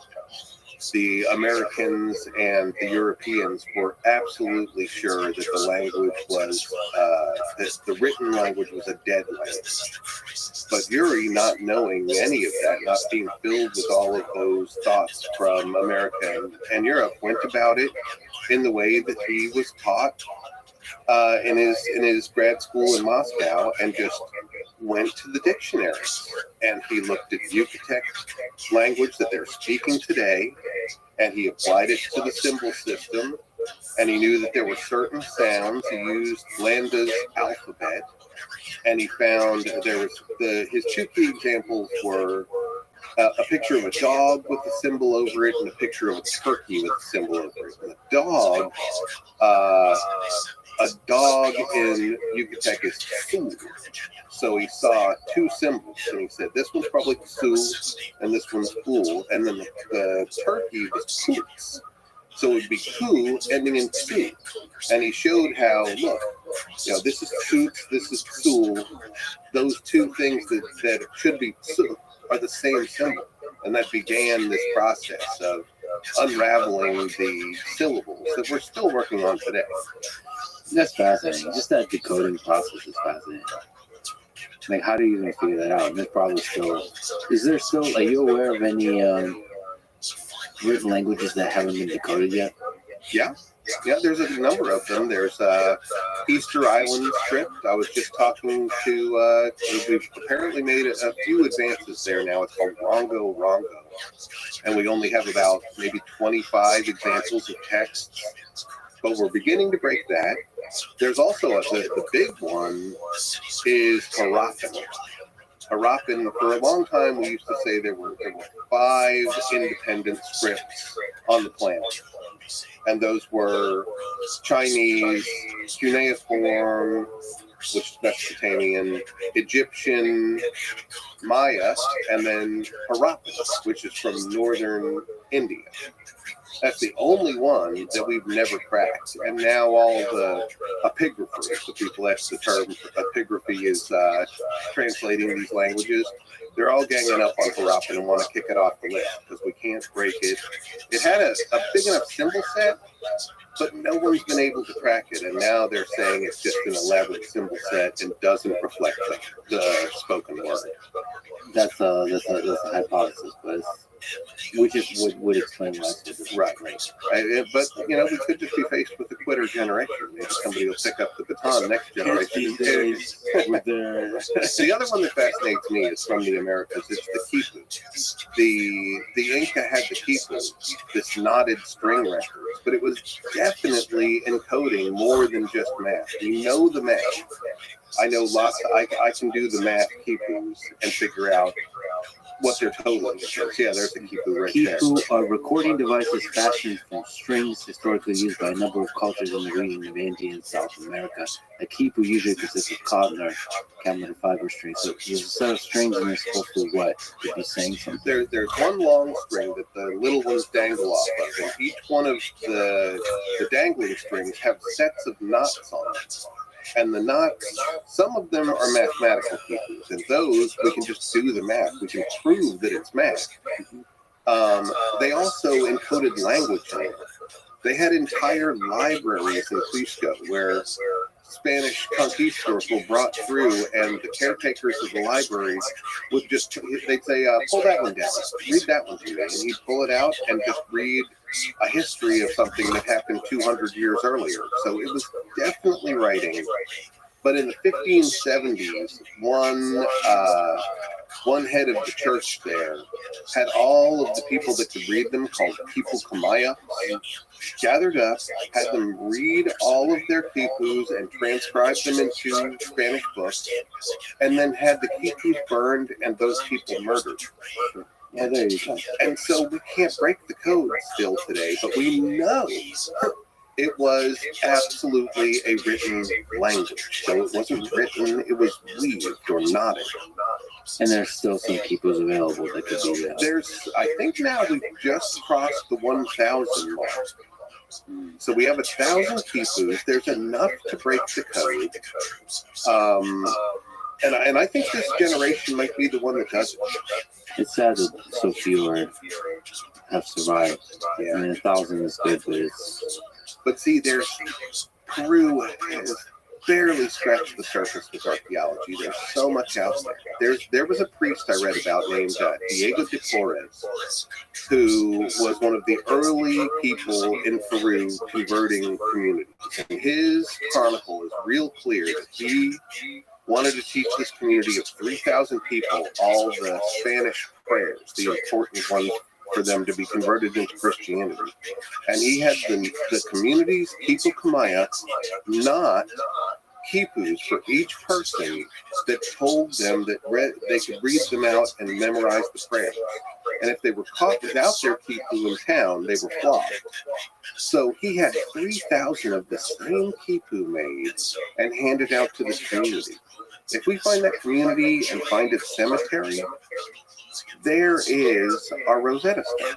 You know, it's probably the case. There's somebody in Peru, and maybe a large community that knows this language, that understands. And like, you just have to show up and ask them. And it's like, they're like, oh yeah. There are some communities that are using them. There's a couple of them that we had high hopes for, and then it was apparent that they were just making shit up. They didn't actually know how to read it. They just knew it used to be read, so they made a bunch of stuff about what it says, and they bring it out, and they act like they can read it, but then when you ask them the details, they don't know. Yeah. But then on a much simpler level, there's llama herders who keep a string in their pocket, and they've got the knots equaling how many llamas they have, and then they have subcategories of information, like this one's sick, we've lost these ones, this one's pregnant. So they have these more simple and more mathematical quipus, but they're using them to effect as a record.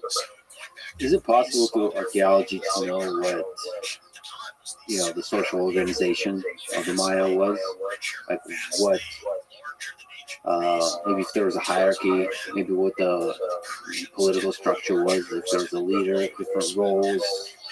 priests, or like who had the power, who was powerless, who had certain kinds of roles? Is it possible to know that? Actually, because of hieroglyphs, yeah, we know a whole lot. There's, basic things that archaeology, which is a very blunt tool, can figure out, like this guy lives in a rich house, this guy lives in a poor house.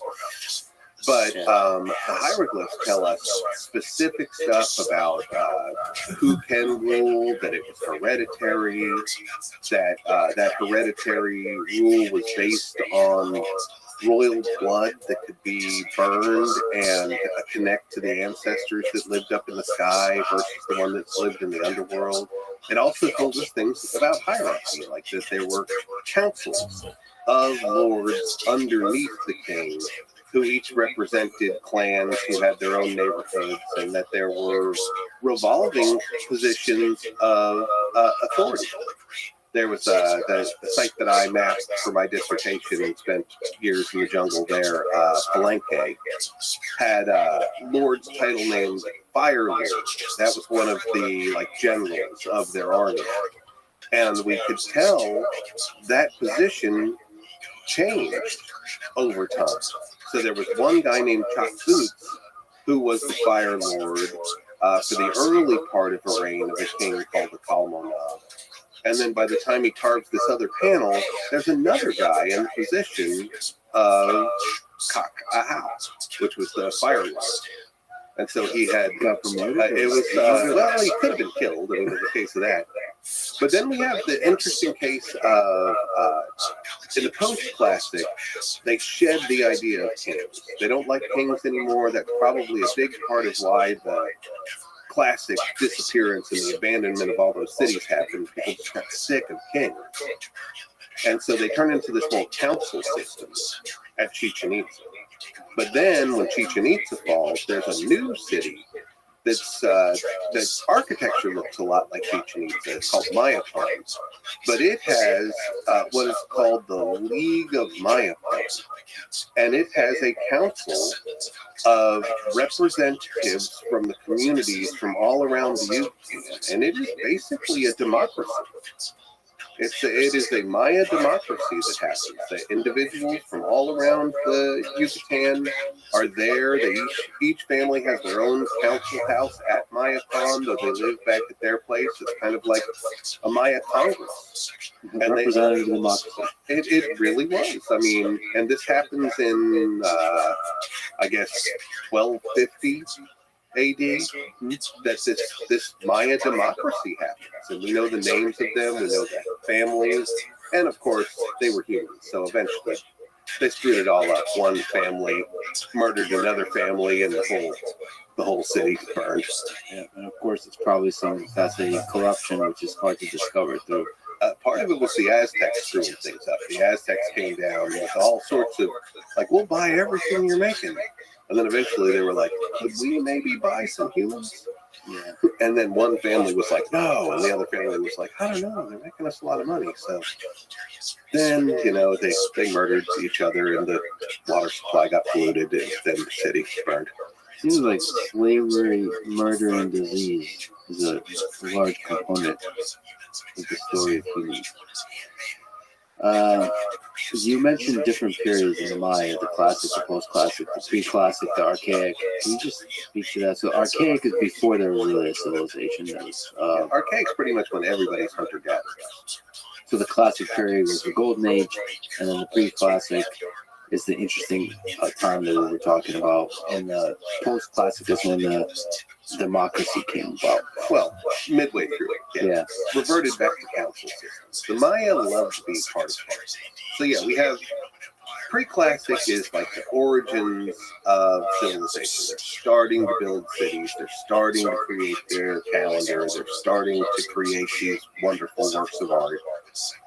And the classic period, if you look at 10 different textbooks for the Maya, you'll get 10 different dates that wiggle around in there.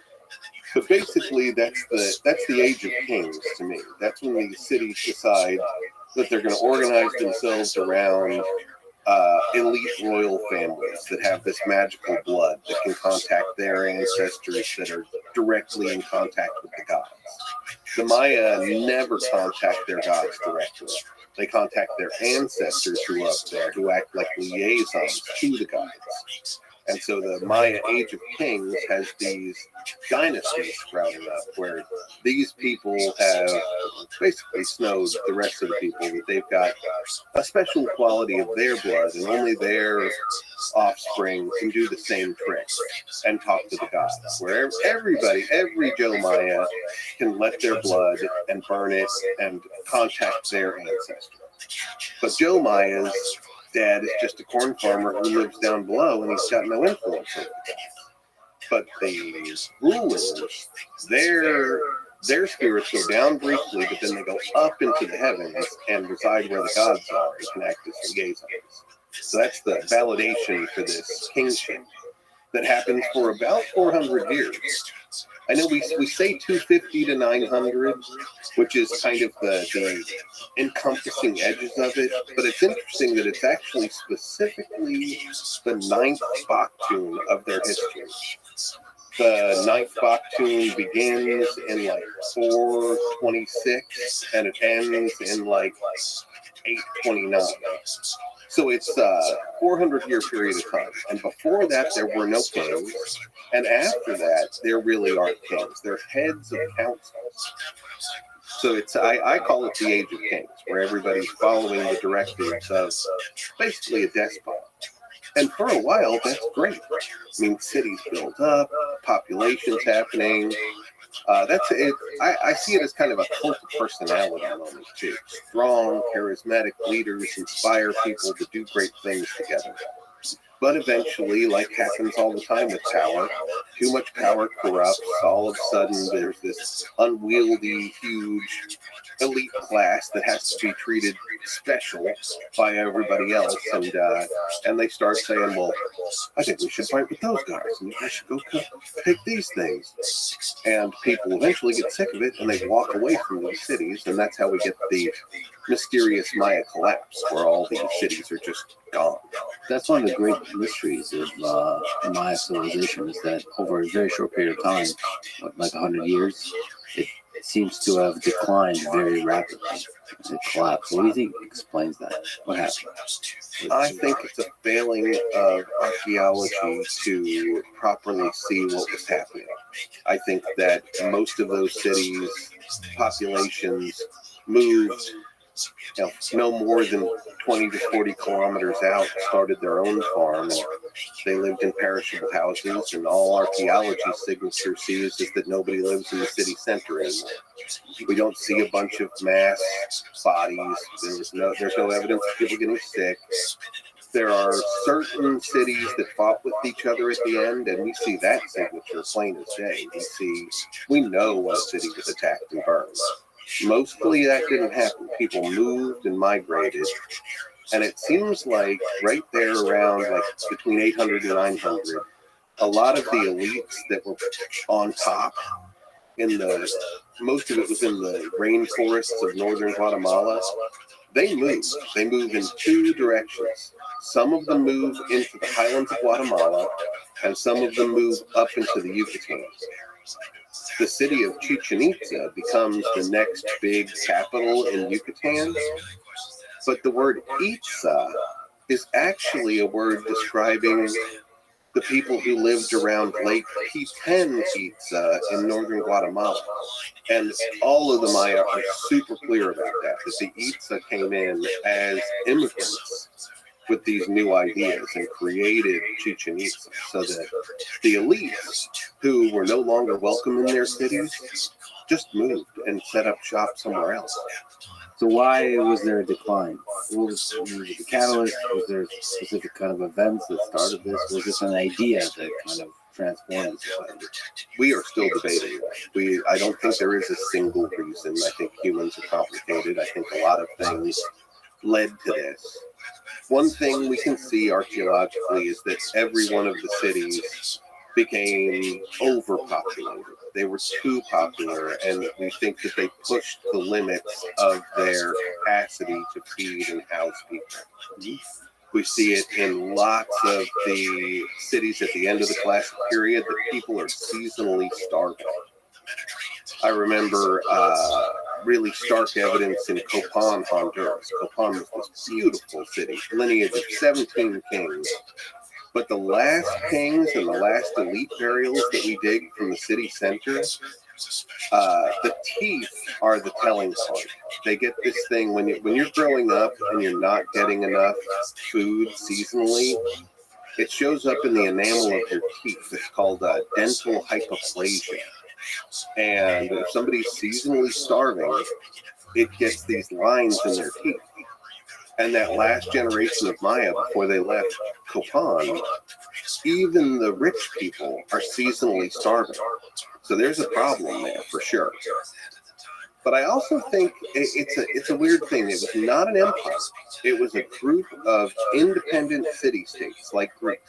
Some of them were allied, some of them were enemies. There was a huge civil war that settled out about the end of the Classic period. So if it was Europe, the victors would have taken over, the losers would have beat it and gone wherever they went.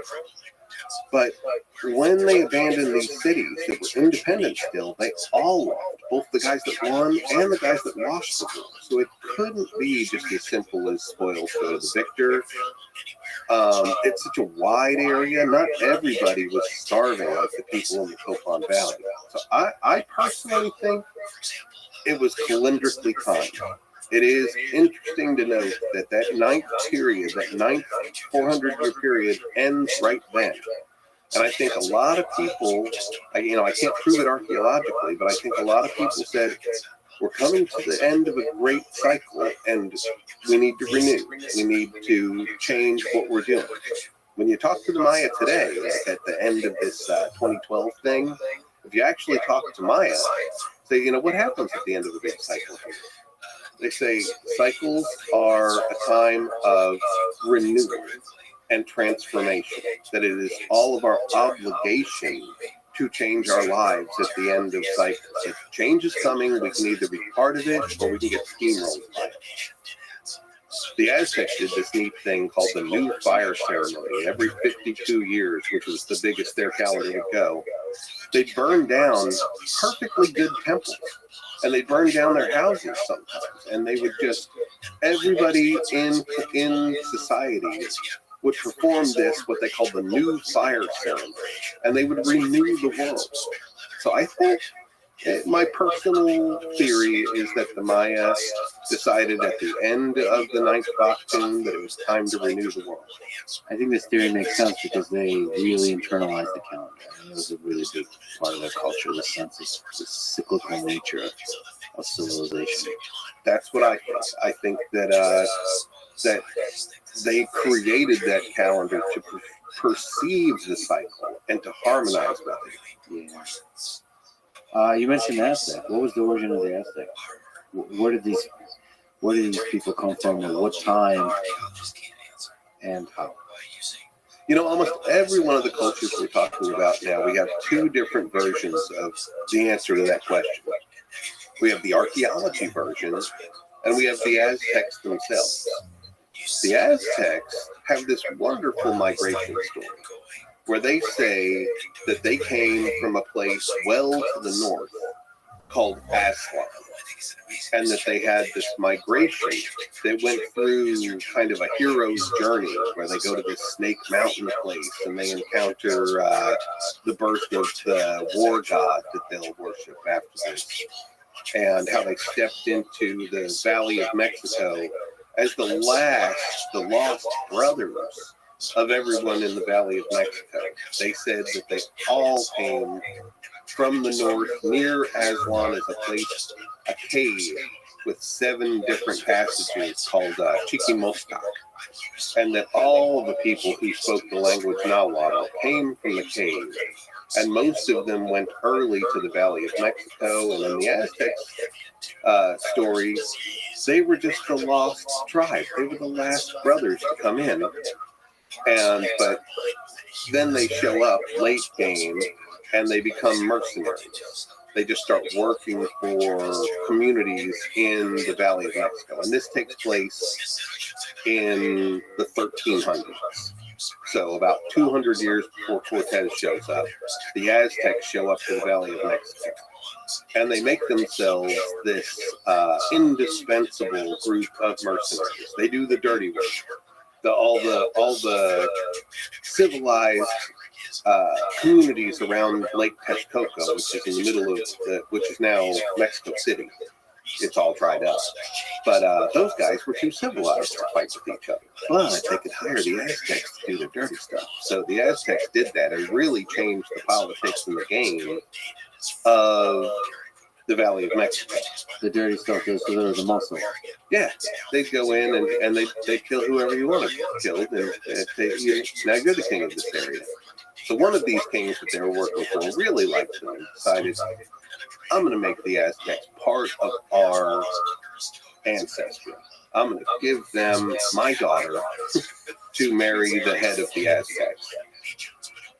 And the Aztecs sacrificed her. And that really pissed that guy off. So he took like his whole army and ran the Aztecs out. For a while, they say they live in this horrible desert section eating lizards. But then one of their priests say, we're going to walk around the lake, and my visions say that where we see an eagle sitting on a cactus with a snake in its mouth is where we will build our capital. And they see that, but it's out on an island in the lake. And he said, well, I don't know, that's the place. So they build up an island. They go to that island, and then they just start piling up lake mud until they make a whole city there in the middle of the island. The lake. They make an island city. And all of this occurs in about 100 years. So they show up about 1300. The capital of Tenochtitlan, as they called it, is really established, and from there they quickly take over the entire valley. They make what they call the Triple Alliance, which is the two other big communities of the lake are now their allies, but they're not really allies. The Aztecs were brutal. They were just, those guys agreed to shut up and let the Aztecs run the show.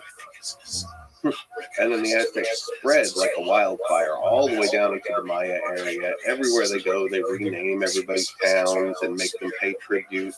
Pretty short lasting civilization. Spread extremely quickly. Famous. What are some defining qualities that explain it? I think they were very much like, they had an attitude like Attila the Hun. They just had no problem ripping your skin off. Everybody else had become too comfortable and too civilized, and the Aztecs were just mercenaries. They told everybody, we can either rip your heart out or you can work for us. And if you work for us, you'll be just fine.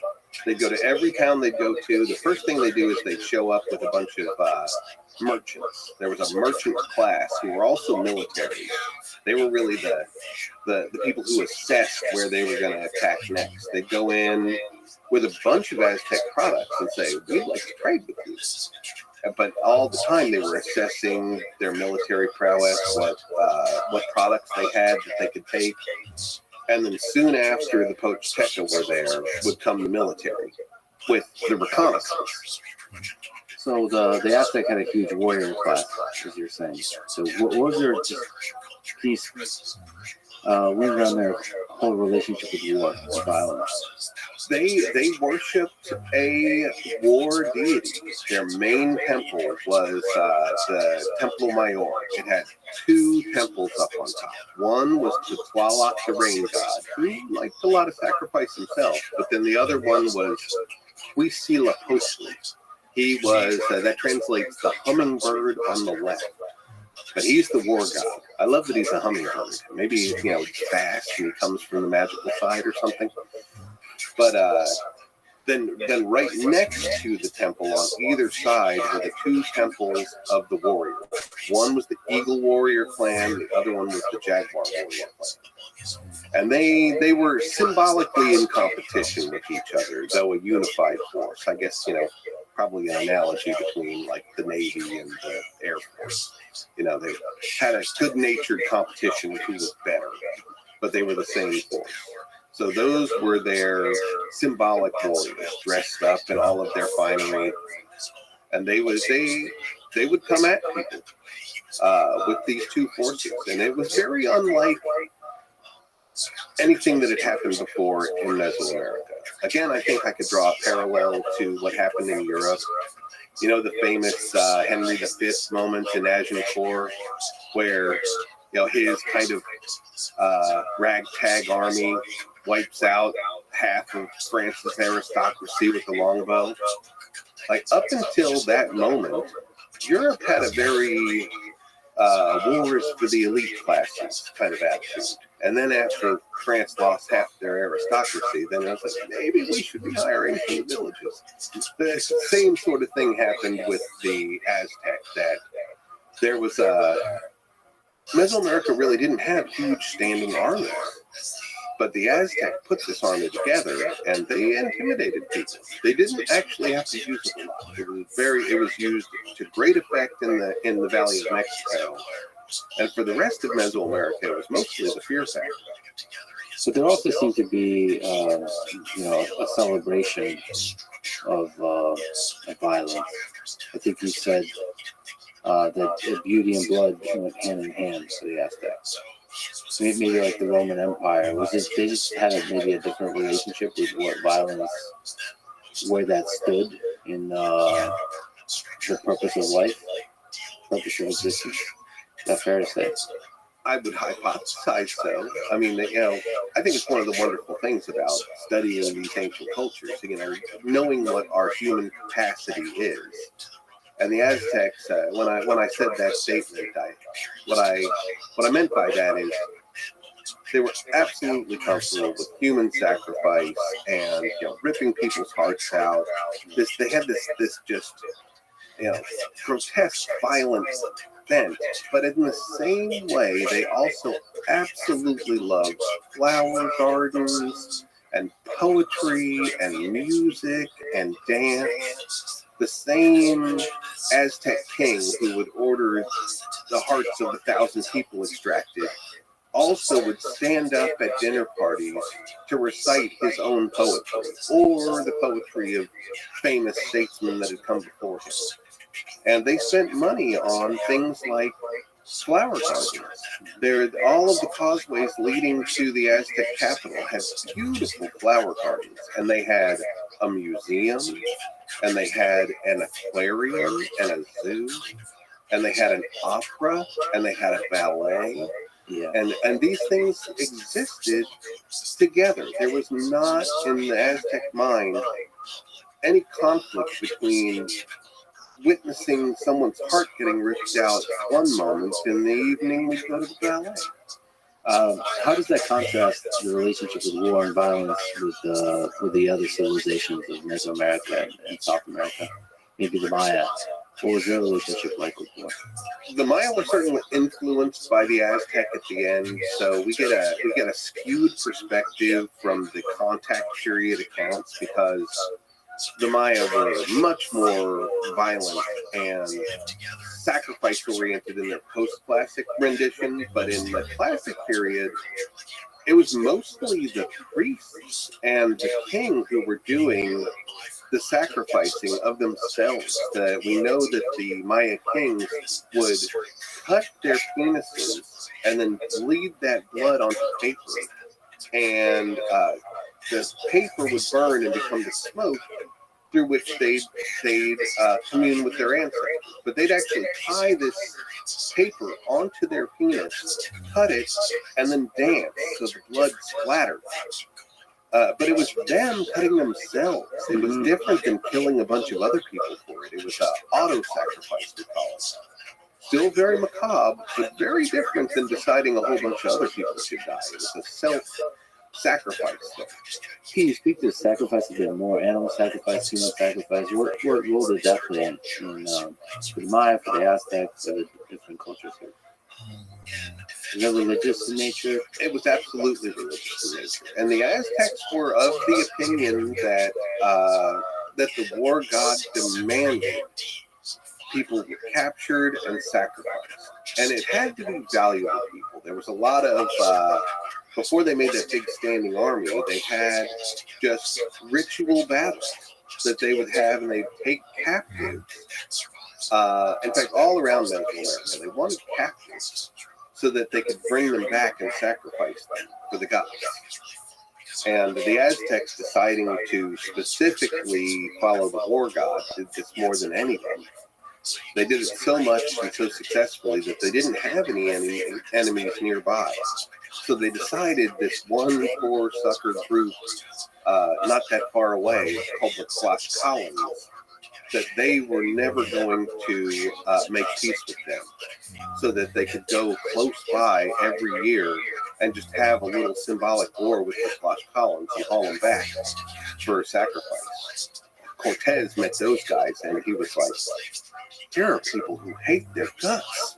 I'll just use these guys. So, we say, oh, Cortez took over the Aztec world. It was Cortez and 20,000 super pissed off Tlaxcalans. And they actually sacrifice what? So there would be kind of these ritual battles, or is it chopping off people's heads? And is there some interesting rituals around the sacrifice? It's mostly heart extraction. Sometimes heads. They bring them up on top of the temple so everybody can see it, and they had a specific stone where they would bend them over so their rib cage would come out. And they'd use like a thick obsidian knife. They had a really just tried and true way to do it. They'd stab it in a certain place close, and then they'd push down on the sternum as they ripped up on the rib cage. And they just make a place where they could just rip it right out. With their hand. But they were really just surgical about it. They'd use a thick obsidian knife where they could just break the ribs right along the sternum and then push the sternum down, pull up, while the person was alive. Yep, while the person was alive. And the Aztecs had this idea, like there was a horrible drought that went on that almost ruined the entire valley, and they came to the conclusion that it's because we haven't been killing enough people. Right. We've got to bump this up. And then when they did, and they decided they really took it out on the Tlaxcalans, it rained again. So it was proof positive that they should just keep doing it. And they ate people as well. They really did. As part of the sacrifice, after the sacrifice, then they would eat them. And this was part of the drought and the famine thing that started. But then it was just kind of the thing to do. When Cortez got there, they were still having certain special feasts that involved humans. And it really upset the Spanish that they would be like tricked into eating human. Like, hey, you liking dinner? That was a human. So the idea, was it actually having a taste for human flesh, or is it just these kinds of ideas of like if you eat a person's heart, you can get their spirit and their strength? In the case of the Aztecs, it seemed like they just liked it. This guy Sahagún, who was a very responsible chronicler, that was pretty specific that there was a distribution thing. Yeah. Like the elites got butts. The butts were the best part. So the butt cheeks, those are the best parts to eat, and then it went down the chain until some people just got fingers and toes. Literally about taste. Yeah. Boy. All right. They really did. They really did. In fact, that's what caused have you heard of the Noche Triste Day, the sad night?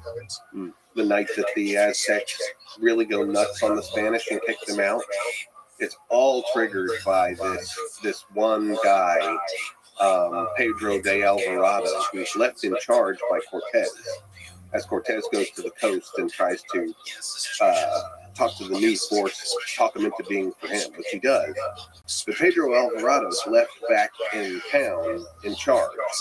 And they're doing another one of these huge Aztec buffets and parties to honor them.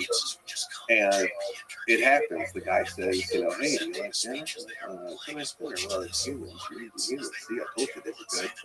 And Alvarado just freaks out, and he has the guards close the doors, and he murders everyone in the party. Women, children. Nobody has weapons. He just murders everyone. And that's what spazzes the Aztecs out to eventually murder Montezuma, who was their captain, and then try to murder all of them. And it was all Pedro Alvarado's fault freaking out about eating humans. Just a little practical joke. Yeah, it was just, they thought it was funny. He did not. It's fascinating. I didn't realize. So I kind of assumed that some level of cannibalism would have to do with, eating the heart to gain the spirit of the person or something like this. In certain deer hunting rituals, things for sure. But the Aztecs, no, they just liked eating humans. It was part of the fear factor too. I mean, they could walk into a new town and be like, "You guys could either send us, a number of Quetzal feathers every month, or we can eat you." So that psychological warfare and actual warfare, it worked, and that's how they spread. Mm-hmm. And they were just about to take over the Maya when the Spanish came and messed everything up. They had the Maya surrounded, and they were about to take over the whole Yucatan.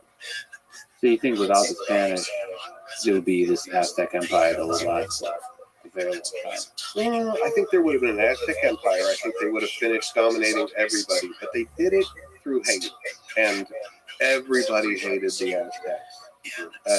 So it wouldn't have lasted forever. They were not ruling justly. They were ruling by force, and that can only go on so long before revolution happens. The Inca Empire, I think that would have gone on forever, because they were really community oriented. Once the Inca took over, no one in the Inca Empire starved. They built architecture. Everyone was safe. It was a society that could have lasted a long time. What was the origin of the Inca Empire? Well, it was bloody at first, like most of them are. But once they started taking over, what they did is they empired. Everybody else had just raided their neighbors to get the resources, but everybody they raided, they turned them into the Inca Empire, and they created this incredible mita system where you took turns working. And they created the road system so they could get groups of workers back and forth. So a town of, let's say, 5,000 people, the Inca would roll up with an army of 100, 200,000 people and say, would you guys like to be part of the empire, or would you like us to escort you to the edge of the empire? And if your mayor here agrees, then he can have a house in Cusco. But then the very next month, a big work crew would show up, and they'd start building agricultural terraces and storage units. And every month, with the agricultural excess, they would have big parties, and everybody would eat. So people lived well in the Inca Empire. It was a rough beginning, but everybody who agreed to be part of it immediately had access to a whole bunch of resources and security they never had. So they started in South America, Peru, and Cusco. Cusco was like the center of it. Cusco, in their language, Quechua, it means navel or belly button, and it's up in the mountains. But there's 4 quarters that they called their empire Tiwantinsuyu, the land of 4 quarters, and the center of those 4 quarters was Cusco. It sprung to life in like 1200 AD. Yeah, we backwards project what it was, but it was probably mid-1200s when the first Sapa Inca, the first ruler, came in. But it was the 9th one, is Pachacute, who really started being an empire builder. And part of that, what really defined the empire? You said roads. They built a massive road network. Roads, and in the same way that the Roman strategy of building roads and infrastructure, and then every place they took over, they'd create certain key pieces of Roman architecture that kind of made that city Roman, and they'd rename it something. The Inca did the same thing. They had certain signature Inca architecture that they would build in as the administrative part. They'd send the Quipu Kumaya, the guys who would weave not the Quipus, as accountants, and they would go through and say what everybody did. Okay, you're a good farmer, you're going to farm. You were a good weaver, you're going to weave. All the men here are going to take a turn at being part of the army. And they sent independent people to my house too. Every community had like 5 or 6 that were not allowed to work with each other, and they all had to independently send their Tifus back to Cusco. And if there were accounting discrepancies, they would call the Cusco to figure out who was lying about what. So there's like a super sophisticated record keeping system. Yeah, and that was the Tifus. And the Spanish recorded what they could and then burned them all. But that's an interesting development for an empire, because that allows you to really expand and have some kind of management, some level of control. Yeah, they couldn't. At the end, they were at least 10 million people. And there was just no way to do that without some sort of sophisticated record-keeping system. The Inca had to face Aztecs. Inca. I mean, the Aztecs were psychotic, but the Inca had just reserves for Mayas.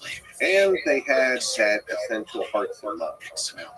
And there was only one thing that everybody got pissed off about when they joined the Inca Empire. For some reason, everything was owned communally except the llamas. The llamas were the kings. And so that was one thing that, like, some of them would stay in town just to be work llamas, but, you don't own your llama anymore. And people are really attached to their llamas. To this day, they are like family members. So it'd be like everybody walked in and said, everybody's family dog is now mine. It like really upset people on an emotional level. Well, the llamas got domesticated at some point. Probably early, I don't even know when, but early on. It's we have rock art that progresses to make it seem like a progression from people depicted hunting them to people depicted standing next to pregnant ones. So it was still in that archaic period, at least, that they became friends. Yeah, but if you roll in and you own them, that's yeah, that pissed everybody off. For some reason, the Inca owned everybody's llama instantly, and he would take anything he wanted. A lot of them would just get carted away that day, just sent to Cusco. They'd also take their money. That was another thing. Everybody mourns their dead, but the Inca just ceased to accept it. They would just, the mummies were still there. Okay, he's dead, but look, he's still got clothes. He's at the party. Let's put a beer in front of him. They just kept people as mummies. And so the ancestral mummies of every town, part of the being absorbed into the empire was, okay, your most important mummies are now going to have their own beautiful house in Cusco. But they would physically bring those mummies to Cusco to make now Cusco the spiritual heart of their belief system. I can see how that would piss people off, but it's also a pretty powerful way to say, like, the ancestors that you idolize, that you respect, are now in the capital. They've been elevated. If we didn't steal them, we have given them a new place of honor. And you're welcome to come visit them all the time. And they did. They had these festivals where everyone from all corners of the Inca world would come to Cusco. And which of the civilizations mummified people? Is it the Incas for sure mummified people, and even did some of that kind of like Egyptian-esque taking out of organs and preparing the body. They put like straw inside the cavity and mummified them. But the Maya didn't do it at all. The Maya, in fact, on purpose, would flood tombs with water so that the skin would float off the skeletons faster, and then they'd get back in there. It was jungly, so I think the bugs probably had part of it too. But then they would get back in there to get the bones. They'd open it back up and take the bones out and paint them with red cinnabar. The one that I was in Copan, we had evidence that they had gone in there 4 different times. And the last couple times, they only took the skull out and repainted it and then put it back in, articulated on the skeleton. But they didn't mummify. They, on purpose, would like grossly float the bodies so they could get the skin off faster and get to the bones. Or would they keep the bones? Yeah, they'd keep the bones. And they'd pull the bones out occasionally and do rituals to them or commune with them and then put them back in. So there's still a deep connection to the ancestors, to the physical manifestation of the ancestors. Then. Yes. Whether mummified or bone. And to this day, like if you do an excavation here in the United States, Native American people don't like it. They don't like their graves, which is fine enough. I wouldn't want somebody digging up my grandma either. But the Maya, they love it. They love it. Every Maya person, if we find a grave, they're like, yeah, look at that, bones, cool, can I touch? Right. They're not confused about it at all. They think it's exciting. I one time helped out a physical anthropologist in town in Copan to get a osteology collection together of various animals. So if we got bones from an excavation, we could see what kind of animal it was based on the collection. And this family said, our family dog died last year, buried him in the backyard. We'll dig him up. We do need a dog. We'll go dig up your dog. And they were like, but the kids really want to help you. So their kids came out.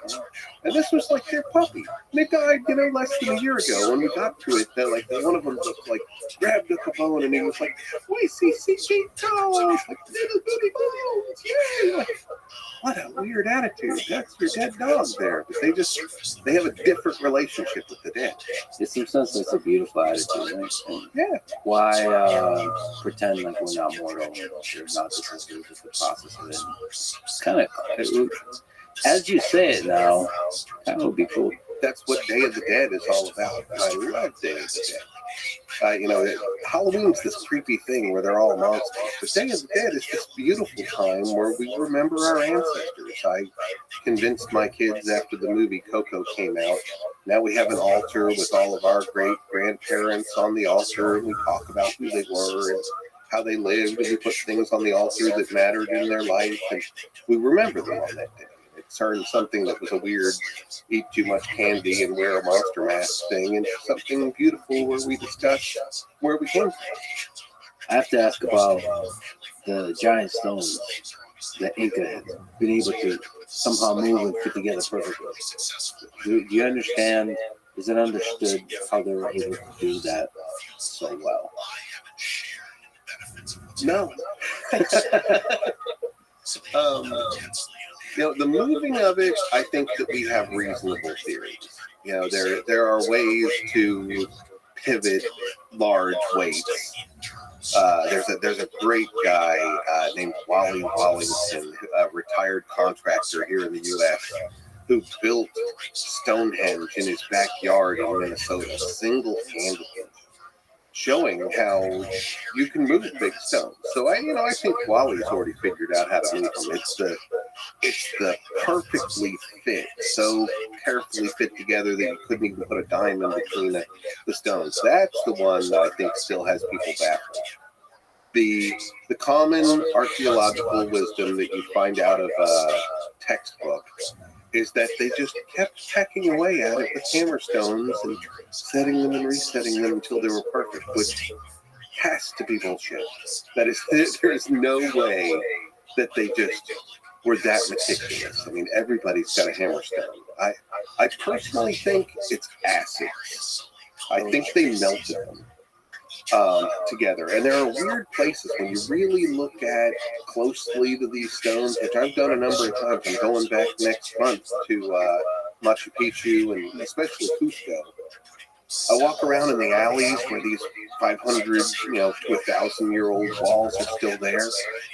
And I see things like the crystals in the andesite are almost stitched together along the seams. Like there's the andesite around it is melted and the crystals haven't. And there are other places where there are weird wipes on the wall. Like it's just melted, like somebody took a rag and wiped it while it was soft. Lots of talk about soft stones turning hard too. I haven't been able to prove it. This is one of these, end of my archaeological career chapters. I'm either going to prove myself wrong or prove it. But I think they used acids. My dad's a chemist, and he told me a long time ago that there's no naturally occurring acids. But my current theory Actually, I got the idea initially from the show Breaking Bad. I don't know if you ever saw that show, but there's a point in which they're trying to dissolve a body, and they're using hydrofluoric acid, and it goes right through the ceiling. That hydrofluoric acid is so fascinating. It won't go through plastic, and you can also bring it in inert parts and then combine it. The Inca made tons of jewelry out of fluorite. Fluorite is big in the Andes, and they also mine a lot of things for gold and silver, and the byproduct of that mining is sulfuric acid. You put sulfuric acid and fluorite together, and it's hydrofluoric acid. And that will burn through andesite or anything. And if you learned how to do it judiciously, and you didn't care whether servants lost an arm or two, then you could actually use them to fuse these together. And I think they're fused together. I asked the city of Cusco if I could take some core samples, and they said, "Go away, gringo. Don't touch our walls."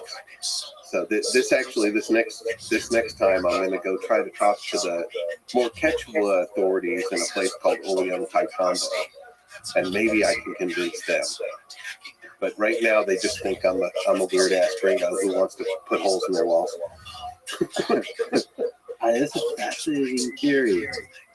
And so how could you get to the bottom of that? So getting core samples and see if there's some kind of trace. Chemists I'm working with say that if there was hydrofluoric acid in between these, that a core sample right along the seam, they can separate out the elements in there and detect whether there was actually elements of hydrofluoric acid. I wanted to go straight to burning rocks, but they were like, no. I mean, we already know that's true. I mean, yeah, we can burn some rocks, but it would happen. That's just chemistry. We gotta prove that it would happen in the walls. So go get us samples. And that was before COVID and all sorts of, you know how it is. You probably are the same guy where you've got 1,000 ideas, and the ones that are fruitful you run with, and the other ones you get back to you. That'd be fascinating if true, and I hope you do show that it's true or false. Either one. I'll try to disprove it. Disprove it, yeah. I wonder if we discount how much amazing stuff a collection of humans can do.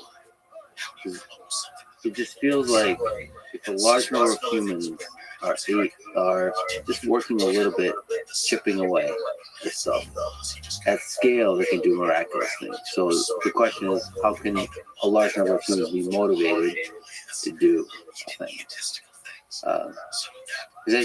When we think about like Stonehenge, some very challenging architectural construction, we don't think about a large number of humans working together. Well, that large number of humans are motivated to work together by a small number of administrators who are dynamic and convincing in some way or another.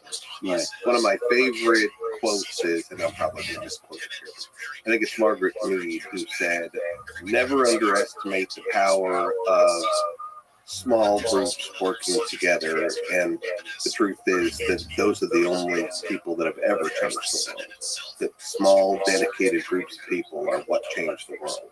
Yeah. And they inspire big groups of people to embrace their vision. Yeah. I think we sometimes underestimate how much humans can do across time. And we are way less capable than we used to be.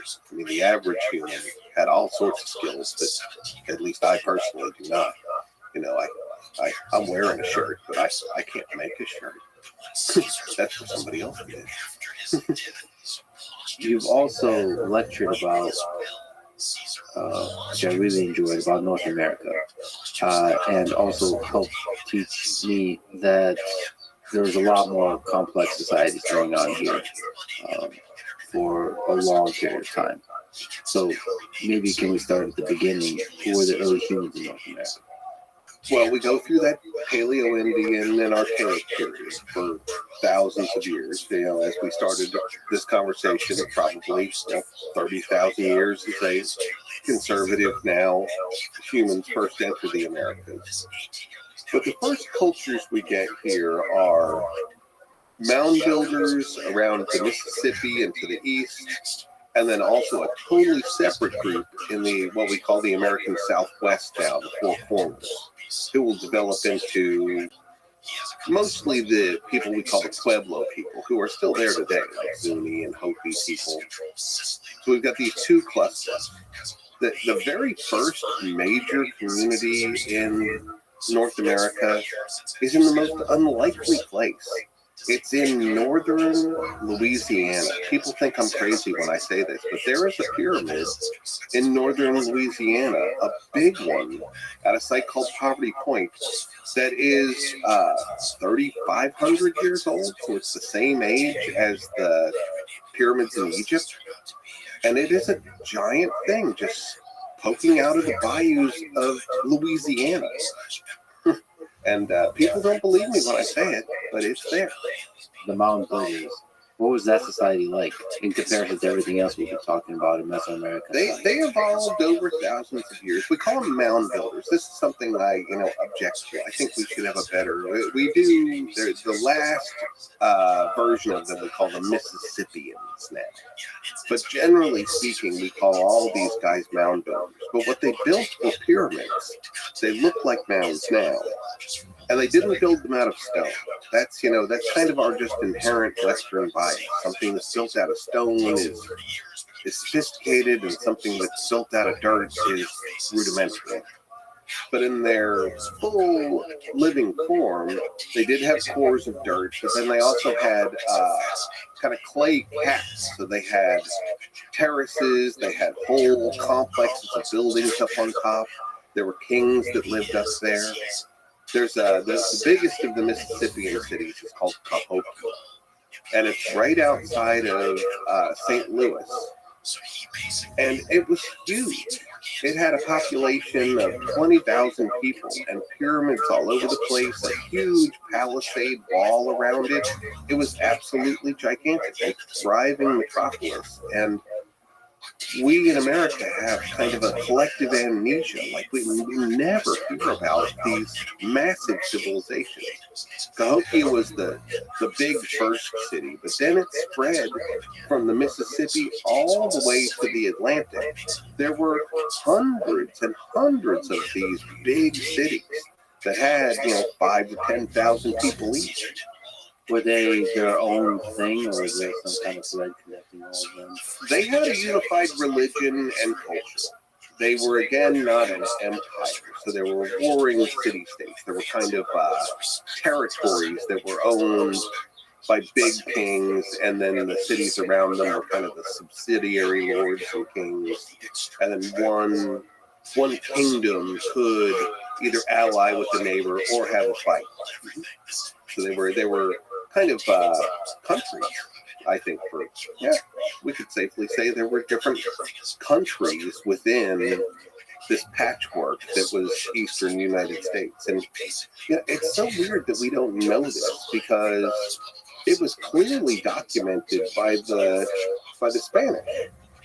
I'm not talking about just archaeology. We find them in archaeology now, but Hernando de Soto landed in Florida and went for 3 years. He went up into the Carolinas and over down into Alabama and Louisiana, and he's the first one to see the Mississippi up there. But for 3 years, he went through city after city after city, unfortunately decimating them, eating all their corn, giving them diseases.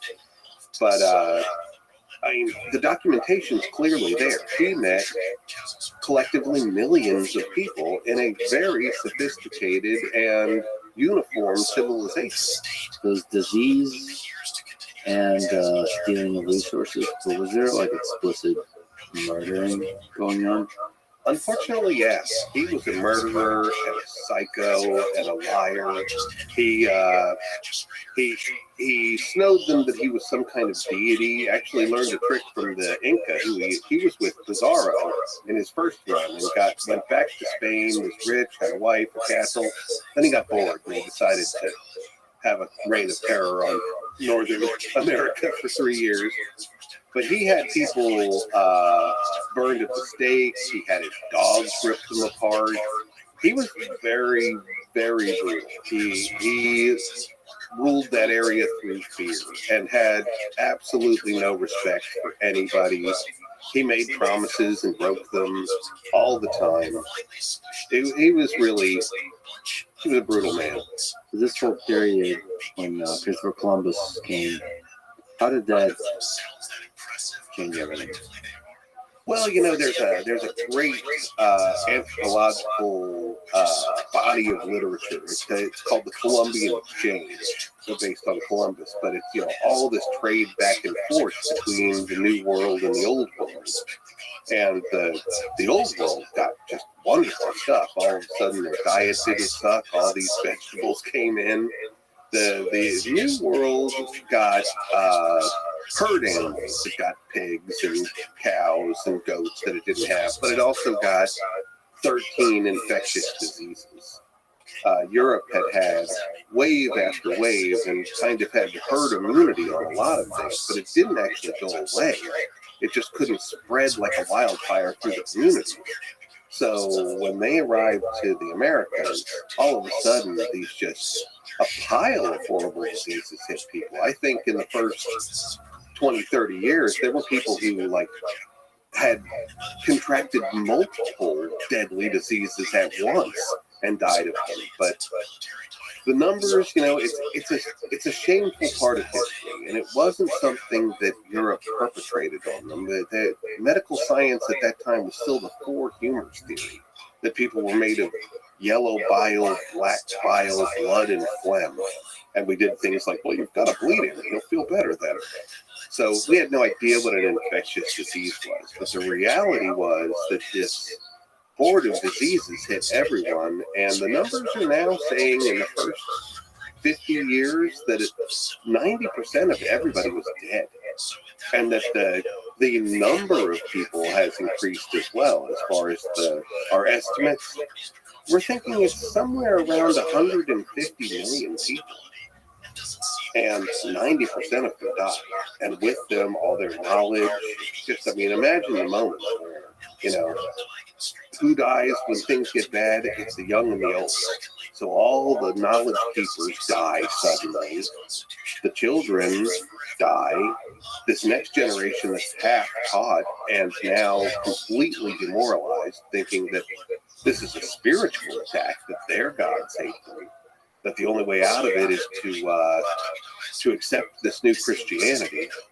But they don't have to bring kids into this world where everybody's dying. And even if they do, they can't teach them what the old people were going to teach them, because the old people are gone and didn't finish the transmission. So in a single terrible moment in human history, the generation loses all their knowledge. So a lot of the things these people knew just flipped out. But with that also just the wisdom of the entire civilization. So much of what they knew was just lost at that moment. We have the Maya who had those hieroglyphs, and we've learned a lot from them. Yeah, but not a significant integration of that wisdom into. So it wasn't when the Europeans came, it wasn't like the cultures were integrated. It was a story of domination. In North America, there's a new term in the literature that I like. We call it the Mississippian shadow zone. That Mississippian civilization was millions of people, but they got spread out all over the place over the next centuries. And now we have this shadow zone where we have ruins, and the people that were actually from those ruins are somewhere else on a reservation far away. And I'm just about to talk to a Cherokee man who listened to some of the things I had to say and says, all those hotel things you were saying from that hotel culture, my grandparents talk about this sort of thing too. Can I talk to you by phone and tell you about these things? So we've got the shatter zone where we're going to try to put the puzzle back together, especially in terms of Mississippian religion. I really think we're making headway in this generation, and it's exciting to be part of piecing this old religion and its mythology back together. This is a lot of people kind of refer to Christopher Columbus as the person who discovered America. I read that the Vikings reached North America much earlier in 1000 CE. And why do you think they didn't expand on that? Because they got their ass kicked. It's the truth. It is absolutely true that the Vikings were here. There's a great site in Nova Scotia called Lenso Meadows, which definitely has what's left of a Viking colony. It was Leif Erikson and his father Eric the Red, who they got kind of kicked out of Europe because they apparently couldn't stop murdering people. And so they went to Greenland and then kind of island hopped over to Canada. But I think the culture that was in that area was named the Dorset. So they would have nothing to do with the Vikings. They attacked the Viking settlement every day and did not give them an inch until they decided it was just worthless and they left it. You know, the Vikings attacked Ireland and they just found a bunch of, monasteries full of gold with a bunch of guys going, "We're men of God, we don't fight." And Vikings were like, "This is great, that's great, this will be easy then. We'll just loot all these Easter eggs." But the Native Americans in Canada were like not having it. They kicked their ass. In fact, Leif Erikson's brother, Thor, died there. The natives killed him. He was supposed to be in charge of expanding the settlement, but they just killed him. So a lot of the Native American cultures were also, they're sophisticated warring cultures also. Yes, they fought, especially the Mississippians. Boy, they were tough. And so were, the Five Nations, the Mohawk, the Huron. The ones that kicked the Vikings' ass up there, they were probably Algonquin speakers. So they were connected, just above the Great Lakes. But they were all very tough people.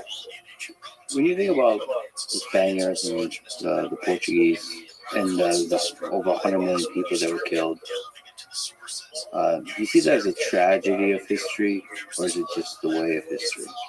I think that the epidemic, I consider it a tragedy. That did not have to happen. And that was not a fair fight. Nobody knew what to do about it. There was just a tragic, perfect storm of events. It was not, I think that the Spanish and the Portuguese get unfairly maligned in what's been called the Black Legend, that they just marched into America and murdered everyone. That's not the fact. It was the diseases that murdered everyone. In fact, there was a really poignant story I read of a Spanish priest in the Amazon, in the Brazilian northern part of the Amazon, where he made this utopian community, and he was bringing people in that were getting sick, and he wrote, "I'm baptizing everyone. I have baptized 10,000 people a day, and yet God's still killing them. Why is he doing this to them? They're doing everything that I asked them to do. They are submitting to the will of God." But this guy doesn't realize that the same bowl of holy water that he's baptizing them in, he's just wiping the disease on everybody's faces. He's accelerating it when he doesn't even realize. He thinks he's saving them, but he's actually killing them. Yeah, that's a tragedy. That's not just like spoils go to the victor stuff. That's just straight up tragedy. Yeah, but that one is even hard to know what to do with, like Black Death. Infections, they don't operate on normal human terms, right? They just go through entire populations. Back to wild ideas. All right. Just my shot. We didn't really talk about how life originated on Earth, or how humans have evolved. And we did talk about that there could be just a lot of stuff in ancient history we haven't even uncovered yet. Do you think it's possible that other intelligent civilizations from outside of Earth, aliens, ever visited? You had me right until they ever visited. That one I'm not entirely sure about. I'm not sure whether we have any. We certainly have no archaeological proof that I would cite or contemplate as the evidence of such.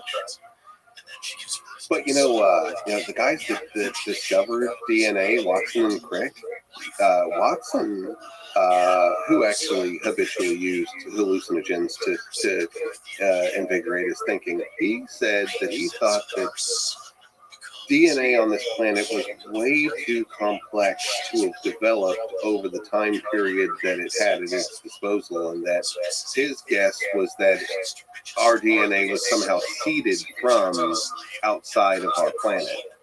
And, take that for what it is, but the guy who we respect on many other levels also said that. So that's interesting. But in terms of, aliens visiting us, I don't know. It does smack of a kind of human hubris that we think we're important enough for some advanced species to give a shit about us. Statistically speaking, the universe is way too big. We can't be the only sentient beings. There's got to be somebody else out there. Whether they care about us, that's a question. I've been on Ancient Aliens a number of times. I show up and, I'm an educator. I mean, refusing to be part of the conversation is an immediate fail in my book. But there was one time where they asked me at the end, do you have anything else that you want to say? And I said, well, y'all's premise is that aliens came down a long time ago and they gave humanity these wonderful gifts of, science and medicine, engineering, all these things. Today, we also have a lot of stories of the aliens coming down. But now, all they're doing is mutilating cows and sodomizing rednecks. Like, whatever we did, we were super pissed them off, apparently. The quality of the gift has decreased rapidly. It's an interesting thought you mentioned. What archaeologically would you have to see to be like, this might be an alien? A technology that doesn't belong there, first and foremost. I mean, we gotta, we just run with the premise that somebody was capable of making a vehicle that could get them from somewhere far away to here. That was almost certainly mechanical. Now, I love the aliens thing where, biomechanical or something that certainly could be. And that would, that would disintegrate. We wouldn't see that at all. But I would expect some kind of technology that showed up out of the blue and changed things. That would be something. But I would think, mechanical or a substance that's not from here. But of course, we would only see the results of that mechanical. You mean like literally a mechanical thing? Right, some sort of thing like that. The typical thing people say is like, how did they move these giant things, right? But let's just look at that on the face for a second.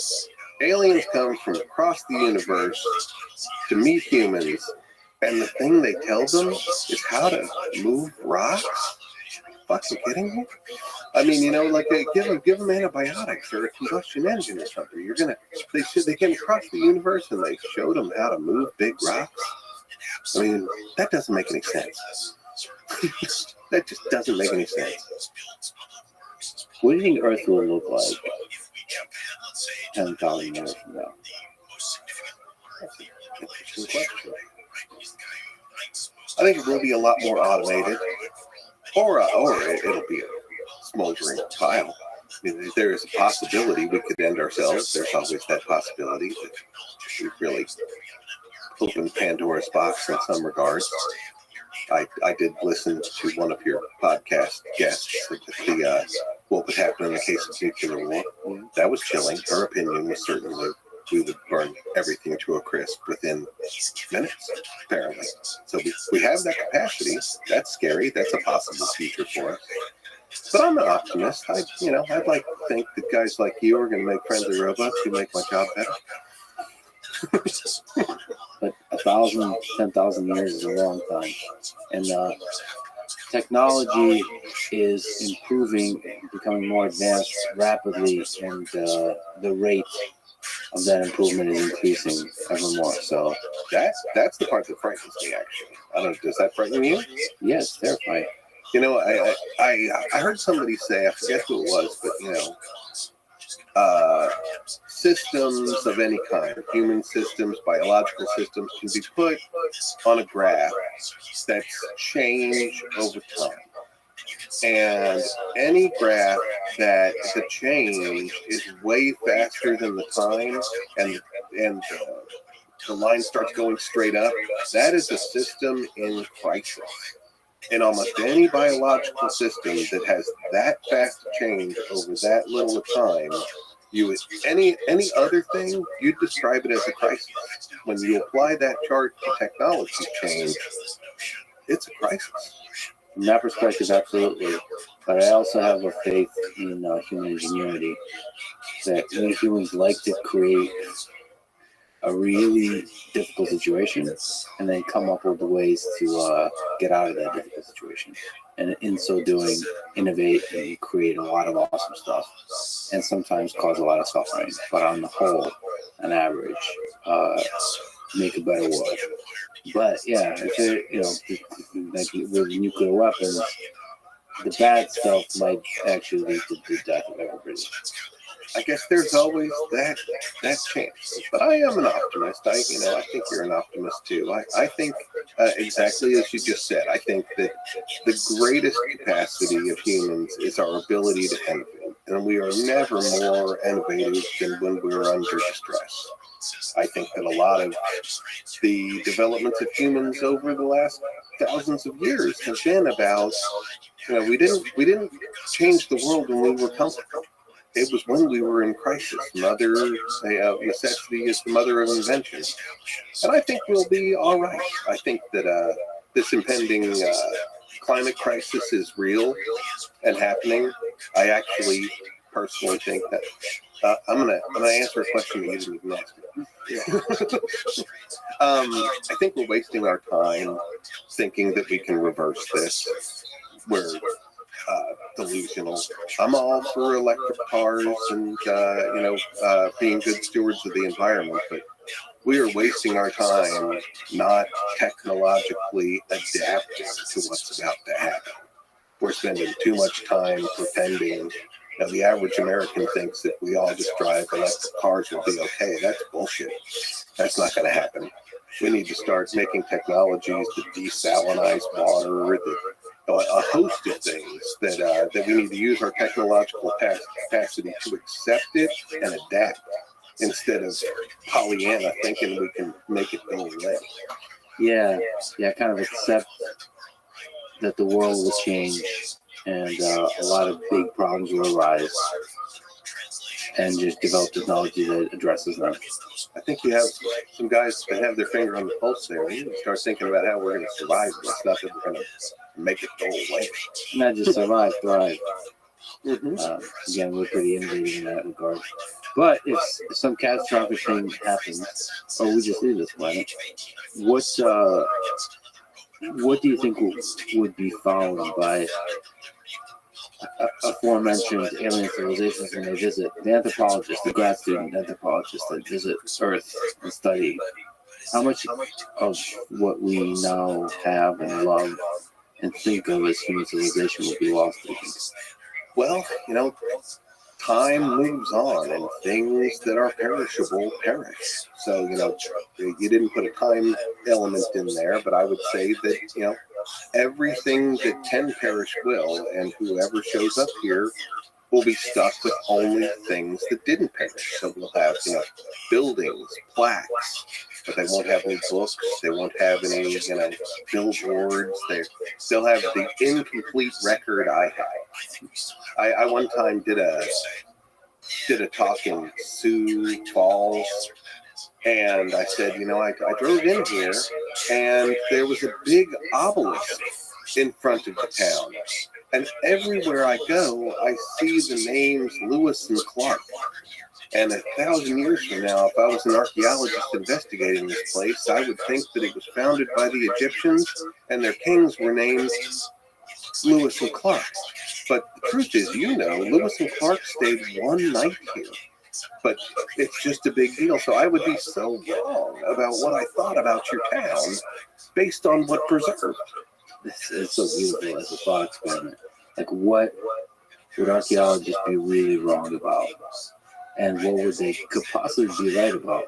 Washington, D.C. was clearly made by a combination of the Egyptians and the Greeks and the Romans, because that's what all the architecture is. Yeah, and would they be able to reconstruct the important empires, the powerful empires, and the warring empires? For that matter, have me and my colleagues done that at all? I'm almost certain that the Maya would just gut laugh at what I think I know what they were. I wonder, do you ever think about like what we just as a human civilization are wrong about the most, like mainstream archaeology? Just like a suspicion. What could we get completely wrong?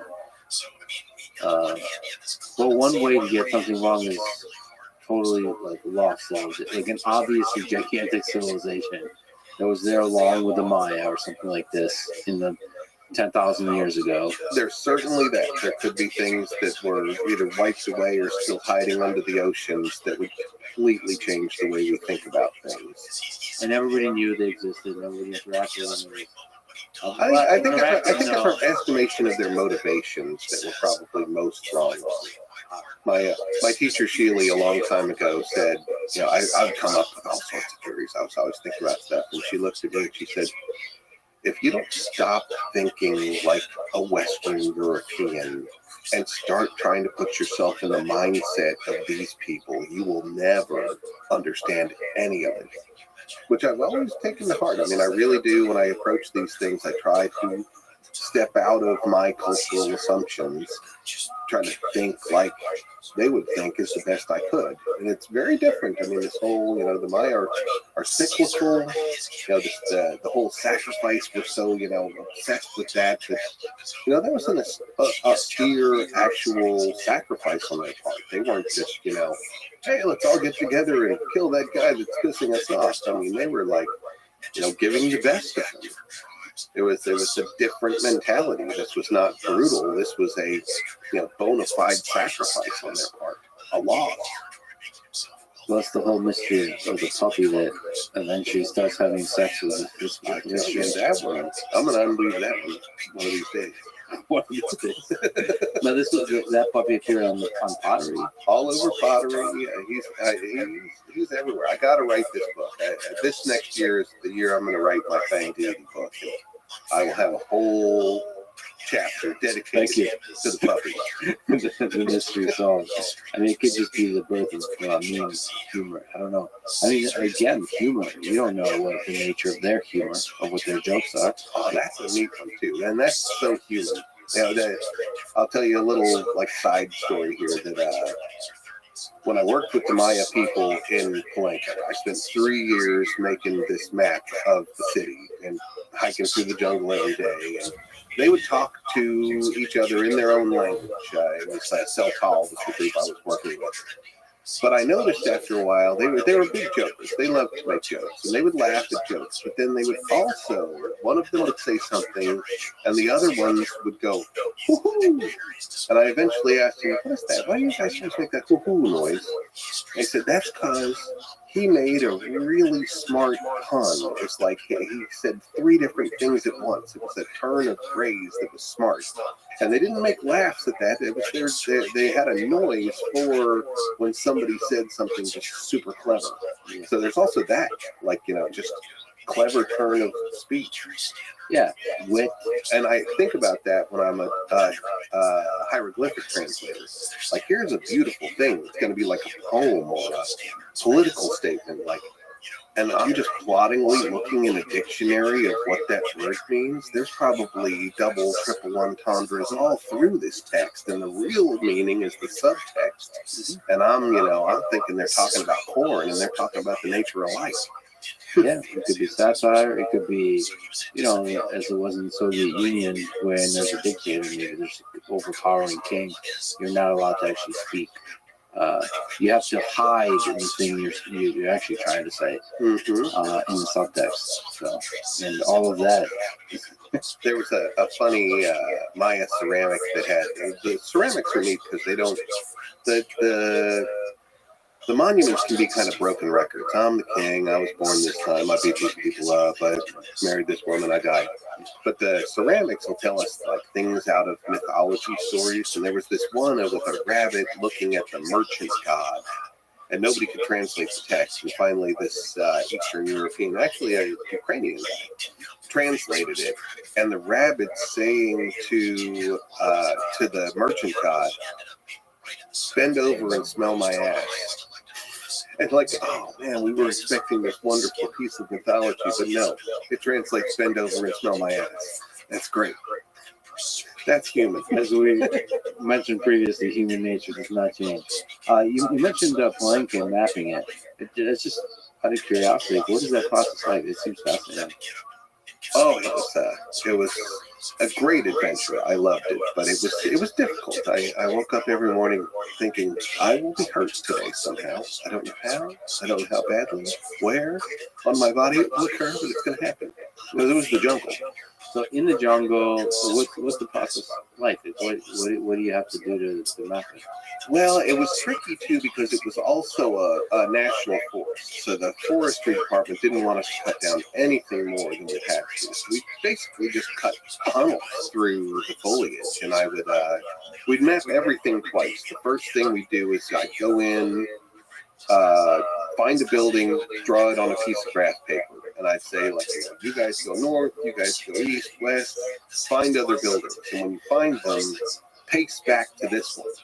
And so I'd start making a map. And I'd make the whole, one piece of graph paper was enough to, then we'd bring the machine in. We'd bring the laser theodolite and get really accurate information. But on that piece of paper, I would write, like, don't bring the machine this way, there's a tree fall. Or stand on top of this building and you'll see 4 different buildings at once from this one. And all of this is in dense jungle. Right. And the deeper we got off the road, the deeper it was. Sometimes it would clear out, but certain places, if it was low, it would be such thick vegetation and it would grow back so fast. Sometimes we would cut just tunnels through tall grass, and we'd come back like 5 days later, and they were gone. Like we couldn't even find where our trails were. It would grow back that fast. So you see the buildings, so you could see. Right, and that was the fun part. I mean, sometimes it would just be like a little neighborhood with the little low buildings no bigger than this table. But sometimes, just 5 more meters in, and I'm standing under a pyramid that nobody had ever met. Like, wow, I just found another one. And some days, on good days, we find 3 pyramids. I felt that's such a more exciting job than the typical excavations. And my buddies were all just, in a hole for the whole week in the middle of the city, and where I'm dancing around through the jungle. I could find, 10 buildings today. I might find a pyramid today. Who knows? What's it feel like to find like a pyramid or buildings that you're one of the only humans that are not from that civilization to ever see this thing? What's that feel like? It's great. I love that feeling. I am, I'm an explorer at heart. So finding something like that, when I was 25 years old, I found a whole Maya city. I got to name it. Its name is Mashna. It's off in the Belizean jungle, and that was just outrageous. I mean, it almost that one almost depressed me. I was my entire I had this great life ambition that I would find a lost city, and then I did it at 25, and I was like, God, now what do I do? I thought that was supposed to take me my whole life. I actually I wrote a bunch of letters to NASA trying to get them to let me be the first archaeologist on Mars. I never got a single reply back. I'm sure I'm on NASA's list somewhere now. How'd you find Mars too? I used a topography map of the area, and I played the game. If I was a Maya, where would my favorite place to live in this big area be? I looked for the biggest mountains because they call all of their pyramids Tun Wheat Stone Mountains. I knew they loved mountains, and when I found that mountain, there were 2 others right next to it that made a triangle. And they loved those triads, and there were rivers in between them. And I thought, that's it. That's where I would build the city. And I hiked out there over 2 seasons with students. The other grad students were like, he's just having his students just wander in the jungle all day. But I came back with the city. So given that you've looked into the deep past of humanity? What gives you hope about our future? Maybe our deep future of this human civilization? That's a good one. And I do have hope. I do have hope. I believe in the spirit of humankind. I as a person who has studied history, I kind of feel like history does kind of a sine wave. There's highs and there's lows, but no matter how low we go, we get up again and we climb. And I think that humanity will continue that. We will rise to the challenges. Now, some of the challenges may be created by ourselves as well, but we will adapt and overcome. That's what we do. Yeah, humans find a way, right? That's like that's the thing you see with history. Even when the empires collapse, they the humans that come out of that, they pick themselves up and find another way. And the people I study believe in the cyclical nature of life, that you really can't, life can't continue without death being part of the cycle. We get our lows, we get our highs, but the cycle continues forever. I should mention that you have a lot of great lectures on the great courses, but you have also an amazing podcast, Archeo Ed. If people want to listen to it, this is a tough question, but what would you recommend? What episodes should they listen to? Oh, that is a tough question. What is the sampling? You know, it's like asking a chef, like, what's the best stuff on the menu? Well, different strokes for different folks. You know, I do two different things on that podcast. Sometimes I just teach about cultures that you've never heard about. I start off by saying, it's my podcast and I'll talk about whatever the heck I want to talk about. Sometimes I talk about really specific things like a tool type or an animal type, but my favorite ones have become when I just tell my stories of my adventures. I've got a lot of weird adventure stories, and it's been fun, and they've been very well received. I've got, I can put my humor in there, and I can talk about the things that went right, the things that went wrong, the adventures that I had are all part of this Archeo Ed thing. Archeo Ed is kind of a double entendre. It's me, I'm just Ed, but it's also education. What I'm really trying to do with this too is specifically the Americas. I want to be part of the reawakening that there were these great civilizations here, especially North America. I think that we have a group amnesia that there was no great civilizations here before Europe showed up. That's simply not true. I think it should be part of our history books. In fact, I have a program called Before the Americans that would introduce, as part of American history, the part before European contact. And I think that kids in the K through 12 level should grow up not being told this fallacy that no one was here before we showed up in 1492.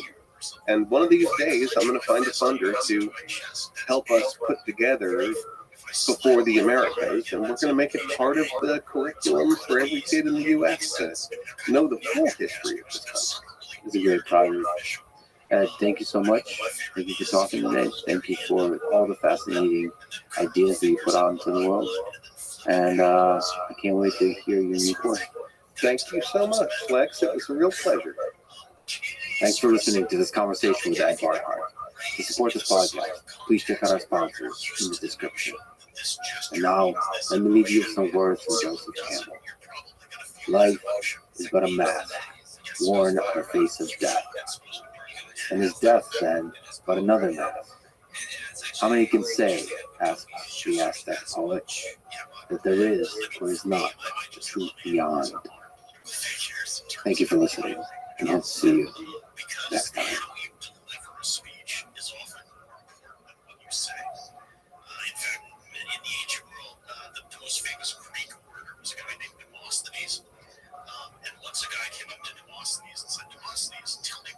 The way I would do it, 75% headcount reduction across the board into federal bureaucracy. Send them home half. Shut down agencies that shouldn't exist. Rescind every unconstitutional regulation that Congress never passed. In a true self-governing democracy, it should be elected representatives that make the laws and the rules, not an elected bureaucrat. Merit and equity are actually incompatible. Merit and group quotas are incompatible. You can have one or the other, you can't have both. It's an assault and a crusade on the nanny state itself. And that nanny state presents itself in several forms. There's the entitlement state, the welfare state, presents itself in the form of the regulatory state, that's what we're talking about. And then there's the foreign nanny state, where effectively we are subsidizing other countries that are paying their fair share of protection or other research. If I was to summarize my ideology in a nutshell, it is to terminate the nanny state in the United States of America in all of its forms. The entitlement state, the regulatory state, and the foreign policy nanny state.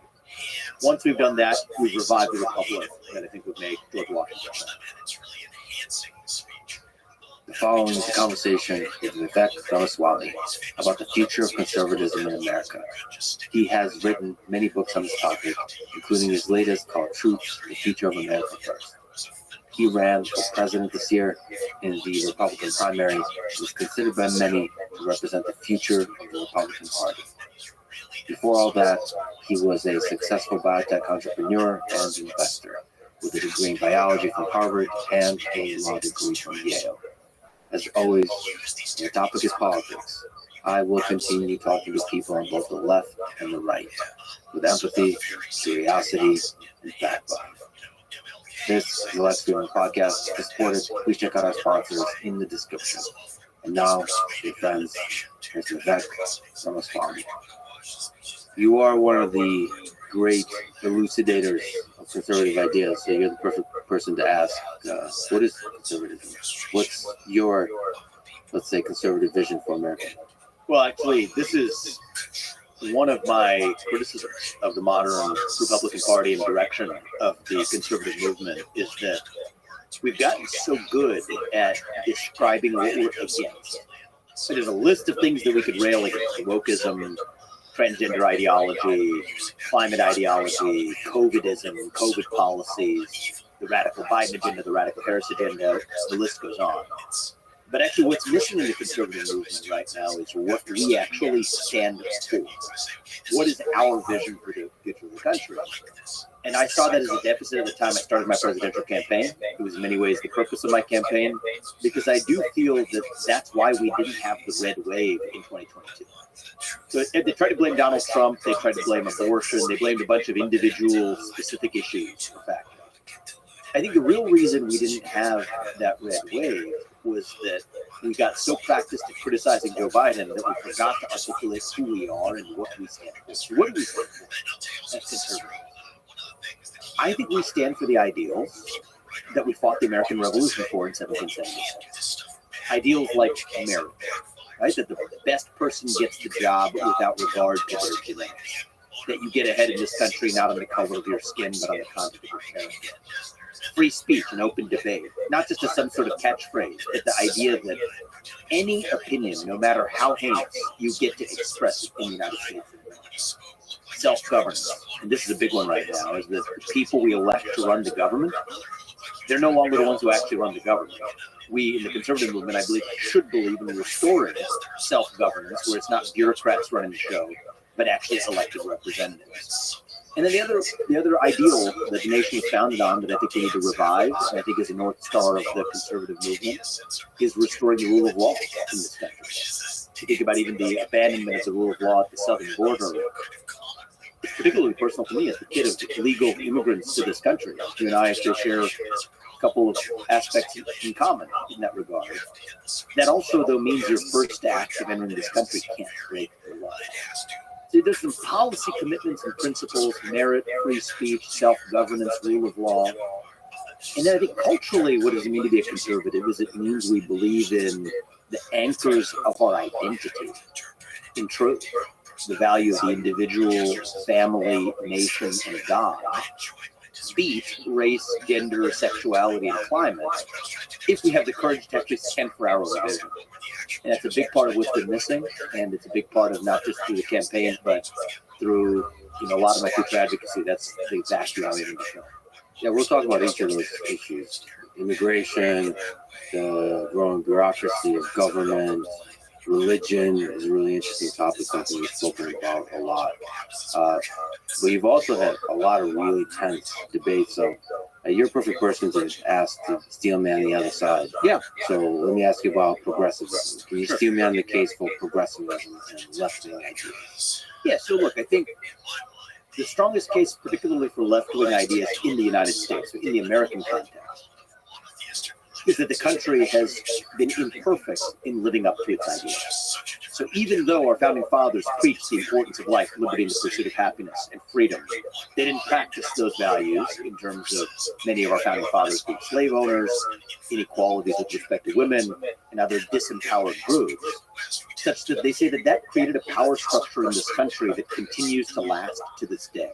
The vestiges of what happened even in 1860 in the course of human history isn't that long ago, and that we need to do everything in our power to correct for those imbalances in power in the United States. That's the core view of the modern left. I'm not criticizing it right now. I'm stealing it. I'm trying to give you, I think, a good articulation of why the left believes they have a compelling case for the government stepping in to correct for historical or present inequalities. I can give you my counter rebuttal of that, but the best statement of the left, I think that it's the fact that we've been imperfect in living up to those ideals. In order to fix that, we're going to have to take steps that are severe steps, if needed, to correct for those historical inequalities before we actually have true equality of opportunity in this country. That's the case for the left-wing view. So what's your criticism of that? So my concern with it is, even if that's well-motivated, I think that it recreates many of the same problems that they were setting out to solve. I'll give you a really tangible example of that in the present right now. I may be alone amongst prominent conservatives who would say something like this right now, but I think it's true, so I'm going to say it. I'm actually, even in the last year and a half, seeing actually a rise in anti-black and anti-minority racism in this country, which is a little curious. Right when, over the last 10 years, we got as close to Martin Luther King's promised land as you could envision.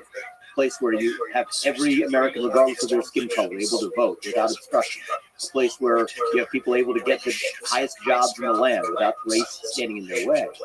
Why are we seeing that resurgence? In part, it's because of, I believe, that left-wing obsession with racial equity over the course of the last 20 years in this country. And so when you take something away from someone based on their skin color, and that's what correcting for prior injustice was supposed to do. The left-wing views are to correct for prior injustice by saying that whether you're white, straight, cis man, you have certain privileges that you have to actually correct for. When you take something away from somebody based on their genetics, you actually foster greater animus towards other groups around you. And so the problem with that philosophy is that it creates, and there's several problems with it, but the most significant problem that I think everybody can agree we want to avoid is to actually fan the flames of the very divisions that you supposedly want to heal. I see that in the context of our immigration policy as well. Think about even what's going on I'm from Ohio. I was born and raised in Ohio, and I live there today.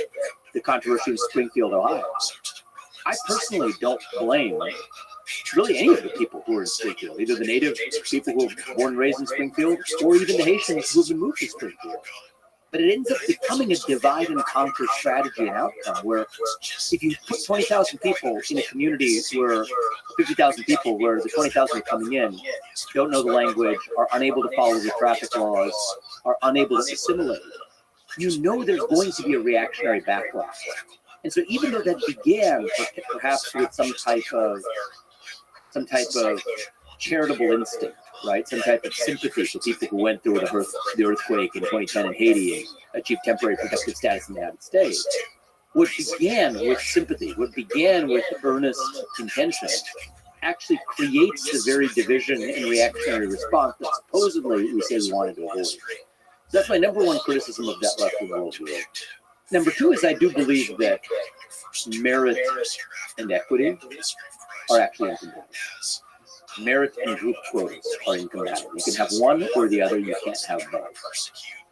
And the reason why is no two people, and I think it's a beautiful thing, it's true between you and I, between you, I, and all of our friends or family or strangers or neighbors or colleagues.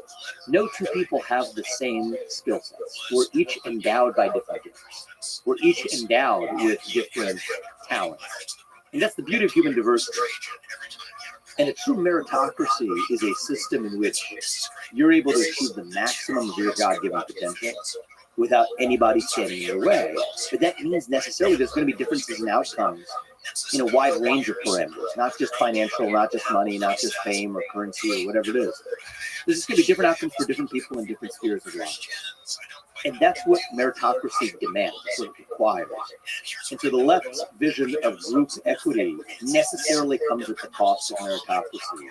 And so those would be my two reasons for opposing the view. Is one is it's not meritocratic. Number two is it often even has the effect of hurting the very people they claim that they wanted to help. And I think that's part of what we're seeing in modern America. Yeah, you had a pretty intense debate with Mark Cuban. It's a great conversation. I think it's on your podcast. Yeah. Yes. Yeah, it was great. It was great. Okay, well, speaking of good guys, he messages me all the time with beautifully eloquent criticism. I appreciate that, Mark. What was one of the more convincing things he said to you? You're mostly focused on kind of DEI. So let's just take a step back and understand, because people use these acronyms and then they start saying it out of muscle memory and stop asking what it actually means. Like, DEI refers to capital D, diversity, equity, and inclusion, which is a philosophy adopted by institutions, principally in the private sector, companies, nonprofits, and universities, to say that they need to strive for specific forms of racial, gender, and sexual orientation diversity. And it's not just the D, it's the equity in ensuring that you have equal outcomes as measured by certain group quota targets or group representation targets that they would meet in their ranks. Now, the problem with the DEI agenda is in the name of diversity, it actually has been a vehicle for sacrificing true diversity of thought. So the way the argument goes is this, is that we have to create an environment that is receptive to minorities and minority views. But if certain opinions are themselves deemed to be hostile to those minorities, then you have to exclude those opinions in the name of the capital D diversity. But that means that you're necessarily sacrificing actual diversity of thought. I can give you a very specific example. That might sound like, okay, well, is it such a bad thing if an organization doesn't want to exclude people who are saying racist things on a given day? You could debate that. But let's get to the tangible world of how that actually plays out. I, for my part, have not really heard in ordinary America people uttering racial epithets if you're going to a restaurant or in the grocery store. It's not something I've encountered, certainly not in the workplace. But that's a theoretical case. Let's talk about the real world case of how this plays out. There was an instance, there was a case that presented itself before the Equal Employment Opportunity Commission, the EEOC, one of the government enforcers of the DEI agenda. And there was a case of a woman who wore a red sweater on Fridays in celebration of veterans and those who had served in the military, and invited others in the workplace to do the same thing. And they had a kind of affinity group, you could call it that, a veteran type affinity group, appreciating those who had served. Her son had served. There was a minority employee at that business who said that he found that to be a microaggression. So the employer asked her to stop wearing said clothes to the office. Well, she still felt like she wanted to celebrate. I think it was Friday was the day of the week where they did it. She still wore the red sweater. She didn't wear it, but she would hang it on the back of her seat, right? She was on the back of the seat. They said, no, you can't do that either. So the irony is, in the name of this capital D diversity, just creating a supposedly welcoming workplace for all kinds of Americans, by focusing only on certain kinds of so-called diversity, that translates into actually not even a diversity of your genetics, which is what they claim to be solving for, but also a hostility to diversity of thought. And I think that's dangerous. And you're seeing that happen in the last 4 years across this country. It's been pretty rampant. I think it leaves America worse off. The beauty of America is we're a country where we should be able to have institutions that are stronger from different points of view being expressed. But my number one criticism of the DEI agenda is not even that it's anti-meritocratic. It is anti-meritocratic. But my number one criticism is that it's actually hostile to the free and open exchange of ideas by creating often legal liability for organizations that even permit certain viewpoints to be expressed. And I think that's the biggest concern. I think what Mark would say is that diversity allows you to look for talent in places where you haven't looked before, and therefore find really special talent, special people. I think that's the case he made. He did make that case. It was a great conversation. And my response to that is, great, that's a good thing. We don't need a three-letter acronym to do that, right? You don't need special programmatic DEI incentives to do it. because companies are always going to seek in a truly free market, which I think we're missing in the United States today for a lot of reasons. But in a truly free market, companies will have the incentive to hire the best and brightest, or else they're going to be less competitive versus other companies. But you don't need ESG, DEI, CSR regimes in part enforced by the government to do it. Today, to be a government contractor, for example, you have to adopt certain racial and gender representation targets in our workforce. That's not the free market model. So I think you can't have it both ways. Either it's going to be good for companies and companies are going to do this in their self-interest. That's the capitalists like Mark Cuban and I believe. But if we really believe that, then we should let the market work rather than forcing it to adopt these top-down standards. That's my issue with this. I don't know what it is about human psychology, but whenever you have a sort of administration, a committee that gets together to do a good thing, the committee starts to use the good thing, the ideology behind which there's a good ideal, to bully people into do bad things. I don't know what it is. This has less to do with left-wing versus right-wing ideology, and more the nature of a bureaucracy is one that looks after its own existence as its top goal. So part of what we've seen with the so-called perpetuation of wokeness in American life is that the bureaucracy has used the appearance of virtue to actually deflect accountabilities for its own failures. So you've seen that in several different spheres of American life. You can even talk about it in the military. Right? Think about our entry into Iraq after 9/11 had nothing to do with the stated objectives that we had. And I think by all accounts, it was a policy move we regret. Our policy ranks and our foreign policy establishment made a mistake in entering Iraq, invading a country that really, by all accounts, was not at all responsible for 9/11. Nonetheless, if you're part of the U.S. military or you're General Mark Milley, you would rather talk about white rage or systemic racism than you would actually talk about the military's actual substantive failures. It's what I call the practice of blowing woke smoke to deflect accountability. It's the same thing with respect to the educational system. It's a lot easier to claim that, and I'm not the one making this claim, but others have made this claim, that math is racist because there are inequitable results on objective tests of mathematics based on different demographic attributes. You can claim using that math is racist. It's a lot easier to blow that woke smoke than it is to accept accountability for failing to teach Black kids in the inner city how to actually do math and fix our public school systems in the zip coded mechanism for trapping kids in poor communities in bad schools. So I think that in many cases what these bureaucracies do is they use the appearance of signaling this virtue as a way of not really advancing a social cause, but of strengthening the power of the bureaucracy itself and insulating that bureaucracy from criticism. So in many ways, bureaucracy, I think, carves the channels through which much of this woke ideology has flowed over the last several years. And that's why part of my focus has shifted away from just combating wokeness, because that's just a symptom, versus combating actual bureaucracy itself, the rise of this managerial class, the rise of the deep state. We talk about that in the government, but the deep state doesn't just exist in the government. It exists, I think, in every sphere of our lives, from companies to nonprofits to universities. It's the rise of what's called the managerial class, the committee class, the people who professionally sit on committees, I think are wielding far more power today than actual creators, entrepreneurs, original ideators, and ordinary citizens alike. Yeah, you need managers, but as few as possible. It seems like when you have a giant managerial class, the actual doers don't get to do. But like you said, bureaucracy is a phenomenon of both the left and the right. This is not. It's not even a left or right. It just transcends that. It's anti-American at its core. So our founding fathers, they were anti-bureaucratic at their core. They were the pioneers, the explorers, the unafraid. Right? They were the inventors, the creators. People forget this about Benjamin Franklin, who signed the Declaration of Independence. One of the great inventors that we have in the United States as well. He invented the lightning rod. He invented the Franklin stove, which was actually one of the great innovations of the field of thermodynamics. He even invented a number of musical instruments that Mozart and Beethoven went on to use. That's just Benjamin Franklin.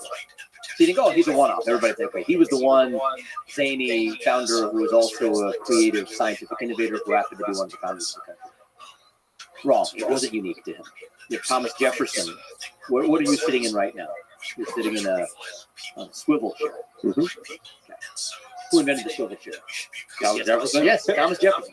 Funny Yeah. enough, he invented the swivel chair while he was writing the Declaration of Independence. You're the one that Insane. reminded me that he wrote the Declaration of Independence when he was 33. And he was 33 when he did it, while inventing the swivel chair. I like how you're focused on the swivel chair. You always just pause on the Declaration of Independence. It makes me feel a little horrible.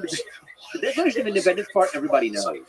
What people don't know, he was an architect. So he worked in Virginia, but the Virginia State Capitol dome, so the building that's in Virginia today, where the state capitol is, that dome was actually designed by Thomas Jefferson as well. So these people weren't people who sat on professional committees. They weren't bureaucrats. They hated bureaucracy. Part of Old World England is Old World England was committed to the idea of bureaucracy. Bureaucracy and monarchy go hand in hand. A monarch can't actually administer or govern directly. It requires a bureaucracy, a machine to actually technocratically govern for him. So the United States of America was founded on the idea that we reject that old world view. Like the old world vision was that we, the people, cannot be trusted to self-govern or make decisions for ourselves. We would burn ourselves off the planet with the modern version of this. With existential risks like global climate change, if we just leave it to the people and their democratic will. That's why you need professional technocrats, educated elites, enlightened bureaucrats to be able to set the limits that actually protect people from their own worst impulses. That's the old world view. And most nations in human history have operated. But what made the United States of America itself, you know what made America great? We have to support what made America itself. What made America itself is we say hell no to that. That we, the people, for better or worse, are going to self-govern without the committee class restraining what we do. And the likes of Jefferson and Benjamin Franklin, and I could give you examples of John Adams or Robert Livingston. You go straight down the list of founding fathers who were inventors, creators, pioneers, explorers, who also were the very people who came together to sign the Declaration of Independence. And so, yeah, this rise of bureaucracy in America in every sphere of life, I view it as anti-American, actually. And I hope that, you know, conservatives and liberals alike can get behind my crusade, certainly, to get in there and shut most of it down. Yeah, speaking of shutting most of it down, how do you propose we do that? How do we make government more efficient? How do we make it smaller? What are the different ideas of how to do that? Well, the first thing I would say is you're always taking a risk. Okay, there's no free lunch, mostly. You're always taking a risk. One risk is that you say, I want to reform it gradually. I want to have a grand master plan and get to exactly what the right end state is, and then carefully cut with a chisel, like a work of art to get there. I don't believe that approach works. I think that's an approach that conservatives have taken for many years. I think it hasn't gotten us very far. And the reason is, if you have like an 8-headed hydra and you cut off one of the heads, it grows back. The other risk you could take, so that's the risk of not cutting enough. The other risk you could take is the risk of cutting too much. To say that I'm going to cut so much that I'm going to take the risk of not just cutting the fat, but also cutting some muscle along the way, that I'm going to take that risk. I can't give you option C, which is to say that I'm going to cut exactly the right amount, I'm going to do it perfectly. Okay, you don't know ex ante, you don't know beforehand that it's exactly how it's going to go. So that's a meaningless claim. It's the only question of which risk you're going to take. I believe in the moment we live in right now, the second risk is the risk we have to do. We haven't had a class of politicians. And Donald Trump in 2016 was, I think, the closest we've gotten. I think the second term will be even closer to what we need. But short of that, I don't think we've really had a class of politicians who has gotten very serious about cutting so much that you're also going to cut some fat, but not only some fat, but also some muscle. That's the risk you have to take. So the way I would do it, 75% headcount reduction across the board into federal bureaucracy. Send them home packing. Shut down agencies that shouldn't exist. Rescind every unconstitutional regulation that Congress never passed. In a true self-governing democracy, it should be our elected representatives that make the laws and the rules, not an elected bureaucrats. And that is the single greatest form of economic stimulus we could have in this country, but it is also the single most effective way to restore self-governance in our country as well. And it is the blueprint for, I think, how we serve this country. That's pretty gangster. 75%. There's this kind of almost meme-like video of Argentinian President Javier Milei, where on a whiteboard he has all the, I think, 18 ministries lined up, and he's ripping like Department of Education gone, and he's just going like this. Now the situation in Argentina is pretty dire, and the situation in the United States is not, despite everybody saying the empire is falling. This is still, in my opinion, the greatest nation on earth. Still, the economy is doing very well. Still, this is the hub of culture, the hub of innovation, the hub of so many amazing things. Do you think it's possible to do something like firing 75% of people in government when things are going relatively well? Yes, in fact, I think it's necessary and essential. I think things depends on what your level of well really is, what you're benchmarking. America's not built on complacency. Right? We're built on the pursuit of excellence. And are we still the greatest nation on planet Earth? I believe we are. I agree with you on that. But are we great as we could possibly be, or even as we have been in the past, measured against our own standards of excellence? No, we're not. I think the nation is in a trajectory of decline. That doesn't mean it's the end of the empire yet. But we are a nation in decline right now. I don't think we have to be. But part of that decline is driven by the rise of this managerial class, the bureaucracy, sucking the lifeblood out of the country, sucking the lifeblood out of our innovative culture, our culture of self-government. So is it possible? Yeah, it's really possible. I mean, I'll tell you one easy way to do it. This is I'm being a little bit glib here, but I think it's not crazy, at least as a thought experiment. Get in there on day one, say that anybody in the federal bureaucracy who's not elected representatives obviously are elected by the people, but the people who are not elected, if your social security number ends in an odd number, you're out. If it ends in an even number, you're in. There's a 50% cut right there. Of those who remain, if your social security number starts in an even number, you're in. And if it starts with an odd number, you're out. Boom. A 75% reduction. Then literally stochastic. Okay. One of the virtues of that, the thought experiment, not a policy prescription, but one of the virtues of that thought experiment is that you don't have a bunch of lawsuits you're dealing with about gender discrimination or racial discrimination or political viewpoint discrimination. Actually, the reality is you, at mass, you didn't bring the chisel, you brought a chainsaw. I guarantee you, do that on day one, and do step 2 on day 2. On day 3, not a thing will have changed for the ordinary American, other than the size of their government being a lot smaller and more restrained, spending a lot less money to operate it. And most people who run a company, especially larger companies, know this. It's 25% of the people who do 80-90% of the useful work. These government agencies are no different. So now imagine you could do that same thought experiment, but not just doing it at random, but do it still at large scale while having some metric of screening for those who actually had both the greatest competence as well as the greatest commitment and knowledge of the Constitution. That, I think, would immediately raise not only the civic character of the United States. Now we feel like the people we elect to run the government, they've got the power back. They're running the government again, as opposed to the unelected bureaucrats who wield the power today. It would also stimulate the economy. I mean, the regulatory state is like a wet blanket on the American economy. Most of it's unconstitutional. All we require is leadership with a spine to get in there and actually do what conservative presidents have maybe gestured towards and talked about, but have not really effectuated ever in modern history. And by the way, that kind of thing would attract the ultra competent to actually want to work in government. Exactly, which you're missing today. Because right now, the government is swallowing them. Most competent people feel like that bureaucratic machine will swallow them whole. You clear the decks of 75% of them, real innovators can then show up. Yeah, there's kind of this cynical view of capitalism where people think that the only reason you do anything is to earn more money. But I think a lot of people would want to work in government to build something that's helpful to a huge number of people. Yeah, well, look, I think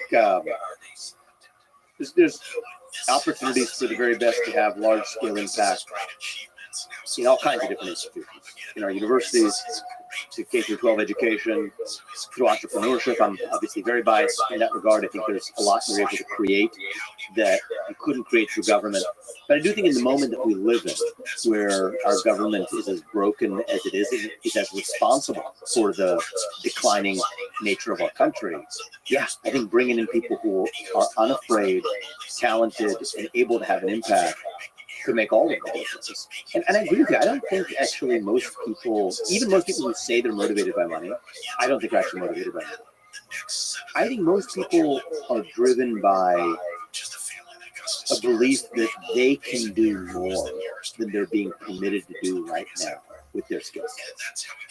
See, I'll tell you that I've run a number of companies, and one of the things that I used to ask when I was, not day-to-day involved in them anymore, but as a CEO, I would ask when I did interviews. In the first company I started at Rothschild, like for 4 years in, company was pretty big by that point. I was still intent on interviewing every candidate before they joined, screening for the culture of that person. I can talk a lot more about things we did to build that culture, but one of the questions I would always ask them actually just to start a conversation, it's a pretty basic question, is why did you leave your last job, or why are you leaving your last job? I'll tell you what I didn't do very often, is that I wasn't paid enough. Right? And maybe they'd be shy to tell you that during the interview, but there's indirect ways to signal that really wasn't at all like even a top 10 reason why people were leaving their jobs. I'll give you what the number one reason is that they felt like they were unable to do the true maximum of what their potential was in their career. That's the number one reason people leave their job.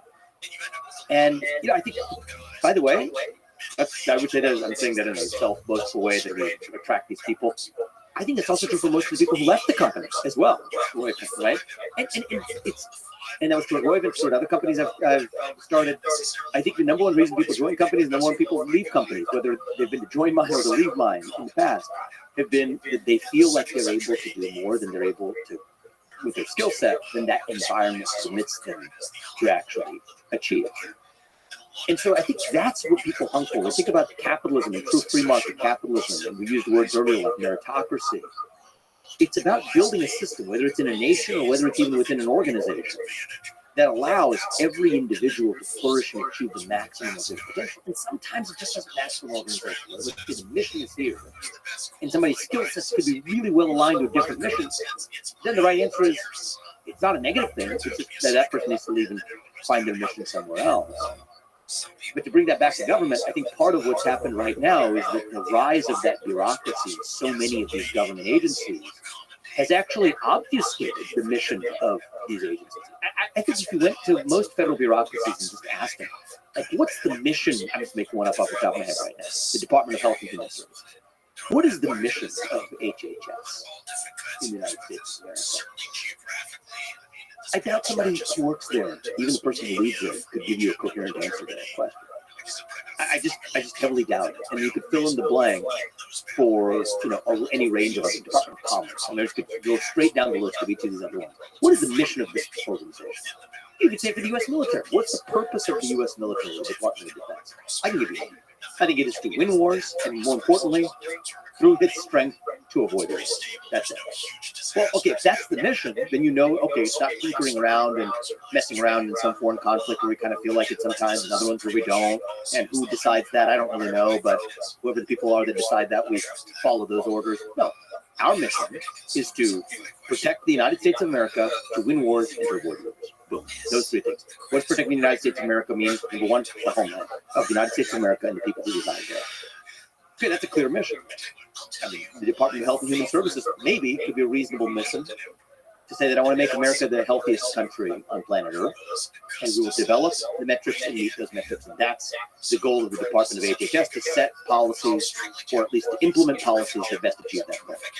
But you can't, and maybe that's the right statement of the mission, maybe it's not. But one of the things that happens is when you're governed by the committee class, it dilutes the sense of mission out of any organization, whether it's a company or government agency or bureaucracy.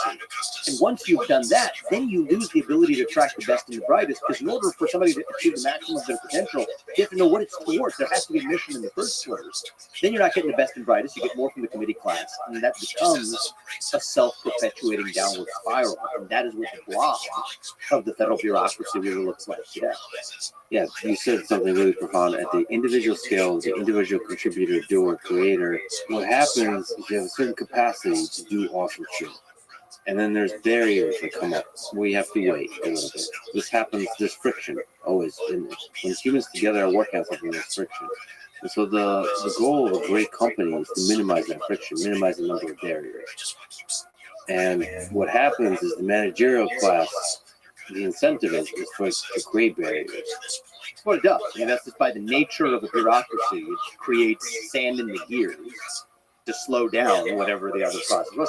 Is there some room for that somewhere in some context? Sure. It's like a defensive mechanism that's designed to reduce dynamism. But I think when that becomes cancerous in its scope, it then actually kills the host itself, whether that's a school, whether that's a company, whether that's a government. And so the way I think about it like this, there's sort of a balance of distributed power. And I don't mean power in the Foucault sense of social power, but I mean just sort of power in the sense of the ability to effect relevant change in any organization between what you could call the founder class, the creator class, the everyday citizen, the stakeholder class, and then the managerial class. And there's a role for all three of them, right? You could have the constituents of an organization, say in a constitutional republic, that's the citizen. You could have the equivalent of the creator class, which would create things in that polity. And then you have the bureaucratic class that's designed to administer and serve as a liaison between the two. I'm not denying that there's some role somewhere for people who are in that managerial class. But right now, in this moment in American history, and I think it's been more or less true for the last century, but it's grown, starting with Woodrow Wilson's advent of the modern administrative state, metastasizing through FDR's New Deal and what was required to administer it, blown over and metastasizing further through LBJ's Great Society, and everything that's happened since, even aided and abetted by Republican presidents along the way, like Richard Nixon, has created a United States of America where that committee class, both in and outside the government in our culture, wields far too much influence and power relative to the everyday citizen stakeholder and to the creators who are in many ways constrained, hamstrung, shackled, in straitjacket from achieving the maximum of their own potential contributions. And, I certainly feel that myself. I probably identify as being a member of that creator class most closely. That's just what I've done. I create things. And I think we live in an environment in the United States of America where we're still probably the best country on earth, where that creator has that shot. So that's the positive side of it. But one where we are far more constrictive to the creator class than we have been when we've been at the best. And that's what I want to see change. You sort of steelman the perspective of somebody that looks at a particular Department of Education, and are saying that the amount of pain that would be caused by closing and firing 75% of people will be too much.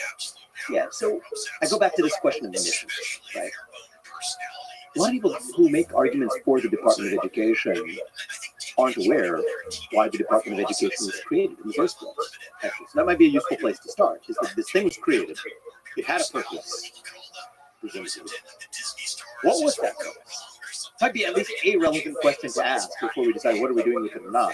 What was the purpose of this thing that we created? It's not it to me seems like a highly relevant question, yet in this discussion about government reform, it's interesting how eager people are to skip over that question and just talk about, okay, but we've got the status quo and it's just going to be disruptive, versus asking the question of, okay, this institution was created, it had an original purpose. Is that purpose still relevant? Is this organization at all fulfilling that purpose today? To me, those are some relevant questions to ask. So let's talk about that for the Department of Education. Its purpose was relevant at that time, which was to make sure that localities, and particularly states, were not siphoning dollars, taxpayer dollars, away from predominantly black school districts to predominantly white ones. And that was not a theoretical concern at the time. It was happening. There was at least some evidence that it was happening in certain states in the South. And so you may say you don't like the federal solution, you may say you like the federal solution, but like it or not, that was the original purpose of the U.S. Department of Education, to make sure that from a federal perspective, states were not systematically disadvantaging Black school districts over time. However noble and relevant that purpose may have been 6 decades ago, it's not a relevant purpose today. There's no evidence today of states intentionally mapping out which are the Black versus white school districts and siphoning money in one direction versus another. To the contrary, one of the things we've learned is that the school districts in the inner city, many of which are predominantly Black, actually spend more money per student than other school districts for a worse result as measured by test scores and other performance on a per student basis, suggesting that there are other factors than the dollar expenditures per school determining student success, and actually suggesting that even the overfunding of some of those already poorly run schools rewards them for their actual bureaucratic failure. So against that backdrop, the Department of Education has instead extrapolated that original purpose of a racial equality purpose to instead implement a different vision of racial equity through the ideologies that they demand in the content of the curriculum that these public schools actually teach. So Department of Education funding, so federal funding accounts for about, give me round numbers here, but around 10% of the funding of most public schools across the country. But that comes with strings attached. So in today's Department of Education, this didn't happen back in 1970, but it's happening today. Ironically, it's funny how these things change with the bureaucracies that fail. They blow up smoke to cover up for their own failures. What happens with today's Department of Education? They effectively say you don't get that funding unless you adopt certain goals deemed at achieving racial or gender equity goals. And in fact, they also intervene in the curriculum where there's evidence of schools in the Midwest or in the Great Plains that have been denied funding because the Department of Education funding, so long as they have certain subjects like archery. There was one instance of a school that had archery in its curriculum. I find that to be pretty interesting, actually. I think different kinds of physical education. This is one that combines mental focus with physical aptitude, but hey, maybe I'm biased, doesn't matter. Whether you like archery or not, I don't think it's the federal government's job to withhold funding from schools because they include something in their curriculum that the federal government deems inappropriate, where that locality found that to be a relevant locus of education. So what you see then is an abandonment of the original purpose that's long past. You don't have this problem that the Department of Education was originally formed to solve of siphoning money from Black school districts to white school districts and laundering that effectively in public funds. That doesn't exist anymore. So they find new purposes instead, creating a lot more damage along the way. So you asked me to steel man it, and can I say something constructive rather than just pounding down on the other side? One way to think about this is, for a lot of these agencies, were many of them formed with a positive intention at the outset? Yes. Where that positive intention existed, I'm still a skeptic of creating bureaucracies, but if you can create one, at least make it, what should we call it, a task force. Make it a task force. A task force as an agency means after it's done, you celebrate, you've done your work, pat yourself on the back, and then move on, rather than creating a standing bureaucracy, which actually finds things to do after it has already solved or addressed the first reason it was born in the first place. And I think we don't have enough of that in our culture. I mean, even if you have a company that's generated tons of cash flow and it solved a problem, let's say it's a biopharmaceutical company that developed a cure to some disease, and the only thing people knew at that company was how to develop a cure to that disease, and they generated a boatload of cash from doing it. At a certain point, you can just give it to your shareholders and close up shop, and that's actually a beautiful thing to do. You don't see that happen enough in the American consciousness and the American culture. When an institution has achieved its purpose, celebrate it, and then move on. And I think that that culture in our government would result in a vastly restrained scope of government, rather than today, it's a one-way racket. Once you cause it to come into existence, you cause new things to come into existence, but the old one that came into existence continues to persist and exist as well. And that's where you get this metastasis over the last century. But what kind of things do you think government should do that the private sector, the forces of capitalism, would create drastic inequalities or create the kind of pain we don't want to have in government? Just if the question is what should government do that the private sector cannot, I'll give you one. Protect our border. I mean, capitalism, it's never going to be the job of capitalists, or never going to be the capability or inclination of capitalists to preserve a national border. And I think a nation, literally, I think one of the chapters of this book, okay, a nation without borders is not a nation. It's almost a tautology. An open border is not a border. Capitalism is not going to solve that. What's going to solve that is a nation. Part of the job of the federal government is to protect the homeland of its nation, in this case, the United States of America. That's an example of a proper function of the federal government, to provide physical security to its citizens. Another proper role of that federal government is to look after, or in this case, it could be state government, to make sure that private parties cannot externalize their costs onto somebody else without their consent. Fancy way economists would use to describe it. What does that mean? It means if you go dump your chemicals in somebody else's river, you'd be liable for it. It's not that, okay, I'm a capitalist, and so I want to create things, and I'm going to do hell or high water, whether or not that harms people around me. The job of a proper government is to make sure that you protect the rights of those who may be harmed by those who are pursuing their own rights through a system of capitalism. In seeking prosperity, you're free to do it, but if you're hurting somebody else without their consent in the process, the government is there to enforce what is really just a different form of enforcing private property laws. So I would say that those are two central functions of government: is to preserve national boundaries and the national security of a homeland, and number two is to protect and preserve private property rights and the enforcement of those private property rights. And I think at that point you've described about 80 to 90% of the proper role of the government. What about infrastructure? Look, I think that most infrastructure can be dealt with through the private sector. I mean, you can get into specifics. You could have infrastructure that's specific to national security. No, I do think that military-industrial base is essential to provide national security. That's a form of infrastructure. I don't think you could rely exclusively on the private sector to provide the optimal level of that protection to the nation. But, interstate highways, I think you could think about whether or not that's a common good that everybody benefits from, but nobody has the incentive to create. I think you could make an argument for the existence of interstate highways. I think you could also make powerful arguments for the fact that actually you could have enough private sector co-ops that could cause that to come into existence as well.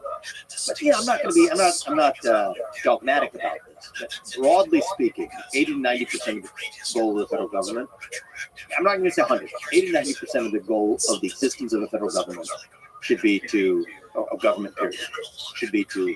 protect national boundaries and provide security for the people who live there, and to protect the private property rights for the people who reside there. If we restore that, I think we're well on our way to a revival of what our founding fathers envisioned, and I think many of them would give you the same answer that I just did. So if we get government out of education, would you be also for reducing this as a government in the state? For education, for something like education. I think if it goes closer to municipalities and the states, I'm fine with that being a locus for people determining, as, for example, let's say school districts are taxed at the local level. For that to be a matter for municipalities and townships to actually decide democratically how they actually want that governed, whether it's balanced between the public school district versus making that same money available to families in the form of vouchers or other forms of ability to educational savings accounts or whichever mechanism it is to opt out of that. If that's done locally, I'll have views on that tend to go further in the direction of true educational choice and diversity of choice. The implementation of charter schools, the granting of state charters, or even lowering the barriers to granting one. I favor those kinds of policies.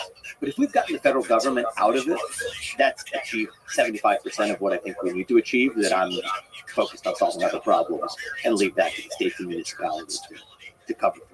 So given this conversation, what do you think of Elon's proposal of the Department of Government Efficiency in the Trump administration, or really any administration? Well, I'm of course, biased, because Elon and I have discussed that for the better part of the last year and a half, because I think it's a great idea. It's something that's very consistent with the core premise of my presidential candidacy. I got to know him as I was running for U.S. president in a couple of events that he came to, and then we built a friendship after that. So obviously, I think it's a great idea. Who do you think is more hardcore on the cutting, you or Elon?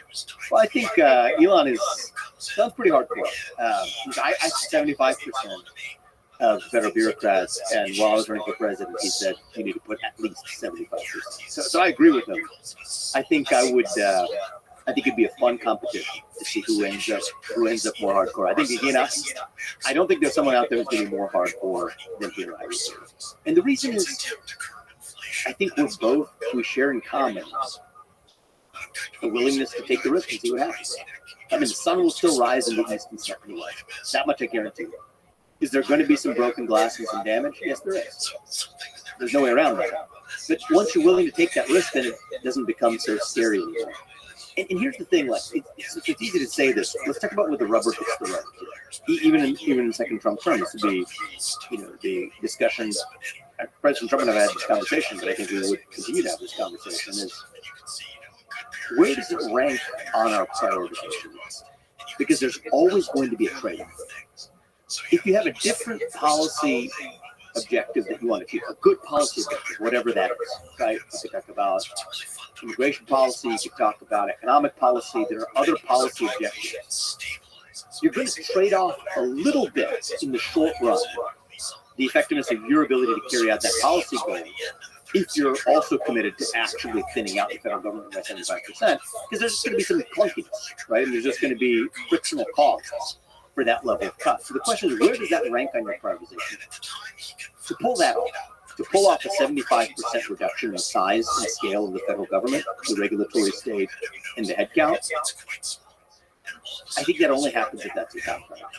You can do it at a smaller scale, but at that scale, it only happens if that's your top priority. Because then, as president, you're in a position to say, I know in the super short run that might even make it a little bit harder for me to do this other thing that I want to do and use the regulatory state to do it.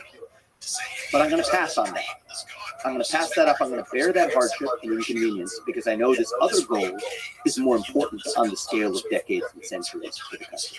So it's a question of prioritization. And certainly my own view is that now is the moment where that needs to be a top priority for saving this country.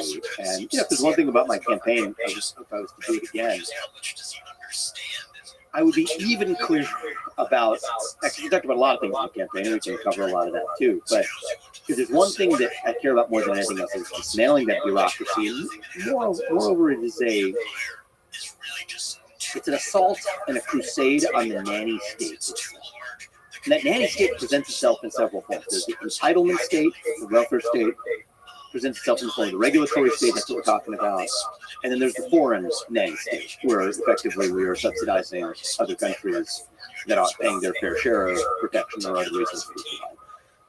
If I was to summarize my ideology in a nutshell, it is to terminate the nanny state in the United States of America in all of its forms. The entitlement state, the regulatory state, and the foreign policy nanny state. Once we've done that, we've revived the republic that I think would make George Washington proud. You mentioned Department of Education. There's also the Department of Defense. And there's a very large number of very powerful people that have gotten used to and a budget that's increasing and the number of wars and military conflicts that's increasing. If we could just talk about that. This is the number one priority. It's like there's difficulty levels here. The DOD it would be probably the hardest. So let's take that on. What's your view on the military-industrial complex, Department of Defense, and wars in general? So I think the nanny state, I'm against it overall. I'm against the foreign policy nanny state as well. Let's start from that as the starting off point, and I'll tell you about my views on the DOD. First of all, I think that, and I think that it was easy for many people from the neocon school of thought to caricature my views with the media at their side. But actually, my own view is, if it's in the interest of the United States and America to provide certain levels of protection to U.S. allies, we can do that as long as those allies actually pay for it. And I think it's important for two reasons. The less important reason, still important. The less important reason is it's still money for us, right? It's not like we're swimming in a cash surplus right now. We're a $34 trillion national debt and growing. And, I think pretty soon the interest payments are going to be the largest line item in our own federal budget. So it's not like we have money willy-nilly to just hand over for free. That's the less important reason. The more important reason is that it makes sure that our allies have actual skin in the game to not have skewed incentives to actually enter conflicts where they're not actually bearing the full cost of those conflicts. So take NATO, for example. Most NATO countries, literally a majority of NATO countries today, do not pay or contribute 2% of their GDP to their own national defense, which is supposedly a requirement to be in NATO. So majority of NATO countries are failing to meet their basic commitment to be in NATO in the first place. Germany particularly is, I think, arbitraging the hell out of the United States of America. And I don't think that I'm not going to be some sort of, shrill voice here saying, so therefore we should not be supporting any allies or providing security blankets. No, I'm not going in that direction. What I would say is you got to pay for it. Right? Pay for your fair share. A, because we're not throwing in excess money ourselves. But B, is it tells us that you actually have skin in the game for your own defense, which actually then makes nations far more prudent in the risks that they take, whether or not they enter war, versus if somebody else is paying for it, and somebody else is providing a security guarantee, hey, I might as well, take the gamble and see where I end up at the end of a war, versus the restraint that imposes on the decision-making of those allies. So now let's bring this home to the Department of Defense. I think the top goal of the U.S. defense policy establishment should be to provide for the national defense of the United States of America. And the irony is that's what we're actually doing with force. We're not really using, other than the Coast Guard, we're not really using the U.S. military to prevent crossings that are on the southern border and crossings that are other borders. In fact, the United States of America, our homeland, I believe is less secure today than it has been in a very long time. Vulnerable to threats from hypersonic missiles, where China and Russia certainly has capabilities in excess of that of the United States. Missiles, hypersonic means faster than the speed of sound, that could hit the United States, including those carrying nuclear warheads. We are more vulnerable to super EMP attacks, electromagnetic pulse attacks, that could, without exaggeration, some of this could be from other nations, some of this could even be from solar flares, cause significant mass casualty in the United States of America. The electric grid's gone. It's not an exaggeration to say if that happened, planes would be falling out of the sky because our chips really depend on those electromagnetic, will be affected by those electromagnetic pulses. More vulnerable to cyber attacks. I know this is how people start yawning and say, okay, boring stuff, super EMP, cyber, whatever. No, actually, it's pretty relevant to whether or not you actually are facing the risk of not getting your insulin because your refrigerator isn't working well, or your food can't be stored, or your car, or your ability to fly in an airplane is impaired. Okay, so I think that these are serious risks where our own national defense spending has been wholly inadequate. So I'm not one of these people that says, oh, we decrease versus increase national defense spending. We're not spending it in the right places. The number one place we need to be spending it is actually protecting our national defense. And I think protecting our own physical homeland. And I think we actually need an increase in spending on protecting our own homeland.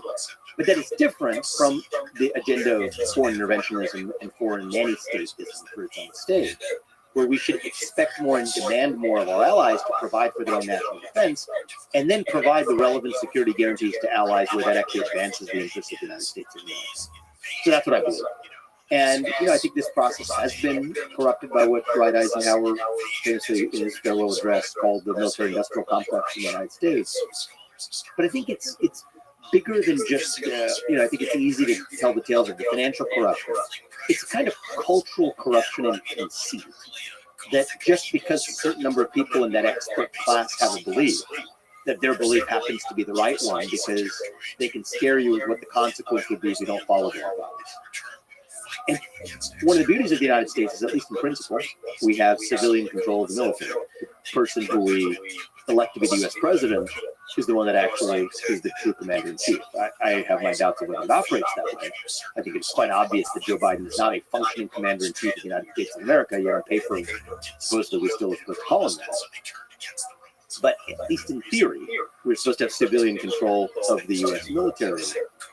And I think that one of the things that leader needs to do is to ask the question of, again, the mission. What's the purpose of this U.S. military in the first place? At the top of the list should be to protect the homeland and the people who actually live here, which we're failing to do. So that's where I land on that question. Right. Okay, there's a lot of stuff to ask. First of all, on Joe Biden, I mean, he's functionally not in control of the U.S. military because of the age factor or because of the nature of the presidency? Good question. I would say in this case, it's particularly accentuated because it's both. in his case, I don't think anybody in America anymore believes that Joe Biden is the functioning president of the United States of America. How could he be? He wasn't even sufficiently functioning to be the candidate after a debate that was held in June. There's no way he's going to be in a position to make the most important decisions on a daily and demanding basis to protect the leading nation in the world. Now, more generally, though, I think we have a deeper problem that even when it's not Joe Biden, in general, the people we elect to run the government haven't really been the ones running the government. It's been the unelected bureaucrats and the bureaucratic deep state underneath that's really been making the decisions. So I've done business in a number of places. I've traveled to Japan. And there's an interesting corporate analogy. Sometimes if you get outside of politics, people can, I find, listen and pay attention a little bit more because politics is so fraught right now that if you start talking to somebody who disagrees with you about the politics of it, you're just butting heads for not really making progress. So let's just make the same point but go outside of politics. So I was traveling to Japan. I was having a late night dinner with a CEO of a Japanese pharmaceutical company. And, it takes a while to really get him to open up, culturally speaking, in Japan, a couple nights of karaoke and whatnot, maybe late night restaurant, whatever it is.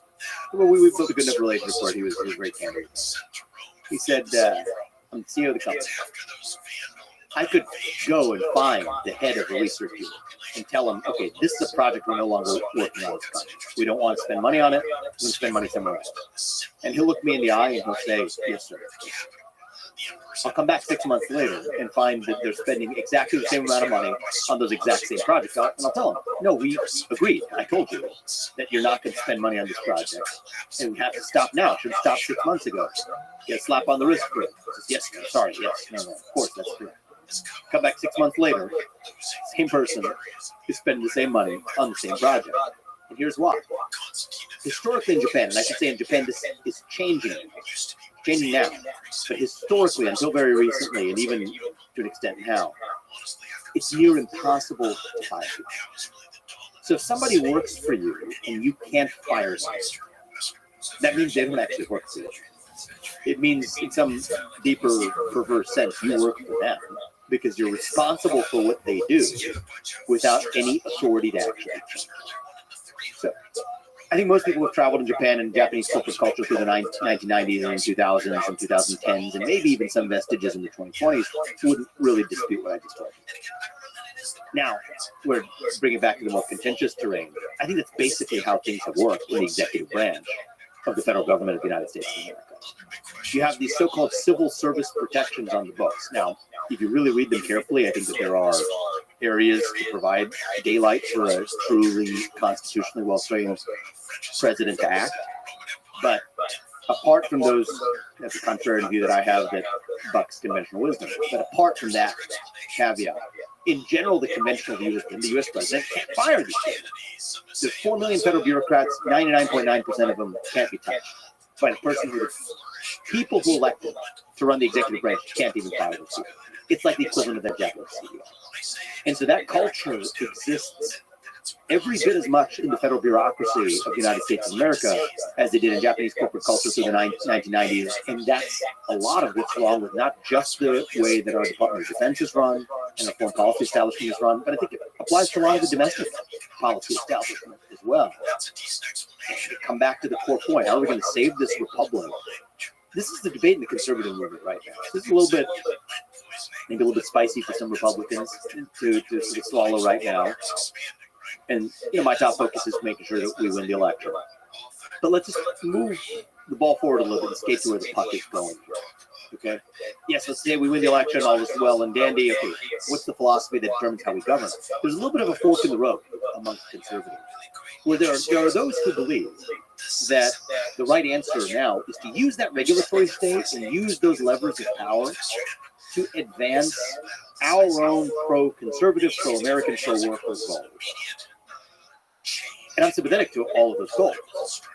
But I don't think that the right way to do it is to create a conservative regulatory state that replaces a liberal regulatory state. I think the right answer is actually to get in there and shut it down. I don't want to replace the left-wing nanny state with the right-wing nanny state. I want to get in there and actually dismantle the nanny state. And I think it has been a long time in the United States maybe ever in modern history, that we've had a conservative leader at the national level who makes it their principal objective to dismantle the nanny state in all of its forms. The entitlement state, the regulatory state, and the foreign policy nanny state. That was a core focus of my candidacy. One of the things that I wish, and this is on me, not anybody else, that I should have done better, was to make that more crystal clear as a focus without getting distracted by a lot of the shenanigans, let's just say, that happen as sideshows during the presidential campaign. We call that a lesson learned, because I do think it's what the country needs now more than ever. Yeah, it's a really, really powerful idea. It's actually something that Donald Trump ran on in 2016. Drain the swamp. Drain the swamp. I think by most accounts, maybe you can disagree with me, he did not successfully do so. He did fire a bunch of people, more than usual. Can I say a word about the conditions he was operating in? Because I think that's why I'm far more excited for this time around. Is that a lot has changed in the legal landscape. So Donald Trump did not have the Supreme Court backdrop in 2016 that he does today. There's some really important cases that have come down from the Supreme Court. One is West Virginia versus EPA. I think it's probably the most important case of our generation. In 2022, that came down and said that if Congress has not passed a rule into law itself through the halls of Congress, and it relates to what they call a major question, a major policy or economic question, it can't be done by the stroke of a pen by a regulator, an unelected bureaucrat. That quite literally means most federal regulations today are unconstitutional. Then this year comes down a different big one, another big one from the Supreme Court in the Loper-Bright case, which held that historically, for the last 50 years in this country, the doctrine has been called Chevron deference. It's a doctrine that says that federal courts have to defer to an agency's interpretation of the law. They now toss that out the window. They said, no, the federal courts no longer have to defer to an agency's interpretation of what the law actually is. The combination of those two cases is seismic in its impact for the regulatory states. There's also another great case that came down, it was SEC versus Jarkissi. And the SEC is one of these agencies that embodies everything we're talking about here. The SEC, among other agencies, has tribunals inside that not only do they write the rules, not only do they enforce those rules, they also have these judges inside the agency that also interpret the rules and determine and bill out claims. That doesn't make sense if you believe in separation of powers in the United States. So the Supreme Court put an end to that and said that that practice of the SEC is unconstitutional. Actually, as a side note, the Supreme Court has said countless practices and rules written by the SEC, the EPA, the FTC in recent years were outright unconstitutional. Think about what that means for a constitutional republic. That supposedly these law enforcement agencies, the courts have now said, especially this year, the courts have now said that their own behaviors actually break the law. So the very agencies entrusted with supposedly enforcing the laws are actually behaving with utter, blatant disregard for the law itself. That's un-American. It's not tenable in the United States of America. But thankfully, we now have a Supreme Court that recognizes that. So, whether or not we have a second Trump term, no, that's up to the voters. But even whether or not that now takes advantage of that backdrop that the Supreme Court has given us to actually gut the regulatory state, we'll find out. I'm optimistic. I certainly think it's the best chance that we've had in a generation in this country. And that's a big part of why I'm supporting Donald Trump and why I'm exhibiting my power to help him. But I do think it is going to take a spine of steel to see that through. And then after we've taken on the regulatory state, I think that's the next step. But I do think there's this broader project of dismantling the nanny state in all of its forms. The entitlement state, the regulatory state, and the foreign policy nanny state. Three-word answer, supposed to summarize my worldview and my presidential campaign in 3 words: shut it down. Shut it down. Okay, so the Supreme Court cases you mentioned, there's a lot of nuance there. Yeah. I guess it's weakening the immune system of the different departments. Yeah, it's a good way of putting it. Okay. Yep. And the human psychology level. So you basically kind of implied that for Donald Trump or for any president, the legal situation was difficult. is that the only thing really operating? Like, isn't it Probably not. just on a psychological level, just hard to fire a very large number of people? Is that what it is? Like, why is there a basic civility and momentum I going think there's on? one other factor. So you're right to point. I mean, the legal backdrop is a valid and understandable excuse and reason. I think there are other factors at play too. So I think there's something to be said for never having been in government, showing up there the first time, and you're having to understand the rules of the road as you're operating within them, and also having to depend on people who actually aren't aligned with your policy vision but tell you to your face that they are. And so I think that's one of the things that I've admired about President Trump is he's actually been very open about that, very humble about that. Say that there's a million learnings from that first term that make him ambitious and more ambitious in that second term. But everything I'm talking to you about, this is what needs to happen in the country. It's not specific to Donald Trump. It lays out what needs to be done in the country. There's the next 4 years. Donald Trump is our last best hope and chance for moving that ball forward. But I think that the vision I'm laying out here is one that hopefully goes even beyond just the next 2 or 4 years of really fixing a century's worth of mistakes. I think we're going to fix a lot of it in the next 4 years of Donald Trump's presidency.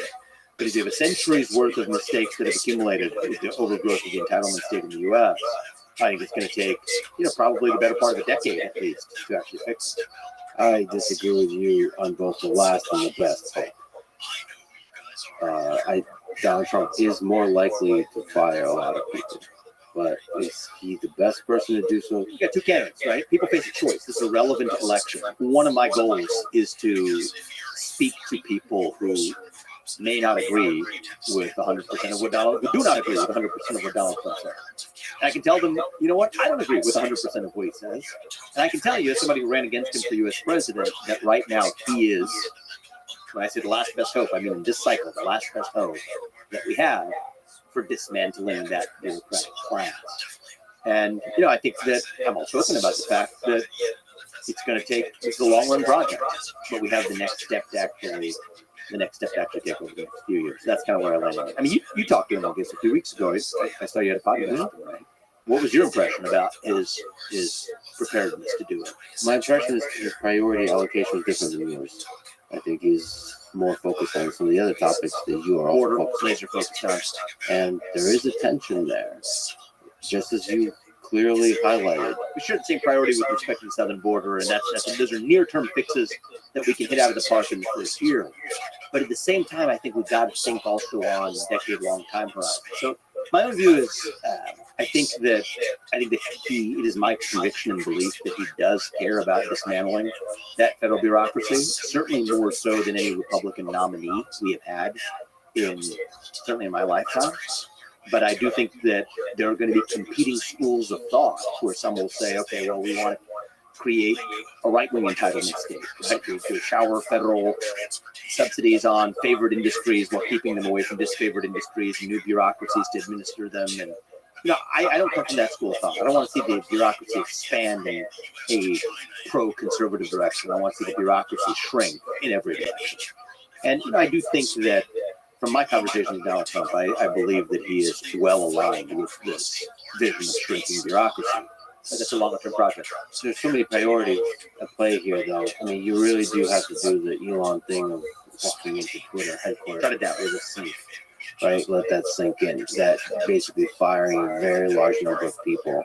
And it's not just about the firing. It's about setting clear missions for the different departments that remain. Hiring back because you overfire, hiring back based on meritocracy. I mean, it's a full-time, and it's not only full-time in terms of actual time, it's full-time psychologically because you're walking into a place, unlike a company on Twitter, an already successful company. In government, I mean, everybody around you, all the experts and the advisors are going to tell you you're wrong. And like, it's a very difficult psychological place to operate in because like you're constantly the asshole. And I mean, the certainty you have to have about what you're doing is just like nearly infinite because everybody, all the really smart people are telling you, no, this is a terrible idea. Sir, this is a terrible idea. You have to have this spine of steel to cut through with that short-term advice you're getting. And I'll tell you, certainly, I intend to do whatever I can for this country, both in the next 4 years and beyond. But my voice on this will be crystal clear. And President Trump knows this, my view on it, and I believe he shares it deeply, is that all else equal, get in there and shut down as much of the excess bureaucracy as we can, do it as quickly as possible. And that's a big part of how we save our country. Okay, I'll give you an example that's really difficult tension, given your priorities. Immigration. There's an estimated 14 million illegal immigrants in the United States. You've spoken about mass deportation. Yes. That requires a lot of effort. That money, I mean, like, how do you do it, and how does that conflict with the shutting it down? Sure. And so it goes back to that original discussion we had. What are the two proper roles of the federal government? I gave you two. One is of the government, period. One is to protect the national borders and sovereignty of the United States, and two is to protect private property rights. There's a lot of, most of what the government's doing today, both at the federal and state level, is something other than those two things. But in my book, those are the two things that are the proper function of government. So for everything else the federal government should not be doing, the one thing they should be doing is to protect the homeland of the United States of America and the sovereignty and sanctity of our national borders. So in that domain, that's mission aligned with a proper purpose for the federal government. I think we're a nation founded on the rule of law. I say this as the kid of legal immigrants. That means your first act of entering this country cannot break the law. And in some ways, if I was to summarize a formula for saving the country over the next 4 years, it would be a tale of two mass deportations. The mass deportations of millions of illegals who are in this country and should not be, and then the mass deportation of millions of unelected federal bureaucrats out of Washington, D.C. Now, all else equal, you could say that those are intention, but I think that the reality is anything outside of the scope of what the core function of the government is, which is protecting borders and protecting private property rights, that's really where I think the predominant cuts need to be. And if you look at the number of people who are looking after the border, it's not even 0.1% of the federal employee base today. So 75% isn't 99.99%, it's 75%, which still leaves it would still be a tiny fraction of the remaining 25%, which I actually think needs to be more rather than less. So it's a good question, but that's sort of where I land on it. When it's a proper role of the federal government, great. Act and actually do your job. The irony is 99.9999% of those resources are going to functions other than the protection of private property rights and the protection of our national physical protection. There is a lot of criticism of the idea of mass deportation. So one, it will cause a larger amount of economic harm, at least in the short term. The other is there would be potentially violations of our kind of higher ideals of how we like to treat human beings, in particular separation of families, for example, tearing families apart. And the other is just like the logistical complexity of doing things like this. How do you answer some of those criticisms? So fair enough. Well, I would call those even not even criticisms, but just thoughtful questions, right? Even if somebody who's really aligned with doing this, those are thoughtful questions to ask.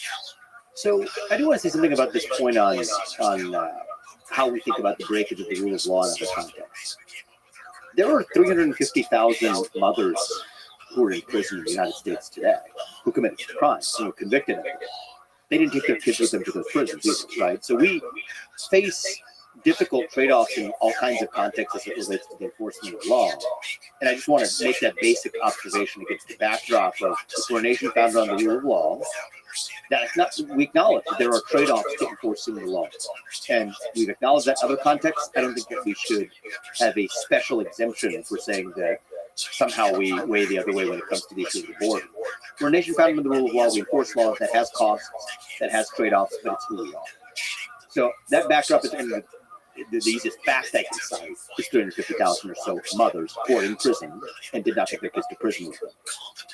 Is that bad? Is it undesirable for kids to grow up without those 350,000 mothers? It is. But it's a difficult situation created by people who violated the law and faced the consequences of it, which is also a competing and important priority in the country. So that's in the domestic context.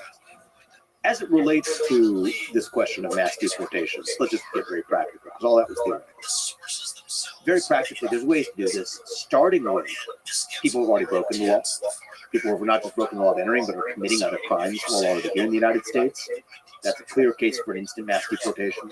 You have a lot of people who haven't integrated into their communities. If you think about the economic impact of this, a lot of people are in detention already. A lot of those people should be immediately returned to their country of origin, or at least what is called a safe third country. So safe third country means even if somebody's claiming to seek asylum from political persecution, we'll move them to another country that doesn't have to be the United States of America that they passed through, say Mexico, before actually coming here. Other countries around the world are doing this. Australia is detaining people. They don't let them out and live a normal, joyful life because they came to the country. They detain them until their case is adjudicated. Well, the rates of fraud in Australia, of what people lie about what their conditions are, is way lower now than in the United States because people respond to those incentives. So I think that in some ways people make this sound much bigger and scarier than it needs to be. I've never taken a deeply pragmatic approach. And the North Star for me is I want the policy that helps the United States citizens who are already here. What's that policy? Clearly, that's going to be a policy that includes a large number of deportations. I think by definition, it's going to be the largest mass deportation in American history. Sounds like a punchline at a campaign rally, but actually it's just a factual statement that says if we've had the by far largest influx of illegal immigrants in American history, it just stands to reason. It's logic that, okay, if we're going to fix that, we're going to have the largest mass deportation in American history. And we can be rational. Start with people who are breaking the law in other ways here in the United States. Start with people who are already in detention or entering detention now. That comes at no cost and strict benefit. There isn't even a little bit of an economic trade-off. Then you get to areas where you would say, okay, the costs actually continue to outweigh the benefits. And that's exactly the way our policy should be guided here. I want to do it in as respectful and as humane of a manner as possible. And the reality is, I think one of the things we got to remember, I'll give you the example I gave with the Haitian case in Springfield, a town that I spent a lot of time in growing up in Ohio. I live about an hour from there today. I don't blame the individual Haitians who came here. I'm not saying that they're bad people, because in that particular case, those weren't even people who broke the law in coming here. They came as part of a program called temporary protective status. Now, the operative word there is the first one, temporary. They have been all kinds of lawsuits. There have been all kinds of lawsuits for people who even 8, 10, 12, 14 years after the earthquake in Haiti, where many of them came, when they're going to be removed, there are allegations of racial discrimination or otherwise. No, temporary protective status means it's temporary. And we're not abandoning the rule of law when we send them back. We're abandoning the rule of law when we let them stay. Now, if that has a true benefit to the United States of America, economically or otherwise, go through the paths that allow somebody to enter this country for economic reasons. But don't do it through asylum-based claims or temporary protected status. I think one of the features of our immigration system right now is it is built on a lie, and it incentivizes lying. The reason is the arguments for keeping people in the country, if those are economic reasons, but the people actually entered using claims of asylum or refugee status, those two things don't match sense. So just be honest about what our immigration system actually is. I think we do need dramatic reforms to the legal immigration system to select purposely for the people who are going to actually improve the United States of America. I think there are many people, I know some of them. I gave a story of one guy who I met who was educated at our best universities or among our best universities. He went to Princeton, he went to Harvard Business School. He has a great job in the investment community. He was a professional tennis player. He was a concert pianist. He could do Rubik's Cube in less than a minute. I'm not making this stuff up. These are hard facts. He can't get a green card in the United States. He's been here for 10 years or something like this. He asked me for the best advice I could give him. I unfortunately could not give him the actual best advice, which would be to just take a flight to Mexico and cross the border and claim to be somebody who is seeking asylum in the United States. That would have been morally wrong advice, so I didn't give it to him. But practically, if you were giving him advice, that would be the best advice that you actually could give somebody. It's a broken system on both sides. People who are going to make those contributions to the United States and pledge allegiance to the United States and speak our language and assimilate, we should have a path for them to be able to add value to the United States. Yet they're not the ones who are getting in. It's actually the people, our immigration system selects for people who are willing to lie. That's what it does. It selects for people who are willing to say they're seeking refugee status or seeking asylum when in fact they're not. And then we have policymakers who lie after the fact using economic justifications to keep them here. But if it was an economic justification, that should have been the criteria you used to bring them in the first place, not this illusion of asylum or refugee status. There's a case, actually, the New York Times reported on this, believe it or not, of a woman who came from Russia, fleeing Vladimir Putin's intolerant anti-LGBTQ regime. She was fleeing persecution by the evil man Putin. She came here, and eventually, when she was pressed on the series of lies, it came out that she was crying finally when she broke down and admitted this. She's like, I'm not even gay. I don't even like gay people. That's what she said. And yet she was pretending to be some sort of LGBTQ advocate who was persecuted in Russia, when in fact it was just somebody who was seeking better economic conditions in the United States. I'm not saying you're wrong to seek better economic conditions in the United States, but you are wrong to lie about it. And that's what you're seeing a lot of people, even in this industry of sort of quote-unquote tourism to the United States. They're having their kids in the United States. They go back to their home country, but their kids enjoy birthright citizenship. That's built on a lie. You have people claiming to suffer from persecution. In fact, they're just working in the United States and then living in these relative mansions in parts of Mexico or Central America after they've spent 4 or 5 years making money here. Just abandon the lie. Let's just have an immigration system built on honesty. Just tell the truth. If the argument is that we need more people here for economically filling jobs, I'm skeptical the extent to which a lot of those arguments actually end up being true. But let's have that debate in the open, rather than having it through the back door, saying that it's refugee and asylum status, when we know it's a lie, and then we justify it after the fact by saying that that economically helps the United States. Cut the dishonesty.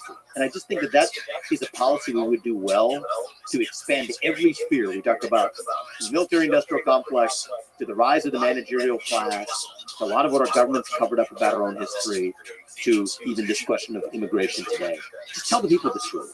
And I think our government will be better serving our people with the truth. Yeah, in the way you describe eloquently, the immigration system is broken in that way, that it's built fundamentally on lies. But there's the other side of it. You know, illegal immigrants are used in political campaigns for fear mongering, for example. So what I would like to understand is, what is the actual harm that illegal immigrants are causing?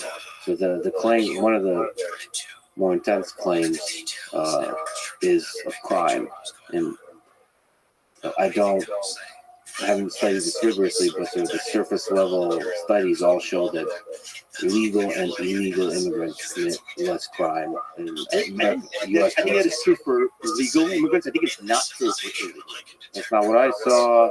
So in sort of in this part of why I wrote this book, okay, and the book is called Truths, so better darn well have well-sourced facts in here, right? Can't be made up hypotheses. Hard truths, and there's a chapter where even in my own research on it, Lex, I mean, I know a lot about this issue from my time as a presidential candidate, but even in writing the chapter on the border here, I learned a lot from a lot of different dimensions, and some of which even caused me to revise some of my premises going into it, okay?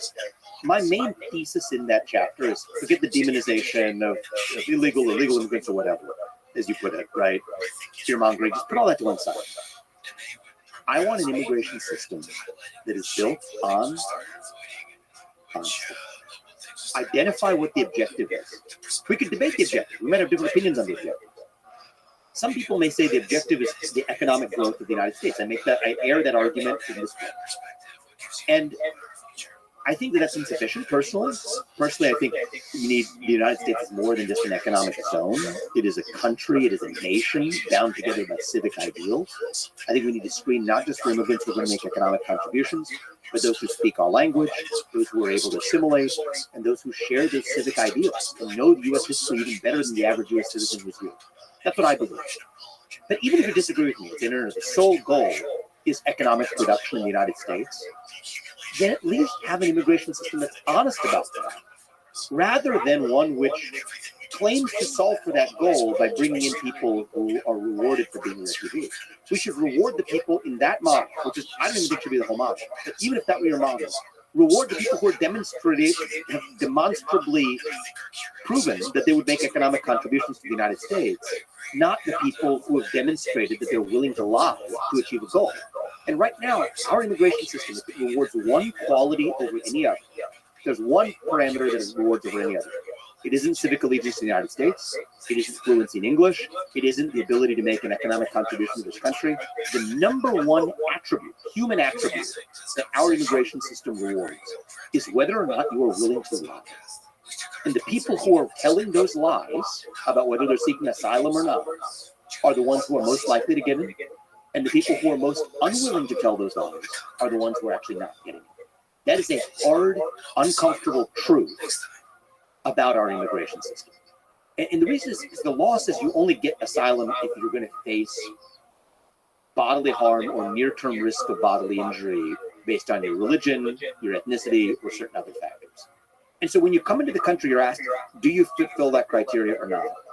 And the number one way to get into this country is to check the box and say yes. So that means just systematically, right? Imagine if you're a university, Harvard or Yale or whatever, you're running your admissions tests.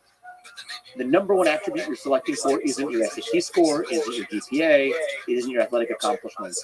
It's whether or not you're willing to lie on the application. You're going to have a class populated by a bunch of charlatans and frauds. That's exactly what our immigration system is doing to the United States of America, is it is literally selecting for the people who are willing to lie. Let's say you have somebody who's a person of integrity, says, I want a better life for my family, but I want to teach my kids that I'm not going to lie or break the law to do it. That person is infinitely less likely to get into the United States. I know it sounds provocative to frame it that way, but it is not an opinion. It is a fact that is the number one human attribute that our current immigration system is selected for. I want an immigration system centered on honesty. In order to implement that, we require acknowledging what the goals of our immigration system are in the first place. And there we have competing visions on the right. Okay, amongst conservatives, there's a rift. Some conservatives believe, I respect them for their honesty, I disagree with them, believe that the goal of the immigration system should be to, in part, protect American workers from the effects of foreign wage competition. That if we have immigrants, it's going to bring down prices, and we need to protect American workers from the effects of that downward pressure on the wages. It's a goal. It's a coherent goal. I don't think it's the right goal, but many of my friends on the right believe that's the goal. But at least it's honest, and then we can design an honest immigration system to achieve that goal, if that's their goal. I have other friends on the right that say the sole goal is economic growth. Nothing else matters. I disagree with that as well. My view is the goal should be whatever enriches the civic quality of the United States of America. That includes those who know the language, know our ideals, pledge allegiance to those ideals, and also are willing to make economic contributions to the country, which is one of our ideals as well. But whatever it is, we can have that debate. I have a very different view. I don't think it's a proper role of immigration policy to make it a form of labor policy. Because the United States of America is founded on excellence. We should be able to compete. But that's a policy debate we can have. But right now, we're not even able to have the policy debate because the whole immigration policy is built on not only a lie, but on rewarding those who do lie. And that's what I want to see change. So just to linger a little bit on the demonization and to bring Ann Coulter into the picture, her, which I recommend people should listen to your conversation with her. I haven't listened to her much, but she had this thing where she clearly admires and respects you as a human being, and she's basically saying you're one of the good ones. And this idea that you had this brilliant question of like, what does it mean to be an American? And she basically said, not you. She said, well, maybe you, but not people like you. So that whole kind of approach to immigration, I think, is really anti-meritocratic. And maybe even anti-American. Anti-American. So I want to confront this directly because it is a popular current on the American right. The reason I'm not picking on Ann Coulter specifically is I think actually it's a much more widely shared view, and I just give her at least credit for willing to articulate it, a view that the blood and soil is what makes for your American identity, your genetic lineage. And I just reject that view. I think it's anti-American. I think what makes for an American identity is your allegiance, your unabiding allegiance to the founding ideals of this country, and your willingness to pledge allegiance to those ideals. So those are two different views. I think that there is a view on the American right now that says that we're not a creedal nation, that our nation is not about a creed, it's about a physical place and a physical homeland. I think that view fails on several accounts. Obviously, we're a nation. Every nation has to have a geographic space that defines its own. So obviously, we are, among other things, a geographic space. But the essence of the United States of America, I think, is the common creed, the ideals that hold that common nation together. Without that, a few things happen. First of all, American exceptionalism becomes impossible. And I'll tell you why. Every other nation is also built on the same idea. Most nations have been built on common blood and soil arguments, genetic stock. Italy or Japan would have a stronger national identity than the United States in that case, because they have a much longer standing claim on what their genetic lineage really was. The ethnicity of the people is far more pure in those contexts than in the United States. So that's the first reason. American exceptionalism becomes impossible. The second is there's all kinds of contradictions that then start to emerge. Your claim on American identity is defined based on how long you've been here. Well, then the Native Americans would have a far greater claim of being American than somebody who came here on the Mayflower or somebody who came here afterwards. Now, maybe that blood and soil view is it's not quite the Native Americans. You only have to start at this point and end at this point. So on this view of blood and soil identity, it has to be, okay, you couldn't have come before a certain year, then it doesn't count. But if you came after a certain year, it doesn't count either. That just becomes highly uncompelling as a view of what American national identity actually is, versus my view that American national identity is grounded on whether or not you pledge allegiance to the ideals codified in the Declaration of Independence and actualized in the U.S. Constitution. And, it's been said, some of my friends on the right have said things like, people will not die for a set of ideals. People won't fight for abstractions or abstract ideals. I actually disagree with that. The American Revolution basically disproves that. The American Revolution was fought for anything over abstract ideals that said that, we believe in self-government and free speech and free exercise of religion. That's what we believe in the United States, which is different from Cold War England. So I do think that there is this brewing debate on the right. And do I disagree like hell with Ann Coulter on this? Absolutely. And did I take serious issue with some of the things she told me? Absolutely. But I also believe that she had the stones to say, if I may say it that way, that things that many on the right believe, but haven't quite articulated in the way that she has. And I think we need to have that debate in the open. Now, personally, I think most of the conservative movement actually is with me on this. But I think it's become a very popular counter-narrative in the other direction to say that, your vision of American identity is far more physical in nature. And to me, I think it is still ideals-based in nature. And I think that that's a good debate for the future for us to have in the conservative movement. And I think it's going to be a defining feature of, what direction the conservative movement goes in the future. Quick pause. Bathroom break? Yeah. Let me ask you to, again, steelman the case for and against Trump. So my biggest criticism for him is the fake electoral scheme, the 2020 election, and actually the 2020 election in the way you formulated in The Nation of Victims. It's just the entirety of that process, instead of focusing on winning, doing a lot of whining. I like people that win, not whine, even when the refs are biased in whatever direction. So look, I think the United States of America, I preach this to the left. I preach it to my kids. We got to accept it on our own side too. We're not going to save this country by being victims. We're going to save this country by being victorious. Okay? And I don't care whether it's left-wing victimhood, right-wing victimhood. I'm against victimhood culture. The number one factor that determines whether you achieve something in life is you. I believe that's not the only factor that matters. There's a lot of other factors that affect whether or not you succeed. Life is not fair. But I tell my kids the same thing. The number one factor that determines whether or not you succeed in achieving your goal is you. If I tell it to my kids, I preach to the left, I'm going to preach that to our own side as well. Now, that being said, that's just a philosophy. Okay, that's a personal philosophy. You asked me to do something different, and I'm always a fan. One of the things that the standard I hope that people hold me to when they read this book as well is I try to do that in this book is to give the best possible argument for the other side. You don't want to give some rinky-dink argument for the other side and knock it down. You want to give the best possible argument for the other side and then offer your own view, or else you don't understand it. So you asked me, what's the strongest case against Donald Trump? Well, I ran for U.S. president against Donald Trump. So I'm going to give you what my perspective is. I think it's nothing of what you hear on MSNBC or from the left attacking him to be a threat to democracy. I think all of that's actually nonsense. I actually think it is, if you were making that case, and I'm here's my full support, as you know. But if you were making that case, I think for many voters who are of the next generation, they're asking the question about how are you going to understand the position that I'm in as a member of a new generation. The same criticism they had of Biden, they could say, oh, well, are you too old? Are you from a different generation that's too far removed from my generation's concerns. And I think that's in many ways a factor that was weighing on both Trump and Biden. But when they played the trick of swapping out Joe Biden, it left that issue much more on the table for Donald Trump. So you asked me to steelman it, that's what I would say. Is that when I look at what's the number one issue that I would need to persuade independent voters of to say that no, this is still the right choices, even though the other side claims to offer a new generation of leadership. Here's somebody who is, one of the older presidents who will have had who was elected. How do we convince those people to vote?